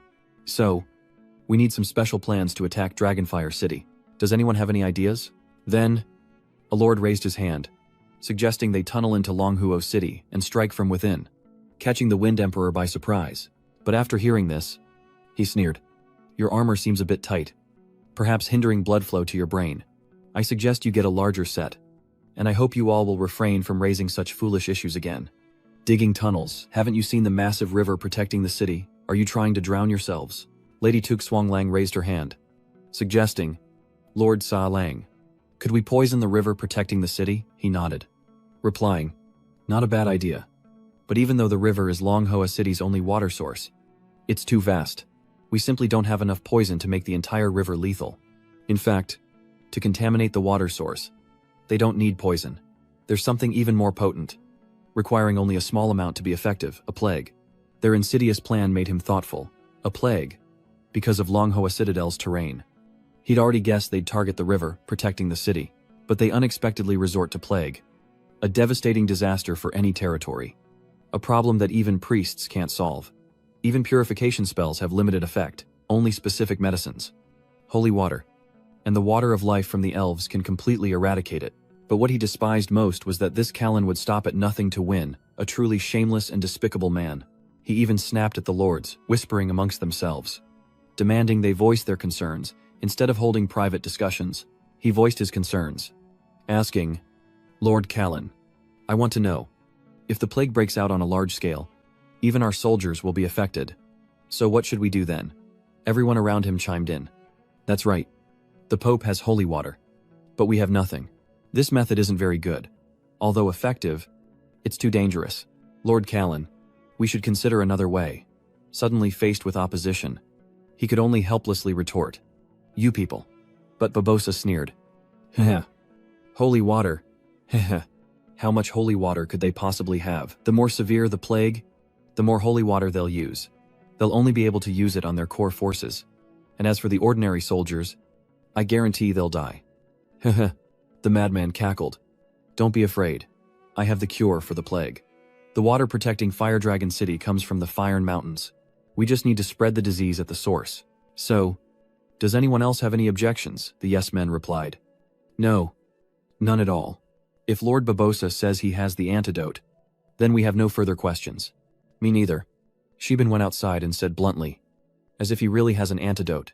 He suddenly remembered something important and asked, Lori, I remember your power can resolve any plague. Right, she honestly replied. That's right. Any epidemic can be eliminated using revitalizing touch. Furthermore, Lori can infuse the healing power of revitalizing touch into water. And although the effect will be slightly reduced, it's more than enough to deal with the plague of the Sphinxes. So, the problem solved. He happily kissed her nose, exclaiming, You're amazing. It's a good thing you're here, which made her giggle. The soldiers of the papal army coughed and wheezed, some dizzy and gasping, others nauseous and covering their mouths. Seeing this, he tried to reassure them, saying it was just a common cough and that his medicine would cure them. But the soldiers' morale had already broken, and they cried out for help, tormented by the discomfort. It's so itchy. What is this? Someone, save me. Seeing this, he ran outside in a panic, shouting, Plague, this is the plague, Captain. There's a plague outbreak in the camp. This news was then reported to His Holiness, the Pope. Upon hearing this, his first thought was whether the Kalan people were responsible, to which his subordinate pondered and replied, I don't think the Kalan people could have done this, as plagues are difficult to control, and spreading one would be like digging their own graves. Of course, if they knew a way to prevent the plague, that would be another matter. But I'm unaware of such a method. Only holy water and the water of life can completely eliminate the plague, and the corresponding medicine is very difficult to produce. Therefore, most of the plague can only be contained and prevented. I suggest that the Grand Knights gather the sick, keep a close watch, and those who are not sick should not use tap water, because all water sources in Manhwa City have been completely contaminated. As he spoke, the atmosphere was completely disrupted, and the soldiers couldn't help but feel confused and anxious. Then, the Pope asked with some doubt, How much holy water do we have left? Hearing this, she honestly replied, Your Holiness, we have a little over 100 liters of holy water left, but most of it was used by the alchemists to research the plague, which means they used over 200 liters of my holy water, and still couldn't solve the epidemic. His words stirred unease among his subordinates, and she honestly replied, Yes, Your Highness. He raged, calling them useless, when suddenly she asked, What's that sound? Someone points outside. Panicking. The sound is coming from the city gates. Report, we're under attack. Cannon fire relentlessly pounds the sturdy gates. Observing from afar, Sheben couldn't help but exclaim in astonishment, Ka Lang truly is a war profiteer. Understanding the principle of striking when the enemy is weak, he does have some brains. But with this attack method, I can't let my army sacrifice themselves here. I can only let the players try. Then, he sternly reminded the players below, Remember, our goal is to harass them, not to sacrifice ourselves. The best performer will receive a set of flame armor. Hearing this, they resolutely shouted in response, We understand. We're experts at harassment. One person took the lead, full of bravado. Let's go. Everyone, but someone hesitated, pointing to the wall and asking, "Hey, Mr. Shuang, look at that on the city wall." From above, Jiao Huang chuckled confidently. "Don't even bother. This city gate has special reinforcements. Even if you fired cannons for 3 days and 3 nights, you wouldn't be able to break it down." But before he could laugh, the players began to hurl insults. "Old man, come down here if you dare. Don't hide in there and refuse to age." Still, he suppressed his anger and sneered. "So, this rabble came to force us to open the gates and fight Dream On." Seeing this, he sighed in frustration. That old turtle isn't budging. But Shuang confidently replied, "You guys can't handle it. Let me." Then, he unleashed his verbal skills. "You dog of a pope. You damn deadbeat. You incomplete mutated rectum animal. You mutated from a fairy beast. Yet you're a coward. How dare you call yourself a pope? If you're so tough, come down here and fight me. Hiding on the city walls just proves how useless you are. Look at yourself. Your wrinkles could trap mosquitoes. And you dress so gaudily, who are you trying to fool by acting young?" Hearing this, the players could only sigh in admiration. "Mr. Bones is the best. Everyone. Look at the Pope's health bar." Then, they began to buzz. "It's showing his health bar, oh my god. Level 68. It's nightmare." The system also displayed his information. Pope Bada Kumora. Skull. Pope. 61 to 80. Level 69.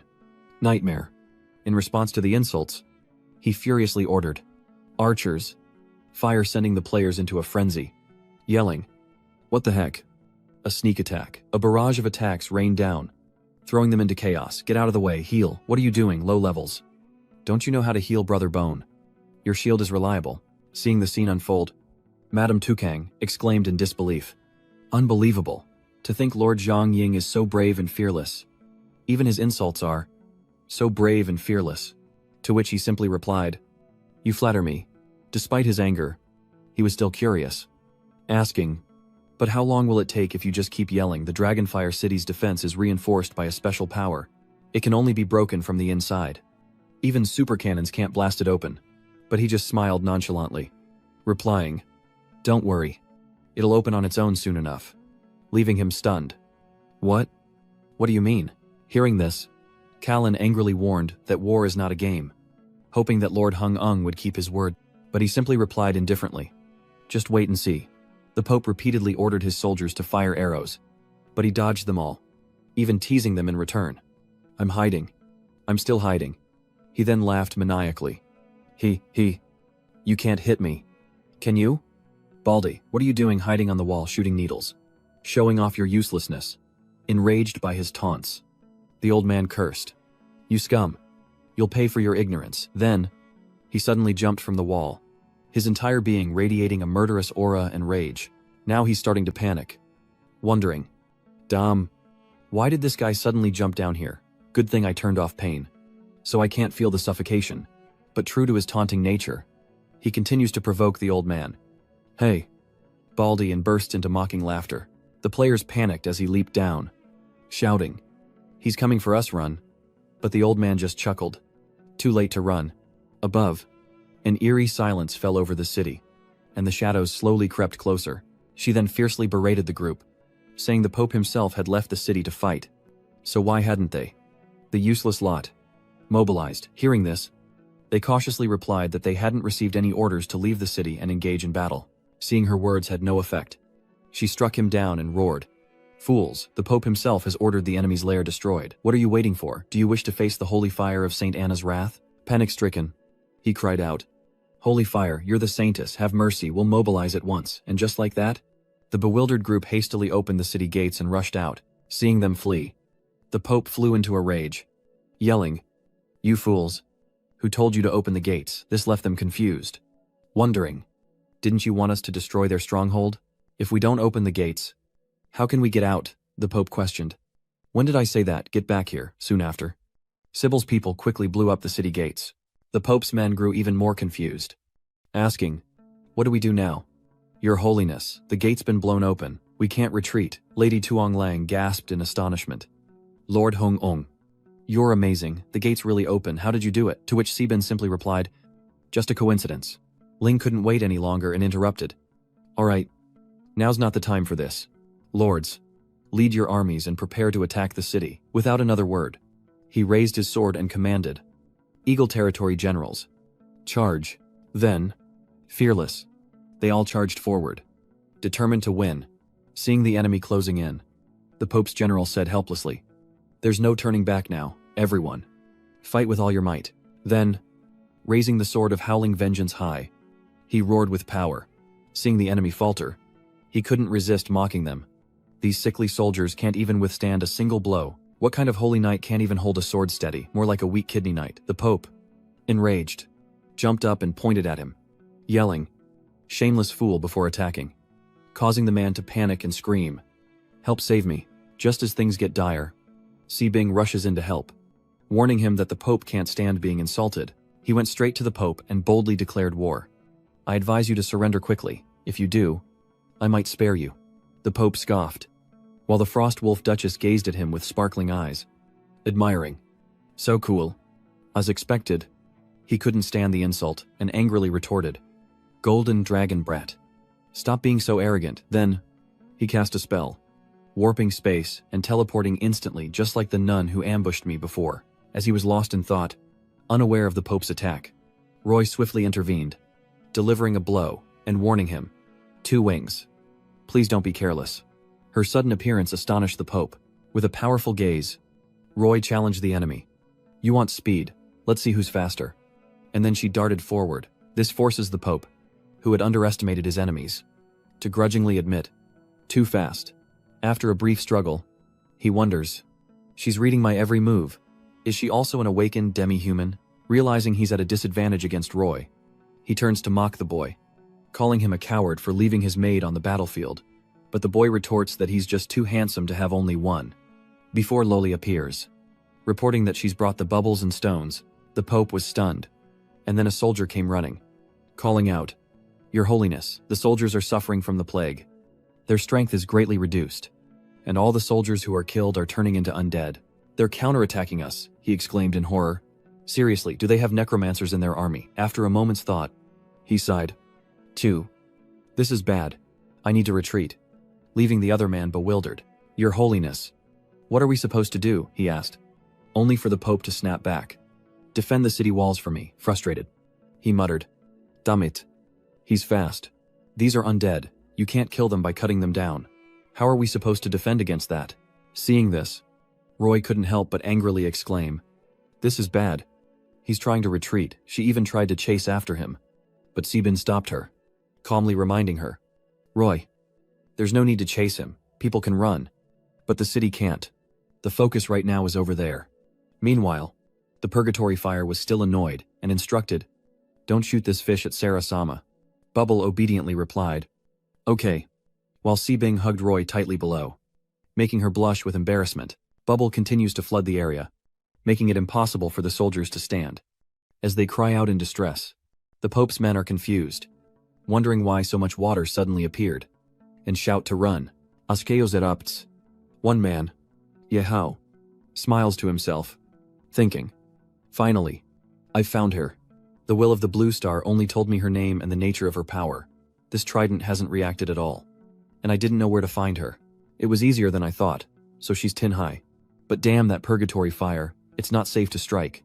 Sarah-Khan was furious, scolding Tatat, while the girl was terrified, stammering, "Sorry, Tach Dao, I forgot." The Han hesitated, contemplating, "But I can't afford to fail anymore. Thong Bien won't forgive me. Nor will the Pope, and the will of Lam Tin will never let me live." During the all-out attack, in the chaos of the battlefield, the Hellfire can't protect that demi-human named Tin Hai forever. Right, if I can just plunge this trident into Tin Hai's heart, I can obtain the power of the sea god Poseidon. Then I can turn the tables and crush both the Grand Prince and the Pope under my feet. At that point, Lord Hung-Ung will just be a stepping stone for me to do whatever I want. The soldiers are burning with fighting spirit. The catapults can't stop. Brothers, charge. They gleefully work together to push the catapults toward the city gates. Oh heavens. What passion. The enemy's cannons fire relentlessly, forcing them to raise their guard and remind each other to be vigilant. Counterattack is coming. Shields up. Mages, warriors. Advance on the Pope's side. The battle is equally fierce. As a shirtless man rushes forward, urgently issuing commands. Get out of the way, get out of the way. The magic cannons are launching their first attack. Explosions echo across the battlefield, signaling a fierce and desperate war between the two sides. As Bubble focuses intently, with Saracen, the master of destruction, close behind, protecting her, her magic circles unleashed waves that crashed over the enemy soldiers, sending them reeling. But they stubbornly urged each other on. Hold fast. But the arrogant soldier, carrying lowly, mocked them. Hold fast to what even the Pope has fled. Do you really think you can stop me with these crumbling walls and your tin soldiers? They cry out in shock. The Eagle Lord, but one illiterate guy, not knowing how to spell fear, just chugged a potion and arrogantly replied, "Whether it works or not isn't up to you," while a beast with bloodshot eyes growled menacingly beside him. Sensing danger, Lori anxiously warns him, "Master, please stop them. I can sense that what they drank is a more potent, modified demi-human drug." But he remains calm, a slight smile playing on his lips, and replies, "It's all right. Let them have a taste of the church's power." Seeing the Pope's men using enhancements without restraint, he boldly declares, "Don't think you're the only ones with enhancements. Today, I'll show you what true martial enhancement looks like." He then emanated an unusual aura, terrifying them, and they exclaimed, "Is he crazy? What kind of enhancement is that?" The system interface then displayed his current status: defense 50%, HP recovery 70%, speed plus 90%. He smirked, telling her, "Lori, wait here for me." She obediently replied, "Yes, Master, be careful." Then, he stepped forward, raised his sword high, and proudly declared, "This is true power." Sebin surged into battle, leaving his enemies in awe and panic as they cried out, "He's too fast, even transformed. We can't keep up. At this rate, we can't hold him back." While he's busy attacking, one of them seizes the chance to lunge at Lori, baring its fangs, saying, "If it's thanks to enhancement, then take out the support first." Sensing something amiss, he turns, shouting in alarm, "Lori!" In that desperate moment, a familiar shadow appeared, radiating power, and declared, "Follow the plan, focus on fighting. I've got this." Then, shifting into its true form, it stood before Lori, leaving Sebin in awe of its reliability. Baikiao has appeared as well, sneering, "So you've already revealed yourself, isn't it a bit too early?" Her body unleashed terrifying flames, leaving him in stunned disbelief. Next, a terrifying aura is unleashed from her body, so immense that it causes the papal army to cry out in agony. What is this? And of course, she lost control. And even Sebin wasn't spared, as he was shocked and cried out in pain. "Ah!" Then he quickly reminded her, "Don't overdo it. Look carefully before you unleash your lightning." But Bai Yao just scratched his ear, feigning indifference, and replied with a smile, "Oh, it was just a small mistake. Next time for sure." It made him grind his teeth in anger. But since Yu Yi had taken the lead in beating her up, he reluctantly said, "I hope you'll forgive me." Rui's sudden ferocity surprises the others, who wonder how she gained such speed. Unaware that the scent of her kin's blood has fueled her rage, fueled by her resentment, she swiftly eliminates those who dared to harm A.N. With that done, she turns to see Heavy has already cleaned up the mess. Looking down, he muses that even the weakest can win. And he doesn't even need to lift a finger. The maids alone have wiped out more than half. So this battle will end sooner than he thought. Meanwhile, on the battlefield below, a treacherous figure emerges, driven by the will of the Blue Star to plunge the Dingba into Starcy's heart, awakening the slumbering will of the sea god within her.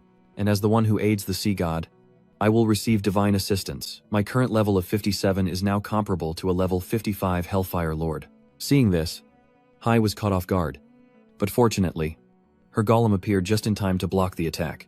Thwarted, the attacker gritted his teeth, facing certain death. He looked at him and roared, wondering where such a worm dared to challenge the great Saracen. Then thoughtfully created a cage for Hai to escape. The flames engulfing his body brought immense pain. But guided by the gods, he stubbornly retorted, "Just a rock." But because he talked too much, Saracen punched him into a wall. Yet, instead of feeling humiliated, he laughed, realizing this was his weakness, and so, he immediately launched an attack straight into Saracen's chest, causing him great pain. The man grew increasingly smug, saying his heart was just like his nature, foul and unyielding. He immediately plunged his sword into the heartstone, the force causing Saracen's heart to burst. seeing him sacrifice himself to protect her, within her protective barrier. The Starcy wept until her tears ran dry, but the villain gloated, demanding the mermaid's skin, or threatening to send her to hell with just a few more strikes. Hearing this, he flew into a rage. "Descend to hell, you ungrateful insect. I have sacrificed countless times for the blazing army, and never once regretted it." Unfazed, he decided to deliver the final blow. The sea monster roared, "Stone Man, release me, you'll be sacrificing yourself." But Sarah Khan didn't care, and threw her own heart at the fiend before her. And with that, his body rapidly disintegrated. Seeing this, tears streamed down the mermaid's face as she stammered, Tell me about that place again." Okay, though annoyed, he patiently tells the mermaid stories, bringing her joy, and she believes they'll be friends forever. Although he was a bit hot-tempered at times, he was still her first friend. After his heart was separated from his body, it immediately created an explosion that attracted the attention of others. Si-bin quickly surveys the scene, wondering what happened and who was in charge of that section of the wall. Just then, the system announces that the Hellfire Lord has been killed, and his soul has been collected. Hearing this, he knew something bad had happened on the other side, and he took his 2 maids to investigate. Eventually arriving at the scene, Si-bin turned to his maid, reminding her, "Lori, don't waste your energy. He's already dead. Go find Tinhai." As they searched, they spotted Yehao lying nearby. Impaled by a trident, Si-bin stares at him, wondering if this blue fire means he's the one who killed Saracen. Regardless of his ties to the church, if he destroyed my subordinate and caused the bubble to go missing, I can't forgive him. As he was about to deal with the Child of Destiny, Lori found Tinhai unconscious, and Si-bin was interrupted by his maid. Rui looks at the stone in his hand, noting the mysterious patterns on it. This is the core of the Hellfire Lord, who must have torn out his own heart to protect Bong Bong. Si-bin asked Lori about Bong Bong's injuries, though not serious. Lori was at a loss because she refused to leave Thak Dao's corpse, so Si-bin asked the system if Saracen could be revived. According to the system, he needs to gather enough materials to revive him. Hearing this, he sighs, relieved that he can be revived. Otherwise, he would have lost a valuable asset. He then inquired about the materials needed to revive him, and according to the system, he would need a high-grade demon's heart and 10 tons of spirit steel. He also needed a master-level dwarven craftsman. Hearing this, his face froze. Was he going to have to use a living person as a material? Was that okay? The system then explains that recreating Hellfire is extremely complex, especially the creation of the lava heart. Even with the system's guidance, a normal human craftsman couldn't do it. So he needs to find a master-level dwarven craftsman. Hearing this, he immediately felt better, since it didn't involve cooking people into ingredients. As he pondered, Rui quickly approached. "My lord, be careful," for Yehao had suddenly appeared, advancing toward him. "What? That guy's still not meeting his maker. How long is his lifespan? But something feels off. That look. It's like he's still alive. What's going on?" Rui shook his head, explaining that a strange aura drew him to investigate, only to find Yehao rising, his stab wound sprouting grotesque tendrils. "Luckily, I stopped him. But coming back here, I feel like I can't touch him. Well, looking at his condition, it'd be weird if I didn't get infected. So, the root of all this is the trident lodged in his chest.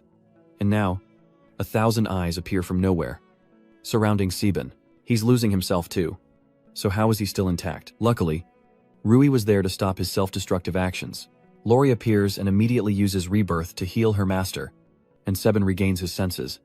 Realizing he almost lost control due to the whispers, "I don't think I can face him head-on." His information panel now shows that he's been infected. The system immediately warns that if his tentacles hit them, the infection rate will be very high, leaving him no choice but to charge forward and eliminate the threat. The flames on his sword surged forward, and he prepared to unleash another powerful binding skill on Yehao. Si-bin gazed at the enemy before him and unleashed the great binding chains of fate. As 2 maids looked at their master with puzzled expressions, but this couldn't stop the chains of fate from binding Yehao. He was immediately wrapped in them, but bound in a way that was far from BDSM. The maids, witnessing this, immediately imagined an unsavory scene. Lori marveled, recalling how she'd asked Christy about that binding style after seeing it on that day. And Christy had called it a turtle tie. If the master likes this style, maybe Lori can try it next time and get a baby with him. Rui remained serious. "Don't let your guard down. The master is still fighting. We're not allowed to go over there and help."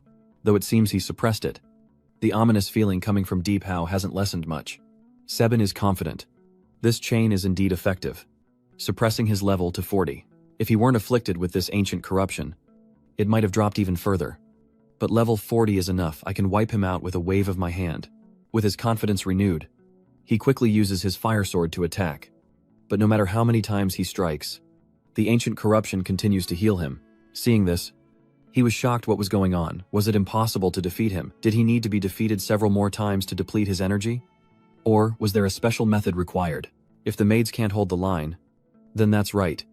I still have a group of people who aren't afraid of infection, don't I? So he quickly uses the system function to announce a temporary execution mission for the players, who are immediately delighted to receive the system notification. But only Lin Fan is truly aware. Does anyone else feel like we might be the ones playing the game wrong? The game is called the Can Continent, not Invasion Wars.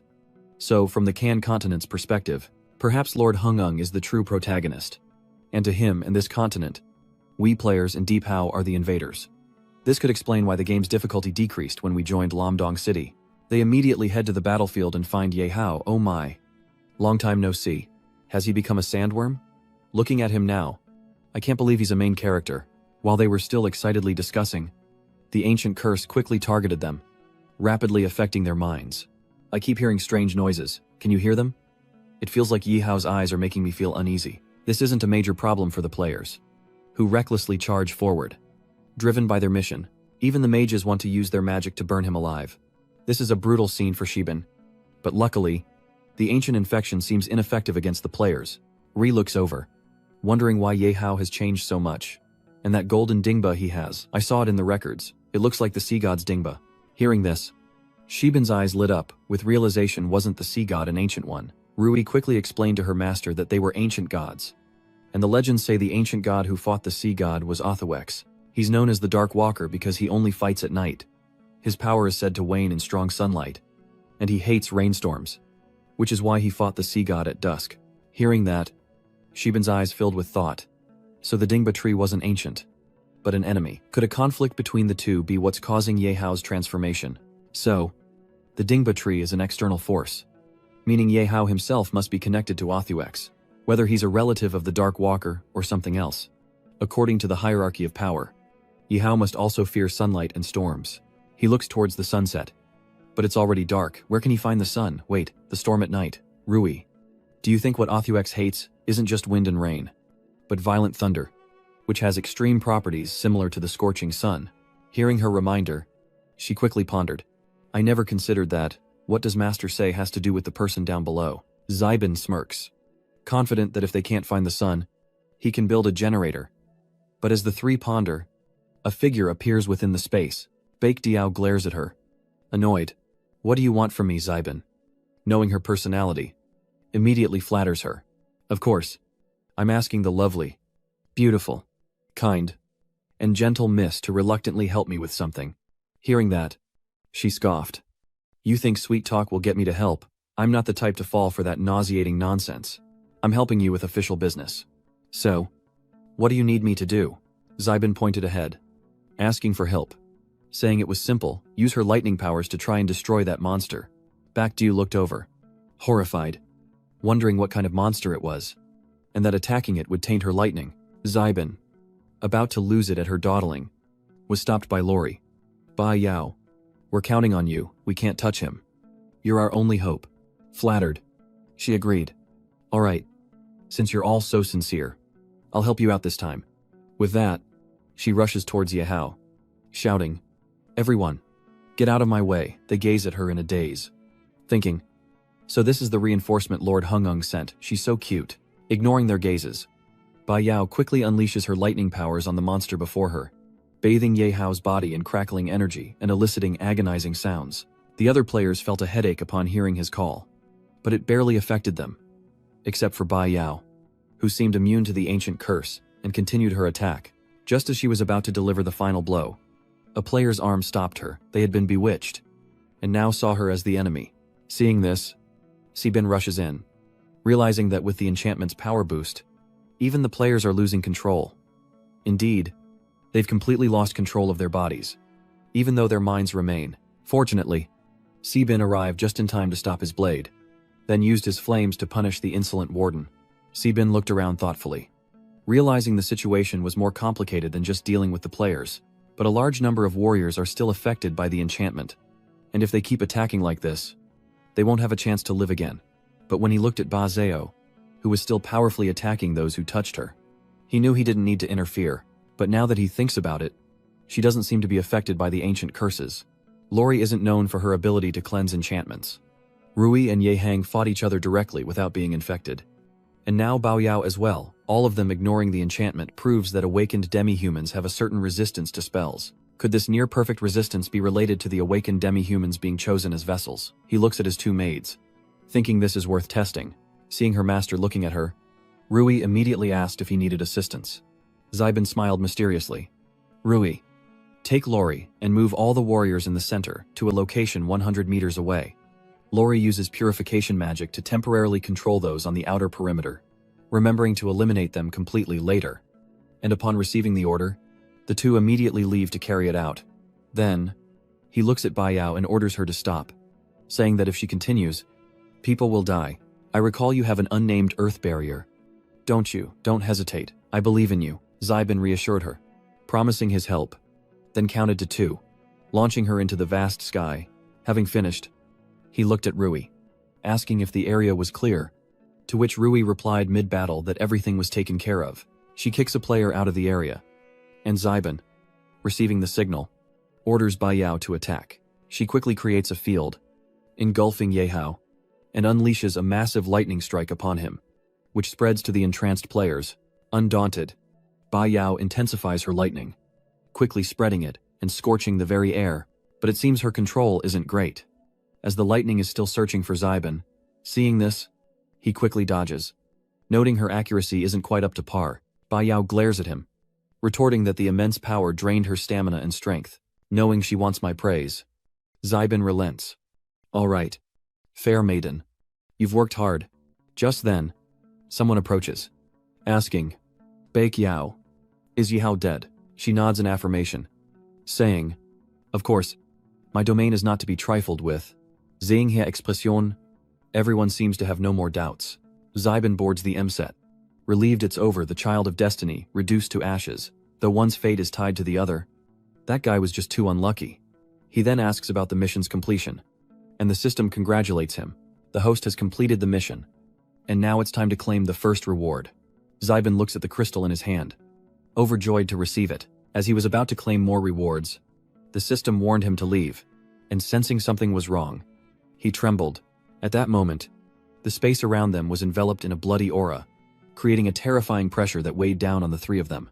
Knowing time is short, Nyantrong asks if the two maids are all right. Even in this situation, Rui jokes that other than their clothes being a bit torn, they're fine. But Mint was not okay at all. She cried out, I'm here. Will someone help me? Zaiban gave up on the other girl and immediately pulled her from the ground. Looking at her, he teased, you're covered in dirt. She pooted, it's all your fault, I'm not clean anymore. Even so, this can only be blamed on Ye Hang. But her connection feels like the one wronged is getting a bargain. Rui looked at her and reminded her, it's okay. Just take a bath when we get back. Suddenly, the system reactivates, leaving Zaiban puzzled. Congratulations. You have obtained half of a mystical gemstone. Congratulations. Host. On acquiring special rewards, please review them. Looking at his gains, he's overjoyed, but this is clearly a forcibly broken piece of the mysterious star crystal. I'm no fool. This is just like the fragment I almost gave Rui. So, the system login device took it from Ye Hao. Right, and it was clearly a complete crystal shard at first. This means the commotion earlier was likely two powerful forces fighting over that crystal, with the system's backers only managing to snatch half. If so, once the system fully analyzes this half, I should be able to summon 5,000 players. With newfound resolve, he wondered if increasing the player count by 5,000 would be a blessing or a curse. But that's a problem for later. Let's see what the other two mission rewards are. First, an angel summoning skill. Seeing its effect, Zaiban was overjoyed. This time, the system's reward was just what he needed. Even though he can only command a legendary celestial for half an hour, it's enough to drag the Pope out of the palace and destroy him 100 times over. He felt a headache coming on from the maid's surprise. Zaiban gazed at the distant sky, pondering. Though he now had the right to be impudent, he couldn't be reckless. as he still didn't know the Crown Prince's true identity. What if I go too far and scare the Great Prince? Enemies in the open are easier to deal with than enemies lurking in the shadows. But then, Bakrieux, in some fit of madness, disrupts his thoughts. Hey, I'm talking to you. Keep your hands to yourself. My head isn't a table. You're doing this on purpose. Aren't you? Saiban glared at the girl, quickly denying it. Really? Really? Why would I do that on purpose?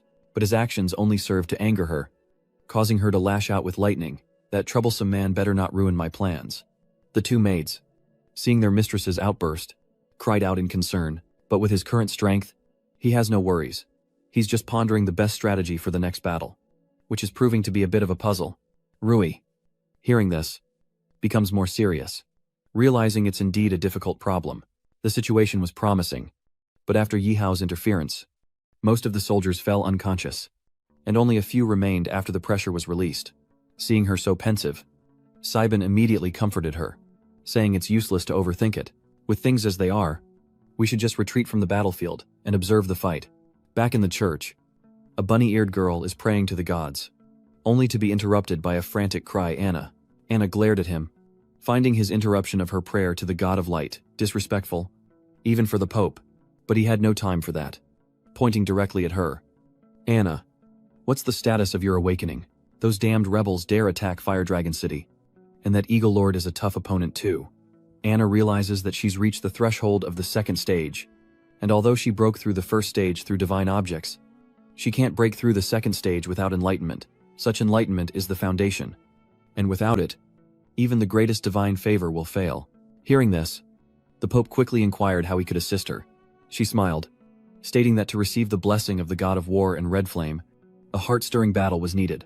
If they want war, then let those rebels come to the capital to fight. A battlefield like that is my chance for enlightenment, and I will become the perfect vessel for my master. Now that you know what to do, hurry and go. My master and I are waiting. Meanwhile, elsewhere, the ghouls continue to wail. As the crowd looked on, they discussed whether the prince should stop Bobosar, concerned that the number of undead was growing out of control, but the prince didn't care. If they couldn't be controlled, so be it, they were his best pawns. The other person was stunned, realizing the prince had become a pawn of the undead, but this one doesn't care. So what if he was born first? This nation was built by force, and yet, they pinned their hopes on a monster with no talent. Now that I have the power, I can take back everything that belongs to me. Don't tell me that old geezer wanted to protect me. It's all a lie. He watched that bastard second prince turn me into a cripple, neither man nor woman, and banish me from the kingdom without a word. Do you know how fierce the winds are at the Emerald Border? They brought it all upon themselves. Now, Kalang, you will always be loyal to me. Right. Under the crown prince's pressure, he immediately knelt, understanding. He pledged his loyalty. The prince then approached the pontiff, equally surprised by his condition.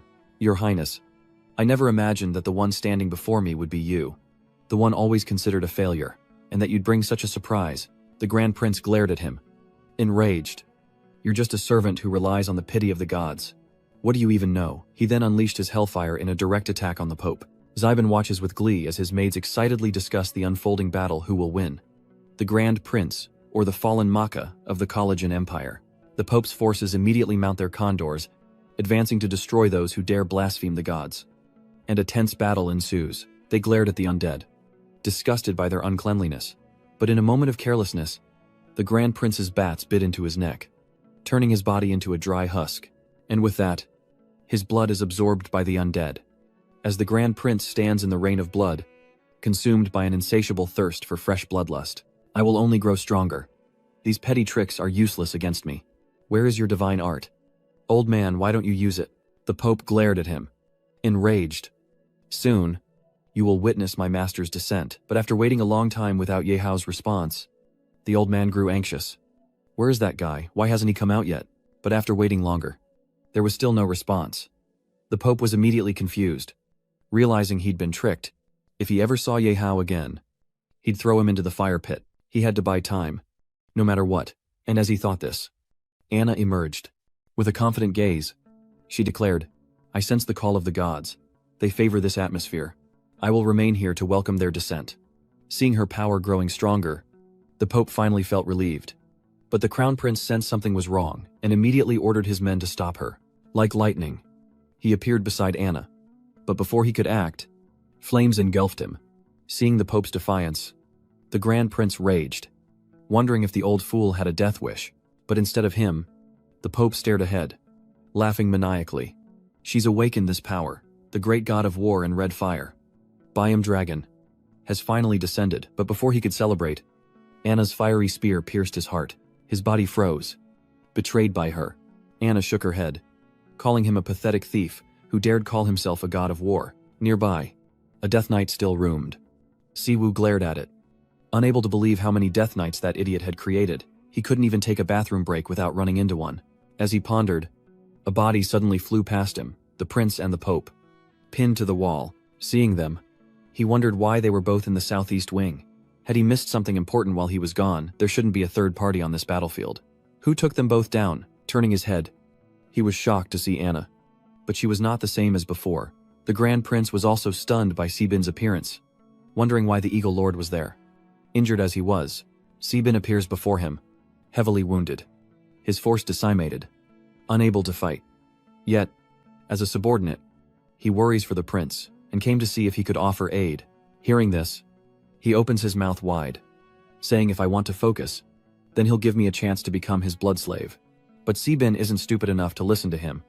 Glancing at Anna for a moment, he then devised a plan, dodging the prince and hurling him straight into Anna's spear, which pierced his shoulder. Feigning ignorance, Sebin wondered if the great prince was all right, blaming himself for not noticing the danger sooner. The great prince, wounded, no longer in the mood to draw Sebin's blood, and the two quickly separated to evade Anna's relentless attacks. It seems that after using her body as a vessel for the gods, Anna's attacks have become even more formidable. And facing her spear, the great prince still holds onto a glimmer of hope.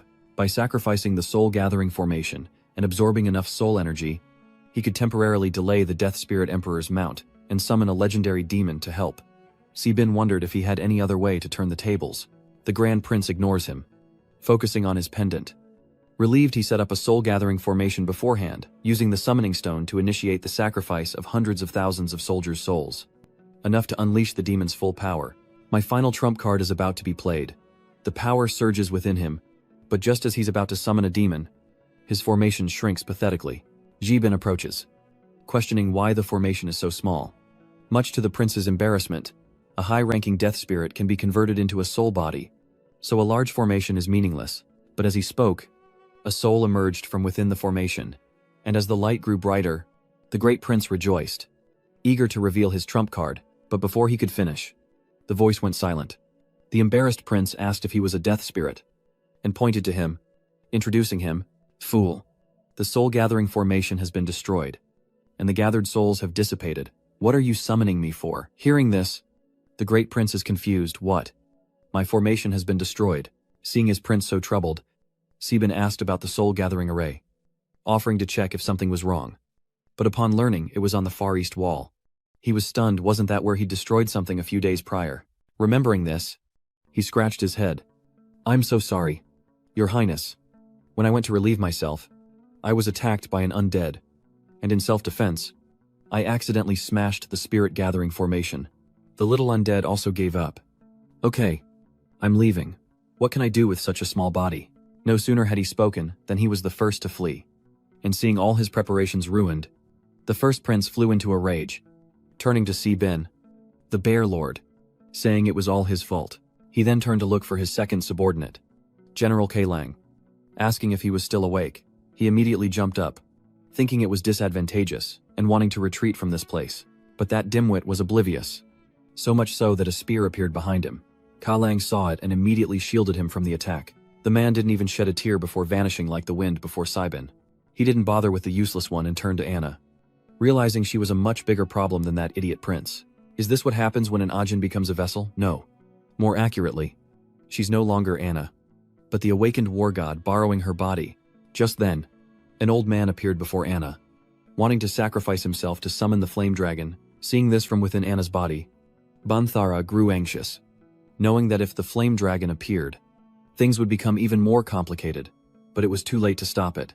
The ritual is complete, and a raging fire appears in the sky. Banthara, desperate to prevent Bacta's emergence, attacks. But it's all in vain. He can't even touch the man. The magic shield seems to have truly betrayed Banthara. who, unconcerned, absorbs all the fire from the air into his body. Then, a resounding laugh echoes through the air, making it hard to hear. Sibin senses the situation is worsening and quickly leaves. From within the great fire, a spatial rift appears, and the flame dragon steps into this world, greeting it with a ball of fire, magic gathered within its body. His fiery breath erupts like a molten lava flow, scorching the earth as Sibin rejoins his maids. He quickly leads the two away to avoid the fallout, but can't help glancing back at the dragon as it devastates the landscape. According to the system's level assessment, it's around 94, and it can speak human languages. Finally, I can manifest here, even if only temporarily. Now, I need a body that can withstand my power. With his words, flames erupted, melting the surrounding space, and Banthara frowned at the power. But this is also when the fire dragon finds his position and prepares to attack. Banthara dodges the attack while contemplating his newly awakened. Weak divine power is no match for this fire dragon. Logically, he should be seeking artifacts to restore his war divinity. But he's awakened only to face this foe. This awakening is a conspiracy. The fire dragon seeks to usurp his foundation, but as the god of war, he couldn't let this happen. Immediately summoning his netherworld soldiers to fight back, Banthara's power exploded, catching the fire dragon off guard and tearing away a chunk of its body. He glances at the god of war's weapon, wondering if that spear is a divine artifact, and realizing he must act fast. He tears off a piece of his own divine fragment. Now, their attacks clash in a seemingly endless battle. Banthara dodges, regretting his near miss had he pierced the dragon's body. Defeating it would have been simple. Summoning the artifact takes time. At this rate, I'll be drained by this imposter. I must find a way to stop his attacks. But in the midst of battle, Banthara suddenly senses three unusual individuals. Look quickly over there, who is it? I can't believe such high-level energy exists here. If it's that, I won't lose to that dragon. With that, he rushes forward. Seeing this, Zybin smirks, originally planning to wait for those two fools to weaken each other before acting. But they both forced me to reveal my extraordinary identity. So, he uses the Hauche Zu delay card. Just as Banthara's claws reach for his face, but from within the dark sky, a ray of light appeared, hurtling towards Zybin's body, and a pair of beautiful wings emerged before Banthara's astonished eyes. A confident smile crept across Zybin's lips. Adorned in a pristine white armor, he says how Thiet du descent. But after waiting half a day, it turns out to be himself. This is the control the system spoke of so forced. Then, he smiled at Lowly, shaking his head. Don't panic. It's me. He even patted her head. But unbeknownst to him, Rui appeared behind him, licking his neck. But just then, he sensed something was wrong, because the two girls were acting very differently than usual. Upon closer inspection, he realized it was Hao Qiu Yui's ability. If the transformation time weren't so short, he'd love to use this ability for fun. But now isn't the time to get carried away. Not with two opponents still standing before him. He grips the thunderclap sword tightly in his hand, then conjures a light formation that envelops his body. Following this, a ray of light pierces the sky, separating the two foes. Ban stares in contemplation. What is that aura? Indeed, that human possesses the aura of the light god. But why is he here? As they pondered this, Sibin suddenly coughed up blood. His servants noticed and were filled with worry. Master Sibin grimaced in pain. This power is too much. I can't hold on any longer. That sword absorbs all surrounding light, and there's no way to even hold it. System, what's the situation? Tell me quickly. The host's body can't withstand the pressure of the divine retribution sword. Hearing that, Sebin is furious. Why didn't they say something so important sooner? He can't control it anymore. Ban smiles at him, thinking he was some powerful figure trying to freeload. Just a normal human body, deluding himself into controlling divine power. Lori desperately tries to use her healing powers to keep her master from falling apart. The system notifies him that he can purchase a blessing from the heavenly rank, requiring the expenditure of 100 million gold coins. Looking at the astronomical number, he wants to curse. But there's no other way. In the end, he could only use his money to buy the blessing. It turned out this was the blessing of the heavenly rank, and it certainly wasn't as strenuous as before. And just like that, he unleashed his power, creating a golden sword aura that struck the fire dragon, easily severing one of its arms, then absorbing the divinity of war. Seeing this, he's shocked. Is it because he defeated Anna that he obtained her divinity? So he just defeated the newly awakened god of war. To take two such powerful sword strikes and still be jumping around, his HP is truly immense. The dragon looked at him, saying he was the one she protected last time, or he would have been burned to ashes. He's her man and doesn't know who she is. That's right, she's just clinging to life. Perhaps only a little instinct remains. Sebin's face clouded with confusion as he heard this. Stop playing games with me. Who is she? Tell me now. The flame dragon looked at him playfully. You really want to know who she is, but in reality, he was just trying to buy time for his transformation to wear off. So he kept beating around the bush, saying he'd start with a story from long ago. Hearing this, Sebin flew into a rage and glared at him. Enough, trying to stall for time. Huh, then you can just go to hell. I can tell you don't want to answer. Before being sent back to its world, the flame dragon roared in anger. Damn you.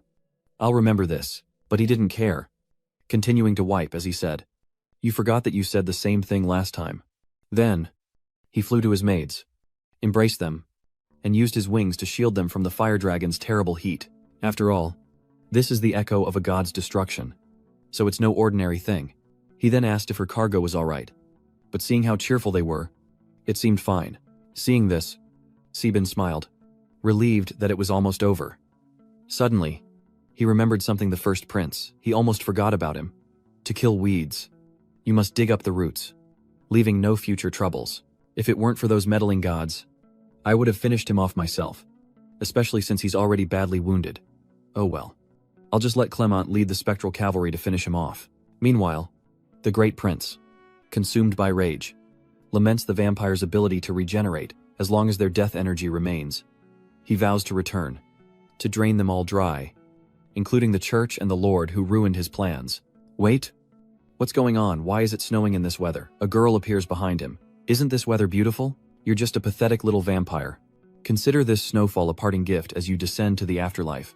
Gabriel, the saintess of the Holy Light sect, looks at the Grand Prince, shaking her head, wishing him happiness. Then, the snowfall intensifies, engulfing the entire space. Sebin is captivated by the snow. Why is the weather so strange? Wait.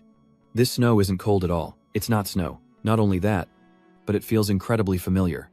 These snowflakes are essentially the purest holy energy. But why is this kind of energy appearing here?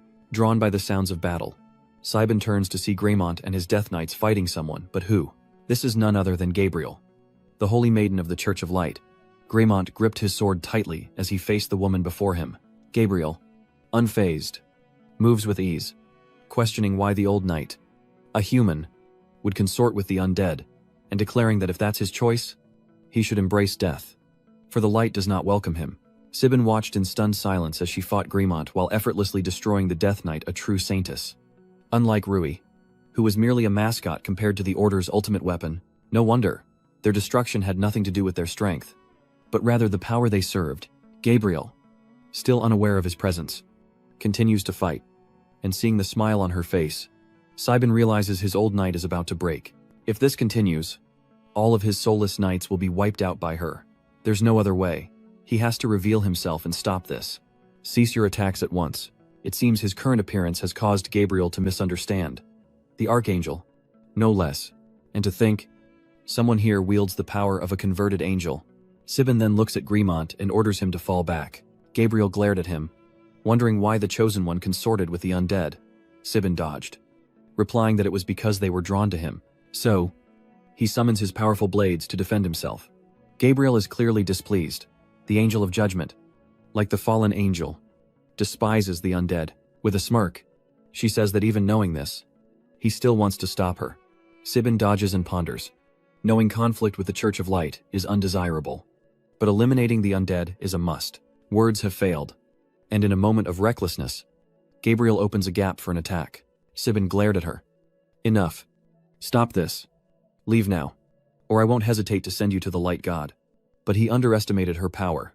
Even in this state, she could easily retaliate. Sebin retreated, sensing that Saiyan's last strike was several times heavier. Unaware that Gabriel was now in a state of divine angel descent, it seems her power in this state is proving more difficult than he anticipated. But in theory, angelic descent isn't the same as sacrifice. Even the highest ranking archangel is just a vessel. After the descent, one will receive a slight weakness, which is much lighter than the descent of a god. No wonder Gabriel always has an indifferent look. It turns out she has an ace in the hole and isn't afraid at all. Gabriel looks at him and smiles. If you were chosen as the holy son of the cathedral, Why would you join hands with the undead? Hearing that surprises even him. Chosen, isn't this a system reward? And what's with the Holy Sun? The Church of Light only has holy maidens. Right, I wonder what a Holy Sun even does. Are they just breeding little holy children with the maiden? No. I've been influenced by lowlies too much lately. But still, the divine descent only has 2 minutes left. And I could collapse at any moment. Seeing Gabriel's silence, he frowned. You don't want to talk, do you, Siben? Oblivious to her, focused solely on his sword. If that's the case, I have no choice but to use this. The maids noticed his condition and were worried. Even the old butler was no exception. Sibin had used his ultimate move and knelt down. Your Highness, I have no hostility towards you. Please let me explain about these undead. These undead knights were once my loyal men, slain in battle, only to be resurrected as death knights by the Grand Prince's necromancy.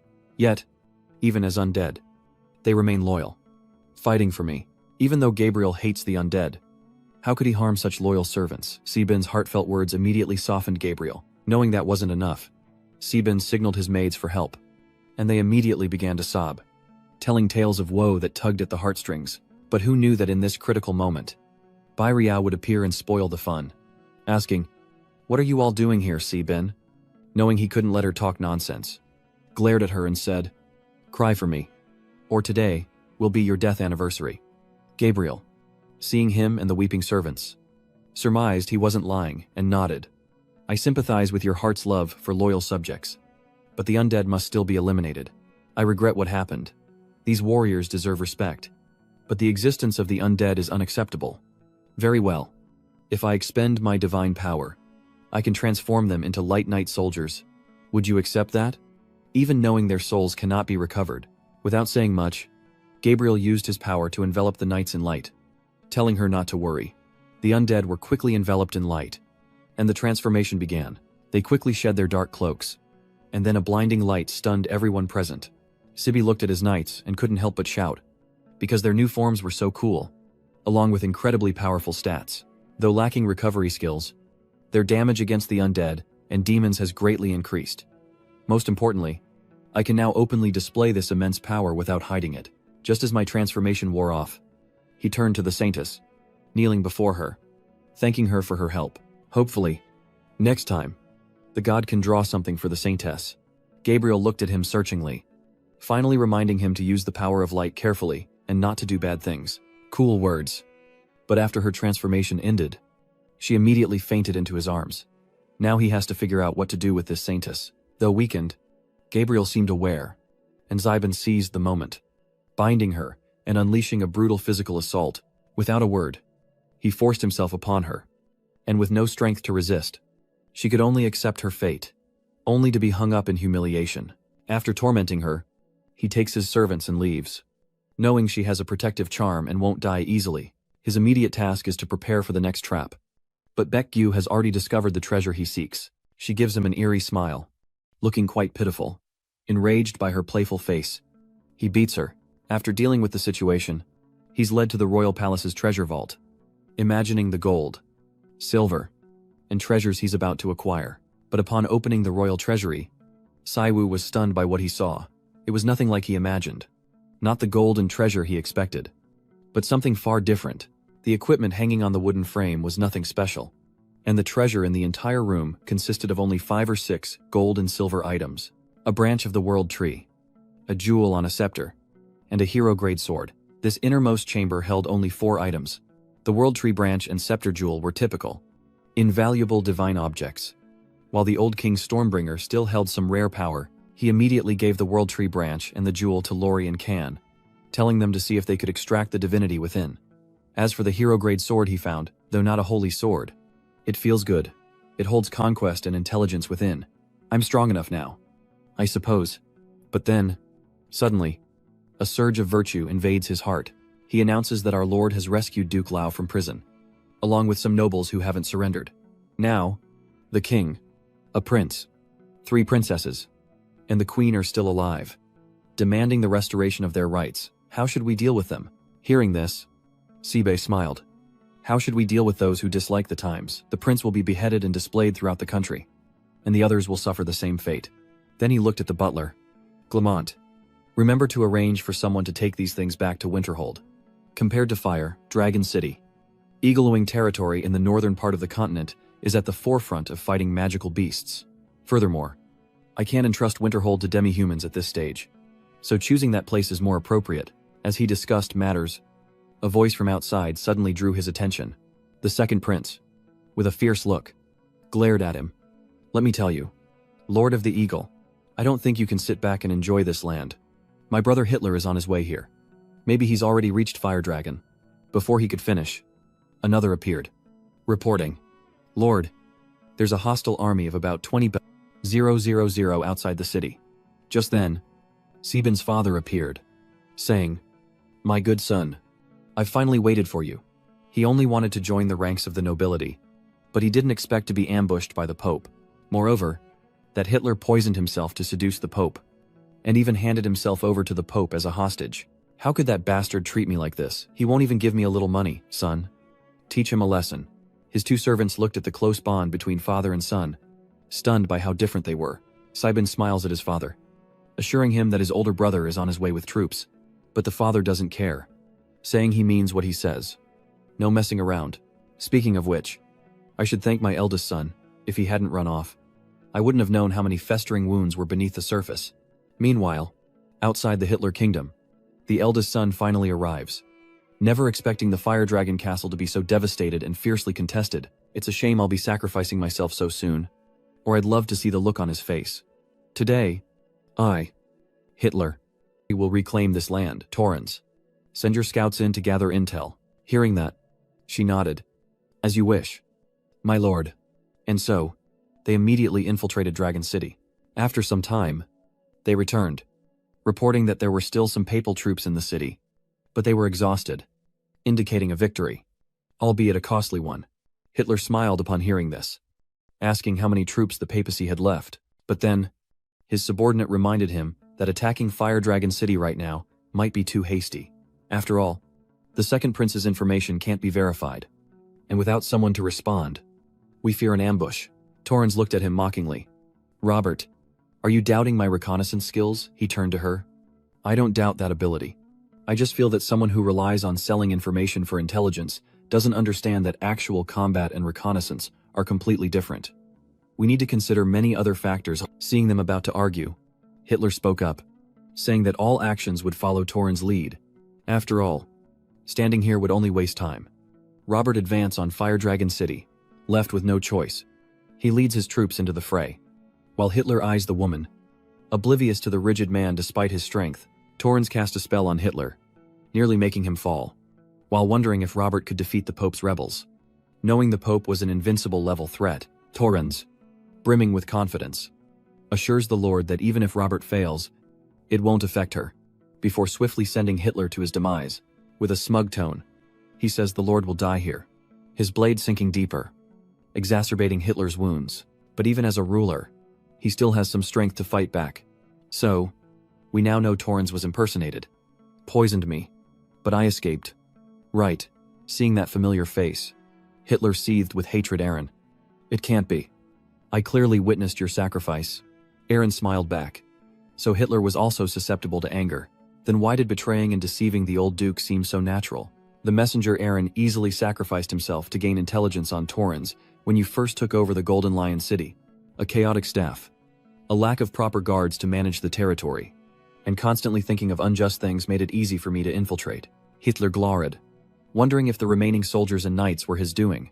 If all this was planned, Robert and the others were walking into a trap. Surrender was out of the question, especially with Sebin aiming for his life. He had to quickly find an opening and escape. But before he could act, Sebin and his father appeared. He looked at Hitler and shook his head, saying, as the eldest son of the Golden Lion family, why didn't he focus on learning how to govern the richest territory, instead of greedily causing trouble everywhere? Clearly, no one has ever acknowledged you. Not even Sabina, who has never considered such a thing, choosing to single-handedly take on the frontier territory. I've always turned a blind eye to you, but you've disappointed me too much. To a beast devoid of familial love and a childhood, I spare you in the name of father and son. I will not kill you here, but I will strip you of your fighting spirit and banish you to a land where you must fend for yourself. Hitler looked on in dismay. Father, I am your son, you cannot take my power, I am a holy knight, but in his heart, he looked that way with calculation, knowing his only escape was to capture the girl he loves. His father is the easiest target, but how can he get to him with those two around? Or perhaps the girl at home is more important to Sabina. He'll strike her first to bait him, then capture the younger girl to secure his escape. They're just two weaklings. If he can catch them off guard, the advantage will be his. Seeing his actions, their group immediately became alert. Rui, watching his movements, guessed that she was his target. Hitler, however, he remained blissfully unaware of the danger approaching, his face filled with rage, blaming those who brought women onto the battlefield for their lust. But his attacks couldn't touch Rui, who used her speed to get behind him and mercilessly take his head. His father watched his son's fate from above. Silent, Sabina looked at him and said, "I'm sorry, father." But he understood. Too. There's no need for me to apologize. This unrepentant fool brought it all on himself. Especially for the Golden Lion family. Sparing him would only lead to endless trouble. As night quickly falls, Sibi looks at his system interface and smirks. The old fox is getting sharper. He must know I intend to usurp the throne. Where's my second story reward system? A notification appears, announcing the discovery of a level 3 barracks exchange reward, and the system warns not to disturb the genie lamp unless it's urgent. Seeing this, he quickly opened the card. The system is becoming increasingly complex. Even after upgrading, manual searching is still preferred. A notification appears. The exchange requires no villain points or prerequisites. Direct designation is all that's needed. With options like the Wyvern Nest, Watchtower, Plague Tomb, Cthulhu Fishing Pier, Ice Statue, and Volcano Mouth. He wonders which to choose. Xibin ponderet. After ascending the throne, he must form an army. The Google regiment was destroyed. So first, he needed an air force, and quickly chose the Dragon Nest. Simply put, it's a base for creating void-walking dragons. At the same time, the system successfully leveled up, and Shibin was searching for a place to put down his structure. Bong Bong smiles at him. "When did you get back? I didn't even see you." "Oh, right. I have something to tell you." Bong Bong asks him to find more strange objects like the statues from before, so she can enter the second awakening stage sooner, reminding him that he said he could revive Big Stone Head as long as he had enough materials.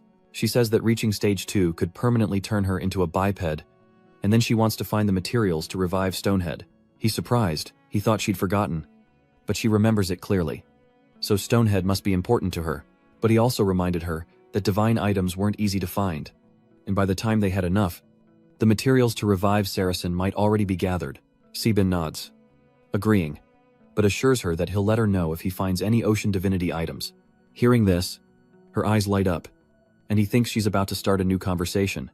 But she circles back to something from 2 hours ago, knowing that continuing the conversation would lead nowhere. He quickly gave a vague answer and left. But Bong Bong called him back, wanting to give him a charm she had just made. Hearing that, Sebin smiled, realizing that despite being abandoned, Bong Bong still maintained the rituals of the Water Crystal Palace, and that a charm made by her own hand would be extremely effective. But before he could finish, he noticed the charm's peculiar shape. Seeing its form, he couldn't help but think of the Saracens. And then he found a suitable place to set up a new camp. Inside the mountain, a dragon swiftly appears with its eggs, letting out its first cry of valor. Looking at its form, Saiwu compared it to the Crusaders' investment tomb next to it. The dragon's architectural style was crude and didn't fit the surroundings. With that, he rushed to the top of the mountain and quickly called out to the dragon to wake up, but it paid him no mind at all. Turns out, the dragon was part of the lair and wouldn't obey him. So he decided to try trading for a different dragon first. So, he quickly went to the guards and asked them to inform Gotobai to send a ton of monster beast meat. After some time, enough was gathered. Seeing this made him happy, followed by the Tier 3 magic stone beast. "Old dragon, I want to recruit a poison dragon." Hearing this, the dragon immediately devoured all the meat, quickly swallowing it whole with its maw, and after eating, it returned to its lair and fell asleep. And then, a massive dragon egg appears, leaving Sebin stunned that the dragon could return to its nest, incubate, and produce soldiers. After less than 5 minutes, the egg finally hatches, and the massive dragon quickly pushes the newborn wyvern down below. Seemingly terrified, Sebin, like the hatchling, plummets from a great height. But contrary to his expectations, it crashes straight into the ground. This even cuts its health by more than half. Sebin observes for a moment, then rejoices level 38 at birth. Just 3 more levels until it reaches the 4th stage. Equivalent to a human Grand Knight. Not bad. Once mass-produced, they could become an elite army. And most importantly, they have both physical and elemental poison damage. He quickly stepped forward and touched its head. Understand what I'm saying? Good. Now, can you wait for me to take a spin? It immediately understands and flutters its wings, waiting for him to leave the ground. Its strengths are speed and power, making it suitable as a mount and for attacking. System-generated soldiers are unconditionally obedient and easily recruited. But there's a slight problem: the wind dragon has no fur, only scales. Without aura protection, the dragon knight's butts will be exposed. Later, after forming the Wyvern Knight squad, both players and soldiers needed to craft a saddle for use. While flying through the sky, he suddenly looked down and saw his maid doing something suspicious late at night. After all, she's still the demi-human saintess, so she probably has something to do. Wait, she's gone already. Let's head back. Venomous dragon. Rui watched him leave and quickly went to meet a mysterious figure. He's gone. Are you ready, Saiban? Jump down now. Lori, seeing him, smiled. Master, you've arrived. Is that your new mount? Saiban tasted it and was very satisfied with the flavor it offered. Hearing this, Lori tells him a story about how, in the past, when fleeing from place to place, demi-humans liked to pick this fruit to eat because it was not only sweet but also quenched their hunger. Now, thanks to their master, they have a proper place to live. She quickly pulls him to a sofa, offering a massage as she asks if he's to be king. Saiban replies that with the empire overthrown, he'll bear the responsibility for humans and demi-humans alike. Lori is stunned, saying she heard that kings don't have demi-human servants. Hearing the worry in her voice, he laughs, saying he thought she was worried about something else. Don't worry. A king makes the rules. I'll create a royal maid corps just for me, and no one will dare object. I asked her, if I became king, would she become my queen? Hearing this, she hesitated. Master, this, Lori feared she couldn't bear the responsibilities of a queen more than the kingdom. She only cared for her master, content to remain his little girl. Hearing her words, Siwoo smiled. So, Lori has thought it through. Fine. Not being queen is okay. Just like this. Having you is enough. I don't need a queen. But then, a surge of energy suddenly flows through him. Lori, seeing him freeze, asks what's wrong. But he suddenly feels dizzy and sleepy. He wondered what was happening. Feeling all the strength leaving his body, he looked around, then remembered the starfall fruit he'd devoured. Lori, you didn't remove the poison, did you? Hearing this, her whole body glowed. After all, Lori had to take care of what her master ate. So, she intentionally left some toxicity behind.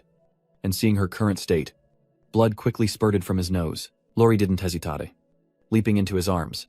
Master, did you know that when you found me, I was only 16 by demi-human years. After my awakening, I turned 17.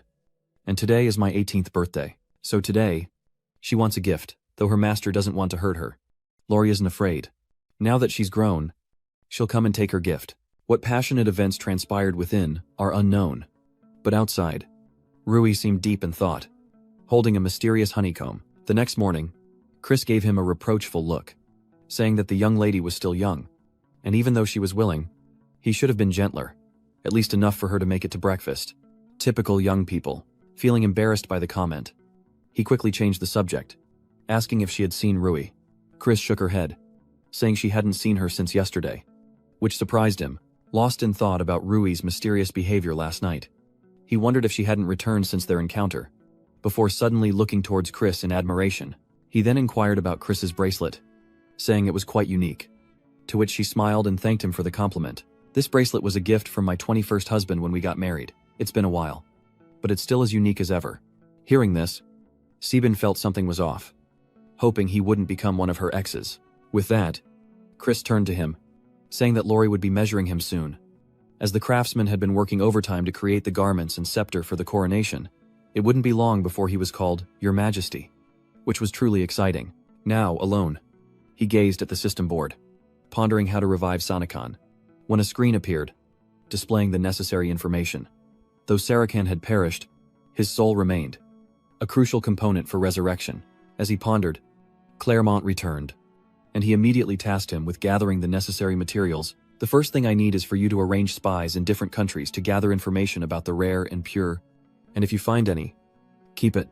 The second thing is, I need a dwarf. Hearing this, he was surprised. Lord, dwarves haven't appeared in the north for hundreds of years. If we go to the southern countries, we have to cross vast empires, and even clash with demons. Upon hearing this, he pondered. Very well. Tsut. Seek out news of the dwarves first. Where are they hiding now? And where might they appear? Also, Tsut. Acquire a batch of potent soul essence. For now, that's all. Tsut. I've summoned Alan here, and as requested, he has arrived. Seeing him arrive, Seben smiled, grateful to the one who disguised himself as a woman to approach Hitler. Otherwise, who knows how many more times my brother would have tried to eliminate me in the name of the Pope. Hearing this, Alan blushed furiously, begging him to stop, as his flirting and posing habits had been exposed, even leading to strange rumors. He just wanted to disappear. And Seben offered an awkward smile. All right, go take a walk outside, and do something for Zoot while you're at it. I need you to deliver this letter. The address is on it. It's a bit far, but I hope you can return in time for my coronation. Accepting the mission, he pounds his chest in agreement, promising success. But just then, another girl enters, asking if the Lord is free. Madame Grip sent me to take your measurements. And the sight of the girl's sensuality immediately froze them both. Seeing their silence, she speaks up. Lord, is something the matter? It's almost time for your measurements. Are you still working? Sir, knowing his presence wouldn't be good. Alan quickly left, and a sinister smile crept across her face. Seben, noticing her, asked if she was a new maid, never having seen her before. She nodded. Yes. See you. My name is Vivian, a new maid of 10 days. It's only natural that the soon-to-be king should have more attendants. Let me help you measure your future body. Sensing her sweet fragrance, Seben was completely unguarded, but soon, he felt something was amiss. Why did this scent make him so dizzy? Vivian smirked at his state, quickly pressing herself against him, commenting on how weak his back was before using her weight to push him off the table and making increasingly suggestive moves. Her boneless tongue slithered across his body, her movements practiced and precise, her eyes growing sharper as she took in his form. Just as Seben was about to indulge, Lori appeared, seemingly by chance, asking, Master, would you like some water? The maid brought him a drink. Then her face fell, and she left in disappointment as Seben regained his senses and pushed Vivian away. What was supposed to be a body measurement turned into this. So, he leaves that girl behind and quickly chases after his little darling. Vivian glared angrily, surprised that her charm hadn't worked, but vowed it wouldn't happen again. Unaware that Seben was already chasing after Lori, catching up to her, he desperately wanted to explain, but Lori, clearly upset, turned and said, The gods have spoken.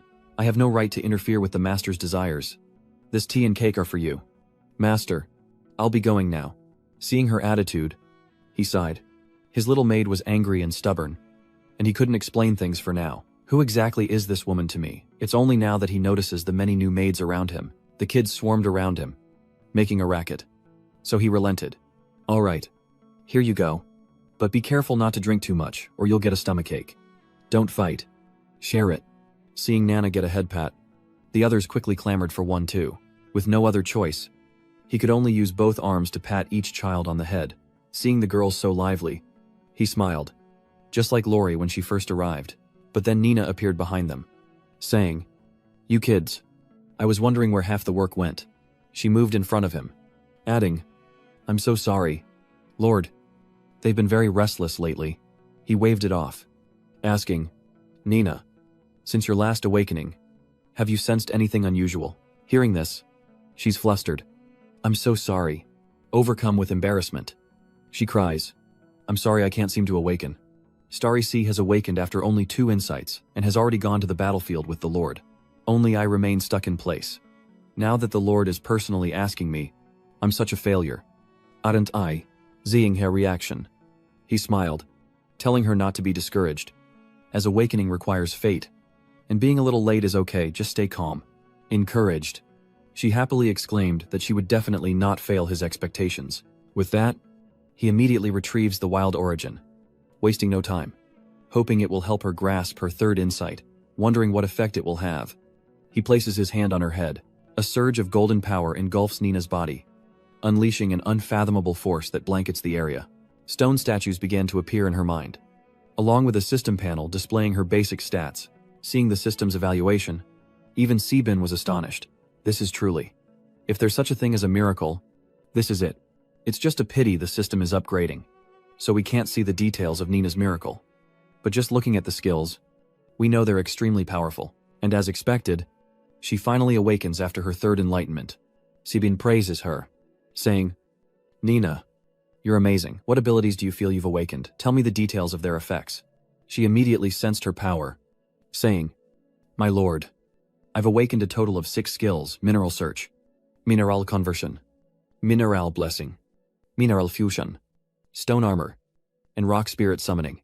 Mineral search allows her to find unmined resources. Mineral blessing increases their yield, though she can only bless one at a time and isn't sure how much it increases production, and fusion consumes energy to combine 2 materials into a new composite. Though it doesn't seem useful, turning into stone is a defensive skill that makes her skin as strong as rock. It can also bless the bodies of others, but not as hard as armor. As for summoning rock spirits, it's obviously not as good as the big boys. I'm sorry, my lord. Nina is useless. She only has 1 combat skill, and the others are all about breaking rocks. But contrary to her thoughts, he was quite pleased. How could such a unique skill be useless? If Nina went to the Dwarf Kingdom, they'd probably worship her as their queen. So he corrected her, saying it's not what she thinks. Her skills are extremely effective and can help them a lot. I may be a lord now, but I was once an honorable knight who never lied. You don't fully grasp your abilities, so I think we should run some tests. And so, they quickly headed to the shipyard, greeted by cheers from the others. Sebin looked ahead, reminding them that there were no tasks today. He was just looking for someone. The others overheard and began to whisper amongst themselves, as the person Sebin was looking for stared back, puzzled. "Lord, have you come to see me?" Sebin asked. "Are you doesn't work?" The young man with the strange name nodded. "That's me." The unusual name he used in this world created a brief silence between them. Then Sebin spoke. "I heard you created a unique substance called Sema, which can be used to build rooms, repair walls, and make bricks on the city walls incredibly strong. Is this true?" The man with the strange name was surprised. "Lord, where did you hear that information?" Sebin chuckled inwardly. The information wasn't that detailed, but he knew what cement was. At this, he continued, "Lord, Simong truly has such great effects, but I'm not having much luck right now. The key to making Simong is a 3-stage firing process. Although I found decent main ingredients, I'm still missing many crucial materials." Hearing that, he brought Nina here, so let me introduce Nina, a maid from the Winter Castle. She has the ability to transform minerals. Perhaps she can be of assistance. Hearing that didn't surprise the man. What kind of insane skill is this? Directly changing the chemical composition and physical properties of a substance. This is equivalent to changing the very nature of the world. He immediately spoke up. "Lord, these are 2 rock samples from my collection that can be made into lime. The stone on the left is phlogopite, found in abundance on the opposite mountain range. The one on the right, which I call mac, is extremely rare. If you can convert the phlogopite into mac, our cement problem will be solved." And placing the 2 stones on the ground, she uses her power, a golden light quickly enveloping them both. Finally, a miracle has truly appeared before everyone's eyes. Because it succeeded. Although the size has been reduced by half, it's not a problem, as quantity can compensate for quality. Nina smiles at them, saying it's done. The non-worker almost jumps to hug her, marveling at the miracle. His actions startled Nina, causing her to recoil behind him, and realizing he'd gone too far, he adjusted his demeanor. If Nina can convert a large amount of ore, then cement can be successfully manufactured. Sibi, hearing this, asks how many more times she can convert, and according to her guess, she can convert up to 10,000 times a day. The astronomical number leaves them speechless. Sibi realizes she can convert 20 tons of rock at a time, and even with depreciation, the output is still staggering. Sibi then wondered if she could convert all that cement material into gold. He immediately asked her to try turning stone into gold. She then immediately used her power again, shrinking the stone rapidly, until it vanished completely. CB wondered. Such a small amount, with such a high loss rate. Still, it's powerful. Considering the abundance of stone and rock that could be turned into gold, Nina reminded him that she was tired, explaining that the difference in material between the 2 minerals was too great, and the conversion drained a lot of energy, a fifth of her total. In fact, using all her energy would require a full day to recover. So he abandons his dream of turning stone into gold, deciding to let Nina convert stone into macadam and create cement instead. But for now, he needs to test her abilities further. So he turns to another ore. The owner looks at the girl before him, wondering if this little fairy can easily melt and fuse two metals with different properties. In all my years working with metal, this is the first time I've heard of such a thing, but Sebin vouches for it. Hearing that, he had no choice. If the Lord said so, he wouldn't refuse. Look at this piece of black magic iron, a master of mine, a dwarven grandmaster craftsman, gifted it to me. This is a treasure, but my talent is limited. I can only craft master-level equipment at best. Lord, could you let her try to fuse magic into Heckma steel? With that, she immediately used her fusion ability on the two stones before her, and a miraculous transformation unfolded before the craftsman's eyes. Holding the stone, he was stunned. How could she achieve perfect fusion with her bare hands? How is this possible? Sebin reminds him not to scare her. As the demi-human is still fearful of humans, he adjusts his demeanor and apologizes to the Lord, admitting he was too shocked by the event. This was a perfect mana crystal, a hardness that even the most skilled craftsman couldn't achieve. Sebin, knowing this, was extremely pleased. He then inquired about her energy consumption, and after a moment's thought, she replied that she seemed to need to do it 10 more times. After checking her basic attributes, he let her go to rest. Just then, he unexpectedly spots Vui in the crowd and rushes to grab her shoulders. He asked where she'd been all night, and she turned with an adoring look, recognizing him as Lord Eagle. Turns out she was looking for him too, but when he saw her clinging to him, he immediately backed away, apologizing for mistaking her for someone else. But she was persistent, insisting that even if he was mistaken, she had spent the night with him and wanted to do so again. Seeing this case of mistaken identity, a crowd of demi-humans immediately surrounded him. Nina was surprised by the situation. The Lord was indeed well loved. Meanwhile, the person he's searching for is preparing for some kind of ritual. Another figure appears behind her, saying, "High Priestess, don't be so tense. I'm Ivan, the leader of the Kronos Cathedral. This is just a mandatory process before awakening." Hearing this surprises her, as the two men give her a bewitching smile, as if recalling that night. She's made up her mind to stay. This is her home, and she doesn't care about the temporal light order. But the man stubbornly creates a magic orb, saying that if she doesn't leave, this entire place will be destroyed. A clock appears before her, allowing her to glimpse the future, a future where everyone is annihilated. Even her own lord was captured and about to be executed. Seeing this, she was terrified, and so she decided to come here to become their maiden. Knowing there's no turning back, she sighs, wondering what will happen if the evil eye awakens. The Dark Knight quickly replies that she will gain more power and save more people. Ivan appears, whispering sweet nothings to her, the one who has foreseen the end. If she doesn't revive the will of the time goddess within her, the precious insectoids and the friends she loves will be lost to time. Does she really want to sacrifice them like that? Rui shakes her head. Resolute. No. I certainly won't let that happen, whether it's everyone in the demi-human race or you. My lord, I will protect you all. Ivan, hearing this, is quite pleased. Your position is truly enviable, and because of it, the power of the goddess of time grows even stronger. For the one you cherish, please accept your fate as the saintess. Dina. But little does she know, Saiwu has arrived at the time sanctum. He always felt the angel statue looked familiar, and his presence has drawn the attention of the gatekeepers. But he doesn't care, and immediately grabs them by the collar. With cold eyes, he scanned them. You're with the Temple of Time. After confirmation, he created a metal storm, scattering them, and charged toward the most sacred place, creating a blade that pierced straight through. A massive tremor rocks the area, drawing the attention of those inside. Rue hears the commotion and knows her lord has arrived.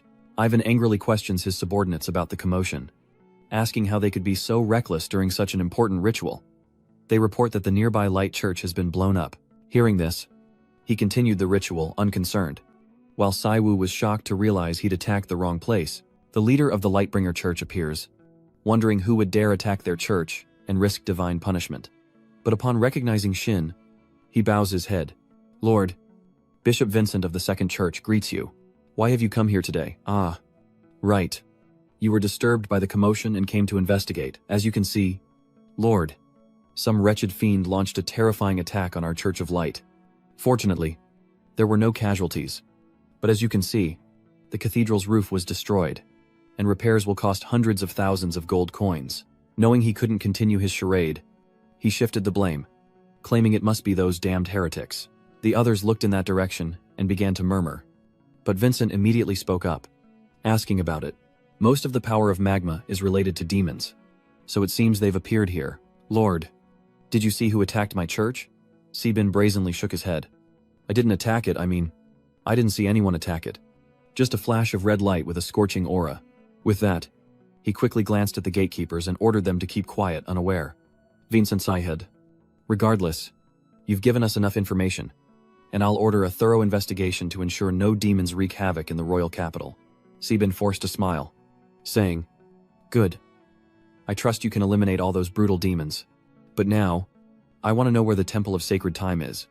Upon hearing this, the head priest pointed to the opposite side, explaining that their relationship with the Temple of Time wasn't bad, as they both worshipped benevolent gods, so their churches were built together in the square. Hearing this, Sebin couldn't believe he'd chosen the wrong one with them being so close. He might even run into the priest of the Temple of Time here. What a mess. Their temples are all in the same place. He can't take the blame for this. It's not his fault their churches are next to each other. He asks about the proximity, wanting to see if there's been any influence. But he's sure someone's here. The cardinal nodded, explaining that while the Saintess of Kronos was a powerful goddess, she rarely manifested in the material plane, resulting in little influence and even less money, forcing the Church of Light to fund the reconstruction of the Kronos Cathedral. Having confirmed his target, Zybin immediately smiled. Thank you for answering my questions. Vincent, if demons have come here, the priests around here may be bewitched and say strange things that we shouldn't trust. Hearing that, he flew into a rage, knowing demons excel at deceiving people, and vowed to investigate himself. Zybin smiled, pleased, and invited the pontiff to inspect him while he checked on the Time Saintess. So, he quickly heads to the side, only to be stopped by the pastors. This is the Temple of Kronos. If you're looking for the Church of Light, you're in the wrong place, it's across the way. Zybin shook his head, telling them he was looking for the Temple of Time, which they should know. Hearing this, they were skeptical, saying he was a guest of the archpriest. But the archpriest was performing a ritual and couldn't receive guests. Knowing they would try to stop him, Zybin smirked. It's fine. I'm used to it. Just as the ritual inside was reaching its climax, Zybin kicked down the dilapidated door and stormed inside.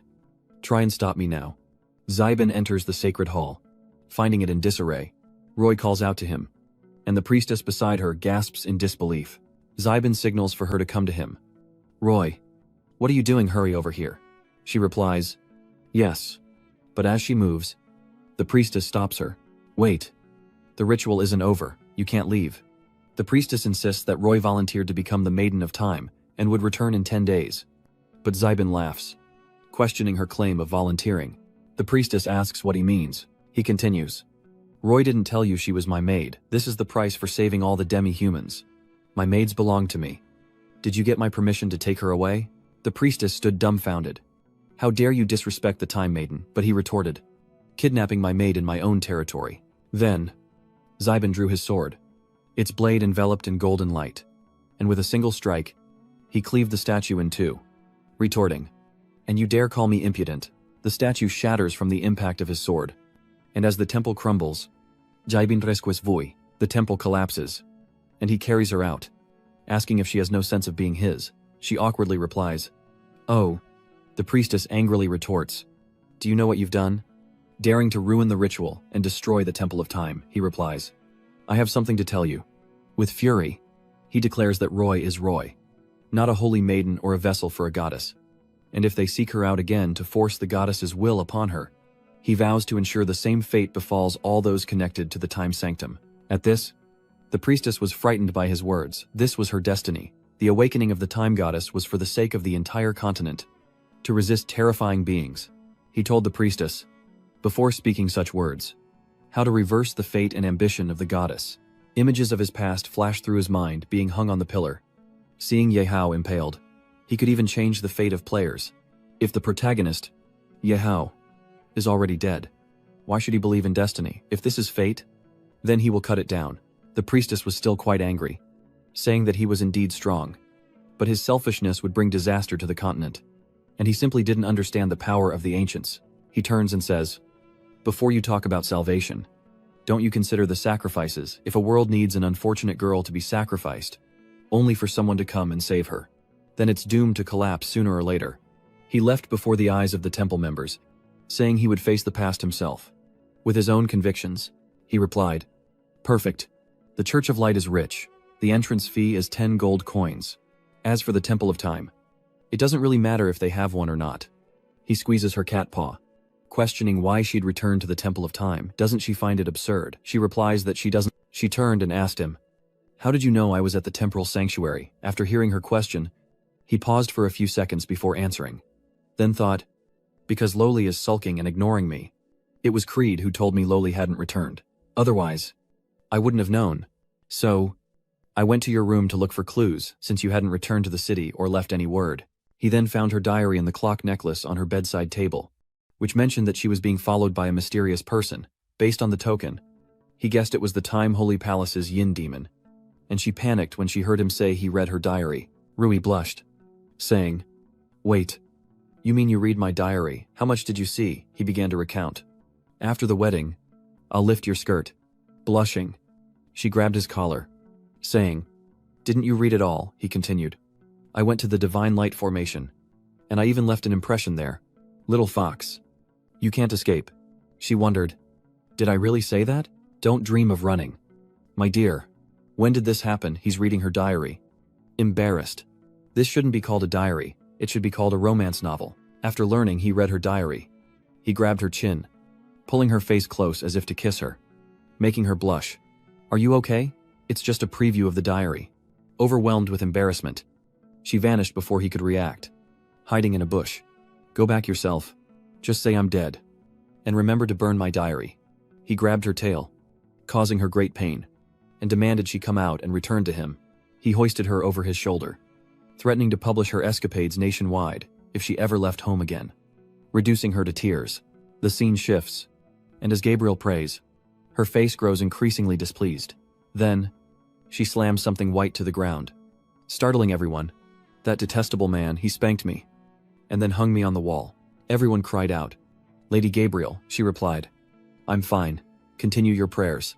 That's why I especially returned to bathe in moonlight, to cleanse the sins in my heart and the impurities on my body." Her face flushed with anger, but she was still anxious and unable to calm down. A servant announced that the Light Pope Morgando knew of her return and wished to see her. She replied that the Pope sought her. She smoothed her blue hair and told those around her that she understood, and they could leave. He replied, "Yes, my lady." She walked past the servants, feeling that after bathing in the moonlight, her body and soul were finally purer, and she couldn't show any impropriety before the Pope. She said, "May the light protect you, Your Holiness." The Pope, an old man, turned and said, "Welcome back, Gabriel."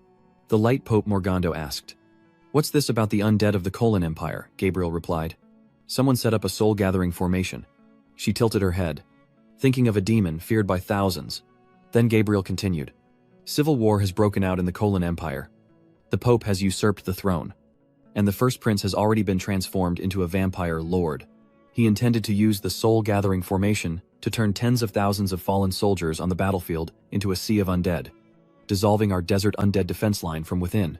Gabriel casually said it was already resolved, though not by her, prompting a flurry of excited questions from the Light Pope Morgando. Could someone in the Colon Empire really solve such a difficult problem? Which prince was it? Gabriel blushed and replied, "Not a prince, but a lord." She recalled the handsome young man with the angel wings. Continuing, "He was acknowledged by the seraph. When I saw him, he was in a divine trance, and the seraphim recognized him as Lee Wister." Lee Wister. This is strange. I never expected the Light Church's thorny angel to find a match. Pope Morgando paused, then surmised that he was likely the new king of the Colon Empire. Gabriel agreed, adding that it was now called the Winter Empire, and his coronation was in 3 days. Hearing this, he laughed heartily and instructed, "Since he's an ally of the light, have someone write a letter in my name. Say that a legendary-level holy son of our Light Church is dealing with the undead invasion of the Colon Empire and is managing the country with the power of a king, so they shouldn't panic." Gabriel obeyed. "Yes." The Light Pope frowned, lost in thought. "But my letter will only serve as a warning. After all, he's not a true legend class. Then, he turned to Gabriel and instructed, "The spirits of the slumbering land haven't chosen a successor for thousands of years. His selection must be no accident. For safety, go and help him. Don't let him die in the war." Though unwilling, she reluctantly agreed. "I understand. I'll take my leave." As Gabriel stepped out, she encountered a maid fussing with a box, who looked up and said, "Your Holiness, you're back. I've received word and am preparing your things." But she was in no mood to listen. Her heart filled with resentment. His Holiness actually wants me to protect that bastard. She punches the mirror in anger, startling the maid. Gabriel composes herself and says, "It's nothing. Carry on with your work." The maid stammers, "Yes, yes," not daring to disobey. As Gabriel clenches her fist around the scroll, the more she thought about it, the angrier she got. Riding a horse, not daring to sit properly, going this slow. She'd see that hateful face in no time. Then, as if struck by a sudden thought, she brought that along too. Gabriel rushed to her closet, pulled out a roll of bandages, and smugly thought, "This will do." Then, wrapping the bandages around her waist, she said triumphantly, "I can at least look forward to our next meeting." Then Gabriel remembered Pope Morgano's instructions. That's right. The Pope also told me to send a message to the surrounding kings, announcing the news of the Winter Empire's new king, even though I don't want to. There's no other way. She summons the magic circle and announces, "Message from the Radiant Church, the Holy Sun has descended and will take over the Winter Empire. May the kings live in peace." Gabriel sends the message far and wide, thinking to herself, in other words, the new king of the Winter Empire is the Holy Son of the Radiant Church. Kings, don't go looking for trouble. I think that's clear enough. The Holy Sword Messenger flew through the ceiling and plunged into the ground, causing the surrounding soldiers to panic and shout, "What? The throne?" They frantically ask each other if it's an enemy attack, but realize it's the Holy Sword Messenger of the Summit of Light, Naga, who was threatening the king. Stops and asks what's going on. The subordinates immediately replied, "Your Majesty. These humans say they're from the Holy Sword Dispatch of the Radiant Church." I was a bit puzzled. The Radiant Church. Naga shuddered, thinking, such terrifying power.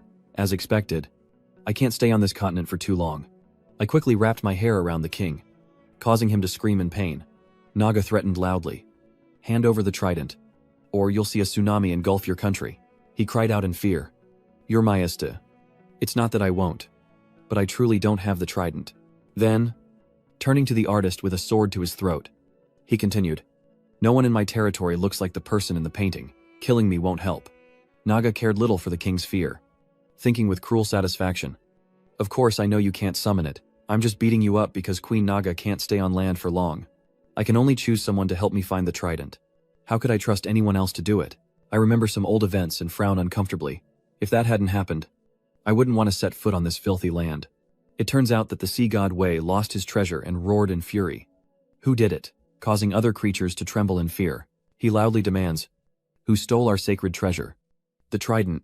Suddenly, a voice cuts through Naga's thoughts. "Your Majesty, please calm down." A subordinate steps forward to report. Koran Witch has recalled the scene. In the memory crystal. "Ah. I order it brought forth immediately." Han Lian extended both hands, offering a piece of spirit stone. Naga, upon seeing it, immediately scolded with displeasure. "Your nails are too long," the subordinate exclaimed in panic. "What?" The angrier Ada became, the tighter she gripped the king's hair, injuring him. Naga looked into the spirit stone fragment and saw an unfamiliar face appear, a human. Enraged, Naga roared, "Excellent! Just excellent. All these years, my Naga clan has fought demons and tempestuous seas, resisting the invasion of former servants, only to be exploited by you humans." Naga shattered the spirit stone and declared, "If that's how it is, then it's time to invade the mainland once more." He immediately ordered his subordinates to gather troops, counterattack the mainland, and find the person with the golden hair and armor, carrying a large sword and mixed with our sea race's sacred object. He wants to tear down city walls and crush bones to dust. The Naga then threw the portrait at the king, threatening that if he didn't find the trident wielder, they would turn his kingdom into an ocean. They gave him 6 months, warning him not to doubt their power, reminding him that the deep sea was watching him, to which he nervously agreed. After Naga left, the king picked up the crude portrait, his face turning red with anger as he tore it to shreds, roaring, "Damn it! A picture drawn like crap. How am I supposed to find him? Those Nagas are gone. They're just looking for an excuse to start a war. His subordinates quickly tried to calm him. Your Majesty. Please. Calm down. He tossed the portrait to his aide and ordered, send letters to the King of Kalai. See if he'll agree to an alliance.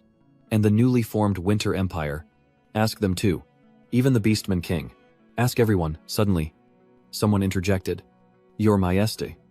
Please wait. He says that we are still at war with the Beastmen. To which the king retorts with displeasure, saying it's just a matter of looting supplies for the winter. Overcome with fear, he snaps. How much do these beastmen want? I'll give it to them. As long as they agree to fight the Naga with me. I want to make that woman pay a heavy price. My subordinate tried to dissuade me. But, Your Majesty, our food supply is barely enough. He finally realized arguing was futile and gave in.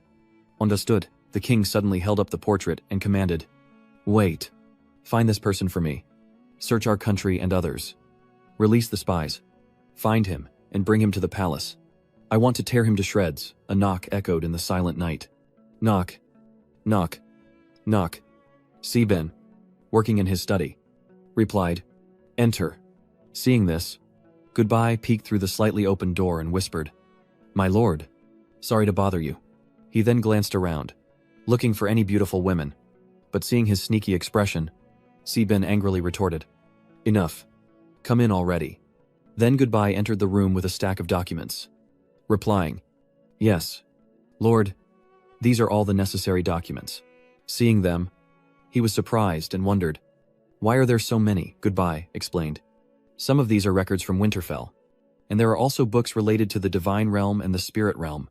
Demi-humans and the Pope's letter were transported here from Fire Dragon City, and he added that this was only a small part of it, with more yet to be delivered.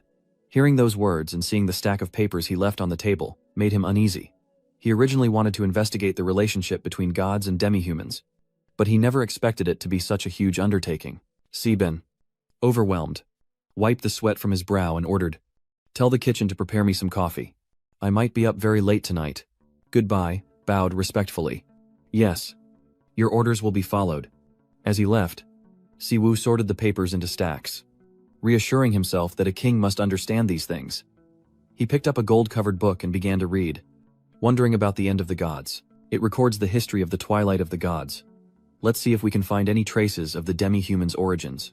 Then, pages of the book reveal a story that begins with the image of a black dragon. Legend says that the continent was once devoid of intelligent life, inhabited only by monsters, until the creation dragon, Ono Nen, arrived, captivated by this new world. To enrich it, she created a dragon in her own image, and, using her power, brought forth the Grey Titans. But the world couldn't just have two kinds of beings. That would be too simple. So Ono Nen continued to create the Ta-Ke world, the god of death, and the god of light, and ordered them to create their own subordinate groups so that this world could function normally. Then Ono Nen exhausted her strength and entered a deep sleep in the continent. The story captivated Shiban, who imagined two fairies playfully chasing each other through the trees. Ta-Ke, the world tree, inherited half of Ono Nen's divine power, creating beautiful and noble dryads and elves, while the god of death, the heat of death, embraced flame and destruction, creating demons and the undead, while the other, the supreme, wise, and great god of light, favored wisdom and balance. So, he created humans with limitless potential, ferocious beastmen, and brave, battle-hardened dwarves. Under his wise leadership, these three races balanced each other and prospered together. Different peoples created novelty together. It was a dazzling age of light. Countless gods were born, their kingdoms overflowing in the starry sky of Kan, until one day, a twisted will invaded this world. They were both bizarre and powerful, and their mere whispers could drive the weaker gods mad. Eerie figures with golden eyes, resembling specters, emerged, the ancients, or as the gods called them, the old ones. But fear not, for the familiar face of Vincent appears, urging us to join the Lightbringer Church and become followers of the light. No matter the dangers ahead, we can face them with serenity, and the book's final selling point membership costs only 10 gold coins. Growing weary, Siwu slumped onto the table, lamenting that the book was published by the Church of Light. But then he sat up, acknowledging the church's trendy advertising methods. Even so, he felt helpless, but could only believe half of what was said about the god of light. Seben then closed the book and leaned back in thought. Based on his basic understanding of the continent, While not entirely true, at least 70% of the content in The End of the Gods aligns with what I learned at the Night Academy. But there's no information about demi-humans. The book falls, and he wonders why records about them are so hard to find. Then, Sebin analyzes further if Winterfell and Fire Dragon City don't have them. Then suddenly, something on the table catches his eye. Interrupting his train of thought, Sebin hesitantly reaches for the book. Questioning its contents, spirit lore, is this book serious? It's a little suggestive, even sexy. But Sebin tries to open it anyway, closing his eyes and exhaling in denial. No. Knowledge is limitless. Only a dirty heart sees dirt everywhere. One must have the spirit to explore and learn. The first pages of the book are sensual images of 4 elves that make him soar. Oh wow. After the twilight of the gods, with the gods' restraint gone, the wars of the intelligent races on the material plane became increasingly immoral. Humans, though weak and short-lived, possessed a strong learning ability and talent. And over the past 500 years, their power had expanded to unprecedented levels. But for the other immortal races, 500 years is just a short nap. And when they wake up, they find the human army has blockaded their lairs. Now, a human king has appeared, declaring they are not worthy of these fertile lands. This grand hall belongs to humanity, a generation of kings loudly proclaiming an all-out war. Reading this, Sebin sits blankly, seriously pondering. What? This book is completely different from its illustrations. The content is too serious. Were they trying to trick people into reading it? The book reveals that humans first drove the beastmen to the far west of the great endless desert, then attacked the elven kingdom, driving the elves into the emerald forest. Because the living space for the elves in the emerald forest was too narrow, some chose to live in the sea, gradually becoming the Naga sea tribe. They were fierce and warlike in the storm sea, and constantly clashed with the demons near the abyss eye. Some elves, too weak to be of use, were exiled from the emerald forest. These elves established a small kingdom between humans and beastmen, relying on treacherous, mountainous terrain to survive.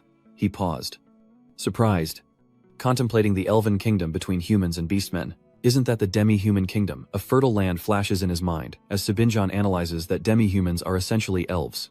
The World Tree created 2 types of elves in total. Besides the Naga mutants now living in the elf kingdom, the rest are clearly tree elves. So, that means the demi-humans are actually noble elves.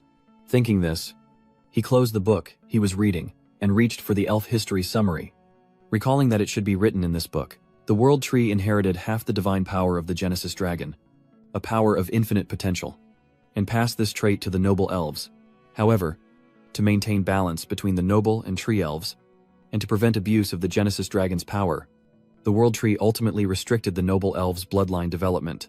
Only a few noble elves possessed enough power in their blood to awaken divinity. Based on the 2 books, Sebin realized that this is why the demi-humans have such diverse awakened abilities, like divine skills, but he still couldn't understand why they could create vessels, just because of similar divinity. Lost in thought, Sebin pondered. Similar divinity is surely a factor, but there are many with similar divinity. So why can only demi-humans create vessels? A knock on the door interrupted his thoughts. Come in, he said. Lori gently pushed the door open, carrying a tray of coffee, and softly called out, Master, your coffee is here. She slowly approached and saw the messy pile of papers on his desk, asking curiously, Master, it's so late. Aren't you resting yet? Sebin lazily stretched and replied, Yeah, almost done. Lori placed the coffee on his desk and asked, What's keeping you so busy after the war? Sebin took her hand and pulled her into an embrace, startling her. I'm investigating the demi-humans, he explained. Lori, did you know that you demi-humans are actually a branch of the ancient elves, also known as the gentle elves? Lori recalled the image of a pink-haired elf girl. I once heard the elf slave girl Acelia say that I was an eye elf, and she told me some strange things. Sebin sympathized. So that's why you saw the scene of the eye elves being driven out of the emerald forest. It really is a bloody, unforgettable memory. It continued, asking if she knew about the vessel, if Acelia had ever mentioned it. Lori shook her head, hugging him and answering honestly. Lori didn't know about the vessel, only that Acelia said the elf queen could bestow a different kind of grace upon them. Sebin laughed, thinking she was delusional. He had his calculations in mind, though abandoning burdens was a wise choice in that harsh environment. Every action has its consequences. Now, asking the exiled nymphs to return and help is nothing but a pipe dream. On the surface, Sebin ruffled Lori's hair, telling her to relax, that the elf queen wouldn't fall so easily. But in his heart, he thought, The key was inviting only noble elves, not the sub-elves. But they couldn't be ignored. As he embraces Lori, he continues. The Emerald Border was originally an allied force against the Empire. But now the Lorne Empire's army has withdrawn, leaving only the allied forces of the two empires. Greatly reducing the pressure on the Elf Queen, Lori snuggles into his arms, saying she's just his little maid. Not some refined elf. He pats her head. Helpless. Yes. My little maid. You're a good girl. Shibin recalls Ruyi and thinks she should learn from Lori's understanding, instead of running away from home at the slightest thing. Embracing Lori, the main character blushed. Master, you're still on duty. He looked at her pitifully. I'm being covered up. Lori couldn't resist his charm and yelled. Really? She immediately jumped off Sibin. Her tone slightly reproachful. Work time is for serious work.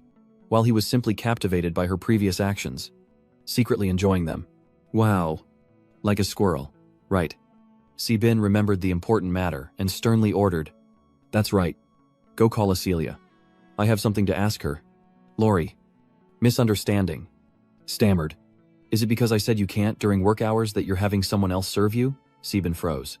I wanted to ask her about the Grace Elves. You can listen too. Lori's words made him question himself. Am I that untrustworthy? Lori scurried off, face flushed like a tomato.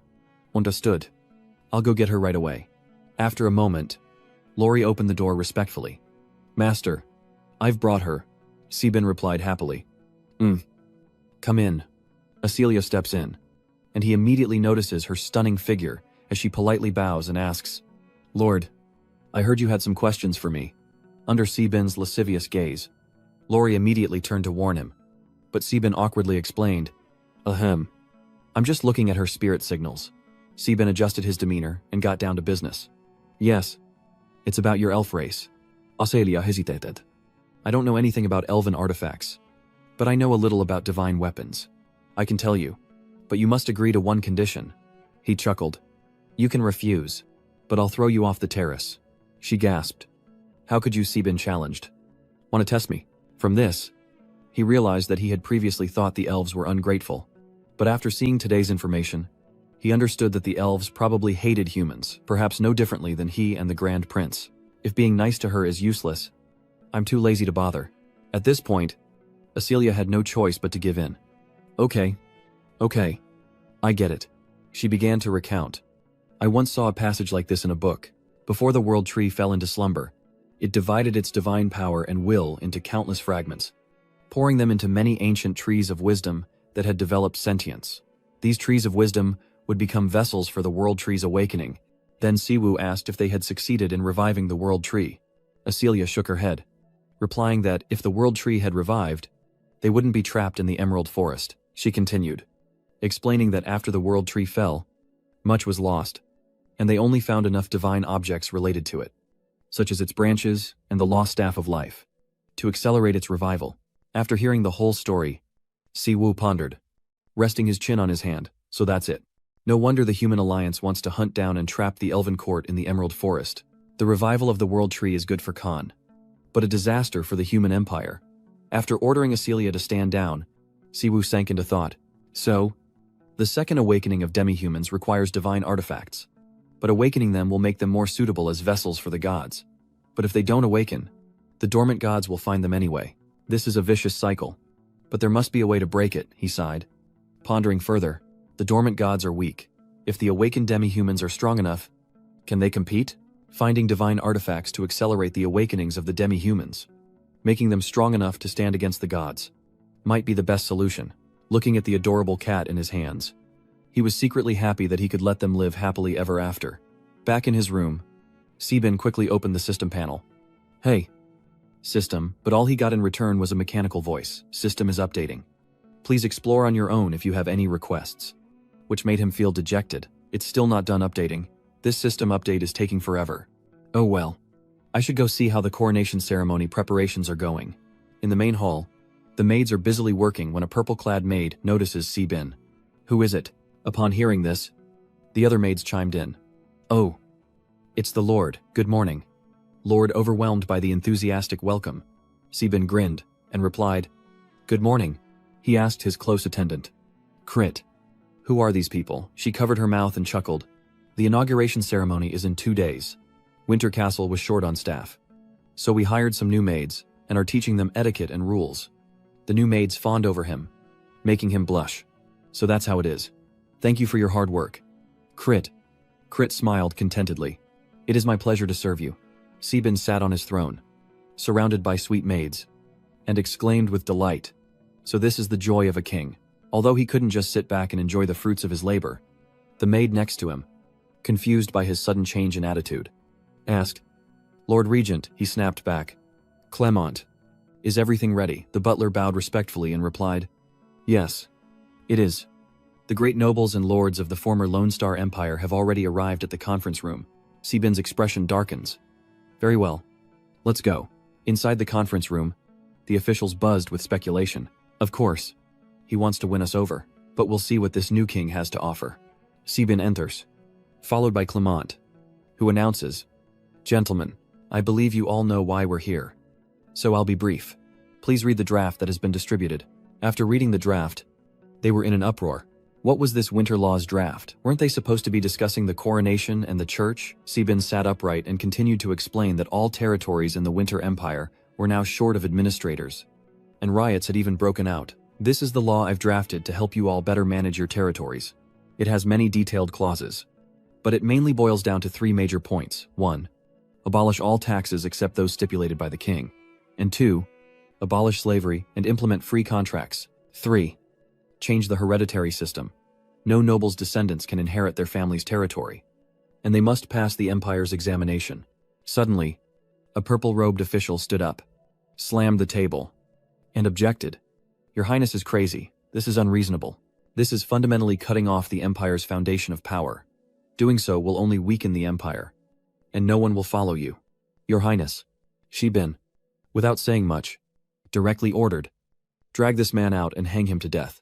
The guards immediately obeyed, dragging him out as the official stammered, pale with fear. Wait, Your Highness. I was wrong. I'll obey your orders.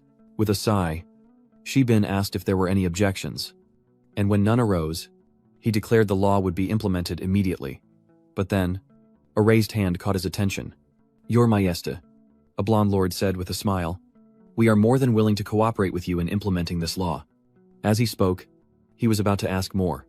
But implementing the law requires a lot of money, time, and manpower. He wondered if the king would give them enough support, to which Sebin narrowed his eyes and smiled, saying, Don't worry, while secretly cursing in his heart, if I hadn't been short on talent to manage the territory, I would have eliminated these tumors long ago, instead of reforming step by step. Thank you for your cooperation. The Empire is struggling through winter, so to help you implement the law more smoothly, I'll send a Dragon Knight to assist you. Ignoring his butler's unspoken words, Sebin smiled, unfazed, and addressed the others. A feast has been prepared. Please celebrate, and Clement will inform you of your assigned territories.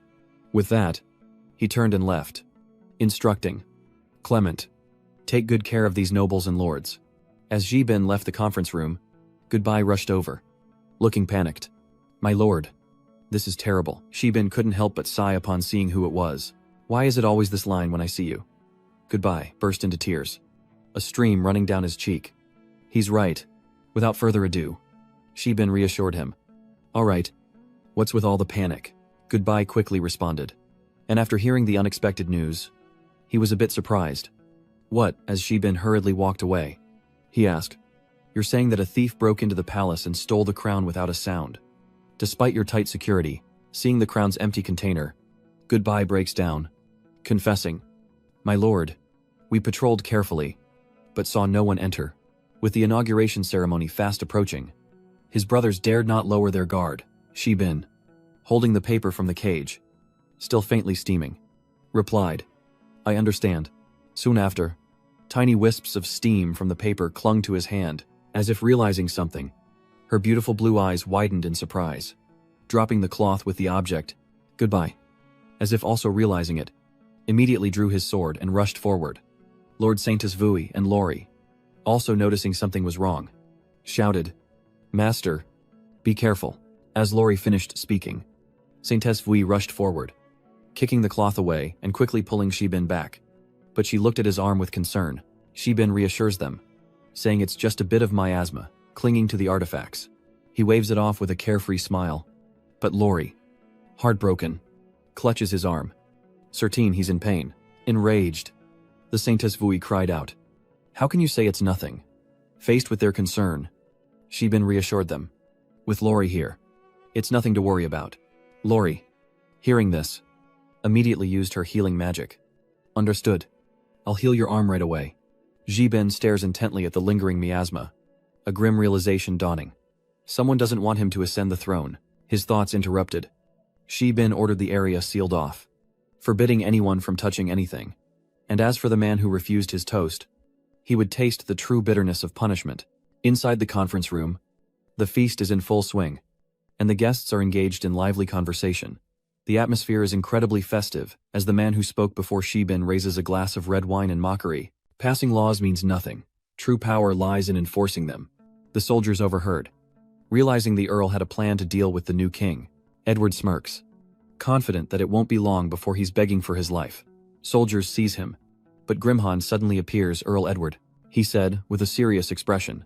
Please come with me. Our lord has an invitation. The blond man panicked. Wait a moment. There must be some misunderstanding. It's best to follow the will of His Majesty the King, he said. Before Edward was thrown out by the left flank, he shouts in anger, asking what they're doing. As he's innocent, suddenly, Edward seems to realize something. Looking up at her in surprise, Vivienne, Shibin smirks.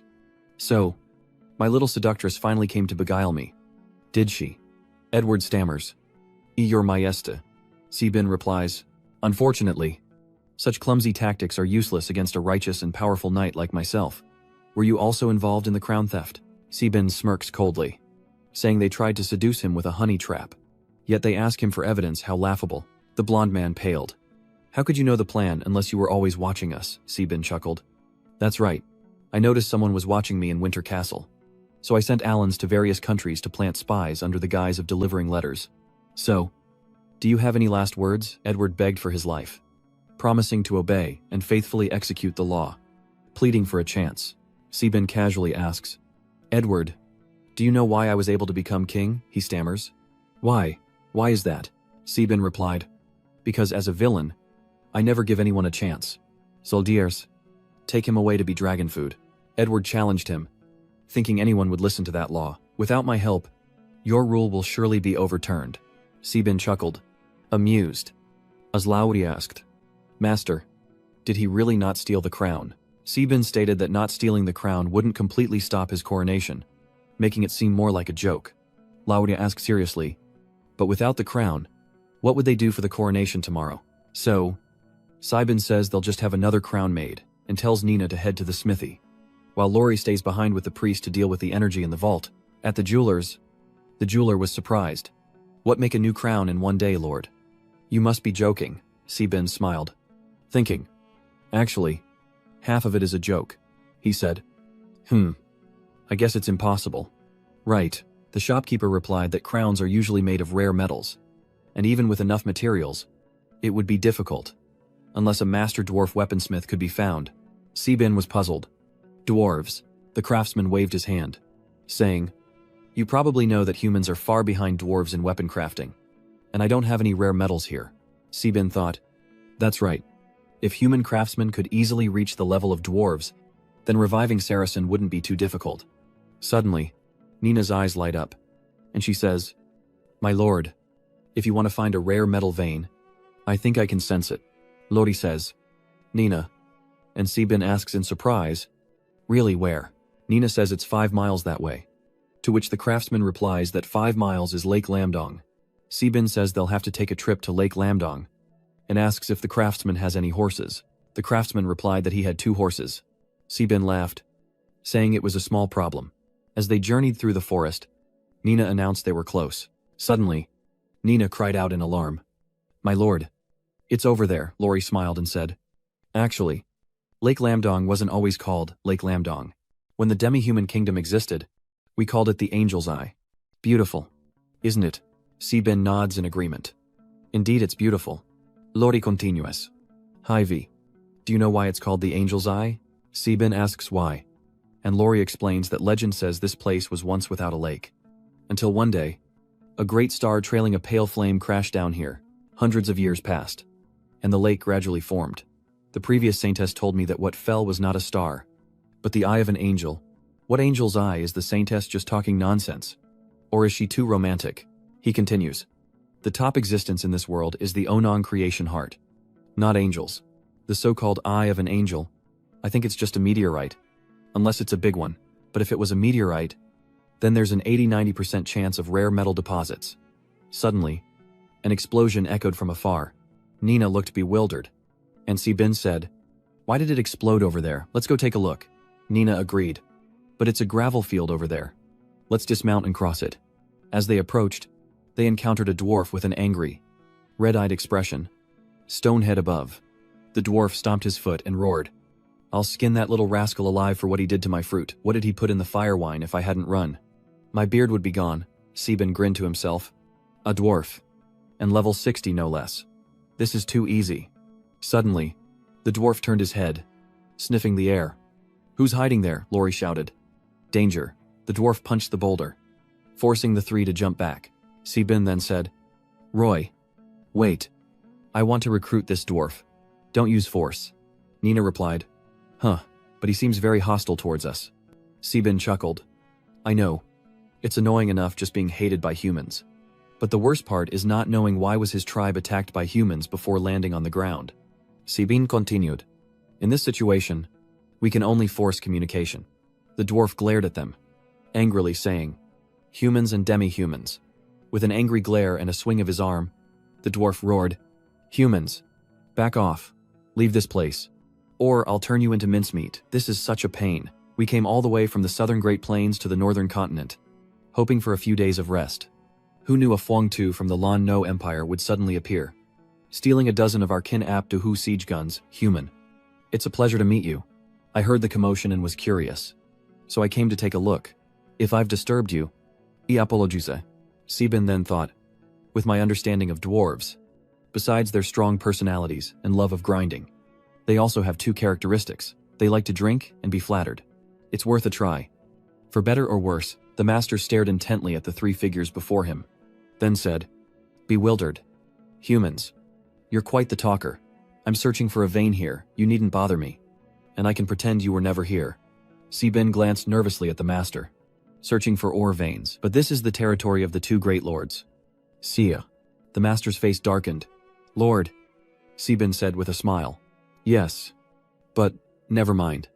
He smiled brightly and said, "It's an honor to have a respected dwarf master searching for mineral veins in my territory. But as the current lord, I'm also looking for them. Have you found what you need? Perhaps I can help." The master looked at him and said, "You? Find ore," then shook his head, glancing at the two girls accompanying Si-bin. He sighed inwardly, thinking, "One man, two women, they look like they're on a picnic. What ore are they finding?" Then he continued, "I haven't found the ore vein yet." He said, "Your attitude isn't bad, and since you're the lord of this land, I can help you find it. But if I find the ore I need, you must give it to me unconditionally." Si-bin smiled amiably. "Revered dwarf master, since my maid can find ore extremely quickly, perhaps I can truly help you." The master was shocked. "A maid, are you trying to insult me?" he continued. "Please, don't be angry. I didn't mean to offend you." He was furious. A blue light emanating from him. "A mere maid helping me find ore, is that not an insult? Is finding ore a lowly task?" Si-bin, pleased with the dwarf's reaction, knew he had him hooked, and continued, "Though it sounds absurd, let's make a bet. If you find the lode before my maid, I'll give you the entire mine. If my maid finds it first, you'll work for me. But you can still take whatever minerals you find. How's that?" He paused for a moment, then said, "Human lord, this is your true goal, isn't it? But I cannot work for humans. Whether your maid finds the lode or not is irrelevant to me. But I'll still compete with you for the glory of the dwarven race. If you lose, take your foolishness out of my sight. If you win, I'll craft you a hero-grade weapon free of charge, with materials provided." Si-bin looked at Nina and said, "It's a deal, Nina. I'm counting on you." She replied, "Yes, my lord." She placed her hands on the ground, and golden light, tinged with red and orange, emanated from her. With a smug look, the master said, "I don't want to make things difficult for you. Little girl, blame your master. Just then, Nina exclaimed with excitement. Lord! I found it. Sibin gave her a thumbs up, signaling she had done well. Hearing her words, the Grandmaster couldn't believe his ears. How could she be so fast, little girl? You're lying to me. Right, Nina replied. No. I really found it. There are 2 places in total. One underwater. One by the lake. The one by the lake is under that stone wall. Everyone looked towards the stone wall. He scoffed. Little girl. You've slipped up. I've already searched this place. See these black marks? I blasted them. There's no way there's a mineral vein here. She pointed to her head. No. It's because it's not deep enough. At that moment, golden lights appeared. Just like when she found the mineral vein. This vein isn't exposed or on the surface. It's 16 meters deep. The master stomped on a rock, saying, 16 meters, impossible. After blasting the surface, I observed the structure of the geological rocks here. They're tightly linked and of the same rock type, clearly layered with no signs of patching or fractures, indicating these rocks formed at the same time, so even these matters down. It'll be the same rock layer, impossible for a mineral vein. Shibin wondered if this rock wasn't naturally formed. But the meteorite Roy mentioned, after all, the dwarves came from the southern continent of the Desert of Death, so naturally they wouldn't know the story of Liangdong Lake. He reassured the dwarf, telling the master not to rush, and that they could dig 16 meters to check its authenticity. Shibin then struck the ground with his weapon, creating a halo of light around him, and rocks burst from the earth. This human's power is terrifying. The master craftsman is shocked, unable to believe what he's seeing. No, it can't be that light. It's actually thunder crystal ore. The Grandmaster was astonished to see the ore vein. It's really here. How did you do it, Shibin? Still smiling, said to the Grandmaster. Well, Grandmaster, did we lie to you? He stammered in reply. Stones from the sky. This is too absurd. How can this be? Shibin replies. Even Senra acknowledges our victory. So please craft hero-grade equipment for me. The Grandmaster strokes his beard, saying, Of course. A dwarf keeps his word. What is said must be done. It's just a pity my tools aren't here. If you don't mind, I'll go and move them over now. Zibin retour. Aren't you considering my territory? Not to mention, you're free to use these resources. Even my maids possess skills beyond just finding ore. For example, transforming one mineral into another, or perfectly fusing 2 minerals together. So, Shibin handed him a stone-like object, with golden edges, tinges of reddish-brown, and purple highlights. The Grandmaster was shocked to receive it. Transforming minerals, fusing minerals. These 2 materials can actually fuse perfectly without any flaws. The material's properties are fully realized, even surpassing their original potential.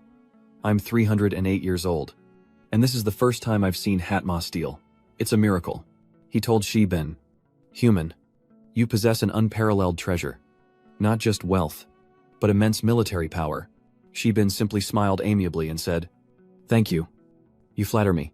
His eyes ignited with fervor. No, you don't understand. The rare materials of the continent are finite. This leads to a scarcity of high-end equipment. But now, your maid can break this rule. I'm not afraid of being laughed at.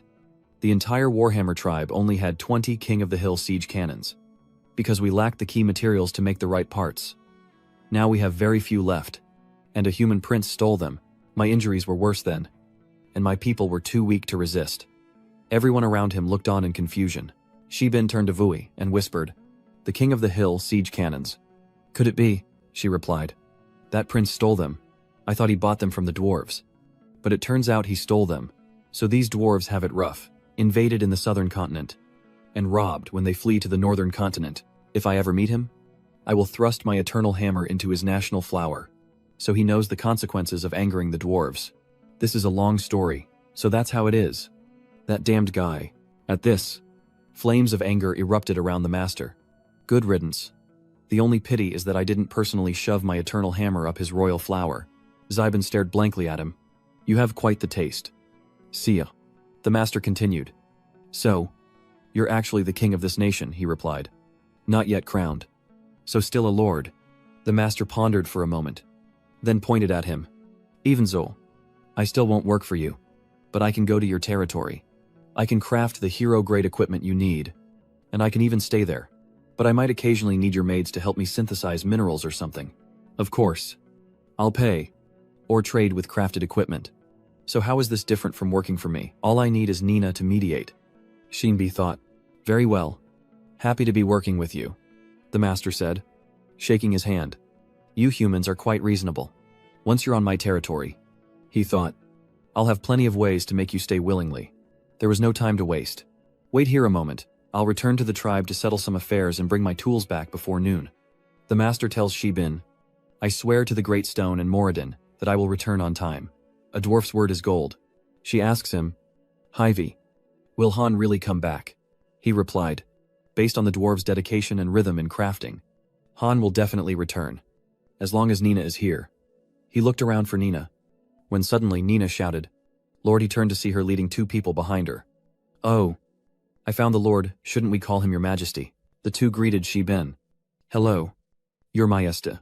Shibin was surprised. Mirotu. Biad. What are you 2 doing here? Shibin patted their heads and gently said it wasn't safe to wander so far. To which the brown cat girl happily replied, It's okay, the white cat girl added. Your Majesty. Please don't worry. My brother came too. He went with Uncle Fatty, the chef, to buy fish for you. Hearing this, Shibin thought, Biad's brother is apparently the Odo scout, so they should be fine with him around. The white cat girl struck a charming pose and said, Oh, right. Your Majesty.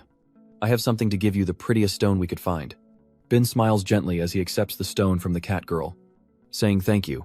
Suddenly, the stone makes a sound, and an eye appears in the middle of the stone, displaying the words, Divine artifact acquired, conspiracy detected. Surprised and flustered, Shibin watched as the girls, having given their gift, bid him farewell, saying, Your Majesty. We'll be heading back now. They've been gone for over 10 minutes. If they don't return, their brother will worry. He coldly replies, Okay. Goodbye. After the girls leave, he thinks to himself, seriously, just taking a stroll, randomly meeting some little cuties, and they just happen to give me a divine artifact.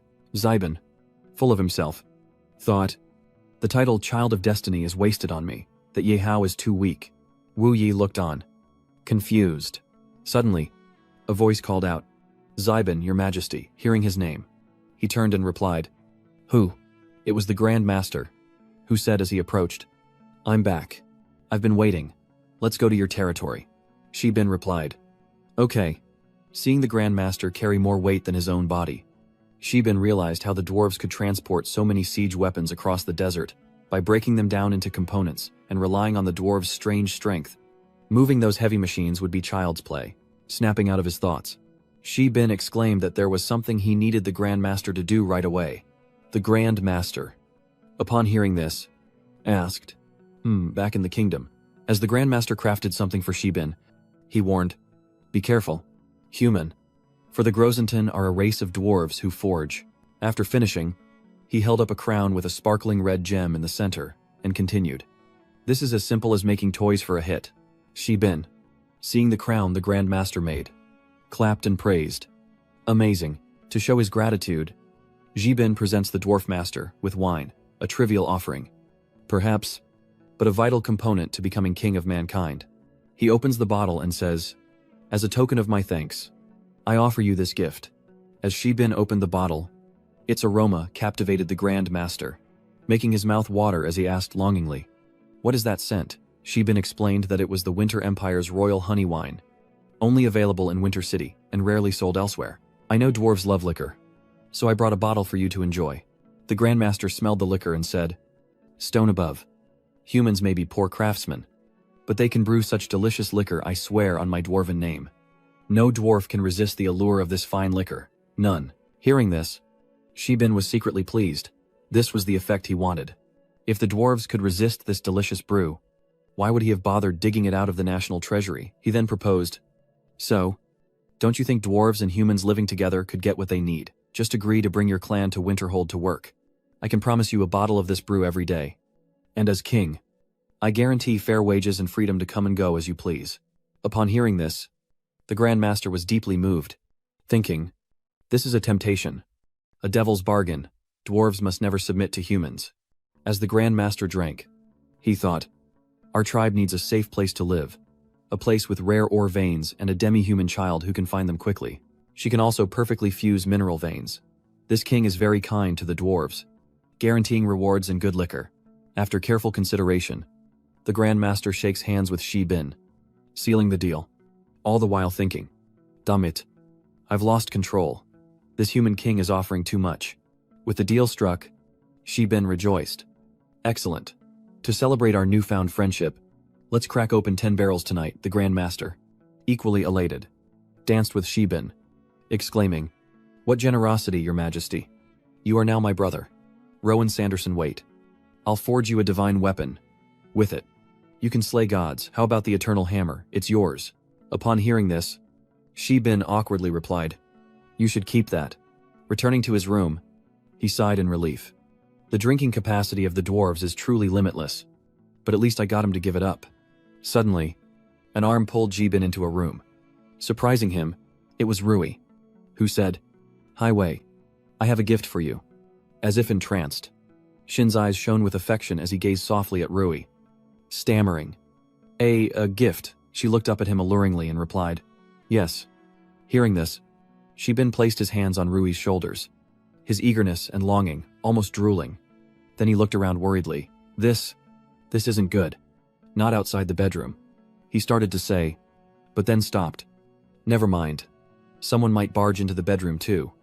It's all the same. With a finger to his forehead, she calmed his wandering eyes, though they still shone with bashful delight as he accepted her gift.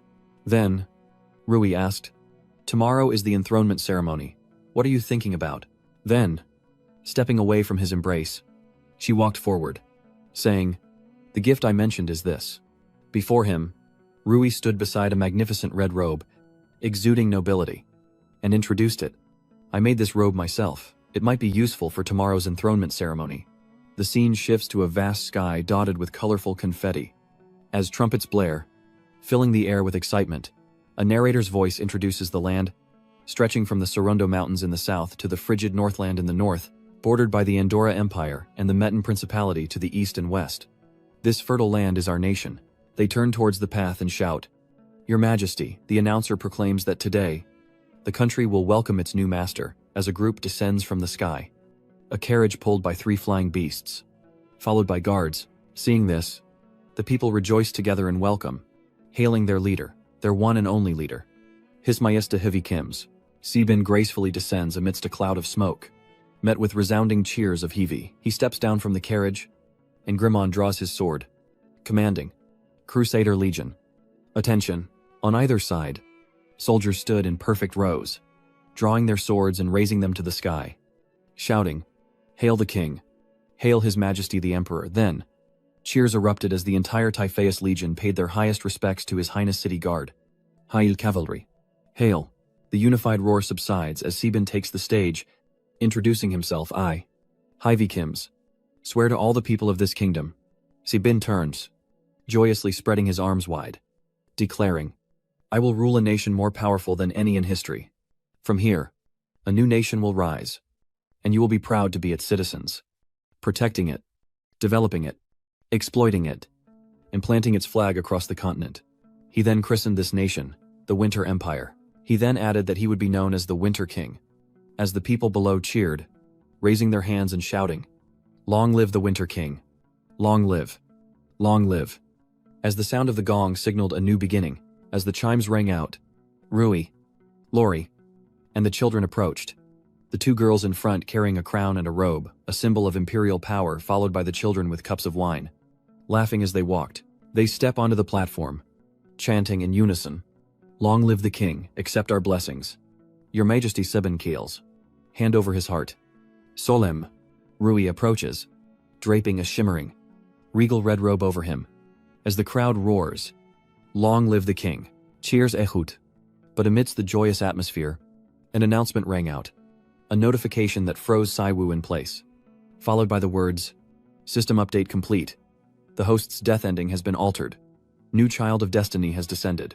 The system's final words left a burning question in Shi Bin's mind. A new child of destiny. So, the villainous lord and the player, along with the protagonist, all want me dead. The end.